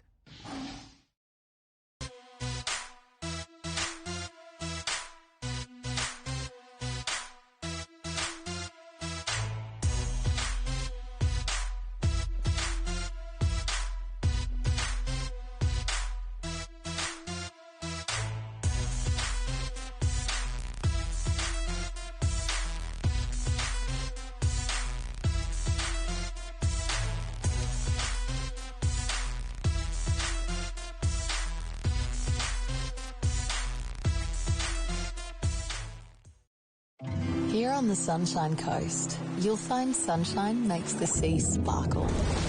The sky's pastel. You'll find the sun shines from above and from within, making laughs linger, moments longer, hearts beat fast, and time moves slow. Come find your sunshine moment for real.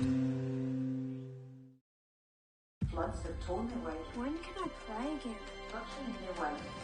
DoorDash are offering help to struggling clubs around Australia.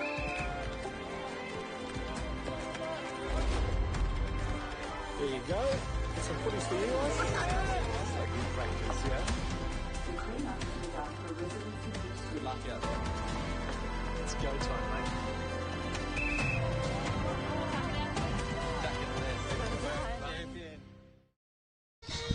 Both teams making their way back out onto the field for the second half here in the 18 boys.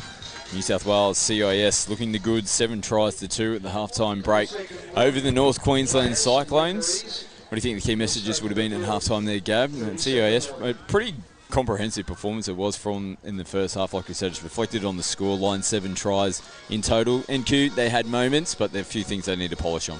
Yeah, their coaches were kind of above the coaches' box of NQ, and their coaches were very calm, talking about them. They need to push up more in defence to try and ruffle the feathers of the CIS as they're getting to their box. So we'll see if they can adjust their defensive play for that. CIS, I think they'll be looking to be a bit cleaner in the ruck in their line attack.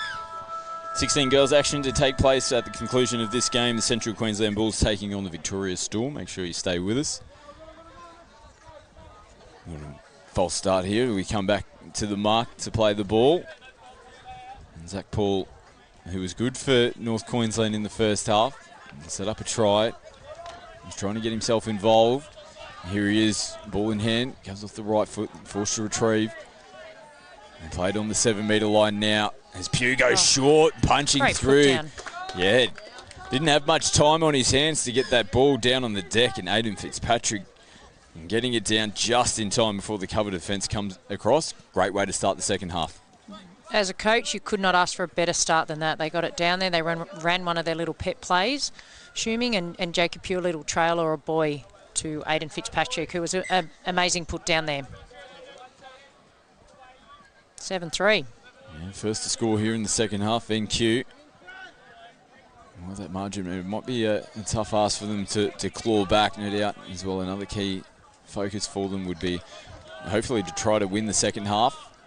Started in good fashion. Defence is going to be important for them as well. Tui goes long, but they're there to make the touch. They slide across nicely. Matthew Parker out there on the right wing for the Cyclones.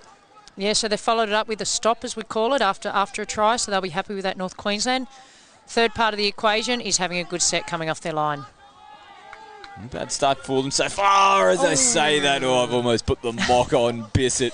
And did me a favour at the penalty as well. Yeah, that's usually me.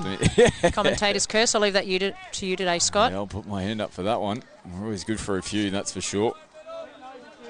As Pugh takes the first one forward. So the North Queensland coach also at half-time spoke about them having to change it up as they're coming out of their box set, that they're too predictable. So they'll be looking maybe a few fly plays or passing off the latch just to mix it up a little bit. There's players offside here. Referees are still saying play on a huge left to right is a beautiful ball out of the hands. They're continuing on, and they took it right to the death. Well, it's interesting because it almost looked like they were looking for the penalty. They put the brakes on. Referee said play on. Yeah, he probably had to just keep running straight at him there because he was fishing for the penalty, but the referees were not having a bar of it. Replacement players make their way on. Again, good running again as Maroon makes his way onto the field and get himself into the acting half position. Picks up, just glides his way through casually as you like into the in-goal area. And off his hip is Oliver McCarthy. Looks like a hot knife through butter. And there, young Luke Maroon. They can't touch him at the moment. No, that just looked all too easy. It's like now they were hanging off him. So you could see from here that that's what he was going to do. He was going to slice through. And as you said, it was very smooth. 8th try in the first for the second half. And they continue on. North Queensland, they'll just be looking to try to get into a bit of a slinging match here in the second half. And continue to get points on the board themselves. Little show and go. And Paul almost getting through. Last touch here for the Cyclones. Here's Zach, nice little ball, and they got a slice through that looked like there was air in between, and there certainly was. Second try in the second half here for the Cyclones, and a nice little ball off the hip. Yeah, I thought he was going to throw it long there, but he kind of pumped and then went short. And number 5, Benjamin Donlan, keeps them in this game. And as you said, they'll be looking for little wins throughout the half. They won't be trying to chase the 4 or 5 tries back. They'll be trying to get them back one at a time. Grosvenor punching downfield, offloads now. Crowley has to come back to the mark. Grosvenor from half comes open side and they're numbered.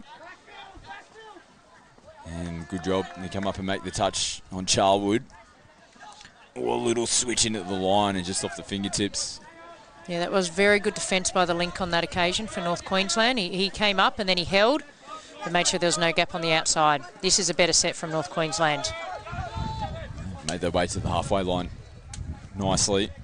Swain gets him across out onto the right-hand side of the field. They come back now towards the middle of the park. Pugh gets the ball away. There's good contact though. Pugh picks it up. Nice little hooking ball. Couldn't be reeled in there from Anthony Irangi. Yeah, they had him there and they kind of didn't go hard into the touch and it released the pressure a little bit for CIS, gave him a bit of time to get back on side. Losing their footing coming in but getting the ball down on the deck. Davidson. He's the danger man again. Maroon gets it back.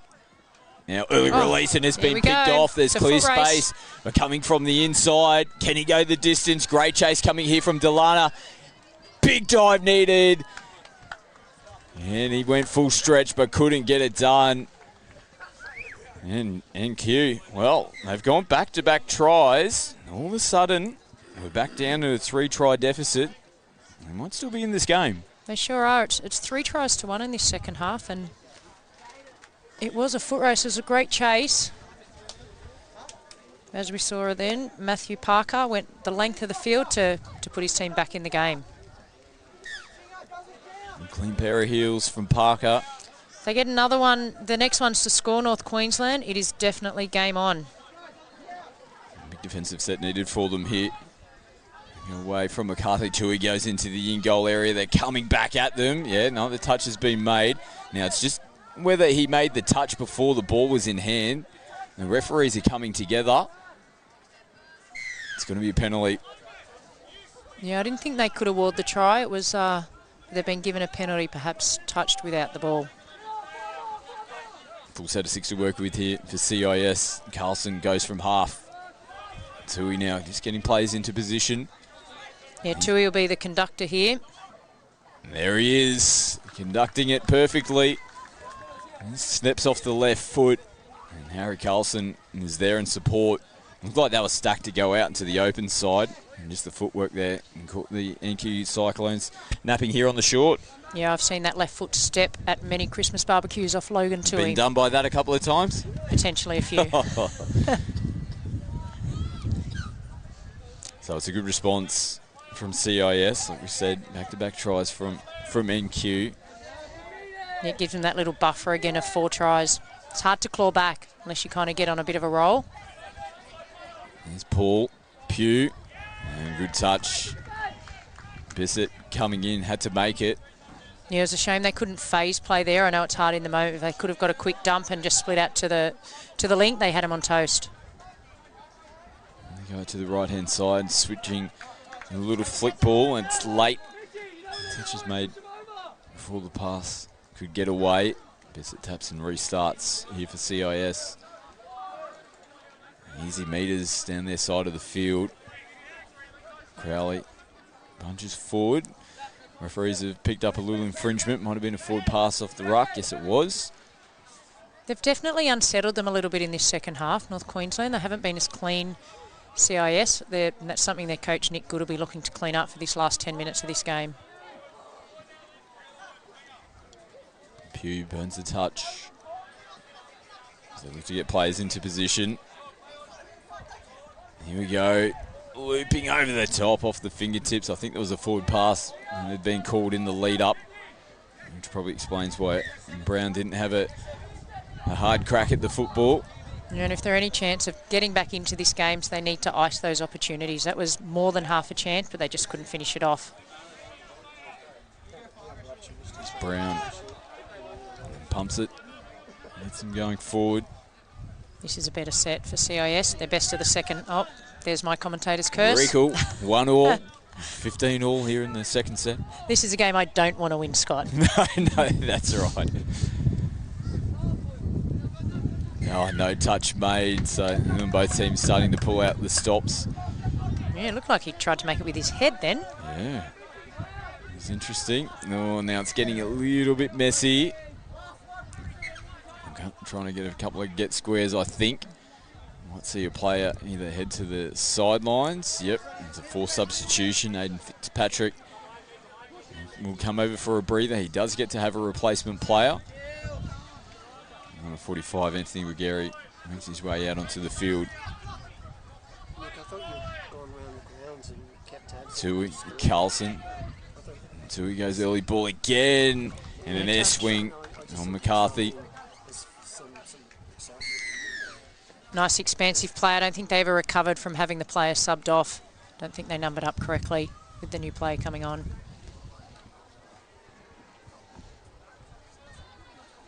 So 10th try now for CIS. Just starting to find their groove a little bit more here in the second half. Yeah, I'd say their coach has spoken to them after those first 7 or 8 minutes of this half and just told them to get back to the processes they know. And they've seen success on the back of that. Bauer in half, working with Ruggieri. Anthony plays it on the 7. Trying to jink in with Scott Swain.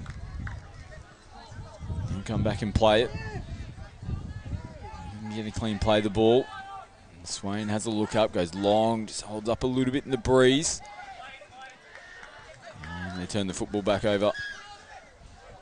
Yeah, with the breeze that's blowing it makes it a little bit easier for the wing defenders because they get a little bit more time because, as you said, that ball does hold up in the breeze. So they can afford to be creeping in a little bit, knowing that they can get back out there in time. Played on the halfway line. They switch in. Delana off the hip. Tui. Right-hand scoop from Delana gives it early ball. Tui takes him left foot. Oh, and the final ball just behind Tim Davidson.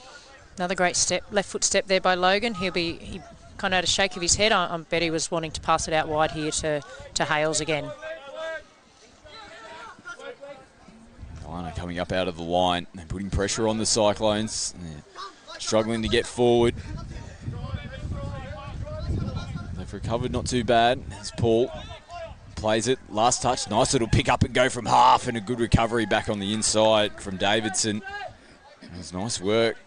And coming out of acting half, it was Brasher Coots. Yeah, it was a great touch by Davidson on that occasion. No mistake and an error here. Over the mark. That's the call. Yeah, they've got numbers this way. Then they've got a full set of 6 on the line, so they'll be looking to see if they can capitalise. Coots from half. Going to get their captain, Jacob Pugh, on, see if he can create something. Here he comes onto the field, he's in the left link position as Paul gets forced back to the 7 metre line. Back in they come. 9 from half. Pugh goes short, tries to get phased, did a pretty good job to get it down on the deck. But it was just a little bit clunky. Yeah, they made that touch only a few metres out from the line, so CIS only had to take a few steps to get back on side rather than on the, the preferable 7 metre. Good metres down their sideline here for CIS. As they come now towards the middle of the field, 5th and final touch for them. Pick up and go again from half. Thank you. Just getting on side to make the touch there on McCarthy. Got a fair bit of speed, the CIS team, when they get into space.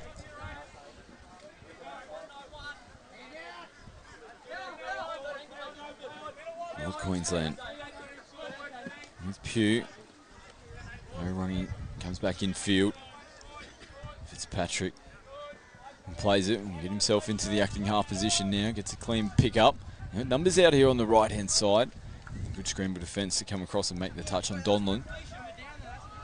They're straight back onto the ball here, CIS. They want to finish this game very strong. You can tell that there's an intent about them. Good intent there as well in return from the Cyclones. There's a bit of conversation going on. Referees, they're still in their position to give the football back here to the Cyclones. Oh, that looked a little bit forward from the ruck. They continue on. Gary gets him to the 7 metre line. Fitzpatrick just had to reach from it from acting half. Fitzpatrick now in front of Rungy. Link ball coming from outside in. Good defence. Jaden Douglas making the touch. Yeah, really good touch there. They get up. They try to make the touch, and that's exactly what they do. The collision of bodies. Fitzpatrick gives the ball back now. CIS, Chewy offloads, and there might be some frustration coming in here from the Cyclones. Looks like they might get the ball back here. One of those head drops again by the looks of it. He made the touch with his head, but maybe with a little bit too much force. He's getting caught out of the line here as well, Dane Grosvenor. Shoulder. Yeah, showing a little bit of shoulder, so forced substitution. They want to go fast here. North Queensland take advantage of that 1 or 2 plays, although they've held the ball up. Calls of no touch. Referee. Yeah, you can't do that in the 7 metres, so that's why that's a penalty there to North Queensland, because it's seen as pulling out of the touch. Yeah, it's a risky play, yeah. Like you said, it's a low percentage one as well. You don't really need to be giving that one away right there. And unless the referee sees it completely clearly, you're not going to win those ones too often. And he ends up pulling up out of the 7. They get relieving. It was a turnover there from North Queensland, so they get themselves out of trouble. They get the ball back in possession. Space out here if they utilise it. Yeah, good call from the referees. Just had to reach for it there, Luke Maroon. We knew exactly where he was heading if he got a clean take on that. Probably hear the call from the sideline referee that you can see the ball just spew out the back as Matthew Parker was coming into the ruck, but played at was the call, so CIS hand on the ball, forcing that free. There's about 4 or 5 minutes left of this game, and there's little games going on within the larger picture of the game. CIS will want to finish strong. North Queensland will be looking to just see if they can pinch back 1 or 2 tries. Swain back to Paul. Swain from half. They go down the short side this time. Paul's on the outside, but it was just forward from half. Scott Swain, it was the right play. Good option for them. They caught them napping. CIS definitely expecting it to come back to the open side. It's the execution of the pass there from half, unfortunately letting the Cyclones down. Yeah, it was the right play, but from here it looked like the right call. Forward pass out of the hands. So CIS tap. Declan Brown. Carlson did a good job to get away from the defence, pick up an extra couple of metres for his team. Fly Pop play. out. On the run, Tui. Oh, probably wanted to throw it. Jade Starr comes up to make the touch. Yeah, and that was that little fly play we see a lot of the teams do where they look like they're going to fade down and then person pops out the back to create an overlap. Last touch for them now. Tui comes off that left again. And this time they'll get it out to the hands of Lachlan Hales. And he goes over for another try, the 11th of the game for CIS. Couldn't quite get it done last time around. They come back to the well and get it done on the second try. Yeah, they sure did. It's hard to defend because he goes one way and then that big left foot step from Logan and Lincoln Winger in the perfect position to score the try. Lachlan Hale, he's had a great game. 3 tries for him. And as we mentioned previously, we've got the 16 girls coming up next for 16's game on the broadcast for day 1 here at the DoorDash National Youth Championships. Central Queensland Bulls and Victoria Storm. Jack Rogers will be in the box to bring you the remainder of the games for day 1 here at the NYC. As I just have to pop back to the mark there with Charwood. And NQ this time, no touch. They're pulling out all the stops themselves to try and get the football back in the hands. Yeah, it's the second and third game for these teams, so you can see a little bit of fatigue setting in, which we're getting. It's a little bit messy, and we're seeing a few more penalties as we see another incorrect play the ball there. So after what was a really positive start here in the second half, you can definitely tell that North Queensland are getting frustrated. And Pugh, I think he's happy to give away the penalty. Didn't go for him in his favour the first time around. Tried it again. It looked like he almost just slapped the ball out of the hands. Yeah, they really want to try and get a stop on this set. There's probably only one set. There's less than a minute to go. CIS will be looking to ice it with another try. They'll be looking for their 2 middle players there. And they've got their strike players out on the park. Pugh gets his hands on the football. He can disrupt the play, can't he? He definitely Jacob can. Pugh? He definitely can. He's come up with some big defensive stops. Here he comes in again with strong contact. But it was good ball work. And CIS, they get it across again to the right-hand side of the field for another try. Once again, that was Maroon. Stepping back to Logan Tui and then on to the try scorer. Which I think, was it Harry Carlson? Yeah, couldn't quite see who the try scorer was there for CIS. If it wasn't Harry, I apologise to whoever was the scorer. This will be the last play here for the Cyclones. They come up and make the touch. Pretty comprehensive performance in the end for New South Wales CIS. They run away with the victory. It was a better performance for NQ in the second half, particularly the way that they started, but they just found their groove again, and the margin that they set up in the first half was just too much in the end. Yeah, they started to claw their way back, but it was just CIS came out and off they went with the game. 16 girls coming up next. Central Queensland Bulls, Victoria Storm, as we start to wind down here on day 1 of the DoorDash National Youth Championships. Stay with us, plenty more action coming your way.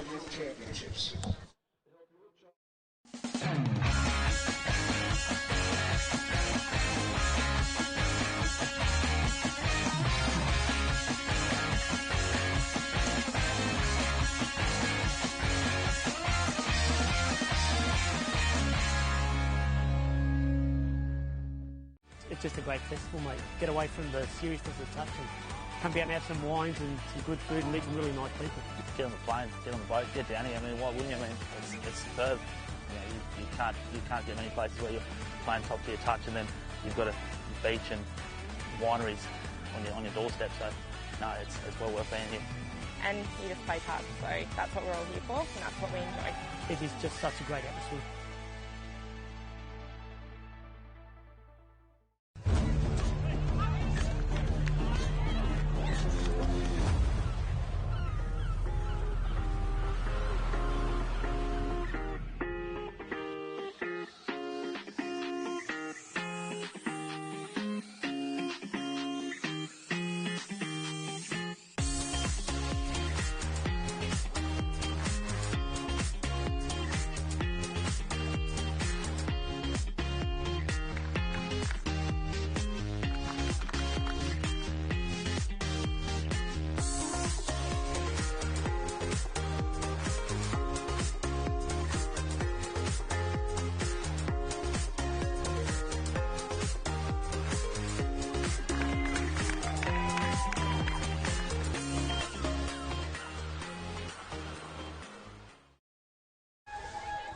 Well, we're back here live at Sunshine Coast Stadium for the DoorDash National Youth Championship. My name's Jack Rogers, and we've got some exciting action coming your way. Live here on KO and Sky Sport Next. It's the Under-16 Girls Division.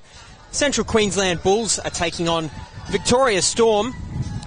We can see the players out there just warming up for the minute. It's a pretty strong breeze coming across at the moment, but it's still hot out there, about 26 degrees Celsius,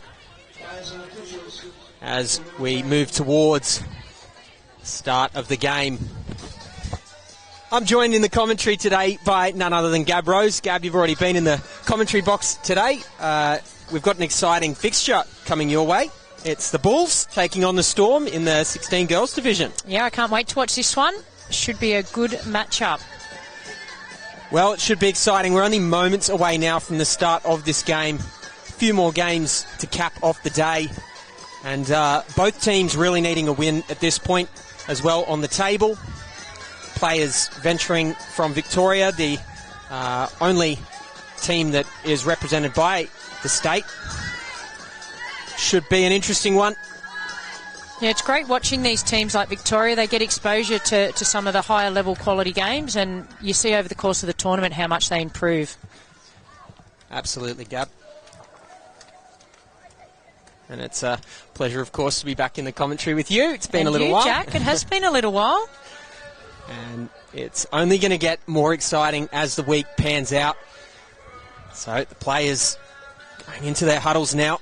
Yeah, they're looking very upbeat, the Victorian team. It's the first win. So Coach Madison Daly having some words now with the team. They're in their huddle over the other side of the field for the Bulls. Damon Moore, that's a pretty famous name over there. He'll be a steady hand from the sideline for this Bulls side. Yeah, and he looks like he's giving some last-minute instructions before they go on the field. And on this side, they're looking very well connected, the Victorian team, and big smiles on the faces as they go out on the main field. Under-16s division as well. We've seen a lot of under-18s action here today, so these are very much the stars of the future, and that future very often in touch football comes sooner rather than later. We see a lot of under-16 players ending up making their way into Opens teams over the next couple of years. Yeah, we sure do. So this is where we see some real talent shining through. Victoria head onto the field first, ready to go.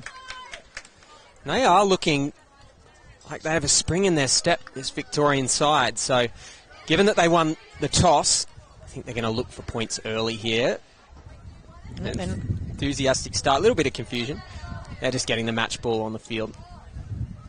It's a beautiful long ball. It was a great ball. Now there's a bit of a breeze here, so they need to be mindful with their passes because they're going to look like they're going forward. They're going to float forward off the hands. And a heavy touch to kick off the game. Referee Matt Lavery out in the middle. Redlands touch representative there. So, bit of a sloppy roll ball, but they've gotten away with that one early on. Storm on the attack here. It's fifth and last quickly. They're going to run out of room on this left edge. Probably didn't quite have the numbers, but they'll be happy to kill the ball in the corner there. Yeah, they finished a set, which is a good start. The CQ Bulls were quite strong in defence there. They were assertive in their touches and getting back into position quickly. Then bring up to the halfway line now. Giving that extra pass, which a lot of the teams that have been successful on this main field today have been giving that extra pass, especially moving towards or away from their box set. Yeah, they're just trying to unsettle the defence, and they did a good job on that occasion, CQ Bulls, as they get a strike dump on the last. It's Malone with the ball in hands. Can she get away? And good defence there from the 35 for the Victorian Storm, or 25 rather, Ella Leith. So well done holding on there. It's not easy to defend once the dummy half is scooped through. No, it was a good setup there, and she went straight through, but as you said, well defended. This is looking promising here from Victoria. They're shifting the ball a little bit. Excellent play from the box. Still scoreless here at Sunshine Coast. Outside stadium, it's the number 2 for the Storm, Katuai, who plays the ball just over the halfway mark, but 6 is called there. So good field position, it must be said, for the Bulls. They're starting in reasonable territory here. They're going to move towards their box and look for fresh legs. Yeah, I venture a guess that Queensland Bulls are going to be playing quite an expansive game, looking to run Victoria out wide. And players sweeping on. Starting narrow, but yeah, bouncing out just like you said there, Gab. Well suggested, and they go straight through the Bulls. And that's lovely stuff. They ventured wide, couldn't have called it better. And it's McCrowan there for the Bulls, 1-0. Yeah, that was a good play there. They looked like they were going to go down, and then, as we said, just that little fly play. But they are shifting the ball early, which I love watching. It's great to see in the Storm. Well, they've got the challenge now of having to respond. Let's see what they can do here. With the ball, it's Ruby Apple. Picking up again from half. Getting really involved in the play here. And that is the number 35, actually, who's not officially listed on the team sheet for the Storm, but he's probably just wearing a separate jersey. Number 9 there, Chandler with the ball. Has a crack at the line on 6. And can't quite make it work. No, it didn't look like there was much going on there, but she nearly snuck through. From the static play, it's always interesting when teams can make that sort of thing happen from flat feet to almost scoring a try. If they're rolling forwards, it would probably imply that they've got a little bit of venom behind their attack here, the Storm.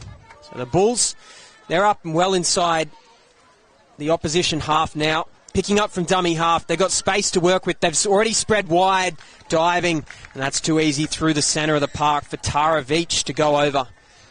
Yeah, when we watch that replay, we'll see they went one way and then they shifted back from left to right. Opened up the gaps. They opened their middles up, went one way and then came back. Oh, they've opened up like scissors there. It's scissors. That's not what I meant. Zippers.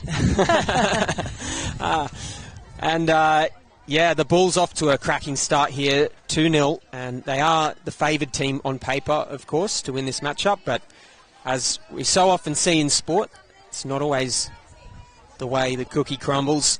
The Storm, well, they'll look to hit back here. Still intensity in their game, but the ball goes to ground. Miscommunication there. Yeah, sideways play the ball, I think, was the call by the ref, but they dropped it anyway, so regardless, they were going to lose the ball. Let's see if CQ go to their box, but again, they're looking to shift it straight away. Yeah, the Bulls not afraid to throw that extra pass. They're obviously confident in their structures here so far. Each and every player knows their roles and responsibilities. And the ball goes to ground. That's good pressure from the defensive line. The Bulls there, they probably didn't need to risk it and throw that extra pass. No, they definitely didn't need that pass on that occasion. Just going to put themselves under pressure. Goes away there. It's the Bulls, number 11. She's straight into the corner. The gap was barely even there for the taking, but she's zipped through. It's Eleni Jenkins, and that's the 3rd try for the Bulls. Yeah, there wasn't much doing there, but again, they fade as if they're going to go in and under, and then they just take one little step out and create that overlap. It's not taking too much for them to get through at the moment when they're running this play, and you've got to expect that they're going to keep running that play until it doesn't work anymore. So it's on the Storm now to figure out how to contend with this. Yeah, they're in a little bit of a hole at the minute, the Storm. They just need to get a good set of 6 as we see an easy wrap and then shifting out wide down the wing. Good cover defence. Back there out wide. Looked like holes were opening up once again. And they're just staying nice and wide here, the Bulls. They're sensing blood in the water once again. See what they can do. Scooping through. Got space to work with. But is there enough? No, there isn't. Ball is lost just over the line there. Yeah, and that was good defence on that occasion by Victoria. They kind of got them into the corner and they all netballed up, as we call it, and the toucher chased the dummy half. So up in their trademark odds and evens defence here, the Bulls. And they'll get up in the face of the defence. Making the touch there, and a nice touch indeed, Sophie Barnes. The Storm coming away from their box, just going a little bit lateral at the moment. It's quite hard to be going forwards when you've got this defensive line kicking up in your face. The 6, and we've seen this a couple of times already. The ball's being killed just over the halfway mark. Probably not enough metres made in that set. No, because then it gives CQ Bulls too many opportunities at the line. They might need to try and go direct a few times rather than so lateral to try and get off the field. And the Bulls number 7, Brooke Hill, almost accidentally puts in a grubber. Doesn't quite come off there. And it's a handover. So the Storm with possession, and they need it in this kind of field position. They've really got to go forwards here. should be the call. Yeah, they need to complete a set here and try and get it down, even if they just get a strike dump and somebody takes off here on the last, as we're seeing. Here we go. It's the Storm, number 5, Apple, and she plays the ball away. It's the number 9, though, Chandler, that will get caught with the ball. And they're right back to that same field position that we've been seeing so much. The Bulls really haven't had to defend in their own third. No. And as we saw there, if they'd just done a strike dump and just run the ball through the line, they probably would have finished an extra 10 metres down. They end up going backwards on the last touch, unfortunately. So the Bulls here probably fancy their chances. They got 3 out on the right, but 3 on the left too, and they don't need players on either side because they're just cracking them open through the centre of the park. And that's yet another try there. Yeah, that was a little bit too easy. And Victoria Storm, they're valiant. They're trying hard here, but they need to really try and get a good set of 6 here and try and finish it down the CQ Bulls try line. Make them work to get off their line. It's Tara Veach as well for her second of the match. Brings us to 4-0 in favour of the Bulls. And this Bulls outfit have been strong and resolute in their defence through the middle of the park. Can they defend their own line now? It's 5th and last. Picking up from half there is the number 3. Tries to go through, and it's Kutai. No luck there, but the right idea, I think, just trying to straighten up and go for broke. Yeah, that was more promising, and not only did she nearly get through, but she finished it on the 7-metre mark. So now CQ Bulls have got to actually work to get out of their half. And if they wanted to go to their box, it's going to be a little bit difficult because they're already 3 touches into the set. So instead they're going to have to play direct on this set. So that's a small win for the Storm, and they should look to that as a way to keep on playing. 5th and last here for the Bulls. Can they find a free player? No, they can't. The ball goes to ground. They had a 4-on-3, but couldn't quite connect on that one. Yeah, they got up in the channel then, the Storm, and they'll be happy with that. They had a good set of 6, and then they've had a stop down this end of the field. Now they need to try and get fresh legs on, but they've got to go forward first. 2 passes from dummy half. You've got to earn the right to go sideways, and well, yeah, it's going to be called a hard touch there. It's probably also a little bit the angle that the touch was made on. That's 6 more. Yeah, that's going to help for Victoria. They need a good set. They've got fresh legs on. They can just go straight up the middle of the field. Up the guts. They'll be targeting the CQ middles at the moment. It's the number 3 and the number 10. Foamy, Malone and Kelso. Running through now, the Storm. She's got some pace on her, the number 35 for the Storm. We haven't quite caught the name of the 35 from the Storm yet. We'll be sure to find that out for you at halftime. And here go the Bulls down on the wing. Can they be caught? Oh, putting on the afterburners. I thought she must have done a hammy then, but I think she might have stepped out potentially. Yeah, just stepped on the line, it seems. I think you're right there, Gab. There's not many other things that could be. And yeah, almost ran away with it there. They have looked pretty electric down that left-hand edge. Yeah, they go to the box side and the winger stays wide and they just pop it to her. And it's been very effective so far. Well, here they go, the Storm. Melchiore for the Storm. She's calling the shots out here, the number 14. And let's see, it's the 35 from the Storm. Tries to go through. Sort of going a little bit laterally on that scoop run at the moment, where perhaps they could just be charging straight through the defensive line. Yeah, she's got some speed, number 35 for Storm, but it's been a few more promising sets the last couple of minutes for Victoria, so whatever their coaches are telling them, they're doing a good job. And the question mark here will be, can their defence match their attacking intensity? It's 5th and last. Scooper's going to go for the Bulls, and they've gone over. Brooke Hill with a try. And that's 5 for the Bulls. They're running away with this one. But the Storm, well, they've lifted in the last few minutes, so they'll be looking to put some points on the board shortly. Yeah, they are. And in line defence, what's happening is they're just getting caught short on the dump, and then the wider players unable to adjust and shut down, which they're probably going to need to try and shut down a little bit more and force a cut at her a long ball and hope for a mistake. Well, here they go. Let's see what they can do as this half ticks along. Chandler plays to Apple. Apple and Chandler. And they've used a couple of touches here, just setting the line, figuring out what they want. Looks like a sweet play's coming right now. And they end up going back to the left, and it's not quite on. would have been interesting to see him play that ball out the back there to the sweep. Yeah, the sweeper was there on that occasion, but they opted to go back inside. But at least they're trying things. As we said, they'll get better as they play together more and play at this level of competition.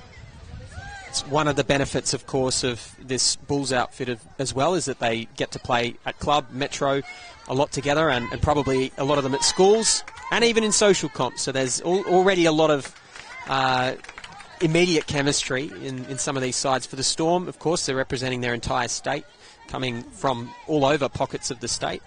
And as you said, Gabby, it just takes a little longer to get those combinations working. Okay, here come the Bulls now. They got some numbers on the right-hand side, but do they have the space?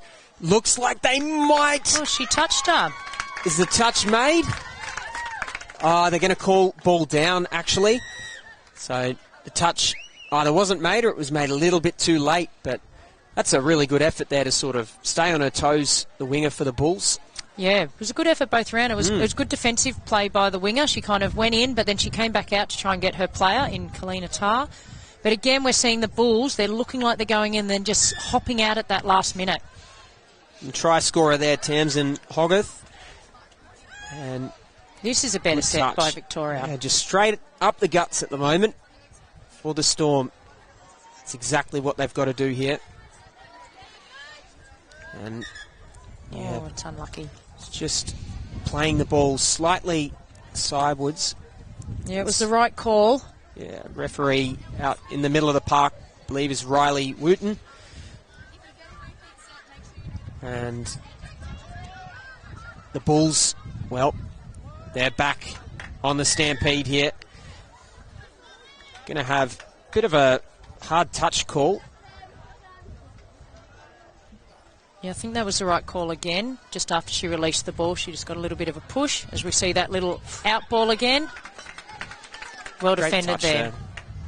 The number 13, Helena Scott, for the Storm. She's made a couple of good touches so far out there at the link position, but the Bulls, they've found space back on the left-hand side. Caught sleeping there were the Storm, and that's another try for the Bulls.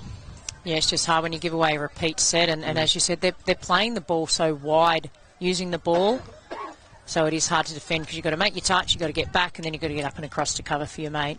The ball moves faster than the quickest players. It does. So they're using that to full effect here, the Bulls. And the scoreline certainly reflects that. It's really becoming a battle of playing direct versus playing lateral. Bulls have earned the right to do that. Storm here, they'll look to charge up the middle. And doing a good job so far. Let's see what they can do at the back end here. Setting up for a bit of a scoop play. See what they got ready. And ball's gone to ground. Yeah, they're just not quite finding their rhythm when it comes to the end of the set. Yeah, they've got the right idea on a lot of occasions, but they just can't get the execution right. As we saw, nearly tripped over thin air there, but she's recovered for the Bulls, and they're getting some nice easy wraps, and off they go. And running away again. She may not have needed a basket there, the number 7, Brooke Hill. I think she had him. Yeah, very unselfish play. But we don't mind seeing that. A generous pass back on the inside that didn't connect. And we'll see a box set here, which the number 12, Kalina Tarr, is running from the dummy half position. Oh, that's off the mark. Yeah. Off the mark is called quickly. Right on halfway, we're going to have a tap. Unfortunately for Storm, they're going back to simple plays like the 3-man drive, which is good to finish the set, but it's making it easy for the defence because it's only utilising, 1 or 2 defenders, and the others are there then to sniper them when they try to play out wide. The Bulls here. Oh, they've got another set to work with. The ball's gone to ground, so a little bit of reprieve there for the Storm. They'll get another shot here. Let's have a look at this driving pattern now and see if we've got 3 in. So far, only 3. They aren't looking to walk the ball wide, but this is the difference. The driving pattern's a little too predictable, and they're able to sort of shoot up. Yep. Need that one extra player. 5th and last. Want to at least kill it in the corner. It's not really a bad try at all because at least it's on this side of the field, far away from the Bulls' box. Yeah, they're going to have to try and push up here in defence and just try and unsettle CQ Bulls. So a 2-pass drive. It looks like they're working towards the box. Nice little cutout ball. They're going to get there by 2 touches. That's a professional box play right there. And now they're probably going to look to sweep back on the right-hand side. Yeah, and they're going to have 3 plays to attack. They just hold it up while they wait for the reinforcements. And we've seen this play before. Here they go again. They've got the numbers. And it's the number 6 once more. Tamsin Hogarth. Try time.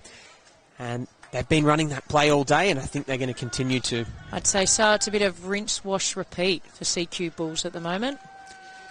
Something to be said about getting those sort of, your basic plays in order early on in the competition. Yeah, and they'll be happy with that. And as you said, they got up the end of the field in 2 touches, so it gave them a lot of opportunity to attack. The attacking platform is very handy, and certainly starting from halfway is going to be handy here for Storm. Let's see if they can crack the defence line for the first time here. Good hands. Picking up. Number 7 with the ball. It's Watkins. Goes for the line. Haven't quite been able to do it for morale's sake. They really want to get over the line before this half-time buzzer goes. Yeah, at least they're pressuring the line there. They made the CQ defence work on that occasion. As they roll up the field again, though. The Bulls sweeping on. And we might see another rinse repeat. We see them sweeping on nice and wide here. Might even hit back to the left, show a bit of variation here. No, it's 5th and last. They're going to have a static play ball. And confusion there. Oh, they've actually got the numbers. Good hands. Beautiful hands, netball hands, really. It's a great try there in the corner. It was pretty unfortunate to come off the hands of the Storm player and not hit the ground, but good touch. Yeah, that was unlucky for the Storm on that occasion because there was a stoppage as it went into 5th touch. So probably when that happened, Storm needed to try and move up and nullify the play, but I think there was a little bit of confusion from both sides, and CQ took full advantage of it. Yeah, what we were looking at there, the Bulls player had played the ball, but potentially the referee had missed the play of the ball, so was expecting to see a played ball, but it was game on at that point. And, the Storm just relaxed for a moment. Let's see what they can do here, though. Full-time buzzer now has gone. Can they do anything here at the end of the set? Half-time's been called, so comprehensive first half there for the Bulls. They're up 8-0 against the Victoria Storm. The Storm, well, they're going to look to bounce back and fight in the second half. Gab, what would be your sort of words at half-time for either team? Yeah, I think, the CQ Bulls just keep doing what you're doing. They want to conserve some energy at the back end of this game going into tomorrow for Victoria Storm. I just think they've got to try and win the little battles, hold the ball, get it down the other end of the park and push up in defence. Well, it's a beautiful afternoon here. It's on the Sunshine Coast. We'll be back shortly for the DoorDash National Youth Championships. Don't go anywhere.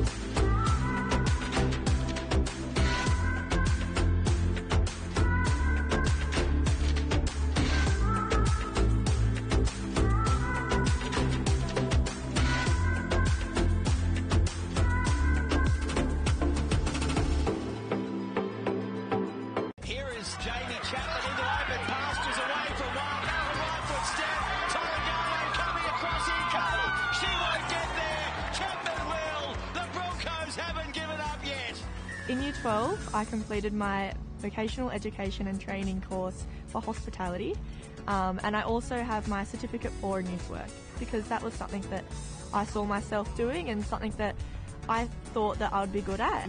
And now I have the qualifications, I can work in the sector I want, and it's definitely given me a lot of opportunities with jobs and opportunities within the community.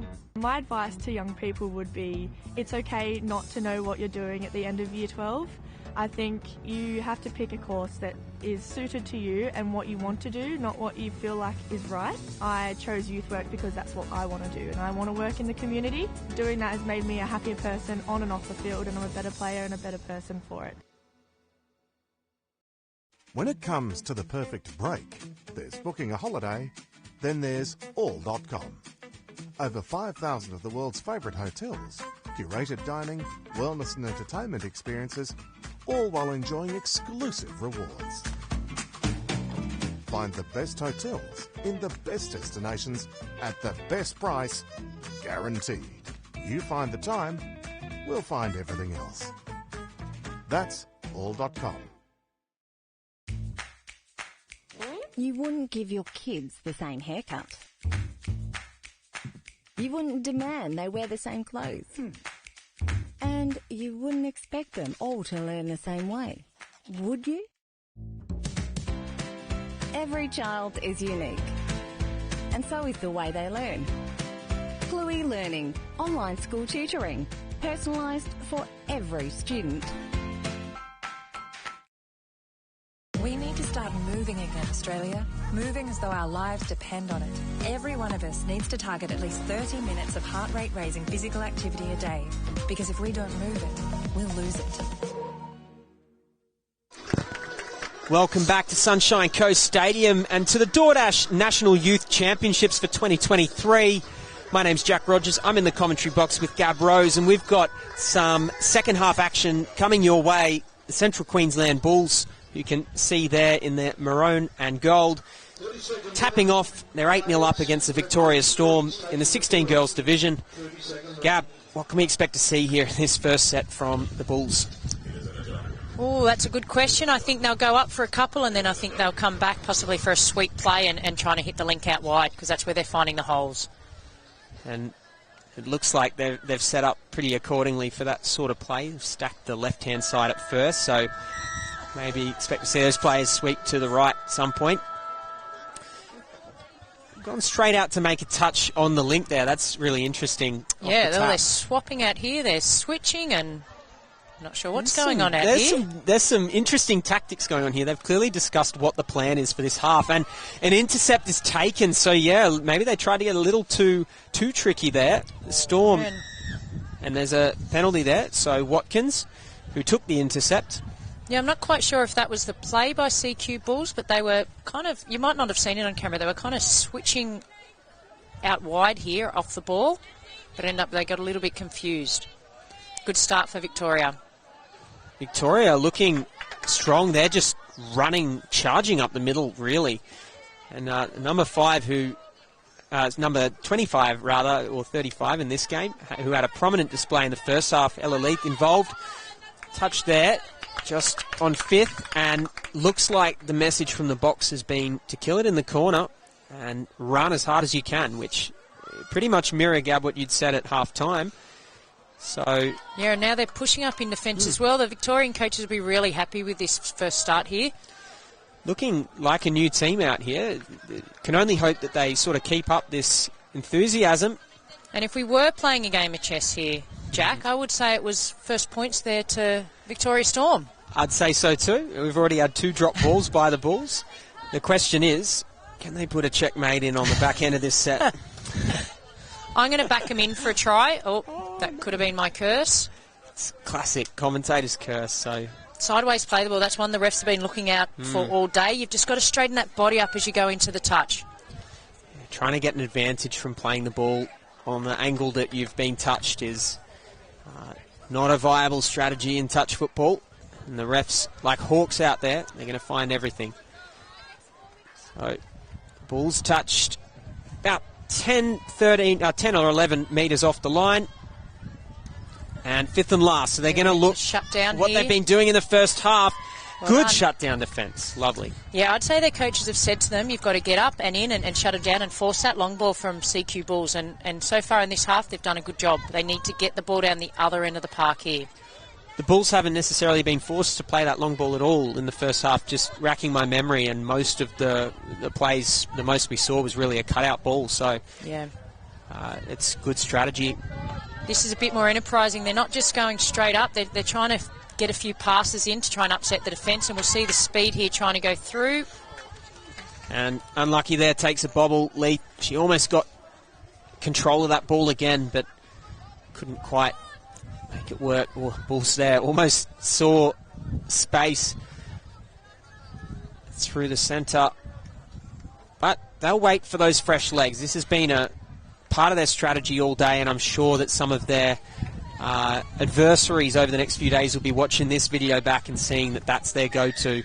Yep. They like to work off the back of their box sets, the Bulls. They've got a penalty right up here on halfway here, Victoria. So they have had a great start to this second half. They just need the hard bit's trying to sustain it. And just a little bit of confusion in the play as to whether it's a roll ball or a tap. And bit of a hybrid. Yeah, I've never seen that before. It's an exciting play. Yeah, play on though. And they'll play the ball here, the Storm. See what they're trying to cook up here. When they're getting up to the 7 metre mark, they're sort of struggling for options, but going straight through has been where they've looked most dangerous. Their rucking, it must be said, though, has been so much cleaner. I think they've actually had fewer errors in this second half so far. Yeah, they sure have, and they've probably had a little bit more possession as well. As we go wide here, they'll dish off. They've got numbers now. It's a 2-on-1, but yeah, that's the player that you want out there is Leach. She's been quick all game. She makes the touch from the link position. Yeah, and good trusting by her winger there. She could see who was coming to make the touch, so she stayed out. The Bulls, they've still got touches left in the count. It's number 3, Fami Malone. They've got to shut in because it's coming back. Oh, and called offside. That's unlucky. It's pretty unlucky, and could have almost tried to get in the way and make the touch there, but she knew she'd been called off. So letting the play run through. And the Bulls, well, they're in, but they were held off for quite a while there. That's the first try of the half. It took them about 5 or 6 minutes to get it. Yep, and Victoria Storm, they've just got to play little games within the big game here. Try and shift the ball a little bit more, upset the defence, and then see if they can get a strike dump for one of their faster players to go through. The Storm, relatively good position, but they've slowed up a bit here. Good to see them keep that roll on going, and Bulls definitely sort of pushing them back there in the ruck. 5th and last, going through. It's not quite on net. No, again, they didn't really get enough momentum there to try and go through, and the CQ Bulls were not under any pressure in defence. And taking the touch there, the Bulls, they probably could have dished, but it's first touch, so there's no reason to play the risky ball. That's a nice play. They're going to do it now. That's beautiful work. She actually called that early. Could be a forward pass call there, and it will be indeed. But just sort of, you could see a sort of signal come up on my right shoulder, and it worked beautifully there. The CQ Bulls will also be, they don't need to score any more tries, so they need to conserve some energy, play smart. They don't want to start making errors, but they don't need to be racing up at 1,000,000 miles an hour in attack and defence for the second half of this game. It's a 4-day tournament, which for touch is quite a long tournament. And they've got multiple games each day. Most teams have 2 games each day. Yep. You do want to be conserving those legs. Grand final day on Saturday, if you want to be there, you're going to need to have legs left, that's for sure. Yeah. So offside is the call, so that's well run there from the number 14. That's Ruby Melchiore, and she's done well to almost scoop through. Yeah, quick on her feet there, young Ruby. They get another full set, and this is probably the first time they've had a repeat set on the line of CQ Bulls. Let's see if they can convert. So Ruby might be the go-to again. Also working with Yevi Dolan. There's a chance. Oh, and she's got the ball down. That's beautiful work right there. Well deserved. And Dolan plays the ball off to Ruby Melchiore. And that's gorgeous stuff. She won the penalty first, and then she scored the try. That's great effort. Yeah, well done, Ruby. And it was pandemonium here in the box. The Victorian Storm were very happy with that try. Well done, Victoria. As we said, it's little games within the bigger game, and that's a little win for you. On the board, and they're celebrating. Here, the Rubes from and they down deserve the side. that. Absolutely. They've worked hard for that, and that's how you start the second half. They're now 1-1 in the second half, and that's another one of those small battles that you're trying to win now. So they've picked up the intensity here, CQ Bulls. I think they would have wanted a 0 on the scoreline, but numbers there, pass. And that's just a professional response. Or is it? There's a twist in the tail yet. Forward pass is the call, and doing well there to sort of create the opportunity was Lainey Jenkins, but just forward out of the hands. Yeah, we've spoken about it this afternoon. There's a fair breeze behind the Queensland Bulls, so they've just got to be mindful with their passes. And that looked forward. Using all the players on the field there, and she just ran out of options there, so she looked to the wing, and the winger for the Storm was just in front of the play. And now they're in all sorts of trouble because they're in the middle of their box set. They've actually done well to survive because they only had 2 players on the field for that first touch. Yeah, they did very well, but they're under the pump here. And there's space. The winger did well to sort of... Does it again? It's that same, yeah. Yeah. No try. Saved it. Oh, saved the try. That's brilliant. That's a 3-on-1, effectively. Yeah. So I think that was Kalina Tarr again, you're number right. 12. Yeah. Kalina Tarr, great defence. I just like the hesitation, I think, was intentional. Yeah. To throw she's done it twice, so she's got her body in the right position, so she can make the touch on the link, but she's also already heading out to the winger. Your sister, Sam, would be extremely happy with that wing play. Absolutely. Oh, and that's going to be called forward. And if she was going to learn off anyone, Sam would be a great player.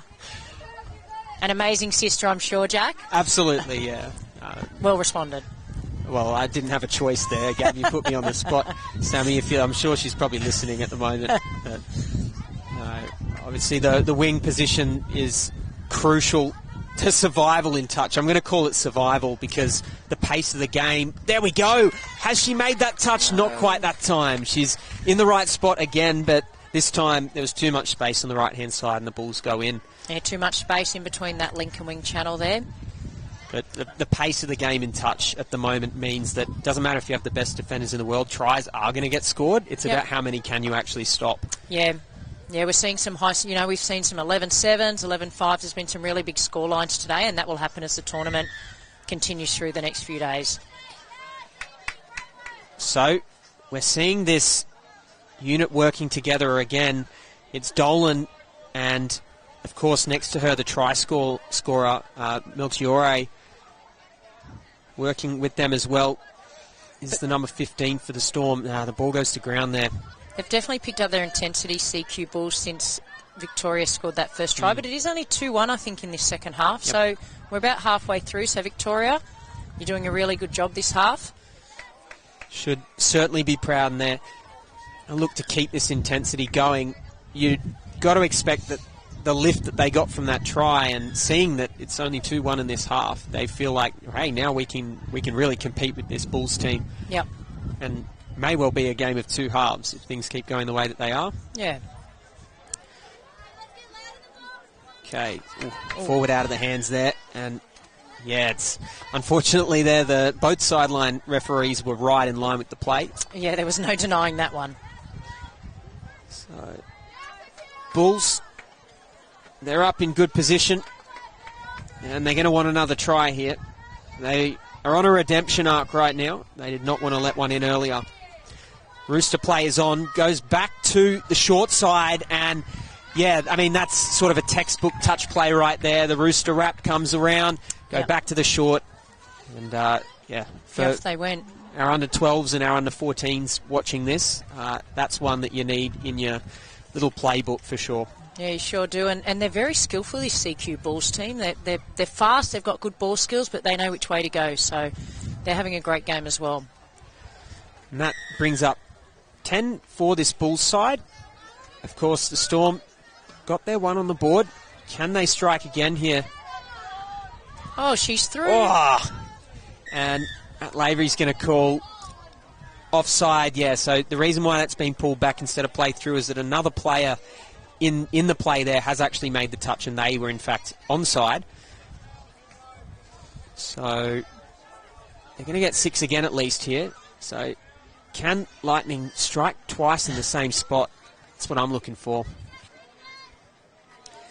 They are going to need different players to do it, though. Melchiorre is not on the pitch right now, but diving for the line is the number 3, 5th and last. Oh. That's got to be close. That's got to be close. And Zalia Katai almost gets over there. She's looked pretty dangerous too, actually. Yeah, she's definitely been one to watch. And that was extremely close. The referee had a good look at it, but decided on the touch. So Storm coming up. Leith, who has been one of the busiest players of this Storm outfit, 2 touches in a row. Seems like she's going to have more defensive duties. Tries to pull out, create a voluntary play ball situation. But the Bulls taking an intercept, and it is a play on. It's gone backwards out of the hands. Lovely stuff, just getting up in the line there. And I mean, this is what we sort of weren't seeing in the first half, is that getting up, in the face of the opposition and forcing those errors. Yeah, they're just not letting them roll now. They're moving up, as you said, and it's making CQ work for their field position and then for their tries.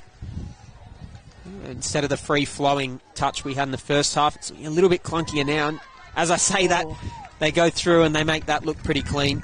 That's the number 3, Fomu Maloney. Yeah, that was a good try there. It's just that repeat set. So they did get the ball back, Victoria Storm, but I think they lost it on about the second touch, and it just gave CQ Bull too much time and too many plays to get another try away. So the Bulls putting on an exhibition here. And they will look to hold their try line now. They're very compressed. They've probably got about 10 metres of real estate out on both wings. And that seems to be the best strategy at this point, because for the Storm, they've certainly looked to go straight down the middle so far. Yeah, you picked it in one there. They can afford to compress their defence because there's no cutout passes going long. Particularly in this wind, they're very hard to throw. So you can compress in a little bit more as they go straight through. And they're running away now, the refs. The ref probably could have made the touch there if she really wanted to. But caught about 10 metres over the halfway line. Good chase too, and you could actually see the entire team chase that, even from the far side of the field. So they're ready to make that next play. And that's really positive despite the scoreboard. Coach will be very happy with that. Yeah, the effort's definitely there. They've got numbers on the left edge. Can't get the ball away. It's gone to ground. And in fact, it has gone forward. That's a touch pass, rather. Yeah, and again, they're forcing the pass. In the first half, they weren't. They were letting them get through that, that middle link channel. But this half, they've been able to force the pass and force some errors. As we see, unfortunately, Victoria Storm make a mistake. They're coming off their line.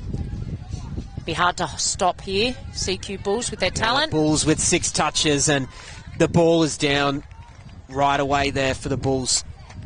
And I think that was Tara Veach on that occasion. She's got a good dive. That's 3 for Veach, if I'm not mistaken. So she's had a good day out and just warming up the dive, which is going to be pretty important in rounds to come. Yeah, it sure is. So the defence wasn't able to get back to the line and push up off the line, and she took full advantage there. It was a good try. Still looking energetic, the Storm, which is great to see. Melchiorre is not done yet. You can see she wants the ball in her hands right now, and she's working with the right people out on the field. So Leith there with it, and it's the number 4, Akila Coffin. Yeah, they've got some of their key players on here, Victoria Storm, and they'll be looking to try and strike back. Leith with the ball, goes back to Melchiorre. And they go long to the wing. Can they go in here? The touch is made, and that's just good touch all round. They knew exactly what they were doing there, both teams, offense and defense. Yeah, well done, Victoria Storm, in that attack, but a great touch. I can't see what number it was, but the winger over there for CQ Bulls. Yeah, we'll awesome touch. Try and catch that as they work their way to the box. Such an important part of the game, this defence. Number 5 there caught Sandilands. And here we're seeing this little back to what they were doing at the beginning of the game. Just popping out from behind the person with the ball. believe it was the number 14, Lily Mitchell, that made that all-important touch out on the wing. Yeah, it was a great touch. And can they do the same down their own end? Oh, almost a touch pass call from the ref. Actually had the whistle in her mouth there, but decided against. Oh, they tried to sort of be a little bit cheeky out there on the wing, but not enough space. And the Storm, well, they'll get the ball back, but it's a tough ask to get to their box from here. Yeah, it's a long way from the box, and it's a long way from the attacking part of the field for them. 3-pass drive flat off from the half to the first receiver, and getting a little bit caught up in the play here, and this is, I guess, the consequence of, or rather the benefit of killing the ball in your opposition's corner. It's just so hard to get that roll on, and the advice is generally to try and take one or two straight up the middle and then swing. Yeah. So even though CQ Bulls didn't get through in that previous set, they dropped the ball in that far corner and then pushed up in defence and made, as we saw, extremely difficult for Victoria to get out of their own half. And that'll pay rewards now because they're going to get pretty much a full set as they get fresh leads onto line attack. And we know how the story's gone so far. When the Bulls have this kind of field position and a full set to work with, here it is danger, again. danger. And it was the number 11 there sweeping around, Jenkins, hungry for a try. She's got some speed, Lainey Jenkins. Kelso goes to the number 7, Hill, and they've got Great numbers. The hands were good all the way out. All clear from the referees, and Hogarth puts the ball down in the corner. She scored a few as well today. Yeah, that was nice finishing there. Just popped out on the outside, and good hands by Lainey Jenkins to the winger. That little, that fake, that double pump she played there as well from the number 7, Brooke Hill. That was beautiful stuff just to throw the defence in two minds. Yeah, and this might be the last set for Victoria Storm in this game. They'll be wanting to finish it well. And the ball's gone to ground. So definitely a better second half effort here. It has to be said for the Storm. They really tried to hang in there and lifted the intensity, but the Bulls, well, they're going to have the last laugh. Oh, good or touch. are they? Good touch. Made in the middle of the park by Dolan there, who's been more on the offense in this game, but gets a say in the defense as well. And sadly, after that, they relax somewhat. Brooke Hill goes over for a try. Yeah, and you can see Bulls have gone back to what they were doing at the start of the game. They went away from that a little bit at the start of the second half, but now they've gone back to the well and scored another try right on the hooter. And that'll do it for this matchup. Girls 16s, the Central Queensland Bulls with a dominant display there over the Victoria Storm. The Storm, though, they were there right until the end with that high energy. You could hear it from the sideline, right below the commentary box here. And Gab, it was a pleasure to watch. Yeah, it was a good game. Well done to CQ Bulls on a very polished performance. Well, we'll be back shortly with more action at the Sunshine Coast Stadium. This is the DoorDash National Youth Championship. We'll see you soon. Floods have torn their way. When can I play again? Eruption in their way. DoorDash are offering help to struggling clubs around Australia.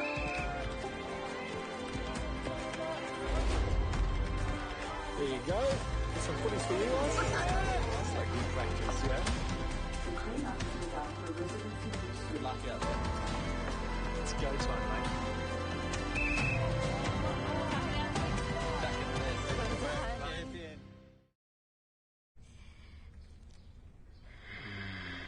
Crunchy outside, juicy inside. We're so thoughtful. I'll bring you some chicken. Oh, the rooster's calling.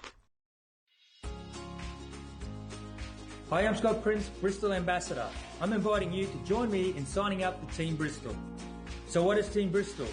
It's a club for those who play touch footy. You'll get tips and tricks when it comes to painting, exclusive offers, and the chance to win prizes throughout the year. It's easy to sign up. Visit the Bristol website.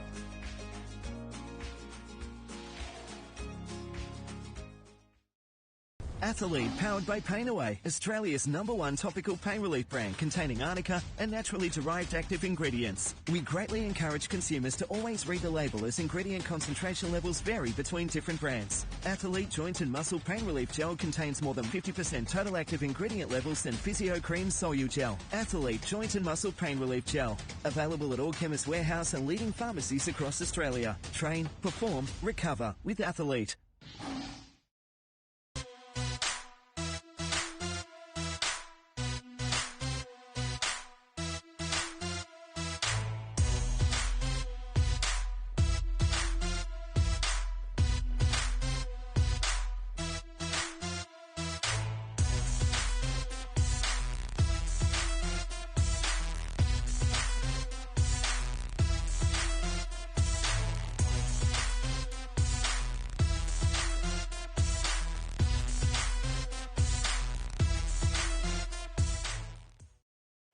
Here on the Sunshine Coast, you'll find sunshine makes the sea sparkle.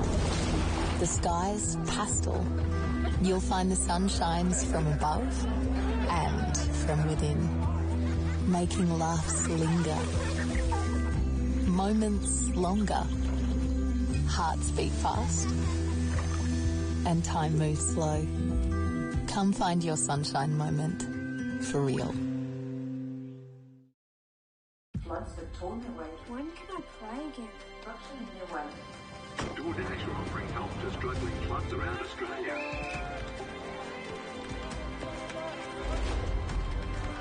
There you go. Get some footies for you guys. That's like good practice, yeah? The clean-up is after a residency. Good luck out there. It's go time, mate.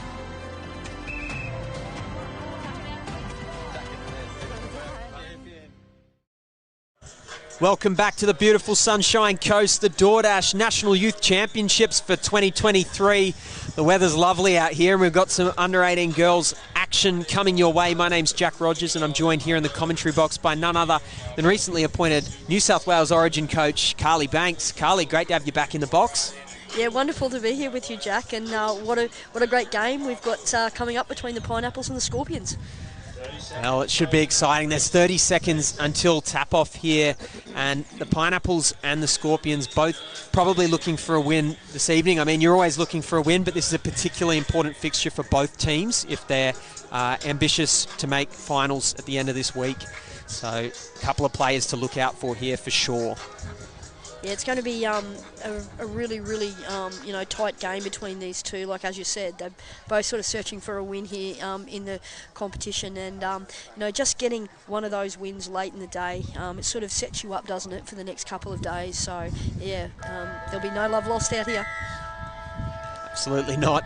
And, yeah, there's a lot to be said about what you just said there, Carly. I think winning at the back end of the day, especially if legs are starting to get a little bit fatigued, says a lot about the fitness level of the team and that morale going into camp overnight. Well, they're going to strike early here, the Pineapples. That looked quite nice, actually. Fifth touch is called, but they looking pretty electric off the halfway mark there. Yeah, nice little involvement there from Jenna Williams, and she's one of their better players and someone who the Pineapples will be looking to during this game. So, turnover there early off the static.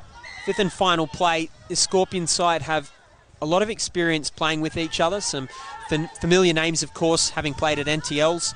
A lot of these girls out here. So they're going to come up to the halfway and we'll see a pretty structured box play, I think. Nothing too flashy. They know their structures and they're going to stick to them. Can they make anything happen here at the back end of this set, though? It's the number 2 for the Scorpions, Tasma Patterson, with the ball in hand. She goes wide, doesn't quite get there. Ball goes to ground. Number 5, Durdovic, was trying to get the ball on the ground. Yeah, they won't be too unhappy, though. That was a really, really probing run, and just the execution on the pass let them down at the last moment. But I think they'll definitely go back to that well, Jack. The Scorpions, they've got a bit of odds and evens defence going on here, so Pineapples will start to see that coming and hopefully telegraph that and play that one extra ball from their box. Last has come pretty early here. They'll look to kill the ball in the corner, and not a bad option, all considering.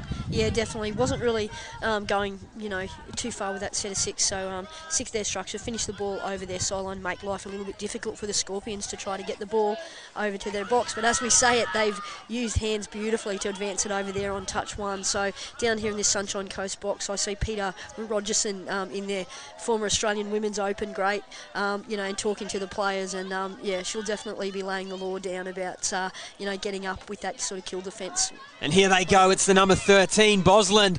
Does she got the ball away? No, the touch has been made. Brianna Kelly was the recipient of the pass. She'll play the ball 7 metres out, and picking up will be Smith. Can Smith get the ball away? No, she can't. So defence has been the talk of the town so far here in this matchup. Both teams up to the task. Yeah, it's a bit of an absorbing battle, isn't it, Jack? Both teams just wanting to concentrate really hard on their set completions and getting down the other end. But, yards are hard to come by at the moment, aren't they? And that's as you said, a real tribute to the midfield defence that both teams are exhibiting at this point in time. This early strategic battle. Well, in terms of field position, Scorpions so far have had more play balls in the opposition 7, but there we go. Just as I say that, they've lost the ball, and it looks like this is a great opportunity for the Pineapples to get the ball in a good position, hopefully lay the platform for a bit of a strike play at the back end of this set. Oh, good hands there, little juggle as the Pineapples come up and over the halfway line.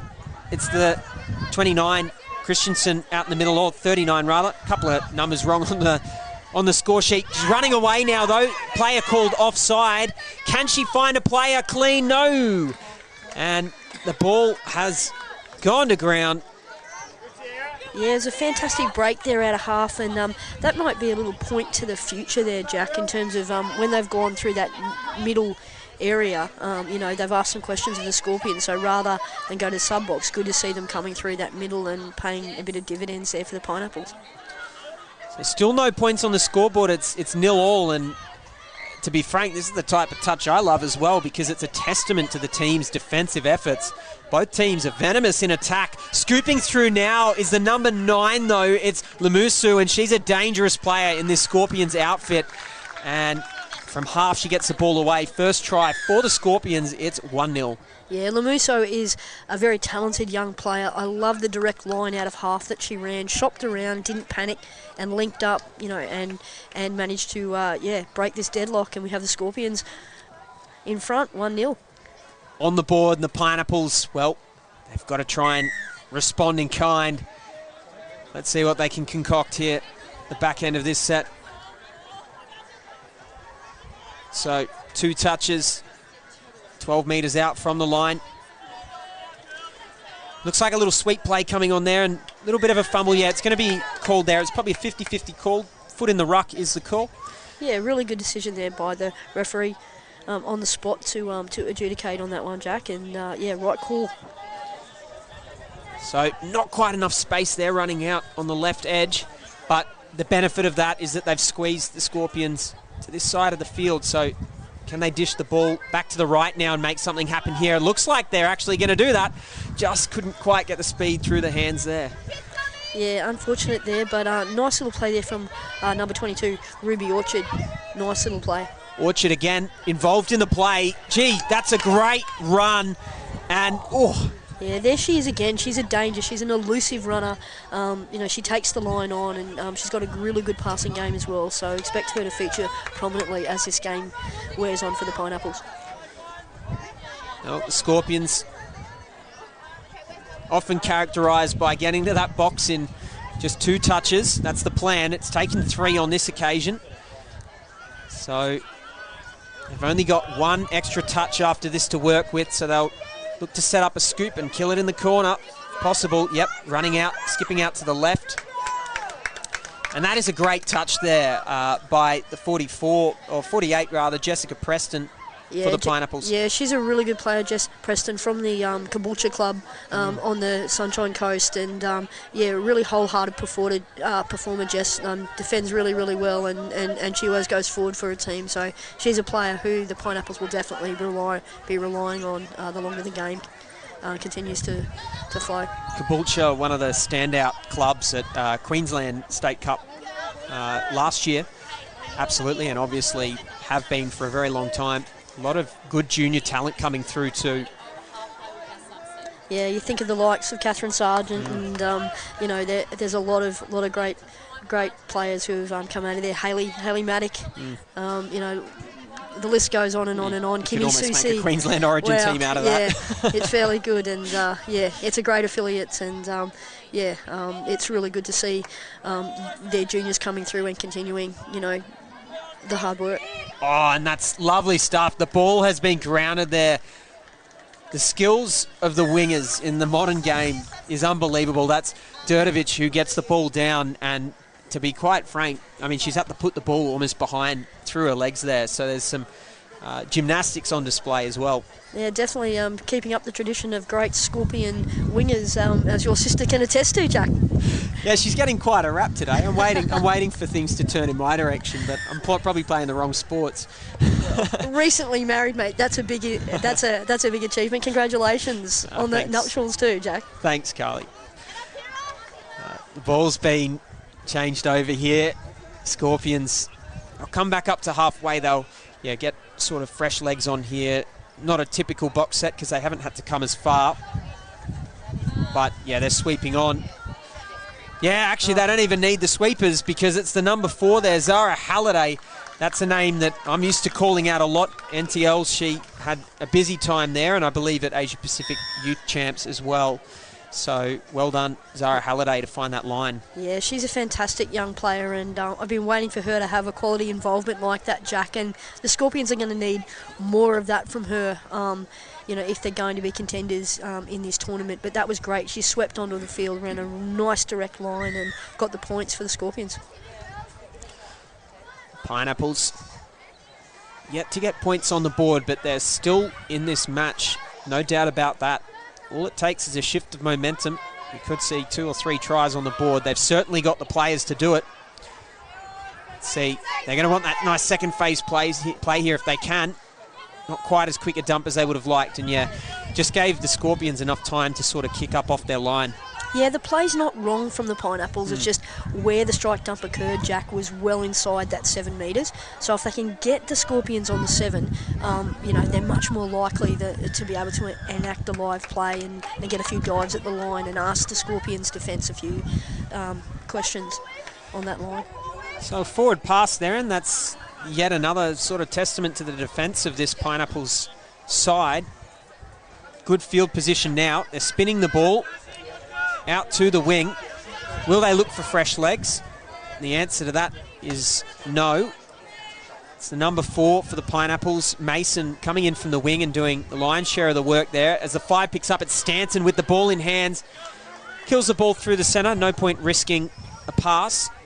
May have been an intercept chance if she had have decided to go long there. Yeah, I think she was looking for an offside call there, but the Scorpions girls did really, really well to hold their line, and no such luck there for the Pineapples. Well, like clockwork, this box set, and certainly the Scorpion affiliates have made a point of doing this, but Carly, we talked earlier in the day about how the Hornets are. I'll come back to that, but looks like the Scorpions are going in for a try here. And that try is going to Durdovic. That's her 3rd of the match already, so she's on a hat-trick in the first half. But yeah, just the lines opening up through the centre of the park are just making it really tough for the Pineapples.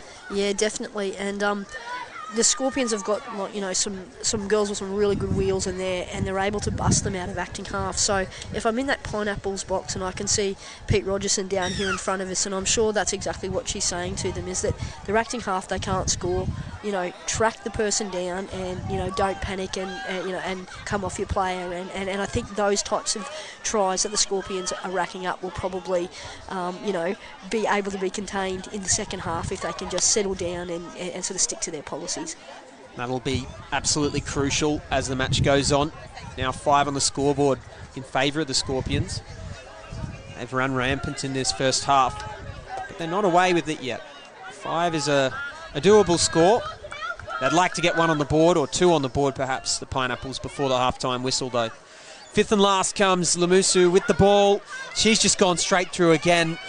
Oh, and that's just magic fingers from Lamusu. She has been caught on this occasion, but it has to be said, I mean, she throws one dummy and she basically throws 3 players off balance every time. Yeah, it's the direct line running of Lamusu that's causing the issues here for the Pineapples. But fantastic work there from the winger, number 42, Zoe Parkinson. Did a great job to be able to track down the winger and save the Pineapples there, because another try in that situation would have been almost a bridge too far, even at this stage, Jack. Well, last year the Pineapples look for that space, and that's great defence, cutting in on the inside there. The number 10 for the Scorps, it's Jazzy James, makes the touch. And, yeah, they'll be pretty happy with that defensive set. Pineapples need to get up, need to make an impression here early on in the tackle count. Back on the inside. They got a deep line here, the Scorpions. So they march up to the 7-metre line. It's the number 8 for the Scorps. Can they make anything happen here? They go for the cutout ball. And a touch is made. So that'll be 6. Yeah. Sunshine Coast Pineapples off their own line now, looking for their first try of the match. Yeah, there's a really good defensive effort there from the Pineapples winger. Held the ground really well, made a great read, and now they're looking to get out of trouble here. Really safe sets required. Their subs are a bit late getting on, but let's see if they can go forward and finish off this set. And Scorpions just again, they're really creating a vice-like grip here on this box set play. And unfortunately couldn't make the meters that they were probably looking for at the tail end of that set. Yeah, but the positive for them is that they've finished the set, Jack, and it's a step in the right direction, and it'll just be building over the next few sets. You know, the issue probably isn't their rucking so much as a defence. Like, they're giving away a lot of ground through that midfield, and then it's making life extremely hard when they're having to truck the ball off their own line nearly every single set. So full marks to the Scorpions' attack. Here they come again. Question is, can they convert here? Last. They don't quite have the numbers. Oh, they do have the numbers on the left. They've miscounted there, and it looks like they're going to take full advantage. Just sort of bringing it back down there into her hands, making sure she didn't take a fumble. Yeah, great hands from Miller Menzies at the end of the day. Like a little juggle after the Rooster play, and the long ball from Jazzy James connected up really nicely. Still had some work to do once she got the ball, but a lovely J-line to finish off in the corner for us, Jack. And yeah, the Scorpions are starting to find their gears now.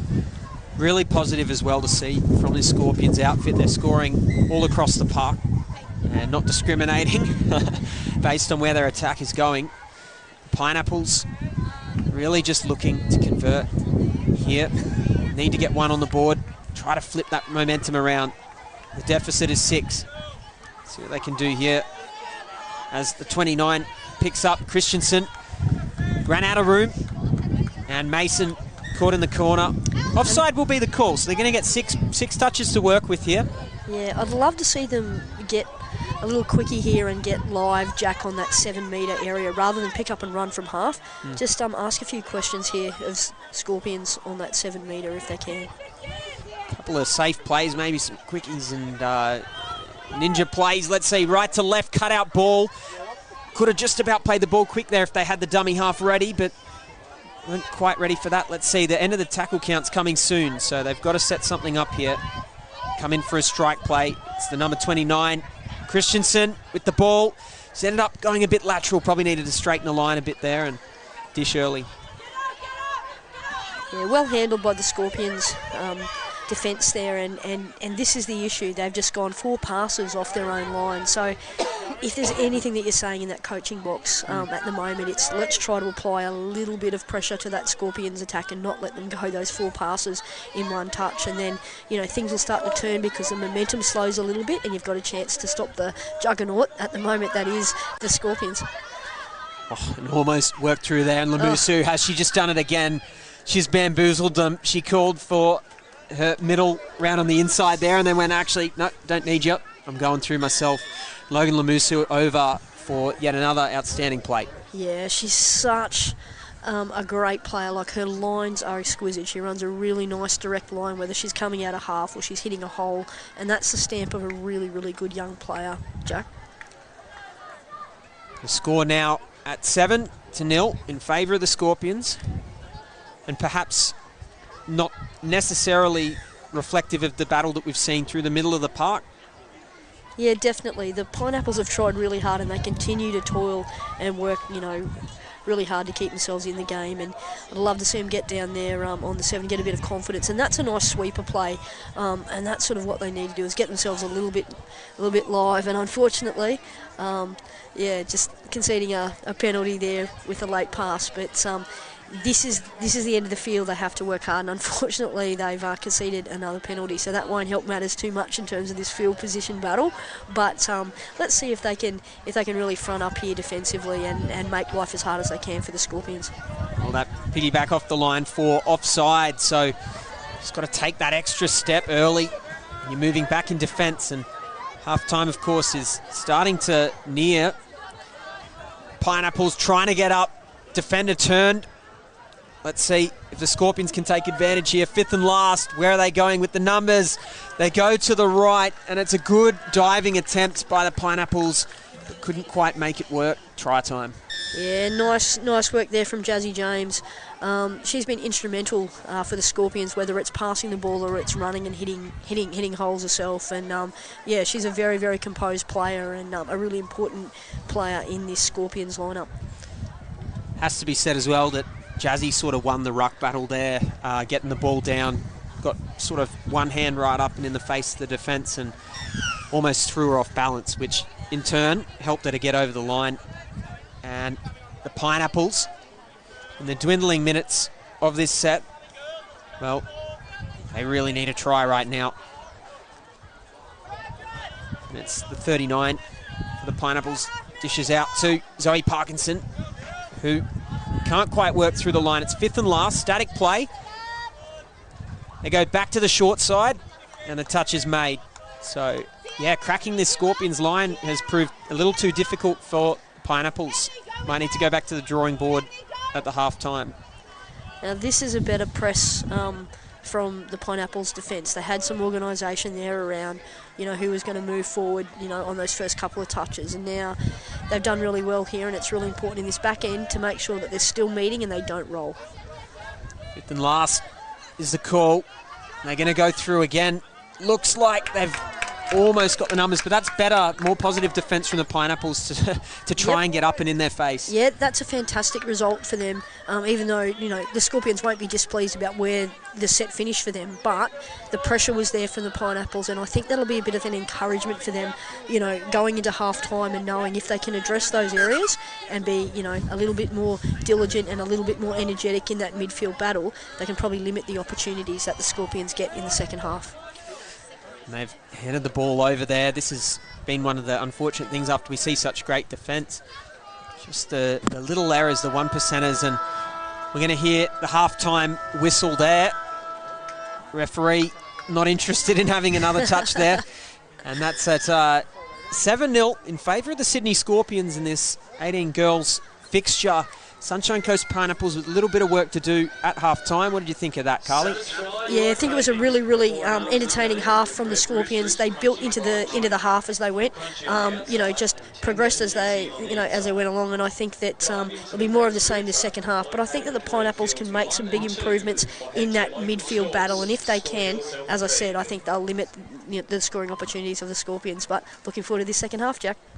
Well, we've come to that time of the afternoon. We've got the leading try scorers of the day one of competition so far. Bristol Paints, of course, our sponsor for this. And right at the top there, you can see Brisbane Cobras, Hayden Matters from the 14 boys with 9 tries to his name after only 2 matches. Yeah, very famous name in the world of touch football. Both parents played for Australia and brothers are also playing for Australia. So young Hayden, he's definitely cut from the right cloth there. And right up there, this is probably a name that you're also familiar with. Hunter Western Hornets, Caleb Lewis, also got 9 tries to his name.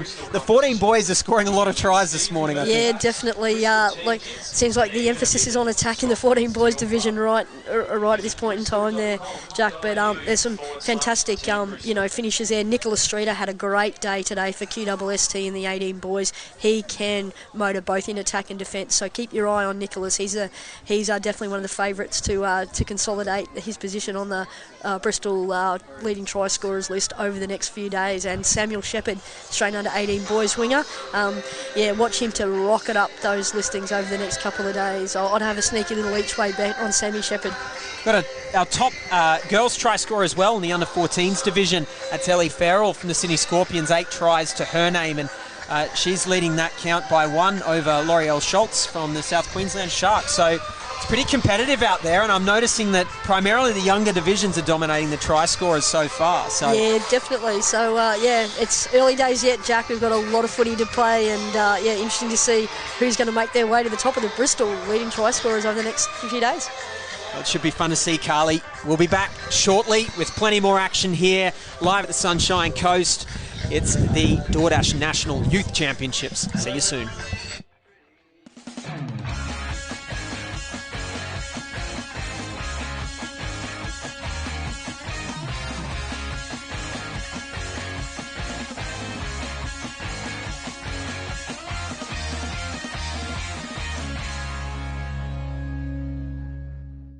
It's just a great festival, mate. Get away from the seriousness of touch and come out and have some wines and some good food and meet some really nice people. Get on the plane, get on the boat, get down here. I mean, why wouldn't you? I mean, it's superb. You know, you can't get many places where you're playing top to your touch, and then you've got a beach and wineries on your doorstep. So no, it's well worth being here. And we just play touch, so that's what we're all here for, and that's what we enjoy. It is just such a great atmosphere.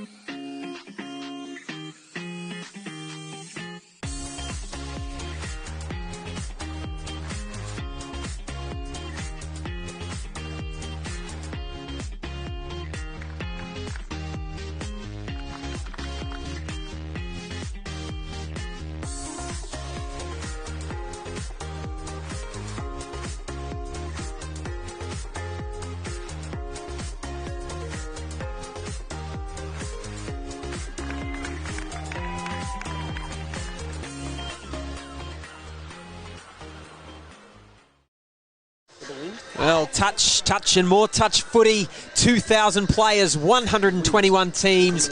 Beautiful weather here at the Sunshine Coast Stadium. My name is Jack Rogers, and I'm joined by Carly Banks live in the commentary box as we take you through more of the Girls 18s action. The Sunshine Coast Pineapples and the Sydney Scorpions here at the DoorDash National Youth Championships.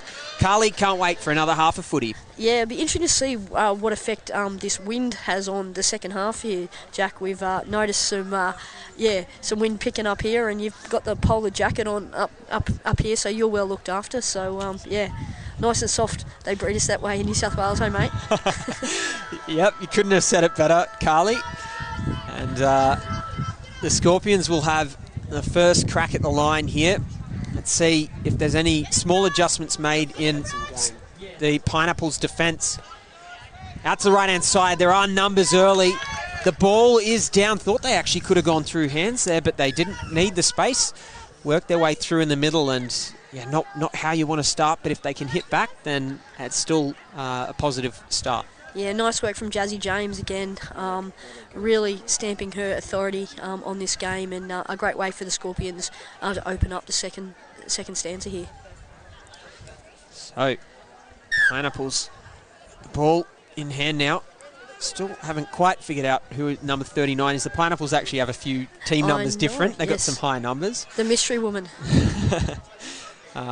We'll do our best to find out who that is for future games. Right, the number 28, Jenna Williams there, tries to go through herself, and yeah, definitely the right idea.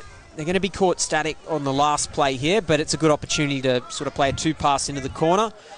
See if that's what we get. She's a very good athlete, Williams, and she's featured prominently so far for the Pineapple. So she's a player who I'd like to see with her hands on the ball a little bit more in this second half. Scorpions off their line, and we are going to see some odds and evens defence here. Pineapples at different points in time were sort of rolling in defence in that first half, but now that they're sort of kicking up and doing this odds and evens, I'm sure that was part of what was being heard on the sideline at halftime. Yeah, definitely. A little bit more commitment to that midfield defence and, she's called the touch. Yeah. She said that she's got it. I don't think the referees have seen. He is going to have a chat to the player. And, she confidently sort of said that she had made the touch. Yep. And this is how touch goes. It's an honesty-based system. It sure and is. Jenna absolutely had it, and the Scorpions, they won't even argue. They'll say, no, this is a game of honesty. So it's a great touch. Yeah, it's one of the great features of our sport, Jack. The honesty that that ensures in this game. It's the integrity, and it's what we build the game on. So fantastic bit of sportsmanship there from both teams. So Pineapples running away, and the ball's just gone to ground there. One thing that I really like about touch referees as well, and one of the reasons why they garner so much respect from the players, is that they also will admit on the odd occasion that they haven't seen something. Yeah. They're not just going to stamp their authority and say this is the way it is. They do actually communicate with the players too and try to come to the most factual conclusion that they can. Definitely. If there was a forward pass out there, I'm pretty sure they'd rule on it pretty well. Yeah. So the Scorpions, almost get the ball away there, but up in the line was the number 5 for the Pineapples, Millie Stanton. Yeah, I really like the way that the Pineapples have defended these first couple of sets, Jack. You can see that the intent, is there for them to move forward and to really not let Scorpions have it all their own way. And, they've come out after half-time a lot more determined in that area, and it's really, really, really good to see. And this is going to serve them in really good stead as the tournament goes on. This is a young, developing Pineapples team, and they're rebuilding through a lot of the age divisions. And, it's really heartening to see them come out and play a second half like this. And very unlucky on that set, but confidence building set again for the Pineapples. And lost the ball there, and there you go. So the Pineapples, they had that good attacking set, and this is often what happens. You put a bit of pressure on the opposition, doesn't matter if they're a couple of points ahead. Suddenly you're on the 7-metre mark with 6 tackles to go. So see what happens, and I should say touches. Playing the ball on the 7 metres now. 35 is picking up, that's Millie Adams. Working there with Kira Glenwright, and they've lost the ball there. So a couple of errors there in that passage of play. Scorpions now will look to get right up and off their line. They have no interest in letting the Pineapples get one on the board here. No, they don't. They're working really, really hard to try and pick up from where they left off in the first half. But this is so much better. Oh, Lamusu, that is a charging run. Oh. She can't be caught. And I'll tell you what, I feel like we're watching the Olympics right there for a minute. 100-metre sprint. It's unbelievable. I think I've made a bit too much noise up here too. I think she may have just rocketed up that Bristol try scoring list as well. I think, is that 3 or 4 for this game? Yeah, that's at least 3 for Lamusu now. So she's quick, putting on the afterburners there, straight through the gap. Yeah, like I said to you, what's so impressive about it is just the direct lines that she runs. Once she, she's very agile, but once she's gotten through a gap, it's just straight and direct, and she knows her way to the try line. It's exciting to watch players like that, Jack. And the Pineapples with possession again here. Let's see what they can do. The back end of this set. Still plenty of energy. The talk from both sides has died down a little bit out there recently. Be good to see some of the chat coming from the sideline and otherwise. Intercept is taken. Can she get away? There's some quick defenders coming up. Great touches made right there, and credit must be given as well to the number 28, Jenna Williams, for that diving touch, which did slow down the attack. Staying on their toes are the Pineapples. Here they come again, the Scorpions. They're just really relying on that flight of foot, which they most certainly have. And she sees the space. She's gone straight for it, clear as day. The touch is made, though. That's brilliant. That's a great touch. Once again, it's Williams. Yeah, Jenna Williams. She's been the Pineapples' best in this game, Jack, and it's just leading the way there. That was a really gutsy defensive effort there to deny the Scorpions of another try. And, this is so much better from the Pineapples in this second half. Well, the box set now. You've got sweeping players on. Communication required there, and yeah, nice cleaner box set. Ooh, and skipping around there. They've gone out wide on this occasion, the Pineapples, and killed in the corner there. Georgia Mason on the side of the park. Four pass drive rather from the Scorpions, and yeah, they work hard to their box and they reap the rewards later in the set. We've seen this time and time again. And let's see what they can do here. What they're going to go for. They've got numbers on the left, but good shooting defence there from the Link. Still numbers though, and they're going to get the ball away. Not enough defenders, and Jazzy James, she's scored quite a few tries as well, so that Bristol Paints leaderboard is lighting up with Scorpions. Yeah, that was just another fantastic piece of play. They were very, very patient, the Scorpions there, worked for their opportunity, and, you know, they're making no mistakes in terms of, you know, completing the opportunities that they've been given. So, yeah, works in front of the Pineapples, but like we said, really feel like they've come out and they're playing a much better half here, Jack, and they have to just persevere and stick in it. It's very early days in the tournament, and like the teams that are developing take a little bit of time, you know, to click into their game, but once they do, by the back end of the tournament, they're playing some really great touch that they can be proud of. So this young developing Pineapple side will learn a lot from this contest, and yeah, as we said, 3 days of competition still to go. Well, Pineapples in with a shot here. See what they can do on 5th and last. They've got a bit of space. Can they get the ball out? They can't quite. So, yeah, maybe need to almost hold up the ball there and draw that defensive line out a little bit further, because they've certainly got the pace to go through on last, but they're getting caught a little bit lateral. Yeah, they are a little bit, and it's very daunting when you're up against a juggernaut that is going as well as this Scorpions lineup is. And what a great history of Scorpions women's touch over the years, Jack. And as we speak, they nearly break through on that last touch. But, you know, it's a very Scorpions-like effort, isn't it? We think of the great Scorpions women's open teams over the years and how they've dominated, you know, the competition at sort of all sorts of levels. So they're carrying on a very, very great tradition here, Jack. Playing the ball in second touch just over the halfway line. The Pineapples, it's probably too far gone in terms of the scoreboard, the athlete scoreboard, but they can still put tries on the board. And it's super important for their confidence to get those attacking plays running smoothly, and maybe a little creative flair on the end once they are. Good touch made, and will be play on here. They got caught without a dummy half, so that just gave the chance for the Pineapples to reset their line. Up and over the halfway line now. This is where they've been most dangerous, about 20 metres out. See what they can do. Picking up from dummy half, it's the number 35 for the Scorpions, Millie Adams. Can she find a free player? The answer to that question is yes, she can. Millie Adams gets the ball away, and it's another try for the Scorps. Yeah, it's a very athletic lineup, isn't it? This Scorpions crew, they, you know, they're running out of acting half. Their lines have been really, really good in this game, and it's yeah, it's a really nice build for them, like to finish today's competition with such a very comprehensive team performance. It's probably worth noting as well, Carly, that Mackenzie Davis, obviously she's playing Union at this point now. No more touch for now. Yep.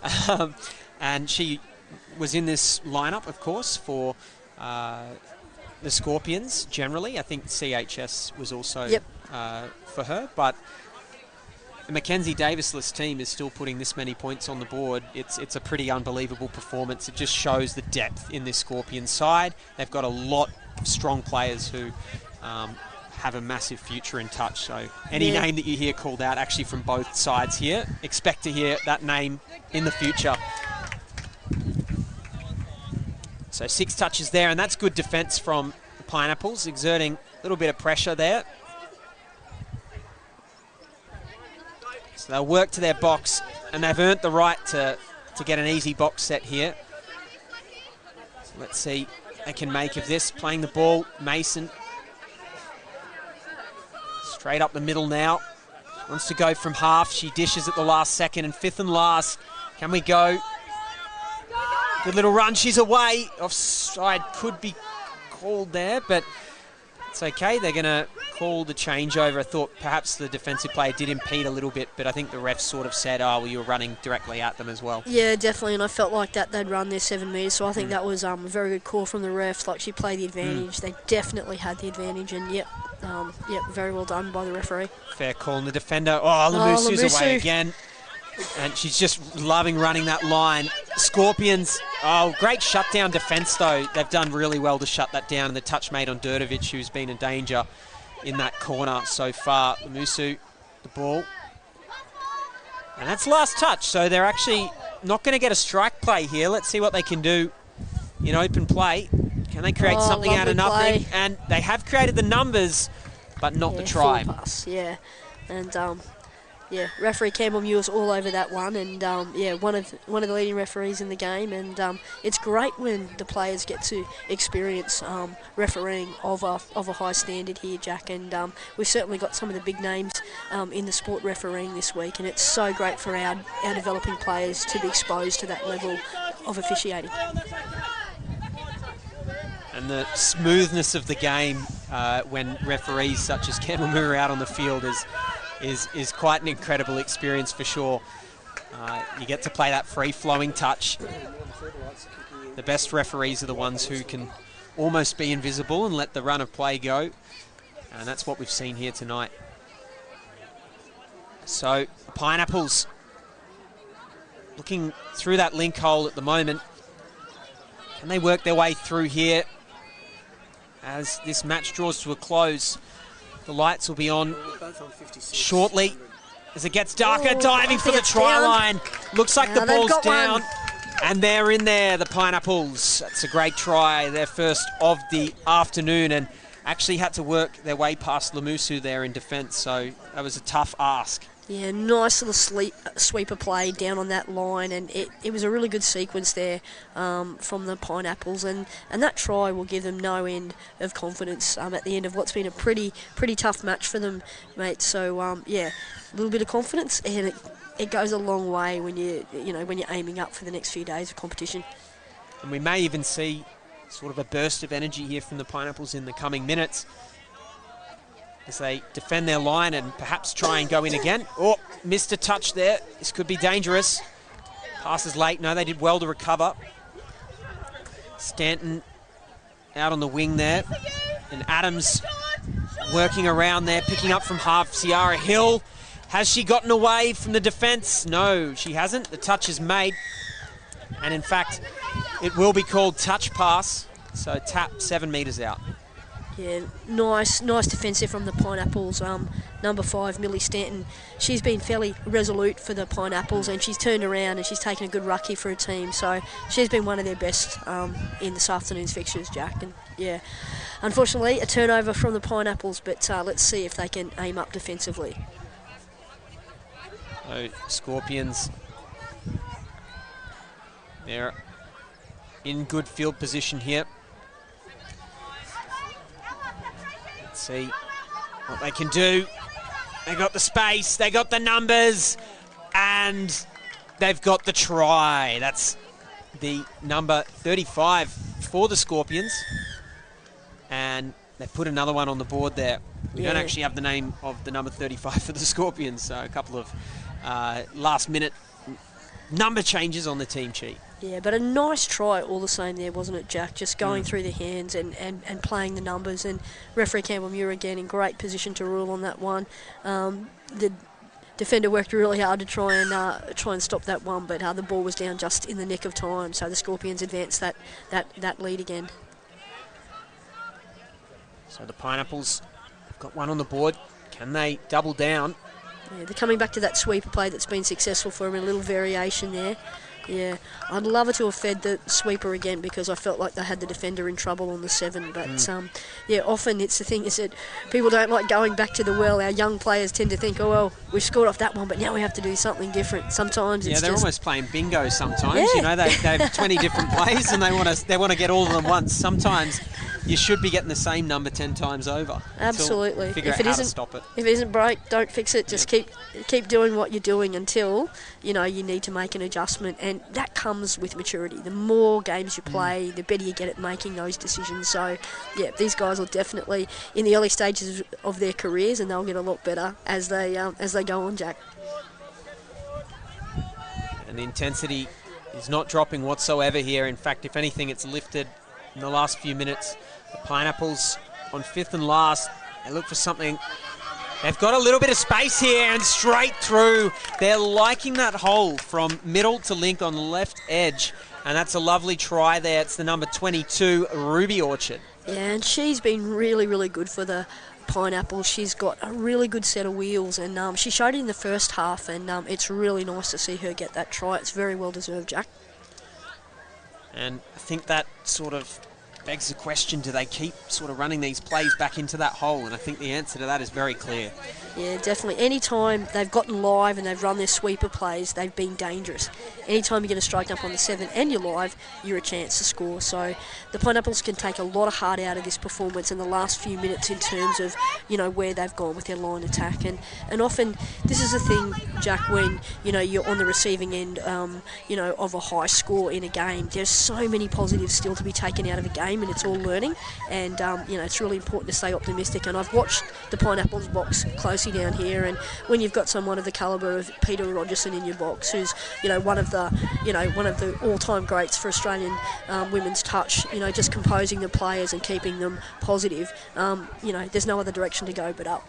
So the Pineapples can take a little bit of heart out of this performance, and they'll go a lot better as the tournament goes on. But this Scorpions team will be equally confident with their performance, and really looking forward to the next few days.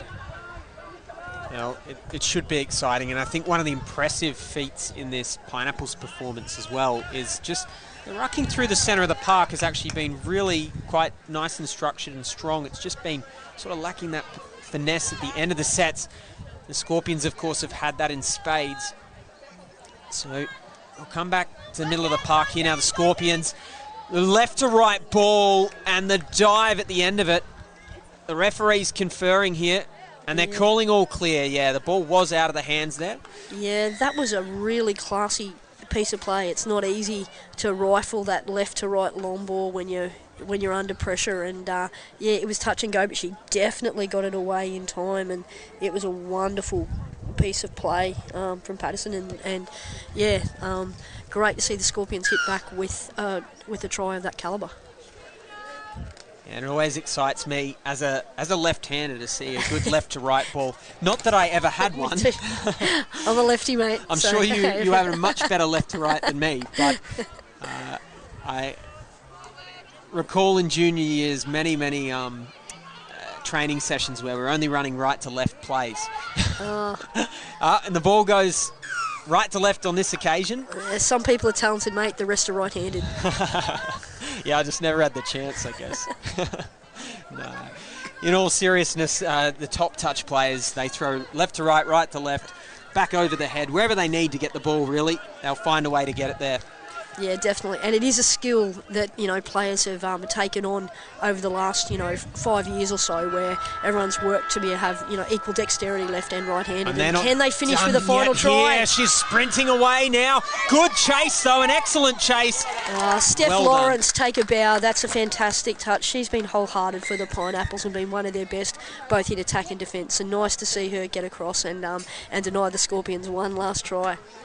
Well, a comprehensive victory and scoreline for the Sydney Scorpions in this under-18s division.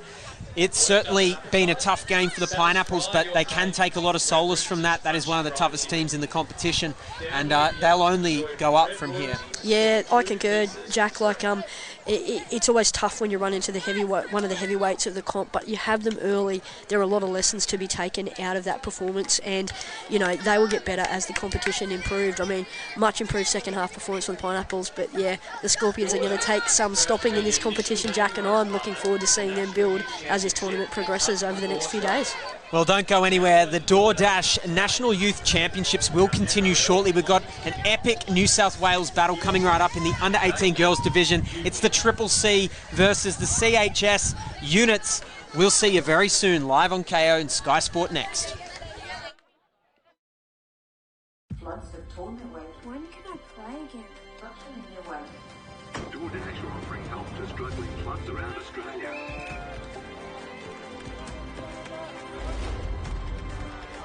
go. Some footies for you guys. That's like good practice, yeah. Good luck out there. It's go time, mate.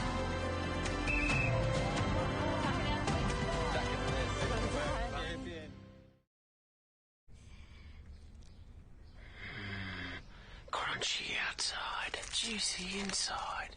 We're so thoughtful. I'll bring you some chicken. Oh, the rooster's calling. Hi, I'm Scott Prince, Bristol Ambassador. I'm inviting you to join me in signing up for Team Bristol. So what is Team Bristol? It's a club for those who play touch footy. You'll get tips and tricks when it comes to painting, exclusive offers, and the chance to win prizes throughout the year. It's easy to sign up. Visit the Bristol website.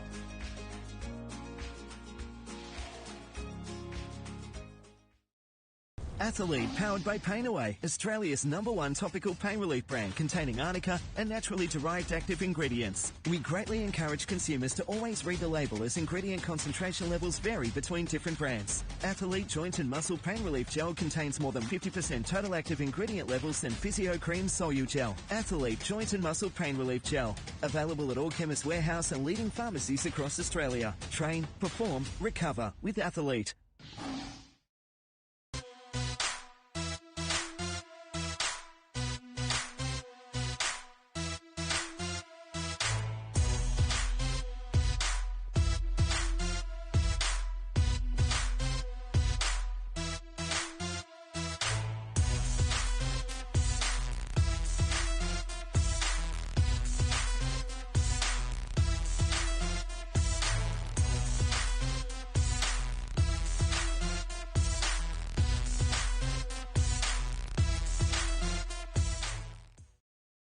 Here on the Sunshine Coast, you'll find sunshine makes the sea sparkle. The skies pastel. You'll find the sun shines from above and from within, making laughs linger, moments longer, hearts beat fast, and time moves slow. Come find your sunshine moment, for real. Floods have torn their way. When can I play again? Destruction in their way. DoorDash are offering help to struggling clubs around Australia.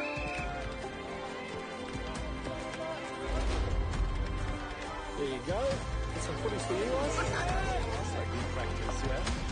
The clean-up is done for residents in Brisbane. Good luck out there. It's go time, mate.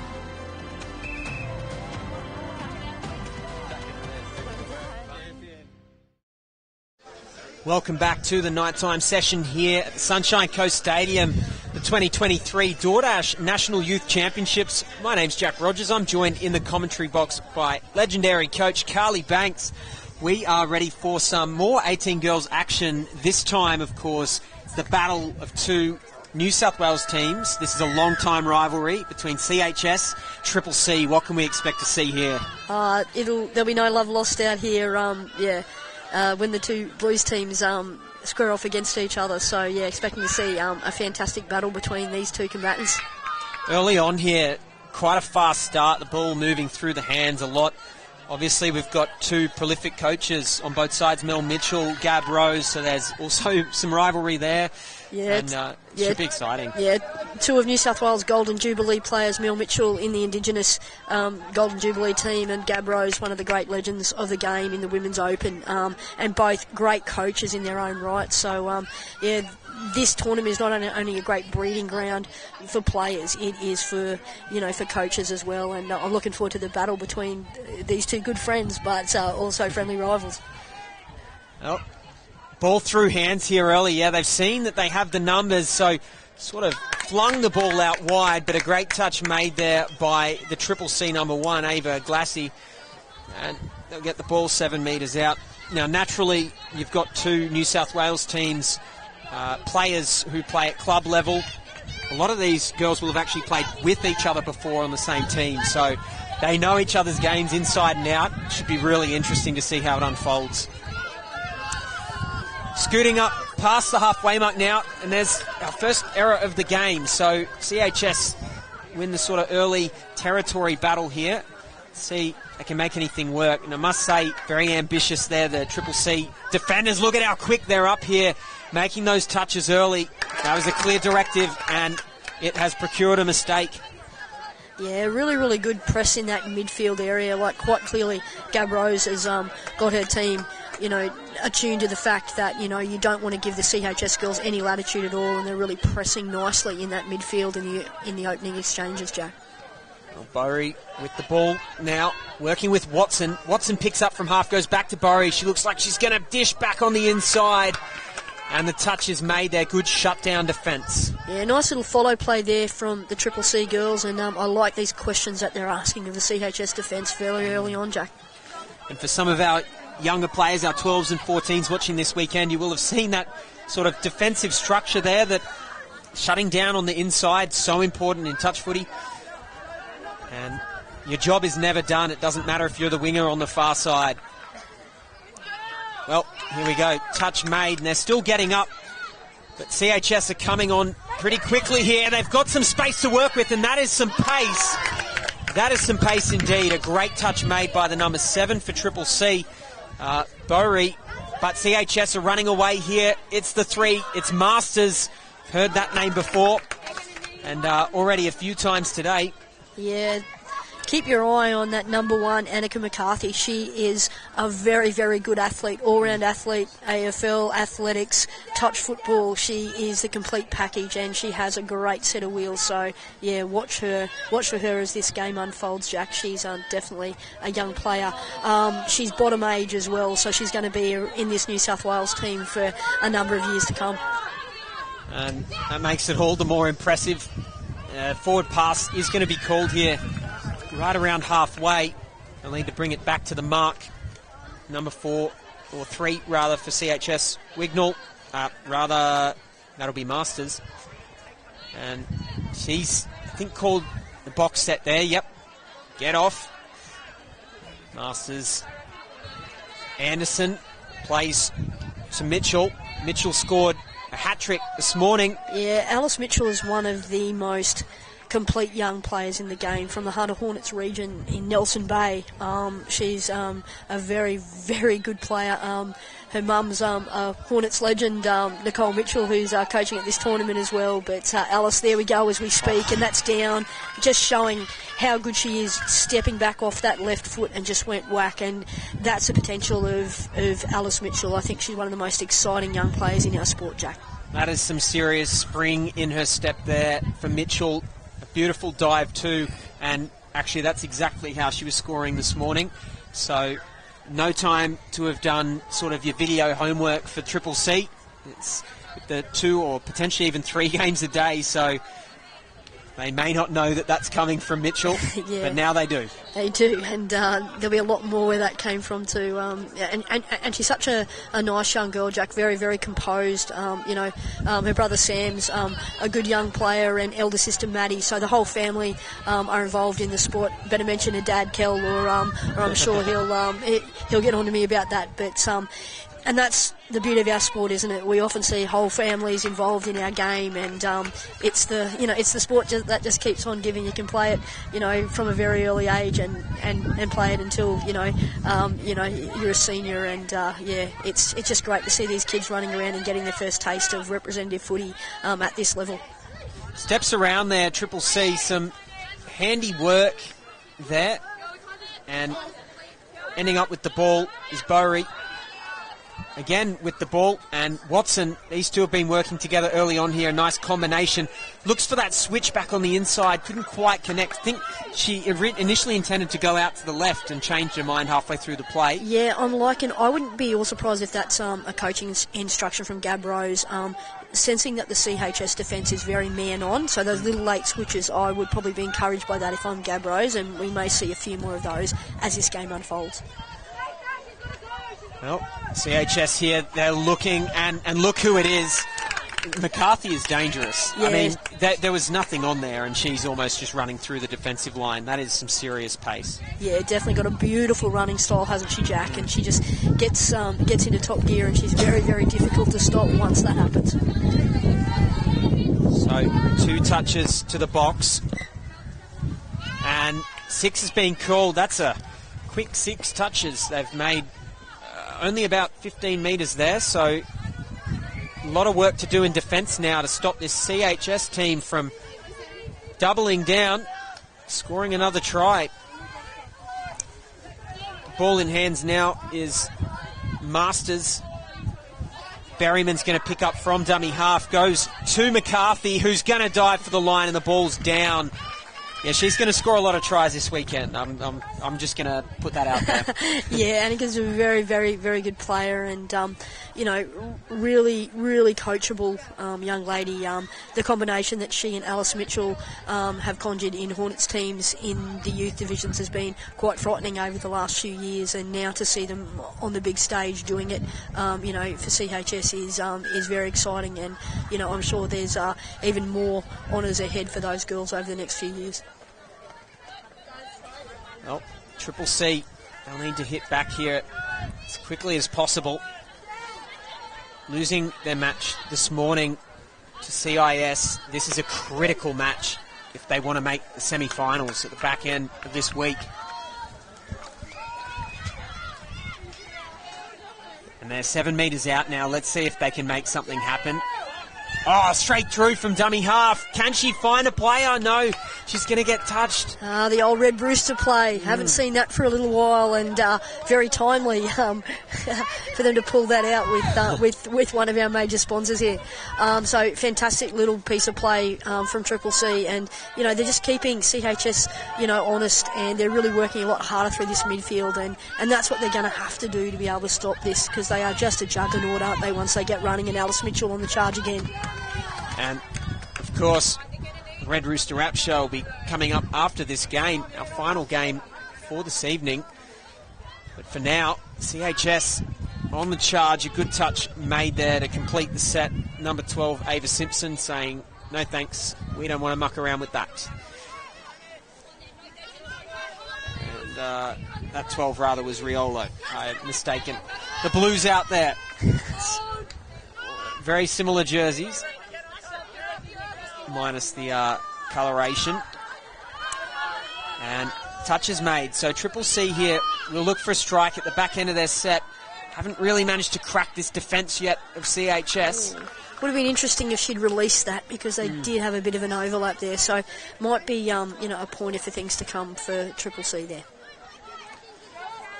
So dishing wide and early, and that's a really lovely way to start the set. First touch all the way to the box, and they've actually lost a little bit of momentum there, so nice touch by the winger, who looks to be sort of limping a little bit on her ankle out on the wing. Has recovered. CHS dumping the ball. They don't have a half. It's fifth and last, but McCarthy's going to make up for that in speed, and she absolutely does, but it's going to be called 6 touches. Yeah, I think they ruled it over the sideline, I think, Jack. Over the line. Yeah, I think you might be right. Yeah, but again, McCarthy with that frightening speed that she has, and I think that's the only way that you can explain it. I'm glad I'm a long time retired and sitting up here in the commentary box, mate, because she would be very, very difficult to contend with.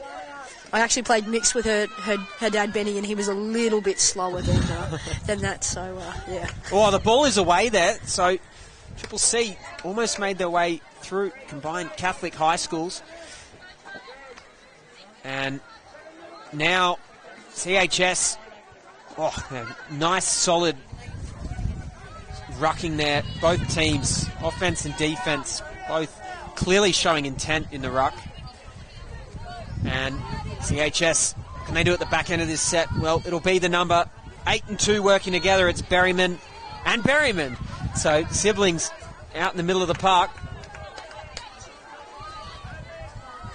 And ball's gone to ground. So Triple C with the ball in hands again. There's not much in this match. CHS, of course, have been the team to convert both times, and they do seem to have the better strike plays at the end of the sets. But in the middle of the park, it's not all that much separating them. They'll dish that one extra time. And that's good shoot defence there from CHS number 11, Vera. She's very involved in the defence there.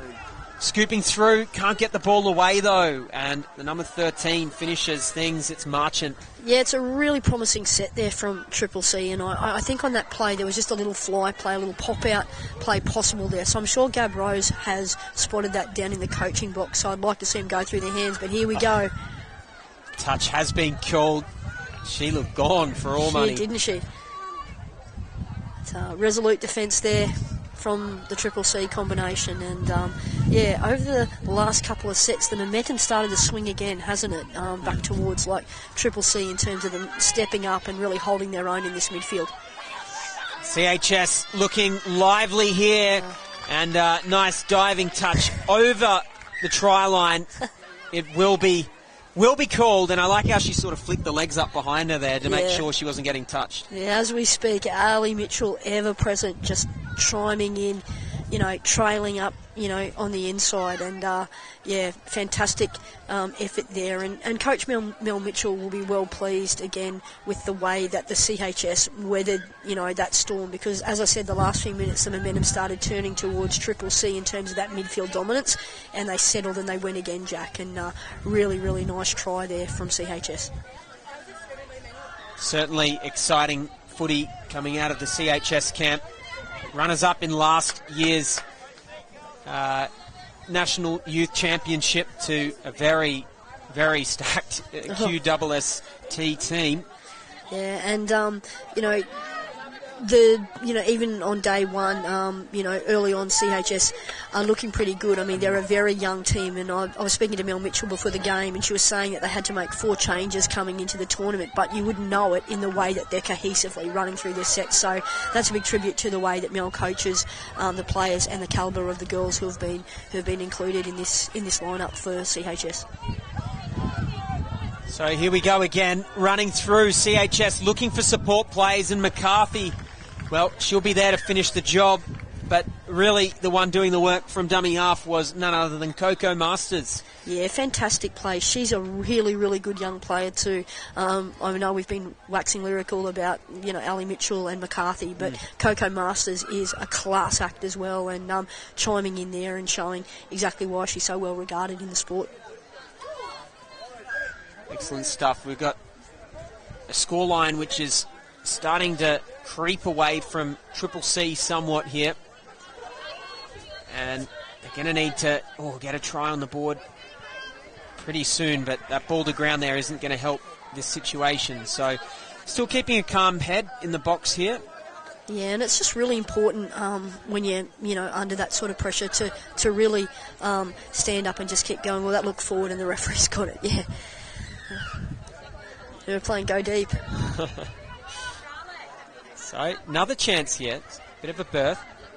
Yeah, and they really needed that turnover. But again, that was the bravery that Triple C needed to really meet that solid drive from CHS. And I think that's the order of what we're looking at in this girls' division already. Like teams that are brave and want to get in and do that work in the midfield, you tend to give yourself every single chance of winning the set and then winning the game, ultimately if you string enough of those plays together.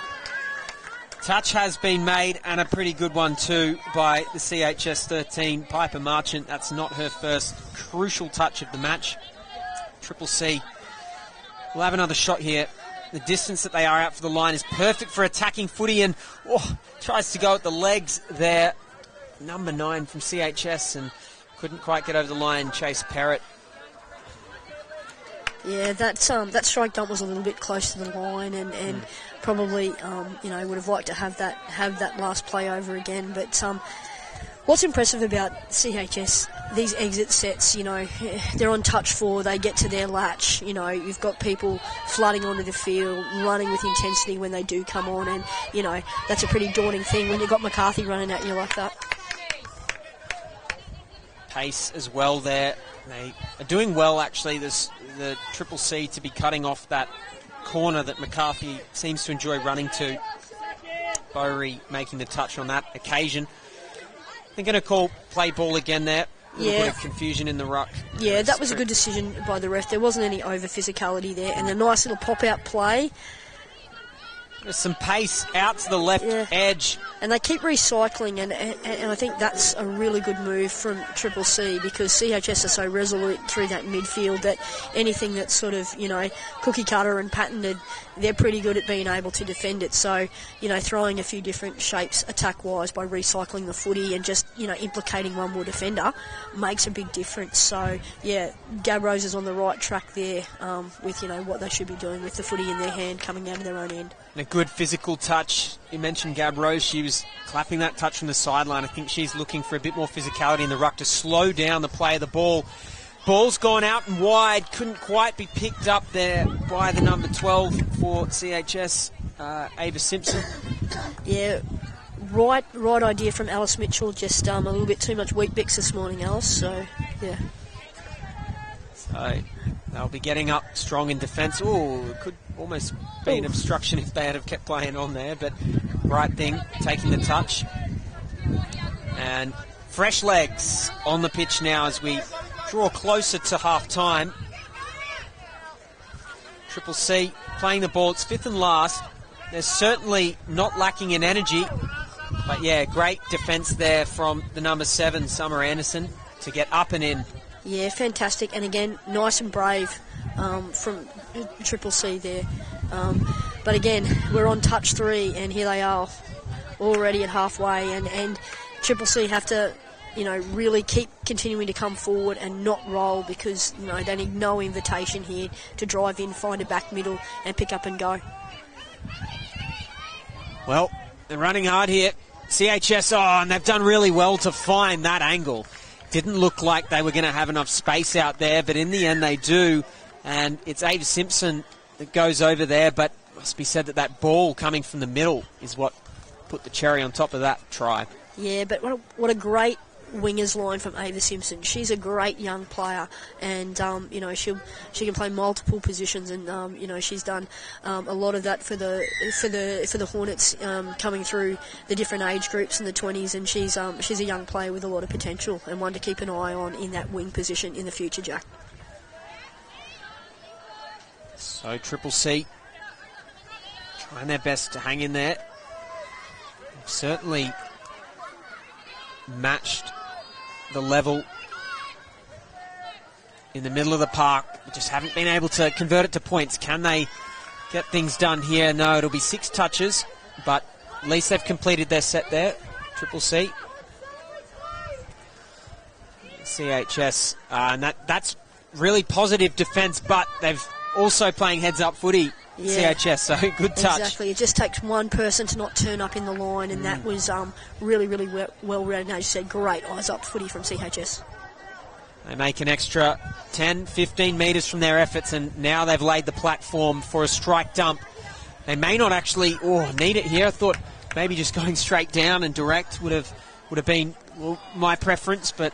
Yeah, but nice little against the grain play, from CHS, to change up the direction of the play, and really nice to see. So Triple C off their own line. They might be hoping for that half-time buzzer to come sooner rather than later.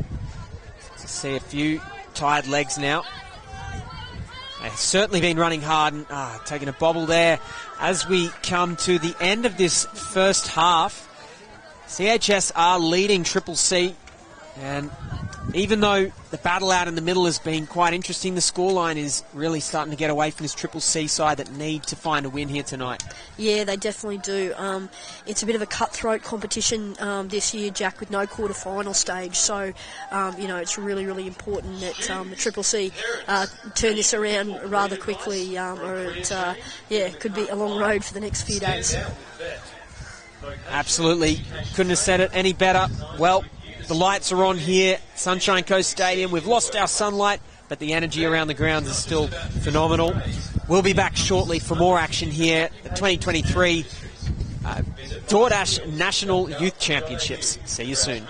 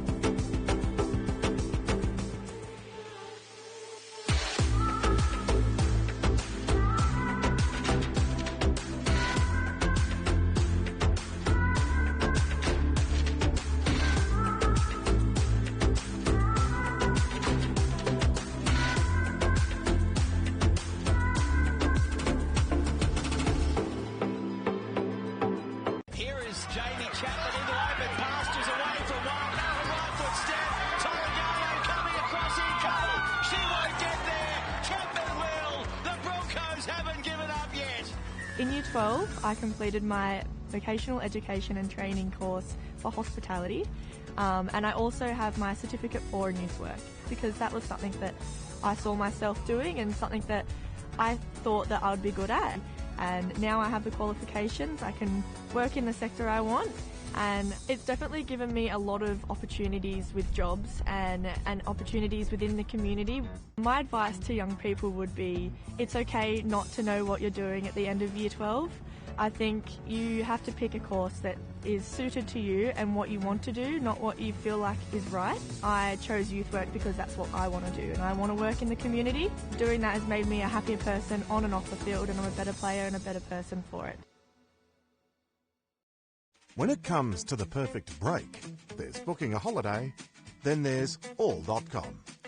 Over 5,000 of the world's favourite hotels, curated dining, wellness and entertainment experiences, all while enjoying exclusive rewards.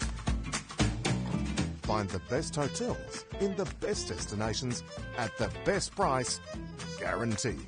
You find the time, we'll find everything else. That's all.com. You wouldn't give your kids the same haircut. You wouldn't demand they wear the same clothes. And you wouldn't expect them all to learn the same way, would you? Every child is unique, and so is the way they learn. Fluey Learning, online school tutoring, personalised for every student. We need to start moving again, Australia. Moving as though our lives depend on it. Every one of us needs to target at least 30 minutes of heart rate raising physical activity a day. Because if we don't move it, we'll lose it. Welcome back to Sunshine Coast Stadium, the DoorDash National Youth Championships for 2023. My name's Jack Rogers. I'm joined, of course, in the commentary box by Carly Banks as we take you through this second half between two New South Wales teams, CHS and Triple C. CHS are leading after the first half, 5-0. No blights on their scoreboard as of yet. What do you think the words will be from the sideline for Triple C here to try and bounce back?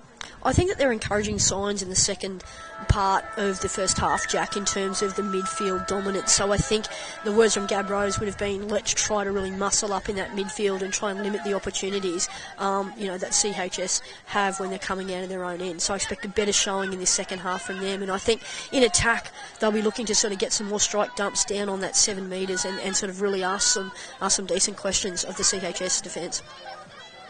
Well, CHS looking to strike early here, and they have indeed. That's a beautiful right-to-left long ball.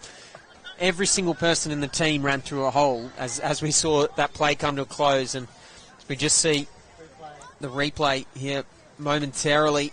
Yeah, it was a fantastic little play, little bump and run play, and nice little right to left long ball and a really good finish, little J line to finish off, and that's an impressive way to begin the second half proceedings here for CHS. Tiani Smith throwing that beautiful long ball, and Triple C ball just goes to ground there. And no luck in their first attacking set, so 6 on the board for CHS, and they're looking for another one here. That's a nice extra 10 metres gain. It's always good to see that heads-up play, just playing out to the winger. It's certainly unorthodox, but should be more orthodox, I think. Yeah, absolutely. And it was some really nice flow there towards the box, and that'll please Mel Mitchell. Not so much the end of the set there, Jack, but the first 3 were absolutely smooth, from CHS. Have we got 7 on? Is that what we're... Looks as though... Yeah, it's difficult to discern. Oh, no. Late pass. Yeah, it's called a late pass there. Yeah, so okay. I think it was called from the sideline, potentially. Interesting call right there, but CHS back on the ball immediately, and they've got space, and they're going to use it. They're loving that left edge early on here in the second half. They've made metres in the earlier set, and now they've scored 2 tries. Yeah, definitely. And really nice silky hands going through the hands, and everybody turning up and doing their job. Just a really nice recycle, and, you know, they've had 2 sets and they've had 2 tries in this second half, and that's exactly what Triple C didn't want to have happen. So now it's really important to compose themselves here and get back on an even keel. Get down the other end, no matter what.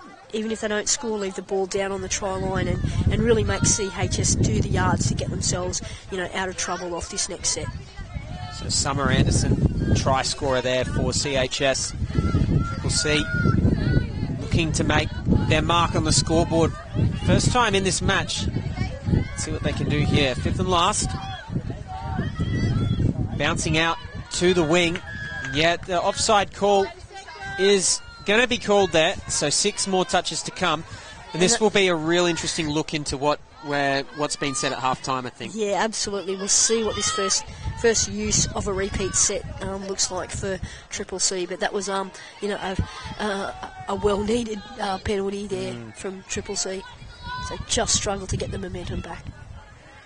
And this is a really important moment for the game too, because if they score, they get that kick of energy. If they don't score, well then the question has to be asked, is CHS's defence just too good tonight?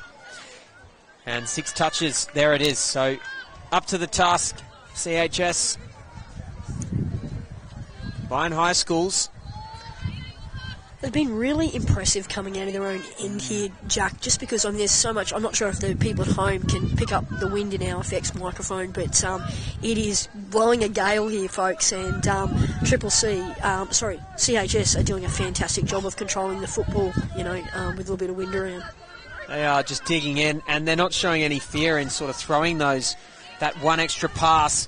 Here it's the number 5. It's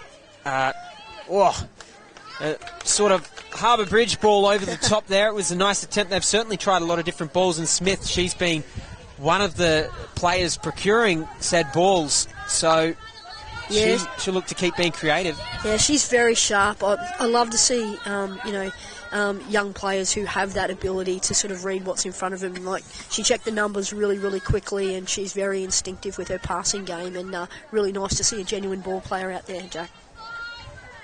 So the touch is made in the middle of the park. Triple C defenders, they're shooting up. They're shooting up well. Oh, and that's a great intercept right up in the middle of the line. Triple C, they're going to play on. And it was the number 2, Shayla Watson, who had obviously been listening to the coach's chat at half-time. Watson passes to Bowery. Back inside to Bowery again. Watson will pick up from half. And they just have to keep running here and recycling the football, Triple C. None of this one-out stuff. Just keep looking, keep recycling, then work for that strike dump. There are 2 players up in the touch now, so an opportunity may present itself. They don't sense that is the right time to strike, and almost, if she had got hands on the ball there, probably would have seen their first try for Shayla Watson. But yeah, no luck. Definitely. But they'll be encouraged by that little play there. That follow play was one that they ran in the first half, and they were actually, like, their spacings weren't very good, but they've actually opened it up a little bit there. So that'll be encouraging, and it won't be, the last time, I believe, that we see that play run. So, almost up over the halfway mark again. CHS out of their line again, just absolutely clinical. The speed with which they're running and the confidence is it's high-octane stuff. But the touch made there by the number 7, it's Bowery again, who's been making a lot of good touches in this game. Bowery now from half, so putting in the attacking efforts here as well, and the ball's just gone to ground, not what you want to see as you're heading towards your box. They're now short of defence. They've had their mark already, CHS, so I find there's sometimes a little bit of chivalry at that point when they almost wait for them, but I'm greedy. I want to just play the ball there and go. So, playing the ball. Have a champion's attitude, Jack. I love it. Win or go home. Yeah, pretty much. So, playing the ball, it's the only way I can score, Carly. So, they're dishing the ball here. Triple C showing some confidence in their ball-playing ability. And they'll be over halfway in a moment here, but need to keep going straight. They've got players on the left-hand side, maybe a little bit of space too. Oh, and they're going to use it. So they've forced the bat down there. Tried to create a 2-on-1. Yeah, and that's better. Like whenever they run and they recycle the football, they look great. And it's just about having the confidence to back yourself and to keep running. Because when you're up against a side that's as imposing as CHS is defensively, you really got to keep asking questions, and you have to keep chancing your arm and and backing yourself in. And it's important that they go forward, and the calls come from down here in the box to go forward, and that's a really good set there. And getting some phase. Well, the choir in unison here from the box saying forward. They want to play a direct second half Triple C. They've got the legs to do it. What can they do? The fifth touch here. Picking up is the 13. It's Butterfin and tries to find Wignall. But good shutdown defence. It's the number 12, Ava Simpson, shutting in again. Yeah, McCarthy, here we go. Always beats the first defender. She glides around players quite effortlessly, and it's really nice when you see athletes like that playing our sport, and yeah, that's a fantastic run there. Touch over halfway, and they've made those extra metres there. The ball is away on that occasion. Another play here. Players off. They've got numbers out on the right-hand side, and they're going to use everyone here. A real team try for CHS. And it's the number 12, Simpson, who, of course, shut down the end of the last set and is now up the other end scoring. Yeah, good to see her on the end of some great teamwork from the CHS. And, Coach Mel Mitchell would be really, really happy with the way that they're stringing together their passes, that they're working unselfishly for each other. And they're just going through the gears. And, yeah, this is a really, really professional performance from CHS. Triple C. Yet to get a try on the board. Sweeper play, though, this time could cause some problems for the defence. Dummy half is caught, though. The number 14, Kohler. Yeah, they've tried that play a few times with the halves picked up, and I feel that they've been too close to the ruck. A little bounce in and bounce out by the runner would probably see, CHS having to answer a few more, questions there on that play. So, yeah, but one to put in the back pocket, going forward in the tournament. CHS here looking dangerous as always. And what can they do? So they're running the sweeper play now, and they play that ball early, and McCarthy's on the end of it, which means we could sort of tell that it was going to be a try before it even reached her hands.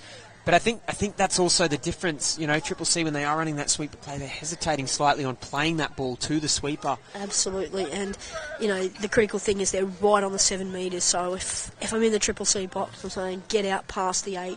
Try and take that live dive over option out. I mean, that's probably the third time that that McCarthy scored a try in that fashion. And if you take 3 tries off the scoreline, it looks a little bit better. And it's one of those things that you've just got to work hard. And it's the little things, Jack, in this game that if we get right, they lead to to big results at the end of the day. But full marks to CHS for getting their plays in the right spot at the right time for the right people.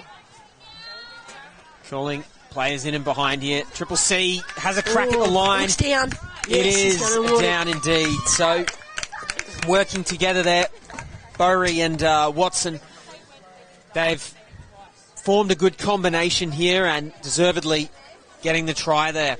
Yeah, and that's a really, really good reward for perseverance there from them. They got it, and they got it right on that 7, as we spoke about. A little quickie play, and yeah, got to ground very, very quickly for a deserved try, and that's exactly more of the same. Like we just finished speaking about that 7 metre dump and how critical it is, Jack, and yeah, well done from Triple C. And there we see Mitchell in a bit of open space. You don't want to give her too much of that. They've made the touch well. Mitchell now back at left middle. Has travelled actually 20 metres inwards to get to that. Maybe a little winded after that last touch up around the chest area. Picking up, we're going to see a rooster here and diving straight through on the line. And yeah, I mean, normally you get a rooster short or a rooster long, but it's not so often that you just see a rooster and you're going straight through. Well, that's, the athleticism of Alice Mitchell, the same way that McCarthy does it. They got that strike dump on the 7. Can't say it how important and how critical it is for defences to get out past the 8 that way you take that dive over option out of it. But even then, Alice Mitchell is some sort of athlete, isn't she? And that's a fantastic try, and we're being treated to a really good show here from CHS, with the types of variety around their sweeping plays and their line attack. Passes out to the wing, and Triple C will go in here. That's a really good response.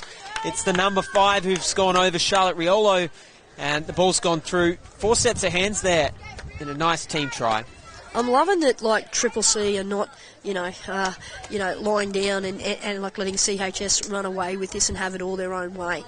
They fired back, and it's tit for tat at the moment in terms of this, the try scoring stake. So good on Triple C for digging in here. Listen, Medved threw the decisive pass out to winger Riolo, and it's good to see them sort of breaking up CHS's momentum here. But we know one thing's for sure, they'll come back firing on this set. So, touch is made. We actually had a penalty there, so 10 metres back. And they really want to run up quickly here, the call from the sideline. They want to see that dynamism off the mark. And they got numbers here on the right-hand side early. It's well shut down by CHS. Quick play, the ball required here. For Triple C, Bowery, first try scorer of the match. Almost pretended to go down there. Picking up is Budafin. Can she get the ball to a free player? She's through it in the in-goal. It's the right idea, just couldn't quite get that ball into the safe hands of the number 11, Nina van der Reyden. That piece of play, piece of deception definitely deserved a try, Jack. And fantastic piece of play there from Triple C. They've really settled down these last couple of sets, and they're throwing some real good quality shots here at CHS. So touch is made. Fair way out of the line there. They're kicking up, and they put good pressure up there on that defensive set. So they'll play the ball and move over the halfway line pretty comfortably. Actually, they're going to go for some extra metres in Triple C. They once again have that spring in their step, and they'll look to lay a platform here for a strike play. Numbers on the right-hand side. Ball's gone to ground. Unlucky there. Yeah, quite unfortunate there from Triple C, but again, nice composure from CHS as they truck this ball towards their box. Touch made there, and you'll see CHS, if they want to sort of avenge the grand final of last year against potentially a team that they might see there again this year, QSST, they're going to have to show great form early on in this tournament, and that's the kind of try that they need to be ready to score. That everyone was in the right position there, and the ball from the middle all the way out to the left. It's just beautiful. Yeah, this machine, that is CHS, it's been really impressive in terms of the recycling and the quality of the passing that CHS have conjured during this game. And it's the type of game that could trouble QSST. Getting the crystal ball on for a couple of days' time, things are shaping really nicely. I'm sure there are a lot of other teams like the Southwest Queensland Swans and the Hunter Western Hornets. They want to have their say in this competition in the 18 girls as well. So looking forward to some real good quality footy over the next couple of days, Jack. Kelsey Berryman threw the pass leading to that try, and a good one indeed. Sort of floated over the top, perfect line and length. For now, Triple C with a nice quick play of the ball. They're going to dive at the line. It's deemed that 2 feet did make it back to the line, but the 13 there with the right idea, Budafin, she played that ball like lightning quick and then stepped over to her left, split to the left, and couldn't quite get the ball over the line there. But a drop ball means that they're going to have another shot here. So let's see if Triple C can put another try on the scoreboard. Now, they've had some success with that sweeper play and their rooster, so looking to see what they're going to come up with in this set. So a nice little quickie on that 7 would definitely be good. Looking at a reverse quickie line there. To right-hand side. So, they've got the rooster coming now. Gone for it. the sort of long side option. Could have seen the ball maybe through one more set of hands just to split the defence a little bit. But at least they're continuing the attack. Another Roosters. So we're seeing a repeat. Wants that inside line, and they're going to get it. Yeah, nice little play, nice variation. Ran the Rooster the first time, came back, ran it the second, and a nice little inside ball instead. So great, thoughtful play there by the Triple C combination, and that's a deserved touchdown, Jack. So Kohler dishes the ball out there to Molly Jones, and Molly looks for that inside ball. They clearly talked about it back to Kohler. And I think that comes back to what we were saying early on in the first half, where, don't necessarily have to play bingo. You can run the same play twice in a row, just a slightly different variation on it. Yeah, and they forced another error here. We talked about, how impressive this young CHS team, but there's a few errors in there too, and Triple C have really brought the physicality a little bit here as well, and it's definitely a sign of things to come during the tournament for this team. Well, Shayla Watson with the ball. They've certainly had the lion's share of the ball in the last 10 minutes. Bowery back to Watson. Does Watson get the ball down? She does indeed. So that's a few back-to-back now for Triple C. And my word, she's been wholehearted for Triple C, and she has a lovely little dive and a nice little quickie play, and she brings a lot of energy to this team, and really, really nice to see her get a very deserved try. Can see the positivity in the box in front of the commentary stand here. Although the score is against them, the high fives, that's actually a full team high five that we've just seen on the box here. So it's great to see camaraderie in this Triple C outfit. Of course, large majority of this team will go to different schools, but here we go, McCarthy. That's two passes out to the left. The touch has been made, and it's a good one too. Yeah, and that's a really, really good call on the referee who was on the spot to adjudicate on that one. McCarthy. Tries to get the ball away, but it goes to ground this time. Every time she gets the ball in her hands, McCarthy just looks... Mate, you're almost theming the Jaws music, aren't you? Like she just is. That's a good way of putting it. She's just start inserting that into the broadcast. Here they come, Triple C. They've got plenty of space. And, probably take the smart option there rather than testing things too much on the far wing here.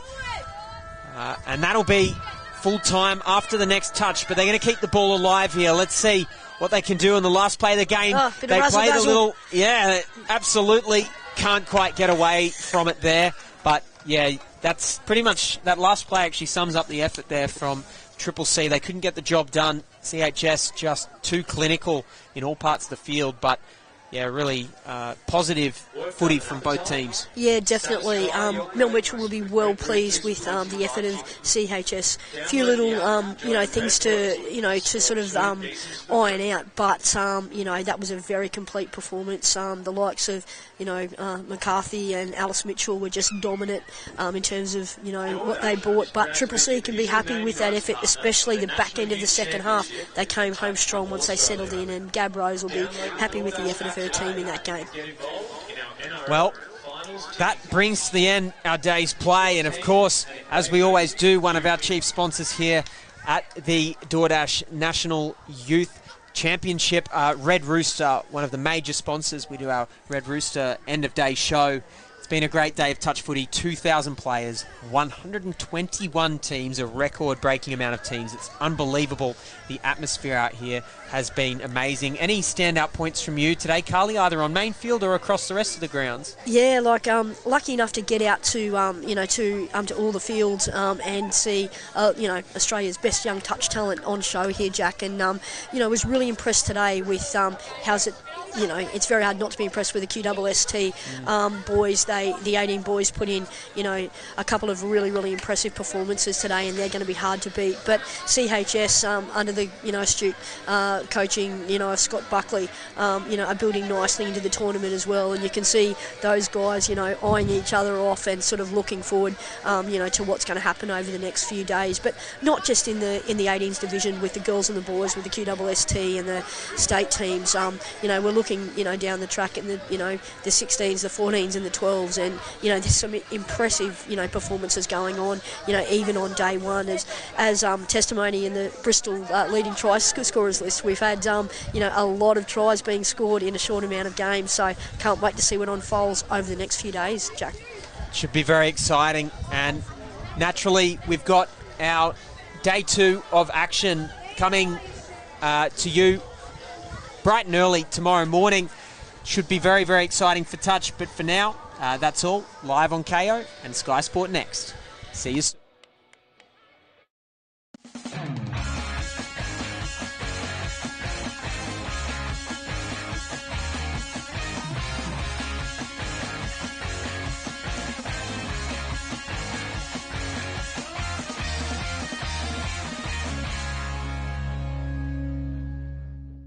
It's just a great festival, mate. Get away from the seriousness of touch and come down and have some wines and some good food and meet some really nice people. Get on the plane, get on the boat, get down here. I mean, why wouldn't you? I mean, it's superb. You can't get many places where you're playing top tier touch, and then you've got a beach and wineries on your doorstep. So no, it's well worth being here. And you just play touch, so that's what we're all here for, and that's what we enjoy. It is just such a great atmosphere.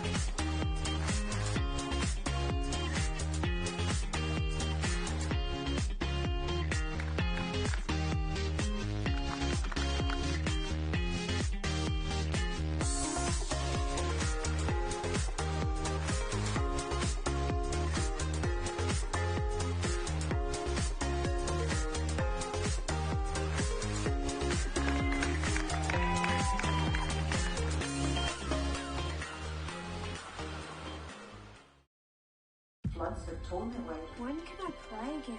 Destruction in their way. DoorDash are offering help to struggling clubs around Australia.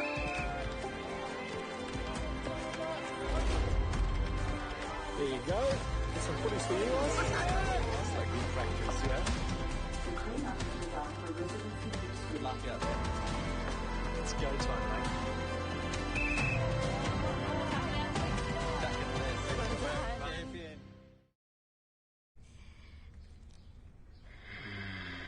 Crunchy outside, juicy inside. We're so thoughtful. I'll bring you some chicken. Oh, the rooster's calling.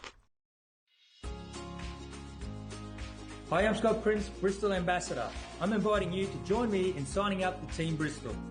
So what is Team Bristol? It's a club for those who play touch footy. You'll get tips and tricks when it comes to painting, exclusive offers, and the chance to win prizes throughout the year. It's easy to sign up. Visit the Bristol website.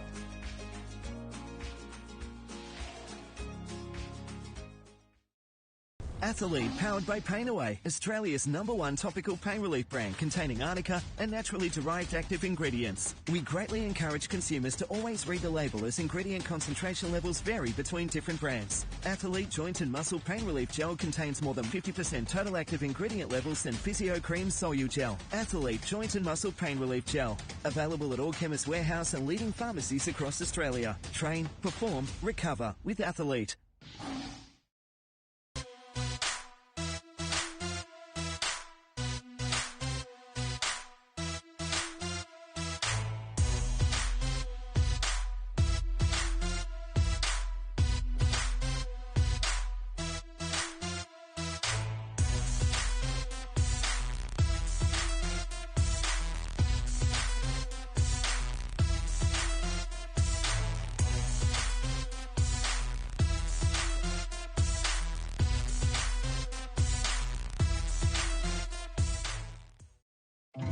Here on the Sunshine Coast, you'll find sunshine makes the sea sparkle. The skies pastel. You'll find the sun shines from above and from within, making laughs linger, moments longer, hearts beat fast, and time moves slow. Come find your sunshine moment for real. Floods have torn their way. When can I play again? Destruction in your way. DoorDash are offering help to struggling clubs around Australia.